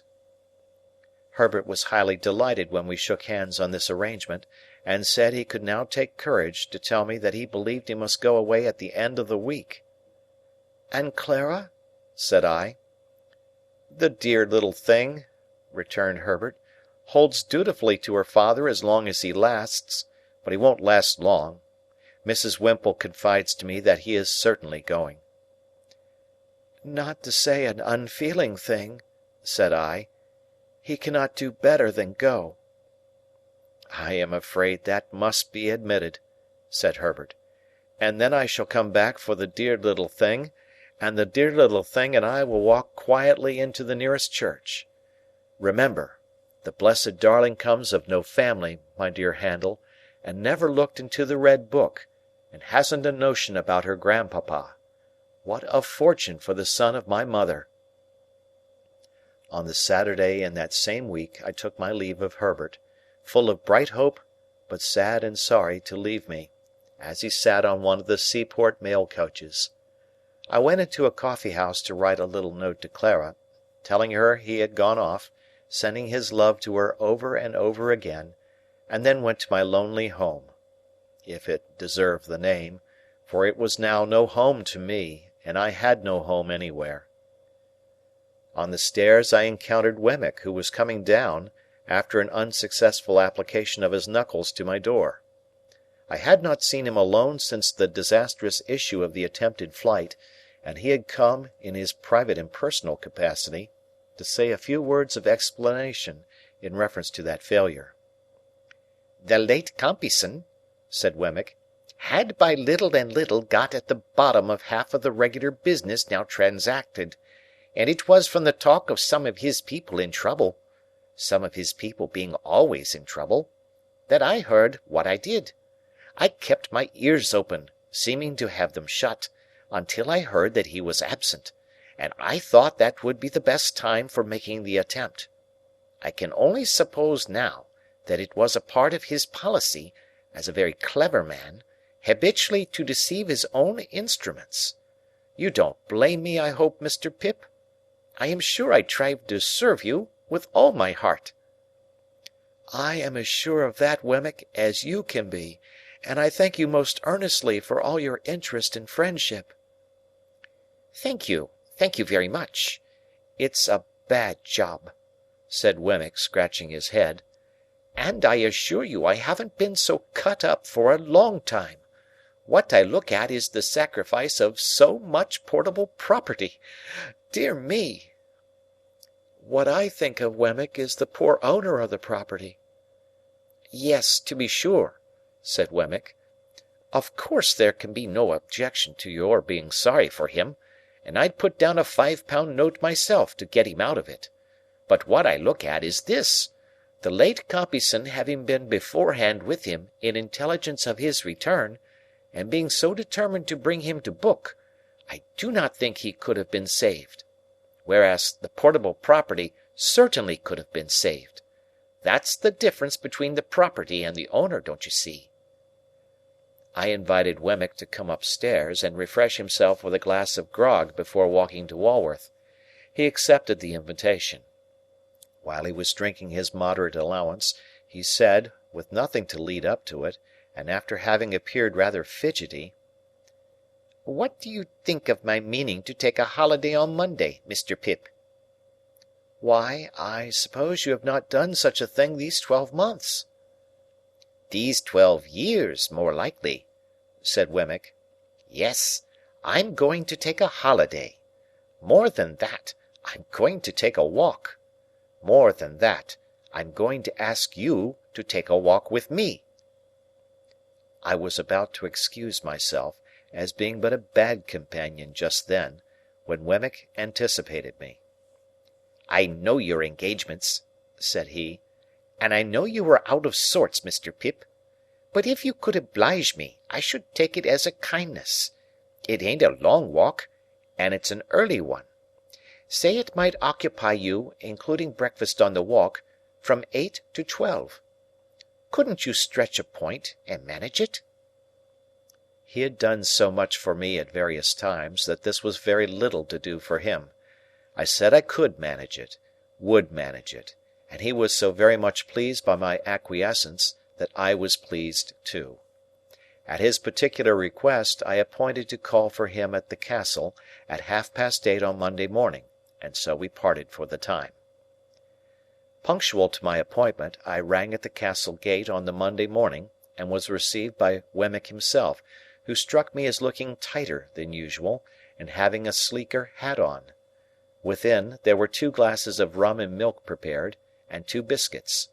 The Aged must have been stirring with the lark, for, glancing into the perspective of his bedroom, I observed that his bed was empty. When we had fortified ourselves with the rum and milk and biscuits, and were going out for the walk with that training preparation on us, I was considerably surprised to see Wemmick take up a fishing rod and put it over his shoulder. "Why, we are not going fishing," said I. "No," replied Wemmick, "but I like to walk with one." I thought this odd. However, I said nothing, and we set off. We went towards Caberwell Green, and when we were thereabouts, Wemmick said suddenly, "Hello, here's a church." There was nothing very surprising in that, but again I was rather surprised when he said, as if he were animated by a brilliant idea, "Let's go in." We went in, Wemmick leaving his fishing rod on the porch, and looked all round. In the meantime, Wemmick was diving into his coat pockets, and getting something out of paper there. "Hello," said he, "here's a couple of pair of gloves. Let's put 'em on." As the gloves were white kid gloves, and as the post office was widened to its utmost extent, I now began to have my strong suspicions. They were strengthened into certainty when I beheld the Aged enter at a side door, escorting a lady. "Hello," said Wemmick, "here's Miss Skiffins. Let's have a wedding." That discreet damsel was attired as usual, except that she was now engaged in substituting for her green kid gloves a pair of white. The Aged was likewise occupied in preparing a similar sacrifice for the altar of Hymen. The old gentleman, however, experienced so much difficulty in getting his gloves on, that Wemmick found it necessary to put him with his back against a pillar, and then to get behind the pillar himself and pull away at them, while I, for my part, held the old gentleman round the waist, that he might present equal and safe resistance. By dint of this ingenious scheme, his gloves were got on to perfection. The clerk and clergyman then appearing, we were ranged in order at those fatal rails. True to his notion of seeming to do it all without preparation, I heard Wemmick say to himself, as he took something out of his waistcoat pocket before the service began, "Hello, here's a ring." I acted in the capacity of backer, or best man, to the bridegroom, while a little limp pew-opener in a soft bonnet like a baby's made a feint of being the bosom friend of Miss Skiffins. The responsibility of giving the lady away devolved upon the Aged, which led to the clergyman's being unintentionally scandalized, and it happened thus. When he said, "Who giveth this woman to be married to this man?" the old gentleman, not in the least knowing what point of the ceremony we had arrived at, stood most amiably beaming at the 10 Commandments, upon which the clergyman said again, "Who giveth this woman to be married to this man?" The old gentleman being still in a state of most estimable unconsciousness, the bridegroom cried out in his accustomed voice, "Now, Aged P, you know, who giveth?" To which the Aged replied with great briskness, before saying that he gave, "All right, John, all right, my boy." And the clergyman came to so gloomy a pause upon it that I had doubts for the moment whether we should get completely married that day. It was completely done, however, and when we were going out of church, Wemmick took the cover off the font, and put his white gloves in it, and put the cover on again. Mrs. Wemmick, more heedful of the future, put her white gloves in her pocket and assumed her green. "Now, Mr. Pip," said Wemmick, Triumphantly shouldering the fishing rod as we came out, "let me ask you whether anybody would suppose this to be a wedding party?" Breakfast had been ordered at a pleasant little tavern, a mile or so away upon the rising ground beyond the green, and there was a bagatelle board in the room, in case we should desire to unbend our minds after the solemnity. It was pleasant to observe that Mrs. Wemmick no longer unwound Wemmick's arm when it adapted itself to her figure, but sat in a high-backed chair against the wall, like a violoncello in its case, and submitted to be embraced as that melodious instrument might have done. We had an excellent breakfast, and when any one declined anything on table, Wemmick said, "Provided by contract, you know. Don't be afraid of it." I drank to the new couple, drank to the aged, drank to the castle, saluted the bride at parting, and made myself as agreeable as I could. Wemmick came down to the door with me, and I again shook hands with him, and wished him joy. "Thank'ee," said Wemmick, rubbing his hands. "She's such a manager of fowls, you have no idea. You shall have some eggs, and judge for yourself. I say, Mr. Pip," calling me back, and speaking low, "this is altogether a Walworth sentiment, please." "I understand. Not to be mentioned in Little Britain," said I. Wemmick nodded. "After what you let out the other day, Mr. Jaggers may as well not know of it. He might think my brain was softening, or something of the kind." End of chapter. Chapter 56. He lay in prison very ill, during the whole interval between his committal for trial and the coming round of the sessions. He had broken 2 ribs, they had wounded one of his lungs, and he breathed with great pain and difficulty, which increased daily. It was a consequence of his hurt that he spoke so low as to be scarcely audible, therefore he spoke very little. But he was ever ready to listen to me, and it became the first duty of my life to say to him, and read to him, what I knew he ought to hear. Being far too ill to remain in the common prison, he was removed, after the first day or so, into the infirmary. This gave me opportunities of being with him that I could not otherwise have had. And but for his illness he would have been put in irons, for he was regarded as a determined prison-breaker, and I know not what else. Although I saw him every day, it was for only a short time, hence the regularly recurring spaces of our separation were long enough to record on his face any slight changes that occurred in his physical state. I do not recollect that I once saw any change in it for the better. He wasted, and became slowly weaker and worse, day by day, from the day when the prison door closed upon him. The kind of submission or resignation that he showed was that of a man who was tired out. I sometimes derived an impression, from his manner or from a whispered word or two which escaped him, that he pondered over the question whether he might have been a better man under better circumstances.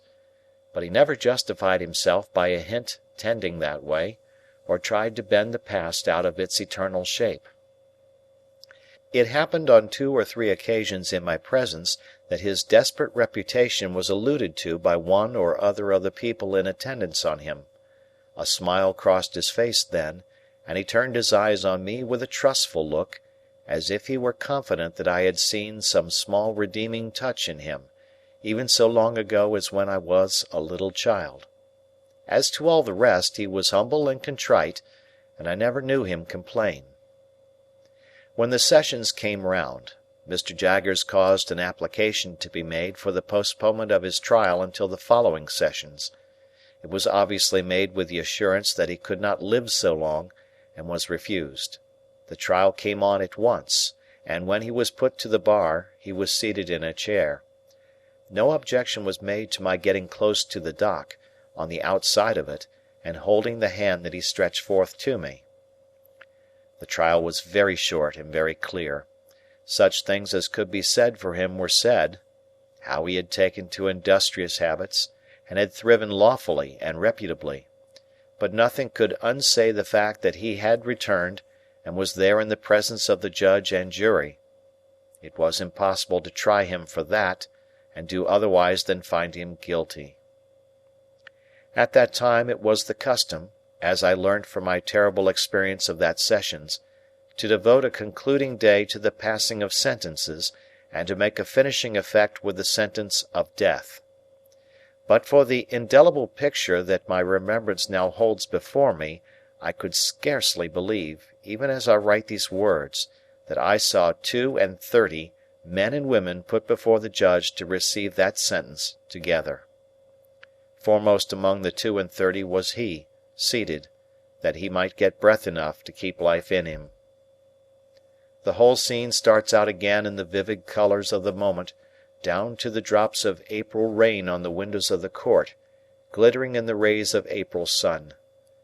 Penned in the dock, as I again stood outside it at the corner with his hand in mine, were the 32 men and women, some defiant, some stricken with terror, some sobbing and weeping, some covering their faces, some staring gloomily about. There had been shrieks from among the women convicts, but they had been stilled, and a hush had succeeded. The sheriffs with their great chains and nosegays, other civic gewgaws and monsters, criers, ushers, a great gallery full of people, a large theatrical audience, looked on as the 32 and the judge were solemnly confronted. Then the judge addressed them. Among the wretched creatures before him whom he must single out for special address, was one who almost from his infancy had been an offender against the laws, who, after repeated imprisonments and punishments, had been at length sentenced to exile for a term of years, and who, under circumstances of great violence and daring, had made his escape and been resentenced to exile for life. That miserable man would seem for a time to have become convinced of his errors, when far removed from the scenes of his old offences, and to have lived a peaceable and honest life; but in a fatal moment, yielding to those propensities and passions, the indulgence of which had so long rendered him a scourge to society, he had quitted his haven of rest and repentance, and had come back to the country where he was proscribed. Being here presently denounced, he had for a time succeeded in evading the officers of justice, but being at length seized while in the act of flight, he had resisted them, and had, he best knew whether by express design or in the blindness of his hardihood, caused the death of his denouncer, to whom his whole career was known. The appointed punishment for his return to the land that had cast him out being death, and his case being this aggravated case, he must prepare himself to die. The sun was striking in at the great windows of the court, through the glittering drops of rain upon the glass, and it made a broad shaft of light between the 32 and the judge, linking both together, and perhaps reminding some among the audience how both were passing on, with absolute equality, to the greater judgment that knoweth all things, and cannot err. Rising for a moment, a distinct speck of face in this way of light, the prisoner said, "My lord, I have received my sentence of death from the Almighty, but I bow to yours," and sat down again. There was some hushing, and the judge went on with what he had to say to the rest. Then they were all formally doomed, and some of them were supported out, and some of them sauntered out with a haggard look of bravery, and a few nodded to the gallery, and 2 or 3 shook hands, and others went out chewing the fragments of herb they had taken from the sweet herbs lying about. He went last of all, because of having to be helped from his chair, and to go very slowly, and he held my hand while all the others were removed, and while the audience got up, putting their dresses right as they might at church or elsewhere, and pointed down at this criminal or at that, and most of all at him and me. I earnestly hoped and prayed that he might die before the recorder's report was made, but in the dread of his lingering on, I began that night to write out a petition to the Home Secretary of State, setting forth my knowledge of him, and how it was that he had come back for my sake. I wrote it as fervently and pathetically as I could, and when I had finished it and sent it in, I wrote out other petitions to such men in authority as I hoped were the most merciful, and drew up one to the Crown itself. For several days and nights after he was sentenced, I took no rest except when I fell asleep in my chair, and was wholly absorbed in those appeals. And after I had sent them in, I could not keep away from the places where they were, but felt as if they were more hopeful and less desperate when I was near them.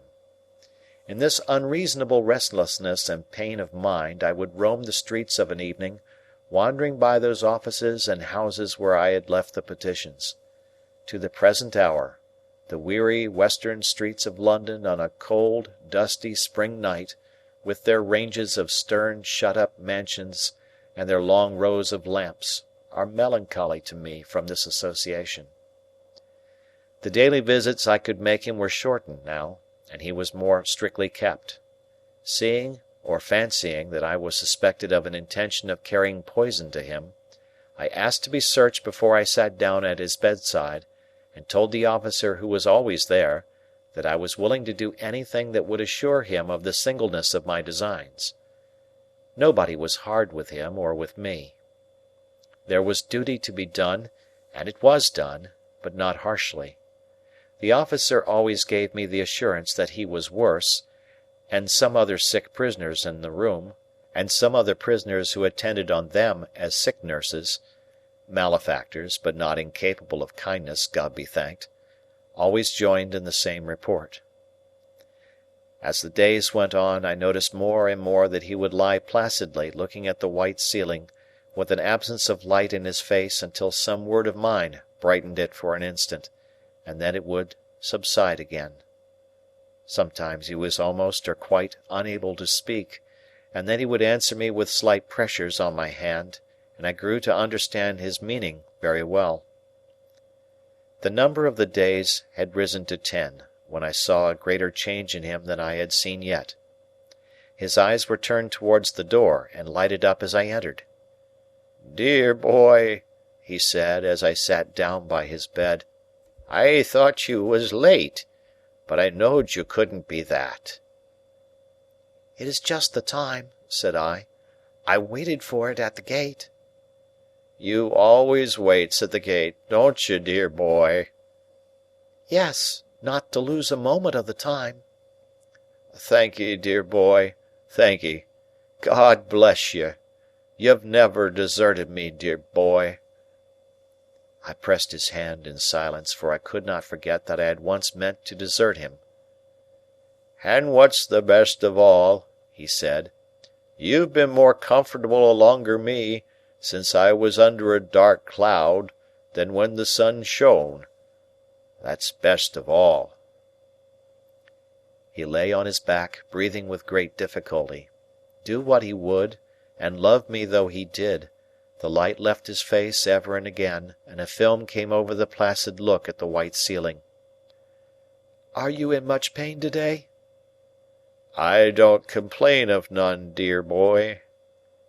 "You never do complain." He had spoken his last words. He smiled, and I understood his touch to mean that he wished to lift my hand and lay it on his breast.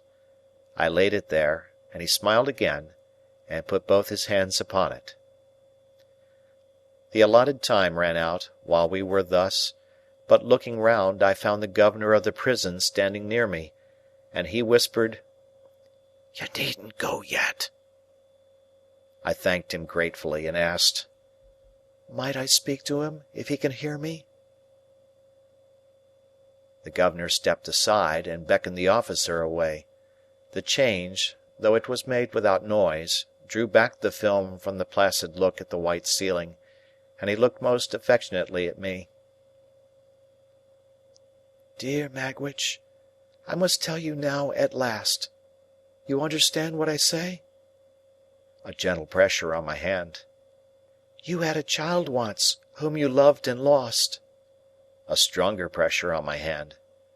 "She lived, and found powerful friends. She is living now. She is a lady and very beautiful, and I love her." With a last faint effort, which would have been powerless but for my yielding to it and assisting it, he raised my hand to his lips. Then he gently let it sink upon his breast again, with his own hands lying on it. The placid look at the white ceiling came back and passed away, and his head dropped quietly on his breast. Mindful, then, of what we had read together, I thought of the two men who went up into the temple to pray, and I knew there were no better words that I could say beside his bed than, "O Lord, be merciful to him, a sinner." End of chapter. Chapter 57. Now that I was left wholly to myself, I gave notice of my intention to quit the chambers in the temple as soon as my tenancy could legally determine, and in the meanwhile to underlet them. At once I put bills up in the windows, for I was in debt and had scarcely any money, and began to be seriously alarmed by the state of my affairs. I ought rather to write that I should have been alarmed if I had had energy and concentration enough to help me to the clear perception of any truth beyond the fact that I was falling very ill. The late stress upon me had enabled me to put off illness, but not to put it away. I knew that it was coming on me now, and I knew very little else, and was even careless as to that. For a day or two I lay on the sofa, or on the floor, anywhere, according as I happened to sink down, with a heavy head and aching limbs, and no purpose and no power.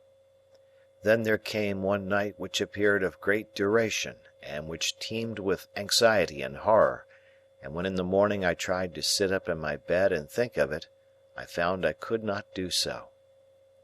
Whether I really had been down in Garden Court in the dead of the night, groping about for the boat that I supposed to be there, whether I had 2 or 3 times come to myself on the staircase with great terror, not knowing how I had got out of bed, whether I had found myself lighting the lamp, possessed by the idea that he was coming up the stairs, and that the lights were blown out, whether I had been inexpressibly harassed by the distracted talking, laughing, and groaning of someone, and had half suspected those sounds to be of my own making, whether there had been a closed iron furnace in a dark corner of the room, and a voice had called out, over and over again, that Miss Havisham was consuming within it.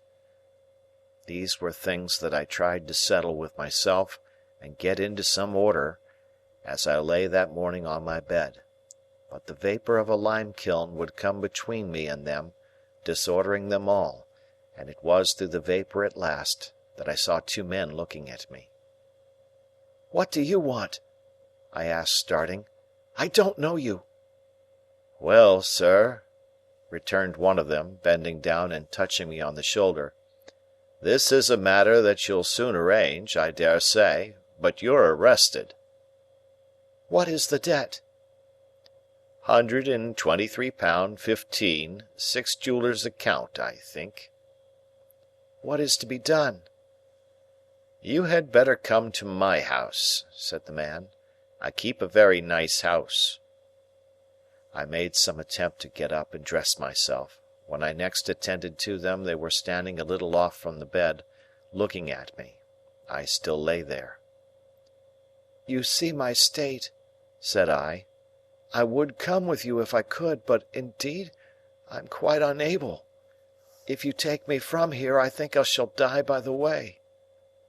Perhaps they replied, or argued the point, or tried to encourage me to believe that I was better than I thought. For as much as they hang in my memory by only this one slender thread, I don't know what they did, except that they forbore to remove me. That I had a fever and was avoided, that I suffered greatly, that I often lost my reason, that the time seemed interminable, that I confounded impossible existences with my own identity, that I was a brick in the house wall, and yet entreating to be released from the giddy place where the builders had set me, that I was a steel beam of a vast engine clashing and whirling over a gulf, and yet that I implored in my own person to have the engine stopped, and my part in it hammered off. That I passed through these phases of disease I know of my own remembrance, and did in some sort know at the time. That I sometimes struggled with real people, in the belief that they were murderers, and that I would all at once comprehend that they meant to do me good, and would then sink exhausted in their arms, and suffer them to lay me down, I also knew at the time. But, above all, I knew that there was a constant tendency in all these people, who, when I was very ill, would present all kinds of extraordinary transformations of the human face, and would be much dilated in size. Above all, I say, I knew that there was an extraordinary tendency in all these people, sooner or later, to settle down into the likeness of Joe. After I had turned the worst point of my illness, I began to notice that while all its other features changed, this one consistent feature did not change. Whoever came about me still settled down into Joe. I opened my eyes in the night, and I saw, in the great chair at the bedside, Joe. I opened my eyes in the day, and sitting on the window-seat, smoking his pipe in the shaded open window, still I saw Joe. I asked for a cooling drink, and the dear hand that gave it me was Joe's. I sank back on my pillow after drinking, and the face that looked so hopefully and tenderly upon me was the face of Joe. At last, one day, I took courage and said, "Is it Joe?" And the dear old home voice answered, "Which it are, old chap?" "Oh, Joe, you break my heart. Don't look angry at me, Joe. Strike me, Joe. Tell me of my ingratitude. Don't be so good to me." For Joe had actually laid his head down on the pillow at my side, and put his arm round my neck in his joy that I knew him. "Which dear old Pip, old chap," said Joe, "you and me was ever friends, and when you're well enough to go out for a ride, what larks!" After which, Joe withdrew to the window, and stood with his back towards me, wiping his eyes. And as my extreme weakness prevented me from getting up and going to him, I lay there penitently whispering, "Oh, God bless him! Oh, God bless this gentle Christian man!" Joe's eyes were red when I next found him beside me, but I was holding his hand, and we both felt happy. "How long, dear Joe?" "Which you meanter say, Pip? How long has your illness lasted, dear old chap?" "Yes, Joe." "It's the end of May, Pip. Tomorrow is the 1st of June." "And have you been here all that time, dear Joe?" "Pretty nigh, old chap. For, as I says to Biddy when the news of your being ill were brought by letter, which it were brought by the post, and being formerly single, he is now married though underpaid for a deal of walking and shoe-leather, but wealth were not an object on his part, and marriage were the great wish of his heart." "It is so delightful to hear you, Joe. But I interrupt you in what you said to Biddy."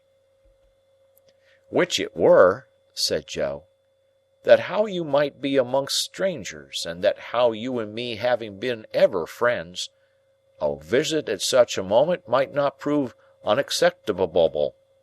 And Biddy, her word were, 'Go to him without loss of time.'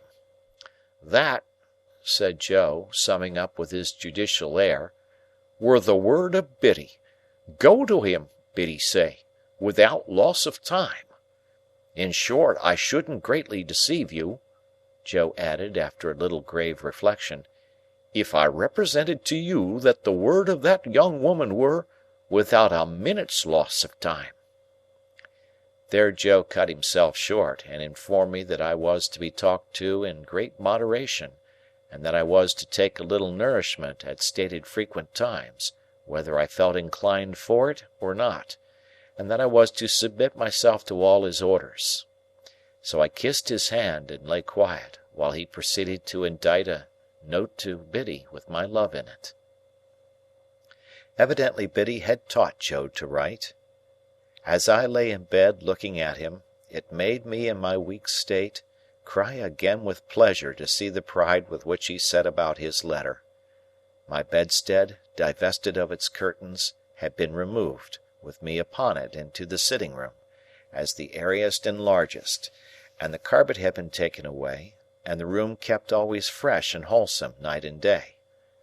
At my own writing-table, pushed into a corner encumbered with little bottles, Joe now sat down to his great work, first choosing a pen from the pen-tray as if it were a chest of large tools, and tucking up his sleeves as if he were going to wield a crowbar or sledge-hammer.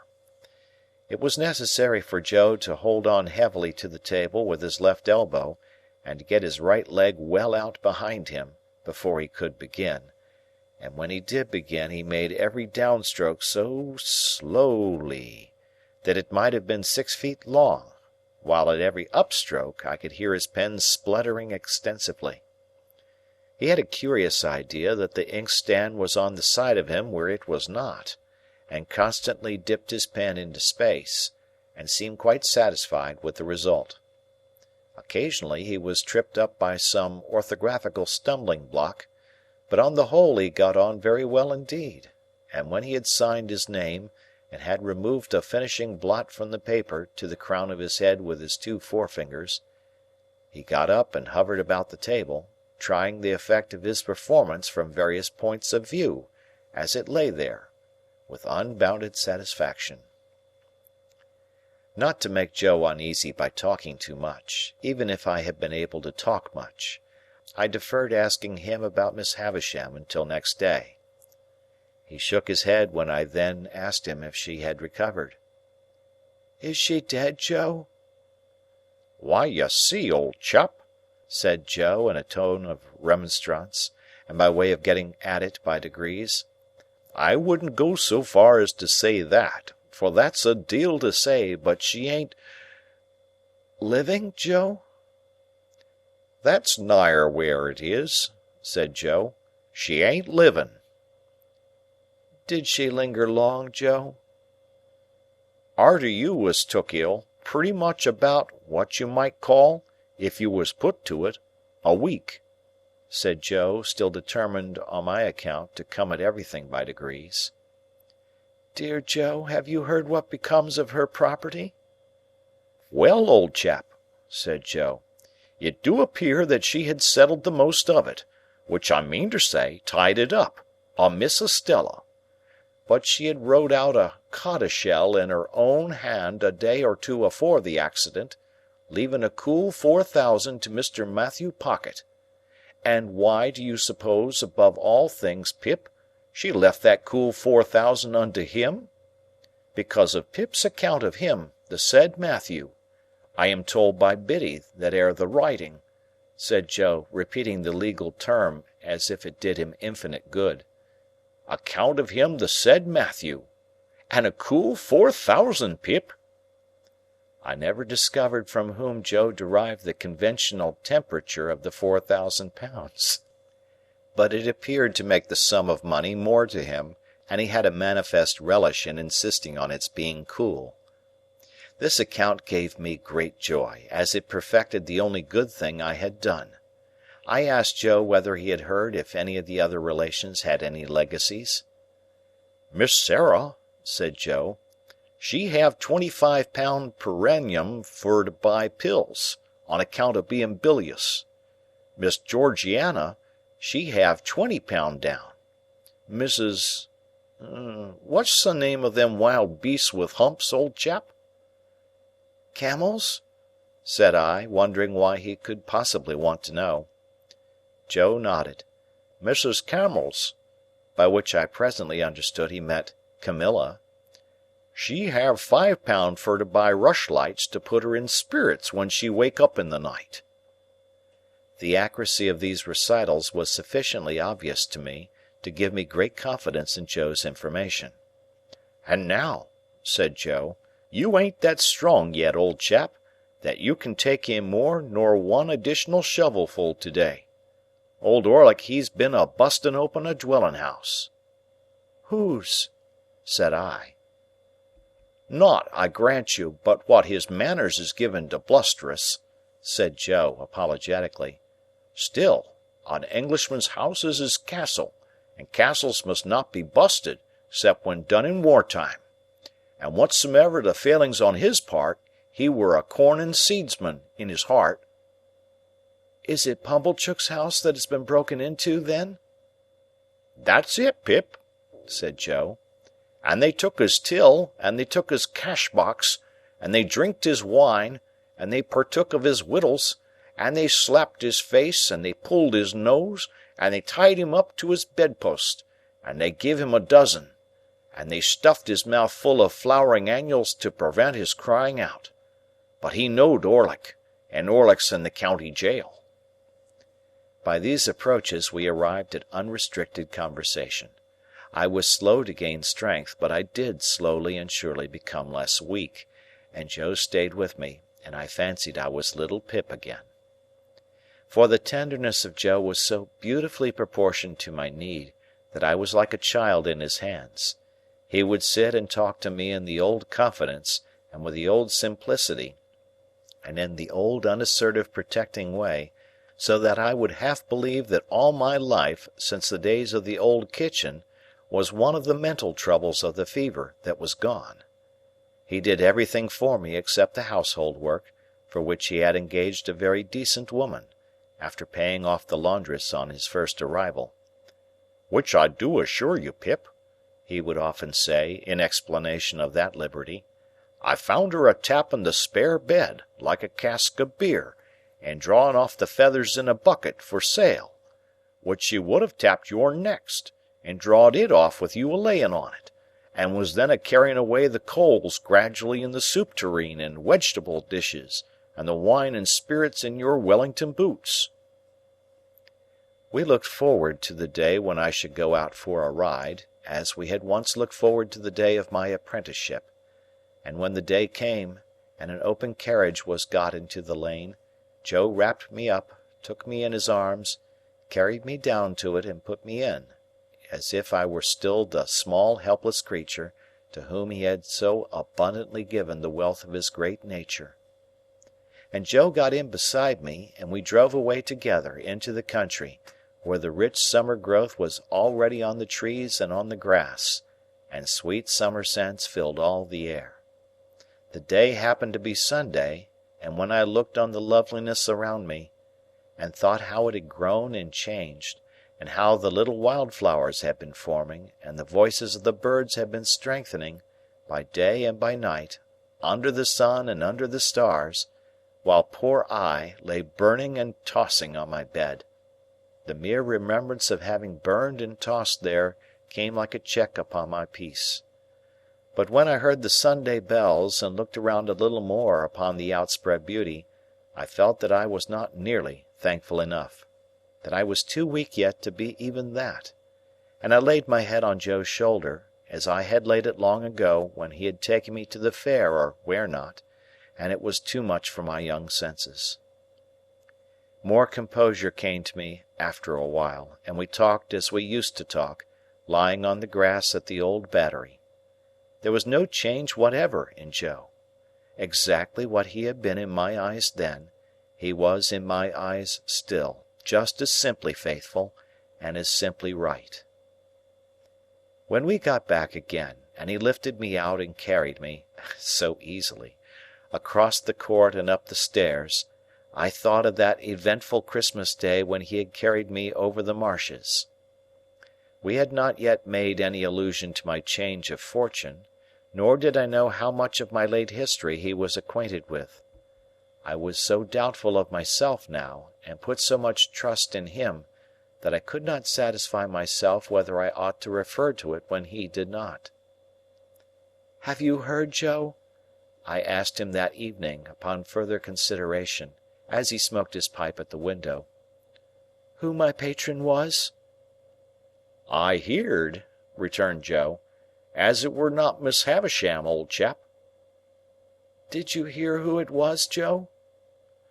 "Well, I heerd as it were a person what sent the person what give you the bank notes at the Jolly Bargemen, Pip." "So it was."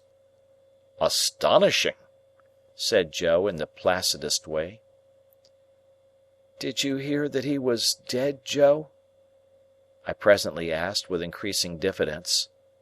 Which? Him as sent the banknotes, Pip? Yes.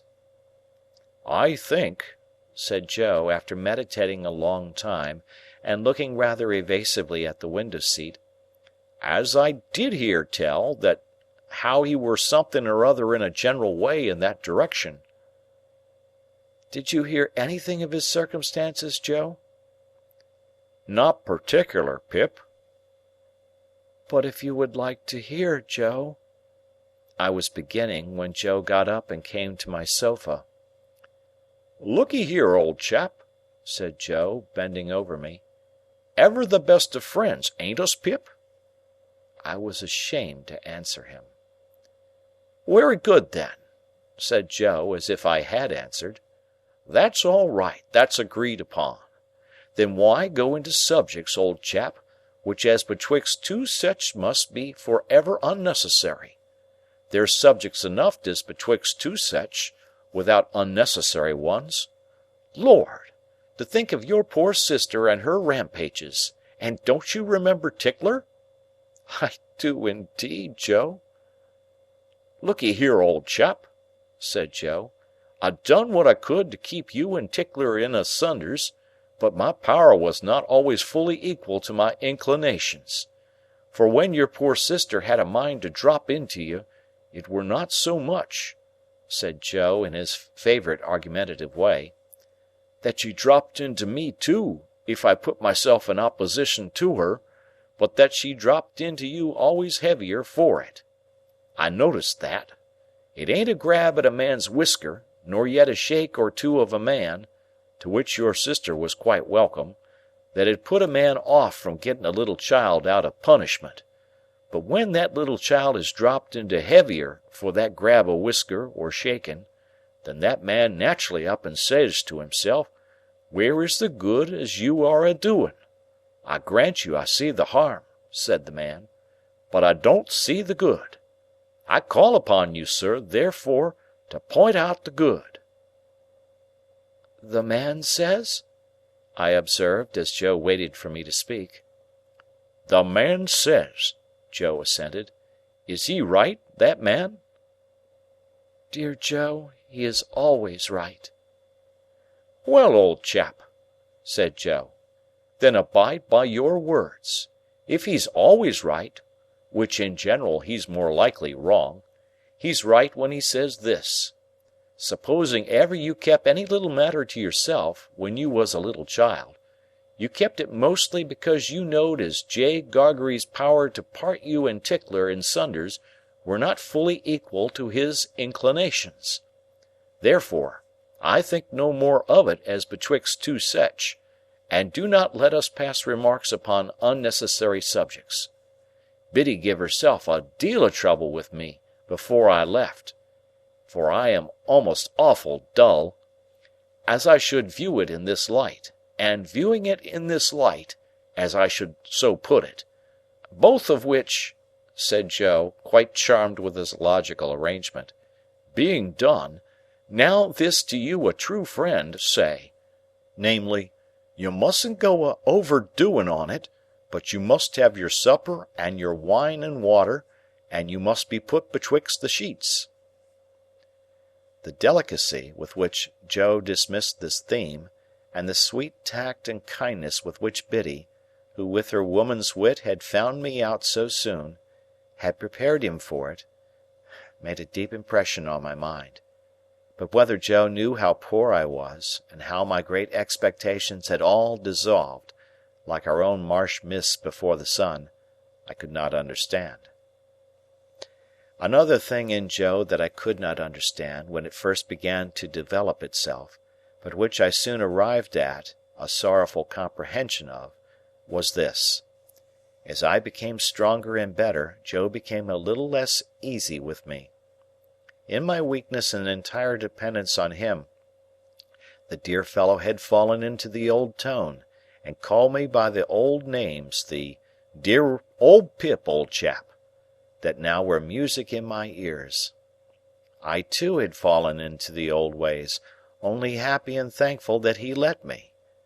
But imperceptibly, though I held by them fast, Joe's hold upon them began to slacken, and whereas I wondered at this, at first, I soon began to understand that the cause of it was in me, and that the fault of it was all mine. Ah! Had I given Joe no reason to doubt my constancy, and to think that in prosperity I should grow cold to him and cast him off? Had I given Joe's innocent heart no cause to feel instinctively that as I got stronger, his hold upon me would be weaker, and that he had better loosen it in time and let me go, before I plucked myself away? It was on the third or fourth occasion of my going out walking in the Temple gardens, leaning on Joe's arm, that I saw this change in him very plainly. We had been sitting in the bright warm sunlight, looking at the river, and I chanced to say as we got up, "See, Joe, I can walk quite strongly. Now you shall see me walk back by myself." "Which do not overdo it, Pip," said Joe, "but I shall be happy for to see you able, sir." The last word grated on me, but how could I remonstrate? I walked no further than the gate of the gardens, and then pretended to be weaker than I was, and asked Joe for his arm. Joe gave it me, but was thoughtful. I, for my part, was thoughtful too, for how best to check this growing change in Joe was a great perplexity to my remorseful thoughts. That I was ashamed to tell him exactly how I was placed, and what I had come down to, I do not seek to conceal, but I hope my reluctance was not quite an unworthy one. He would want to help me out of his little savings, I knew, and I knew that he ought not to help me, and that I must not suffer him to do it. It was a thoughtful evening with both of us, but, before we went to bed, I had resolved that I would wait over tomorrow being Sunday, and would begin my new course with the new week. On Monday morning I would speak to Joe about this change, I would lay aside this last vestige of reserve, I would tell him what I had in my thoughts, that secondly, not yet arrived at, and why I had not decided to go out to Herbert, and then the change would be conquered forever. As I cleared, Joe cleared, and it seemed as though he had sympathetically arrived at a resolution too. We had a quiet day on the Sunday, and we rode out into the country, and then walked in the fields. "I feel thankful that I have been ill, Joe," I said. "Dear old Pip, old chap, you're almost come round, sir." "It has been a memorable time for me, Joe." "Likewise for myself, sir," Joe returned. "We have had a time together, Joe, that I can never forget. There were days once, I know, that I did for a while forget, but I never shall forget these." "Pip," said Joe, appearing a little hurried and troubled, "there has been larks, and, dear sir, what has been betwixt us, have been." At night, when I had gone to bed, Joe came into my room, as he had done all through my recovery. He asked me if I felt sure that I was as well as in the morning. "Yes, dear Joe, quite." "And are always a-getting stronger, old chap?" "Yes, dear Joe, steadily." Joe patted the coverlet on my shoulder with his great good hand, and said, in what I thought a husky voice, "Good night." When I got up in the morning, refreshed and stronger yet, I was full of my resolution to tell Joe all, without delay. I would tell him before breakfast. I would dress at once and go to his room and surprise him, for it was the first day I had been up early. I went to his room, and he was not there. Not only was he not there, but his box was gone. I hurried then to the breakfast table, and on it found a letter. These were its brief contents. "Not wishful to intrude, I have departured for you are well again, dear Pip, and will do better without J.O. P.S. Ever the best of friends." Enclosed in the letter was a receipt for the debt and costs on which I had been arrested. Down to that moment I had vainly supposed that my creditor had withdrawn, or suspended proceedings until I should be quite recovered. I had never dreamed of Joe's having paid the money, but Joe had paid it, and the receipt was in his name.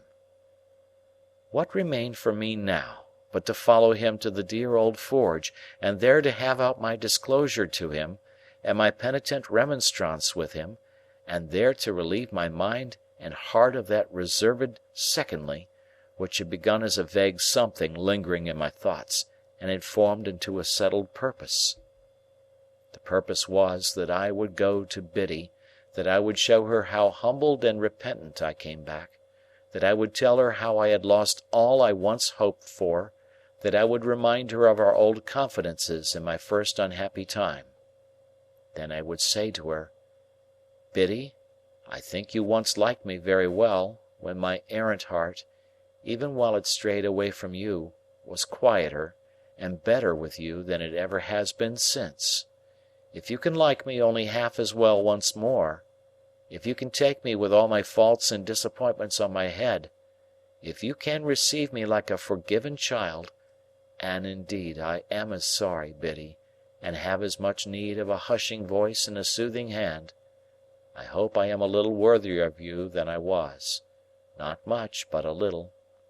And Biddy, it shall rest with you to say whether I shall work at the forge with Joe, or whether I shall try for any different occupation down in this country, or whether we shall go away to a distant place where an opportunity awaits me which I set aside, when it was offered, until I knew your answer. And now, dear Biddy, if you can tell me that you will go through the world with me, you will surely make it a better world for me, and me a better man for it, and I will try hard to make it a better world for you." Such was my purpose. After 3 days more of recovery, I went down to the old place to put it in execution, and how I sped in it is all I have left to tell. End of chapter. Chapter 58. The tidings of my high fortunes having had a heavy fall had got down to my native place and its neighbourhood before I got there. I found the Blue Boar in possession of the intelligence, and I found that it made a great change in the Boar's demeanour. Whereas the Boar had cultivated my good opinion with warm assiduity when I was coming into property, the Boar was exceedingly cool on the subject now that I was going out of property. It was evening when I arrived, much fatigued by the journey I had so often made so easily. The Boar could not put me into my usual bedroom, which was engaged, probably by someone who had expectations, and could only assign me a very indifferent chamber among the pigeons and post-chaises up the yard. But I had as sound a sleep in that lodging as in the most superior accommodation the Boar could have given me, and the quality of my dreams was about the same as in the best bedroom. Early in the morning, while my breakfast was getting ready, I strolled round by Satis House. There were printed bills on the gate and on bits of carpet hanging out of the windows, announcing a sale by auction of the household furniture and effects next week. The house itself was to be sold as old building materials, and pulled down. Lot 1 was marked in whitewashed knock-kneed letters on the brewhouse, Lot 2 on that part of the main building which had been so long shut up. Other lots were marked off on other parts of the structure, and the ivy had been torn down to make room for the inscriptions, and much of it trailed low in the dust and was withered already. Stepping in for a moment at the open gate, and looking around me with the uncomfortable air of a stranger who had no business there, I saw the auctioneer's clerk walking on the casks and telling them off for the information of a catalogue compiler, pen in hand, who made a temporary desk of the wheeled chair I had so often pushed along to the tune of Old Clem. When I got back to my breakfast in the Boar's coffee-room, I found Mr. Pumblechook conversing with the landlord. Mr. Pumblechook, not improved in appearance by his late nocturnal adventure, was waiting for me, and addressed me in the following terms. "Young man, I am sorry to see you brought low. But what else could be expected? What else could be expected?" As he extended his hand with a magnificently forgiving air, and as I was broken by illness and unfit to quarrel, I took it. "William," said Mr. Pumblechook to the waiter, "put a muffin on table. And has it come to this? Has it come to this?" I frowningly sat down to my breakfast. Mr. Pumblechook stood over me and poured out my tea, before I could touch the teapot, with the air of a benefactor who was resolved to be true to the last. "William," said Mr. Pumblechook, mournfully, "put the salt on. In happier times," addressing me, "I think you took sugar? And did you take milk? You did. Sugar and milk. William, bring a watercress." "Thank you," said I shortly, "but I don't eat watercresses."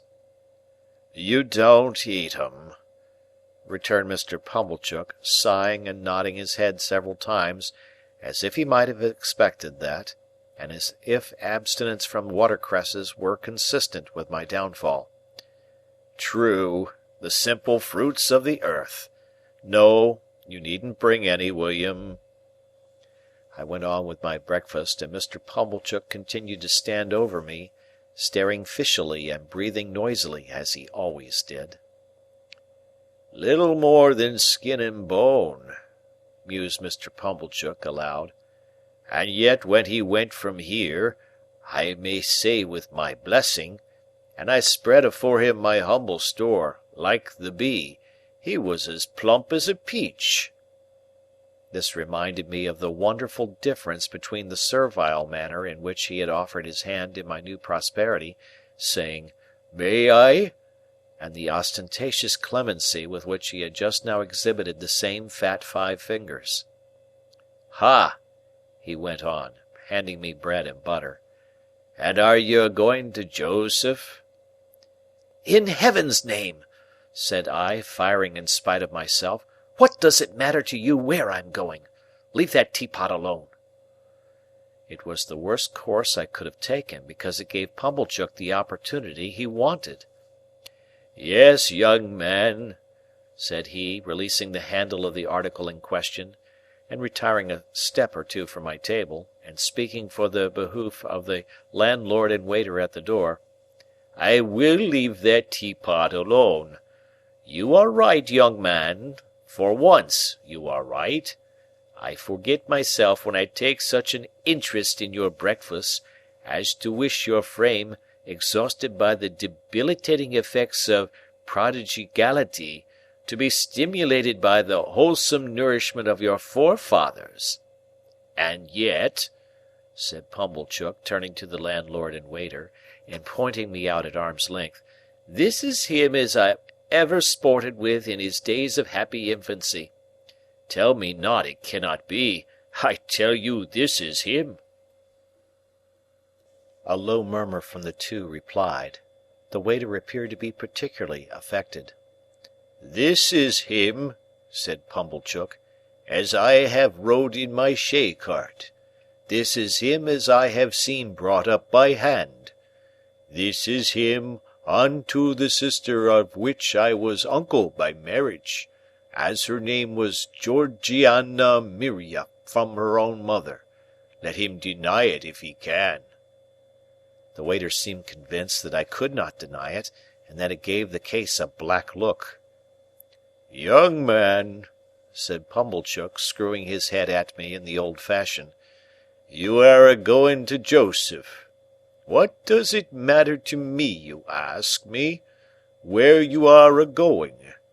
I say to you, sir, you are a-going to Joseph." The waiter coughed, as if he modestly invited me to get over that. "No," said Pumblechook, and all this with a most exasperating air of saying in the cause of virtue what was perfectly convincing and conclusive, "I will tell you what to say to Joseph. Here is Squires of the Boar present, known and respected in this town, and here is William, which his father's name was Potkins, if I do not deceive myself." "You do not, sir," said William. "In their presence," pursued Pumblechook, "I will tell you, young man, what to say to Joseph. Says you, 'Joseph, I have this day seen my earliest benefactor and the founder of my fortune. I will name no names, Joseph, but so they are pleased to call him uptown, and I have seen that man.'" "I swear I don't see him here," said I. "Say that likewise," retorted Pumblechook. "Say you said that, and even Joseph will probably betray surprise."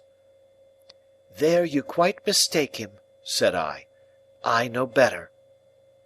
"Says you," Pumblechook went on, "'Joseph, I have seen that man, and that man bears you no malice, and bears me no malice.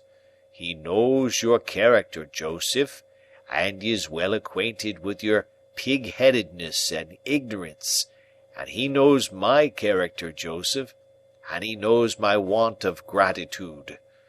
Yes, Joseph, says you," here Pumblechook shook his head and hand at me, "he knows my total deficiency of common human gratitude. He knows it, Joseph, as none can. You do not know it, Joseph, having no call to know it, but that man do." Windy donkey as he was, it really amazed me that he could have the face to talk thus to mine. "Says you, 'Joseph, he gave me a little message, which I will now repeat. It was that, in my being brought low, he saw the finger of Providence. He knowed that finger when he saw Joseph, and he saw it plain. It pointed out this writing, Joseph, 'Reward of ingratitude to his earliest benefactor and founder of fortune.' But that man said he did not repent of what he had done, Joseph. Not at all. It was right to do it. It was kind to do it. It was benevolent to do it. And he would do it again." "It's a pity," said I, scornfully, as I finished my interrupted breakfast, "that the man did not say what he had done and would do again." "Squires of the Boar," Pumblechook was now addressing the landlord, "and William, I have no objections to your mentioning, either uptown or downtown, if such should be your wishes, that it was right to do it, kind to do it, benevolent to do it, and that I would do it again." With these words the impostor shook them both by the hand, with an air, and left the house, leaving me much more astonished than delighted by the virtues of that same indefinite "it." I was not long after him in leaving the house too, and when I went down the High Street I saw him holding forth, no doubt to the same effect, at his shop door to a select group, who honoured me with very unfavourable glances as I passed on the opposite side of the way. But it was only the pleasanter to turn to Biddy and to Joe, whose great forbearance shone more brightly than before, if that could be, contrasted with this brazen pretender.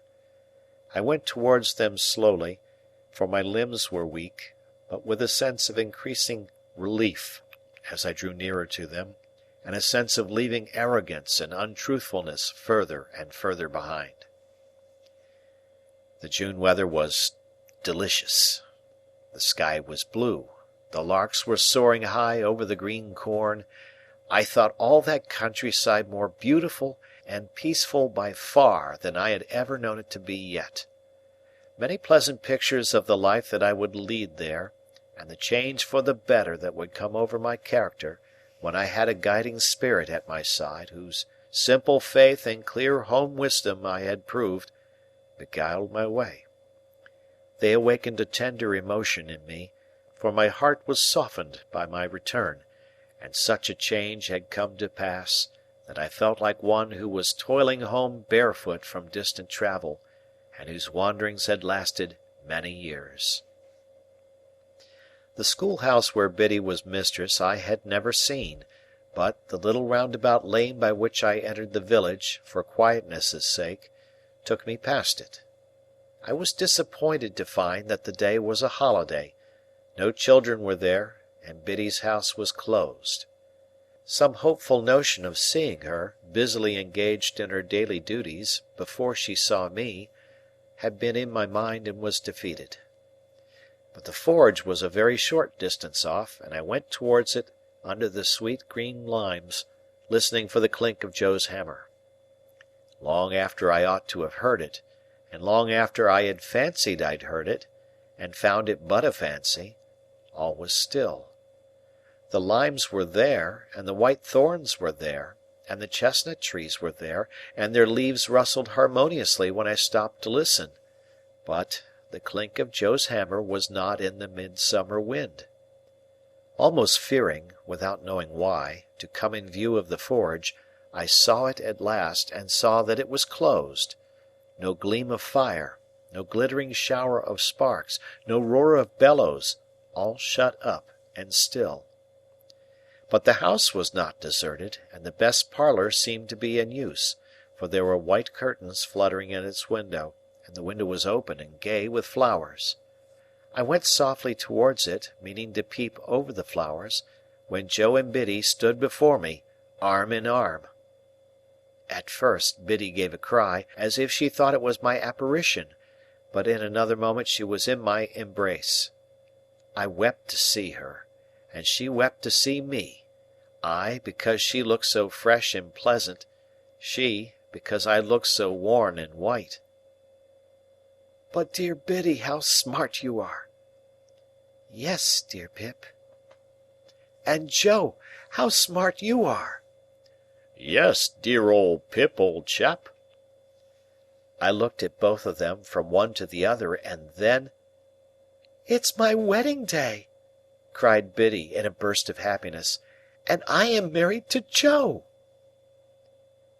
They had taken me into the kitchen, and I had laid my head down on the old deal table. Biddy held one of my hands to her lips, and Joe's restoring touch was on my shoulder. "Which you warn't strong enough, my dear, fur to be surprised," said Joe, and Biddy said, "I ought to have thought of it, dear Joe, but I was too happy." They were both so overjoyed to see me, so proud to see me, so touched by my coming to them, so delighted that I should have come by accident to make their day complete. My first thought was one of great thankfulness that I have never breathed this last baffled hope to Joe. How often, while he was with me in my illness, had it risen to my lips!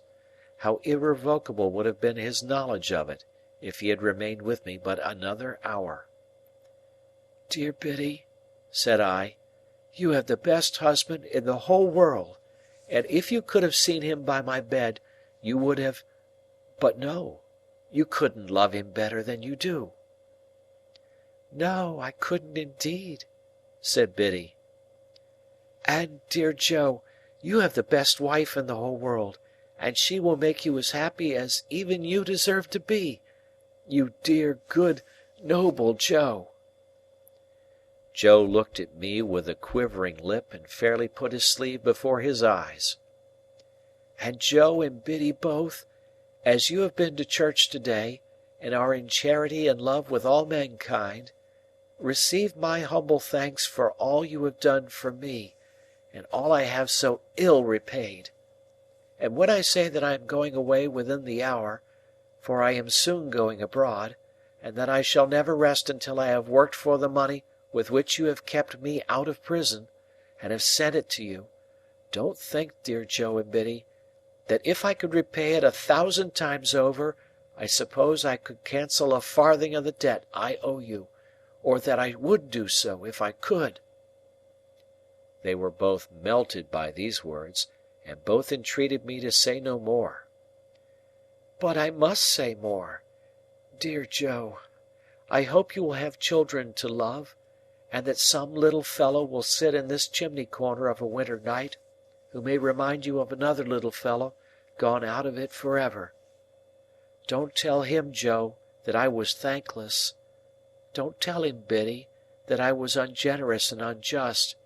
Only tell him that I honored you both, because you were both so good and true, and that, as your child, I said it would be natural to him to grow up a much better man than I did." "I ain't a-goin'," said Joe, from behind his sleeve, "to tell him nothink of that nature, Pip. Nor Biddy ain't, nor yet no one ain't." "And now, though I know you have already done it in your own kind hearts, pray tell me, both, that you forgive me. Pray let me hear you say the words, that I may carry the sound of them away with me, and that I shall be able to believe that you can trust me, and think better of me, in the time to come." "Oh, dear old Pip, old chap," said Joe, "God knows as I forgive you, if I have anythink to forgive." "Amen, and God knows I do," echoed Biddy. "Now let me go up and look at my old little room, and rest there a few minutes by myself, and then when I have eaten and drunk with you, go with me as far as the finger post, dear Joe and Biddy, before we say good-bye." I sold all I had, and put aside as much as I could, for a composition with my creditors, who gave me ample time to pay them in full, and I went out and joined Herbert. Within a month I had quitted England, and within 2 months I was clerk to Clarriker and Company, and within 4 months I assumed my first undivided responsibility. For the beam across the parlour ceiling at Mill Pond Bank had then ceased to tremble under old Bill Barley's growls and was at peace, and Herbert had gone away to marry Clara, and I was left in sole charge of the eastern branch until he brought her back. Many a year went round before I was a partner in the house, but I lived happily with Herbert and his wife, and lived frugally, and paid my debts, and maintained a constant correspondence with Biddy and Joe. It was not until I became third in the firm that Clarriker betrayed me to Herbert, but he then declared that the secret of Herbert's partnership had been long enough upon his conscience, and he must tell it. So he told it, and Herbert was as much moved as amazed, and the dear fellow and I were not the worse friends for the long concealment. I must not leave it to be supposed that we were ever a great house, or that we made mints of money. We were not in a grand way of business, but we had a good name, and worked for our profits, and did very well.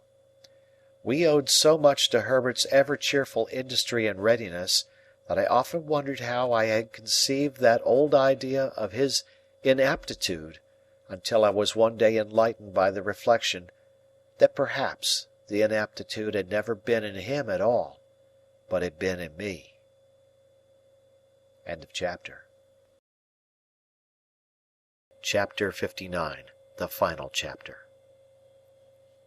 For 11 years I have not seen Joe nor Biddy with my bodily eyes, though they had both been often before my fancy in the East, when, upon an evening in December, an hour or two after dark, I laid my hand softly on the latch of the old kitchen door.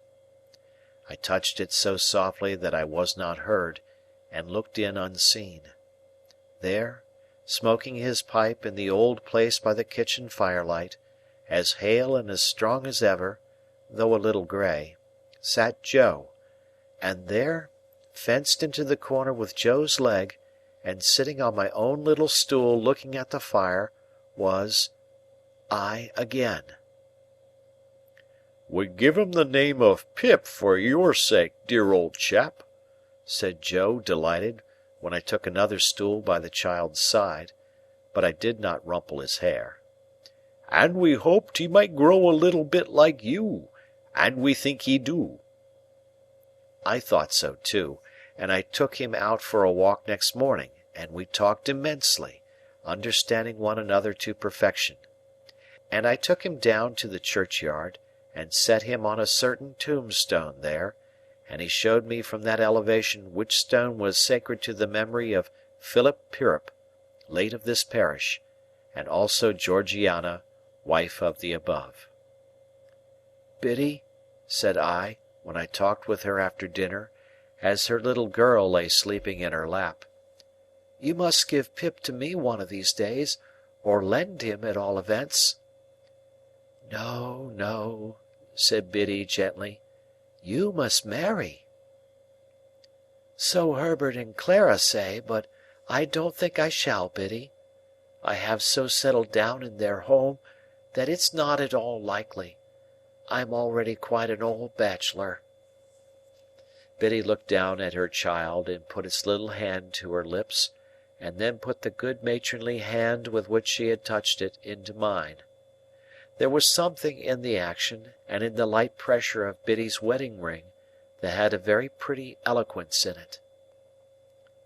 "Dear Pip," said Biddy, "you are sure you don't fret for her?"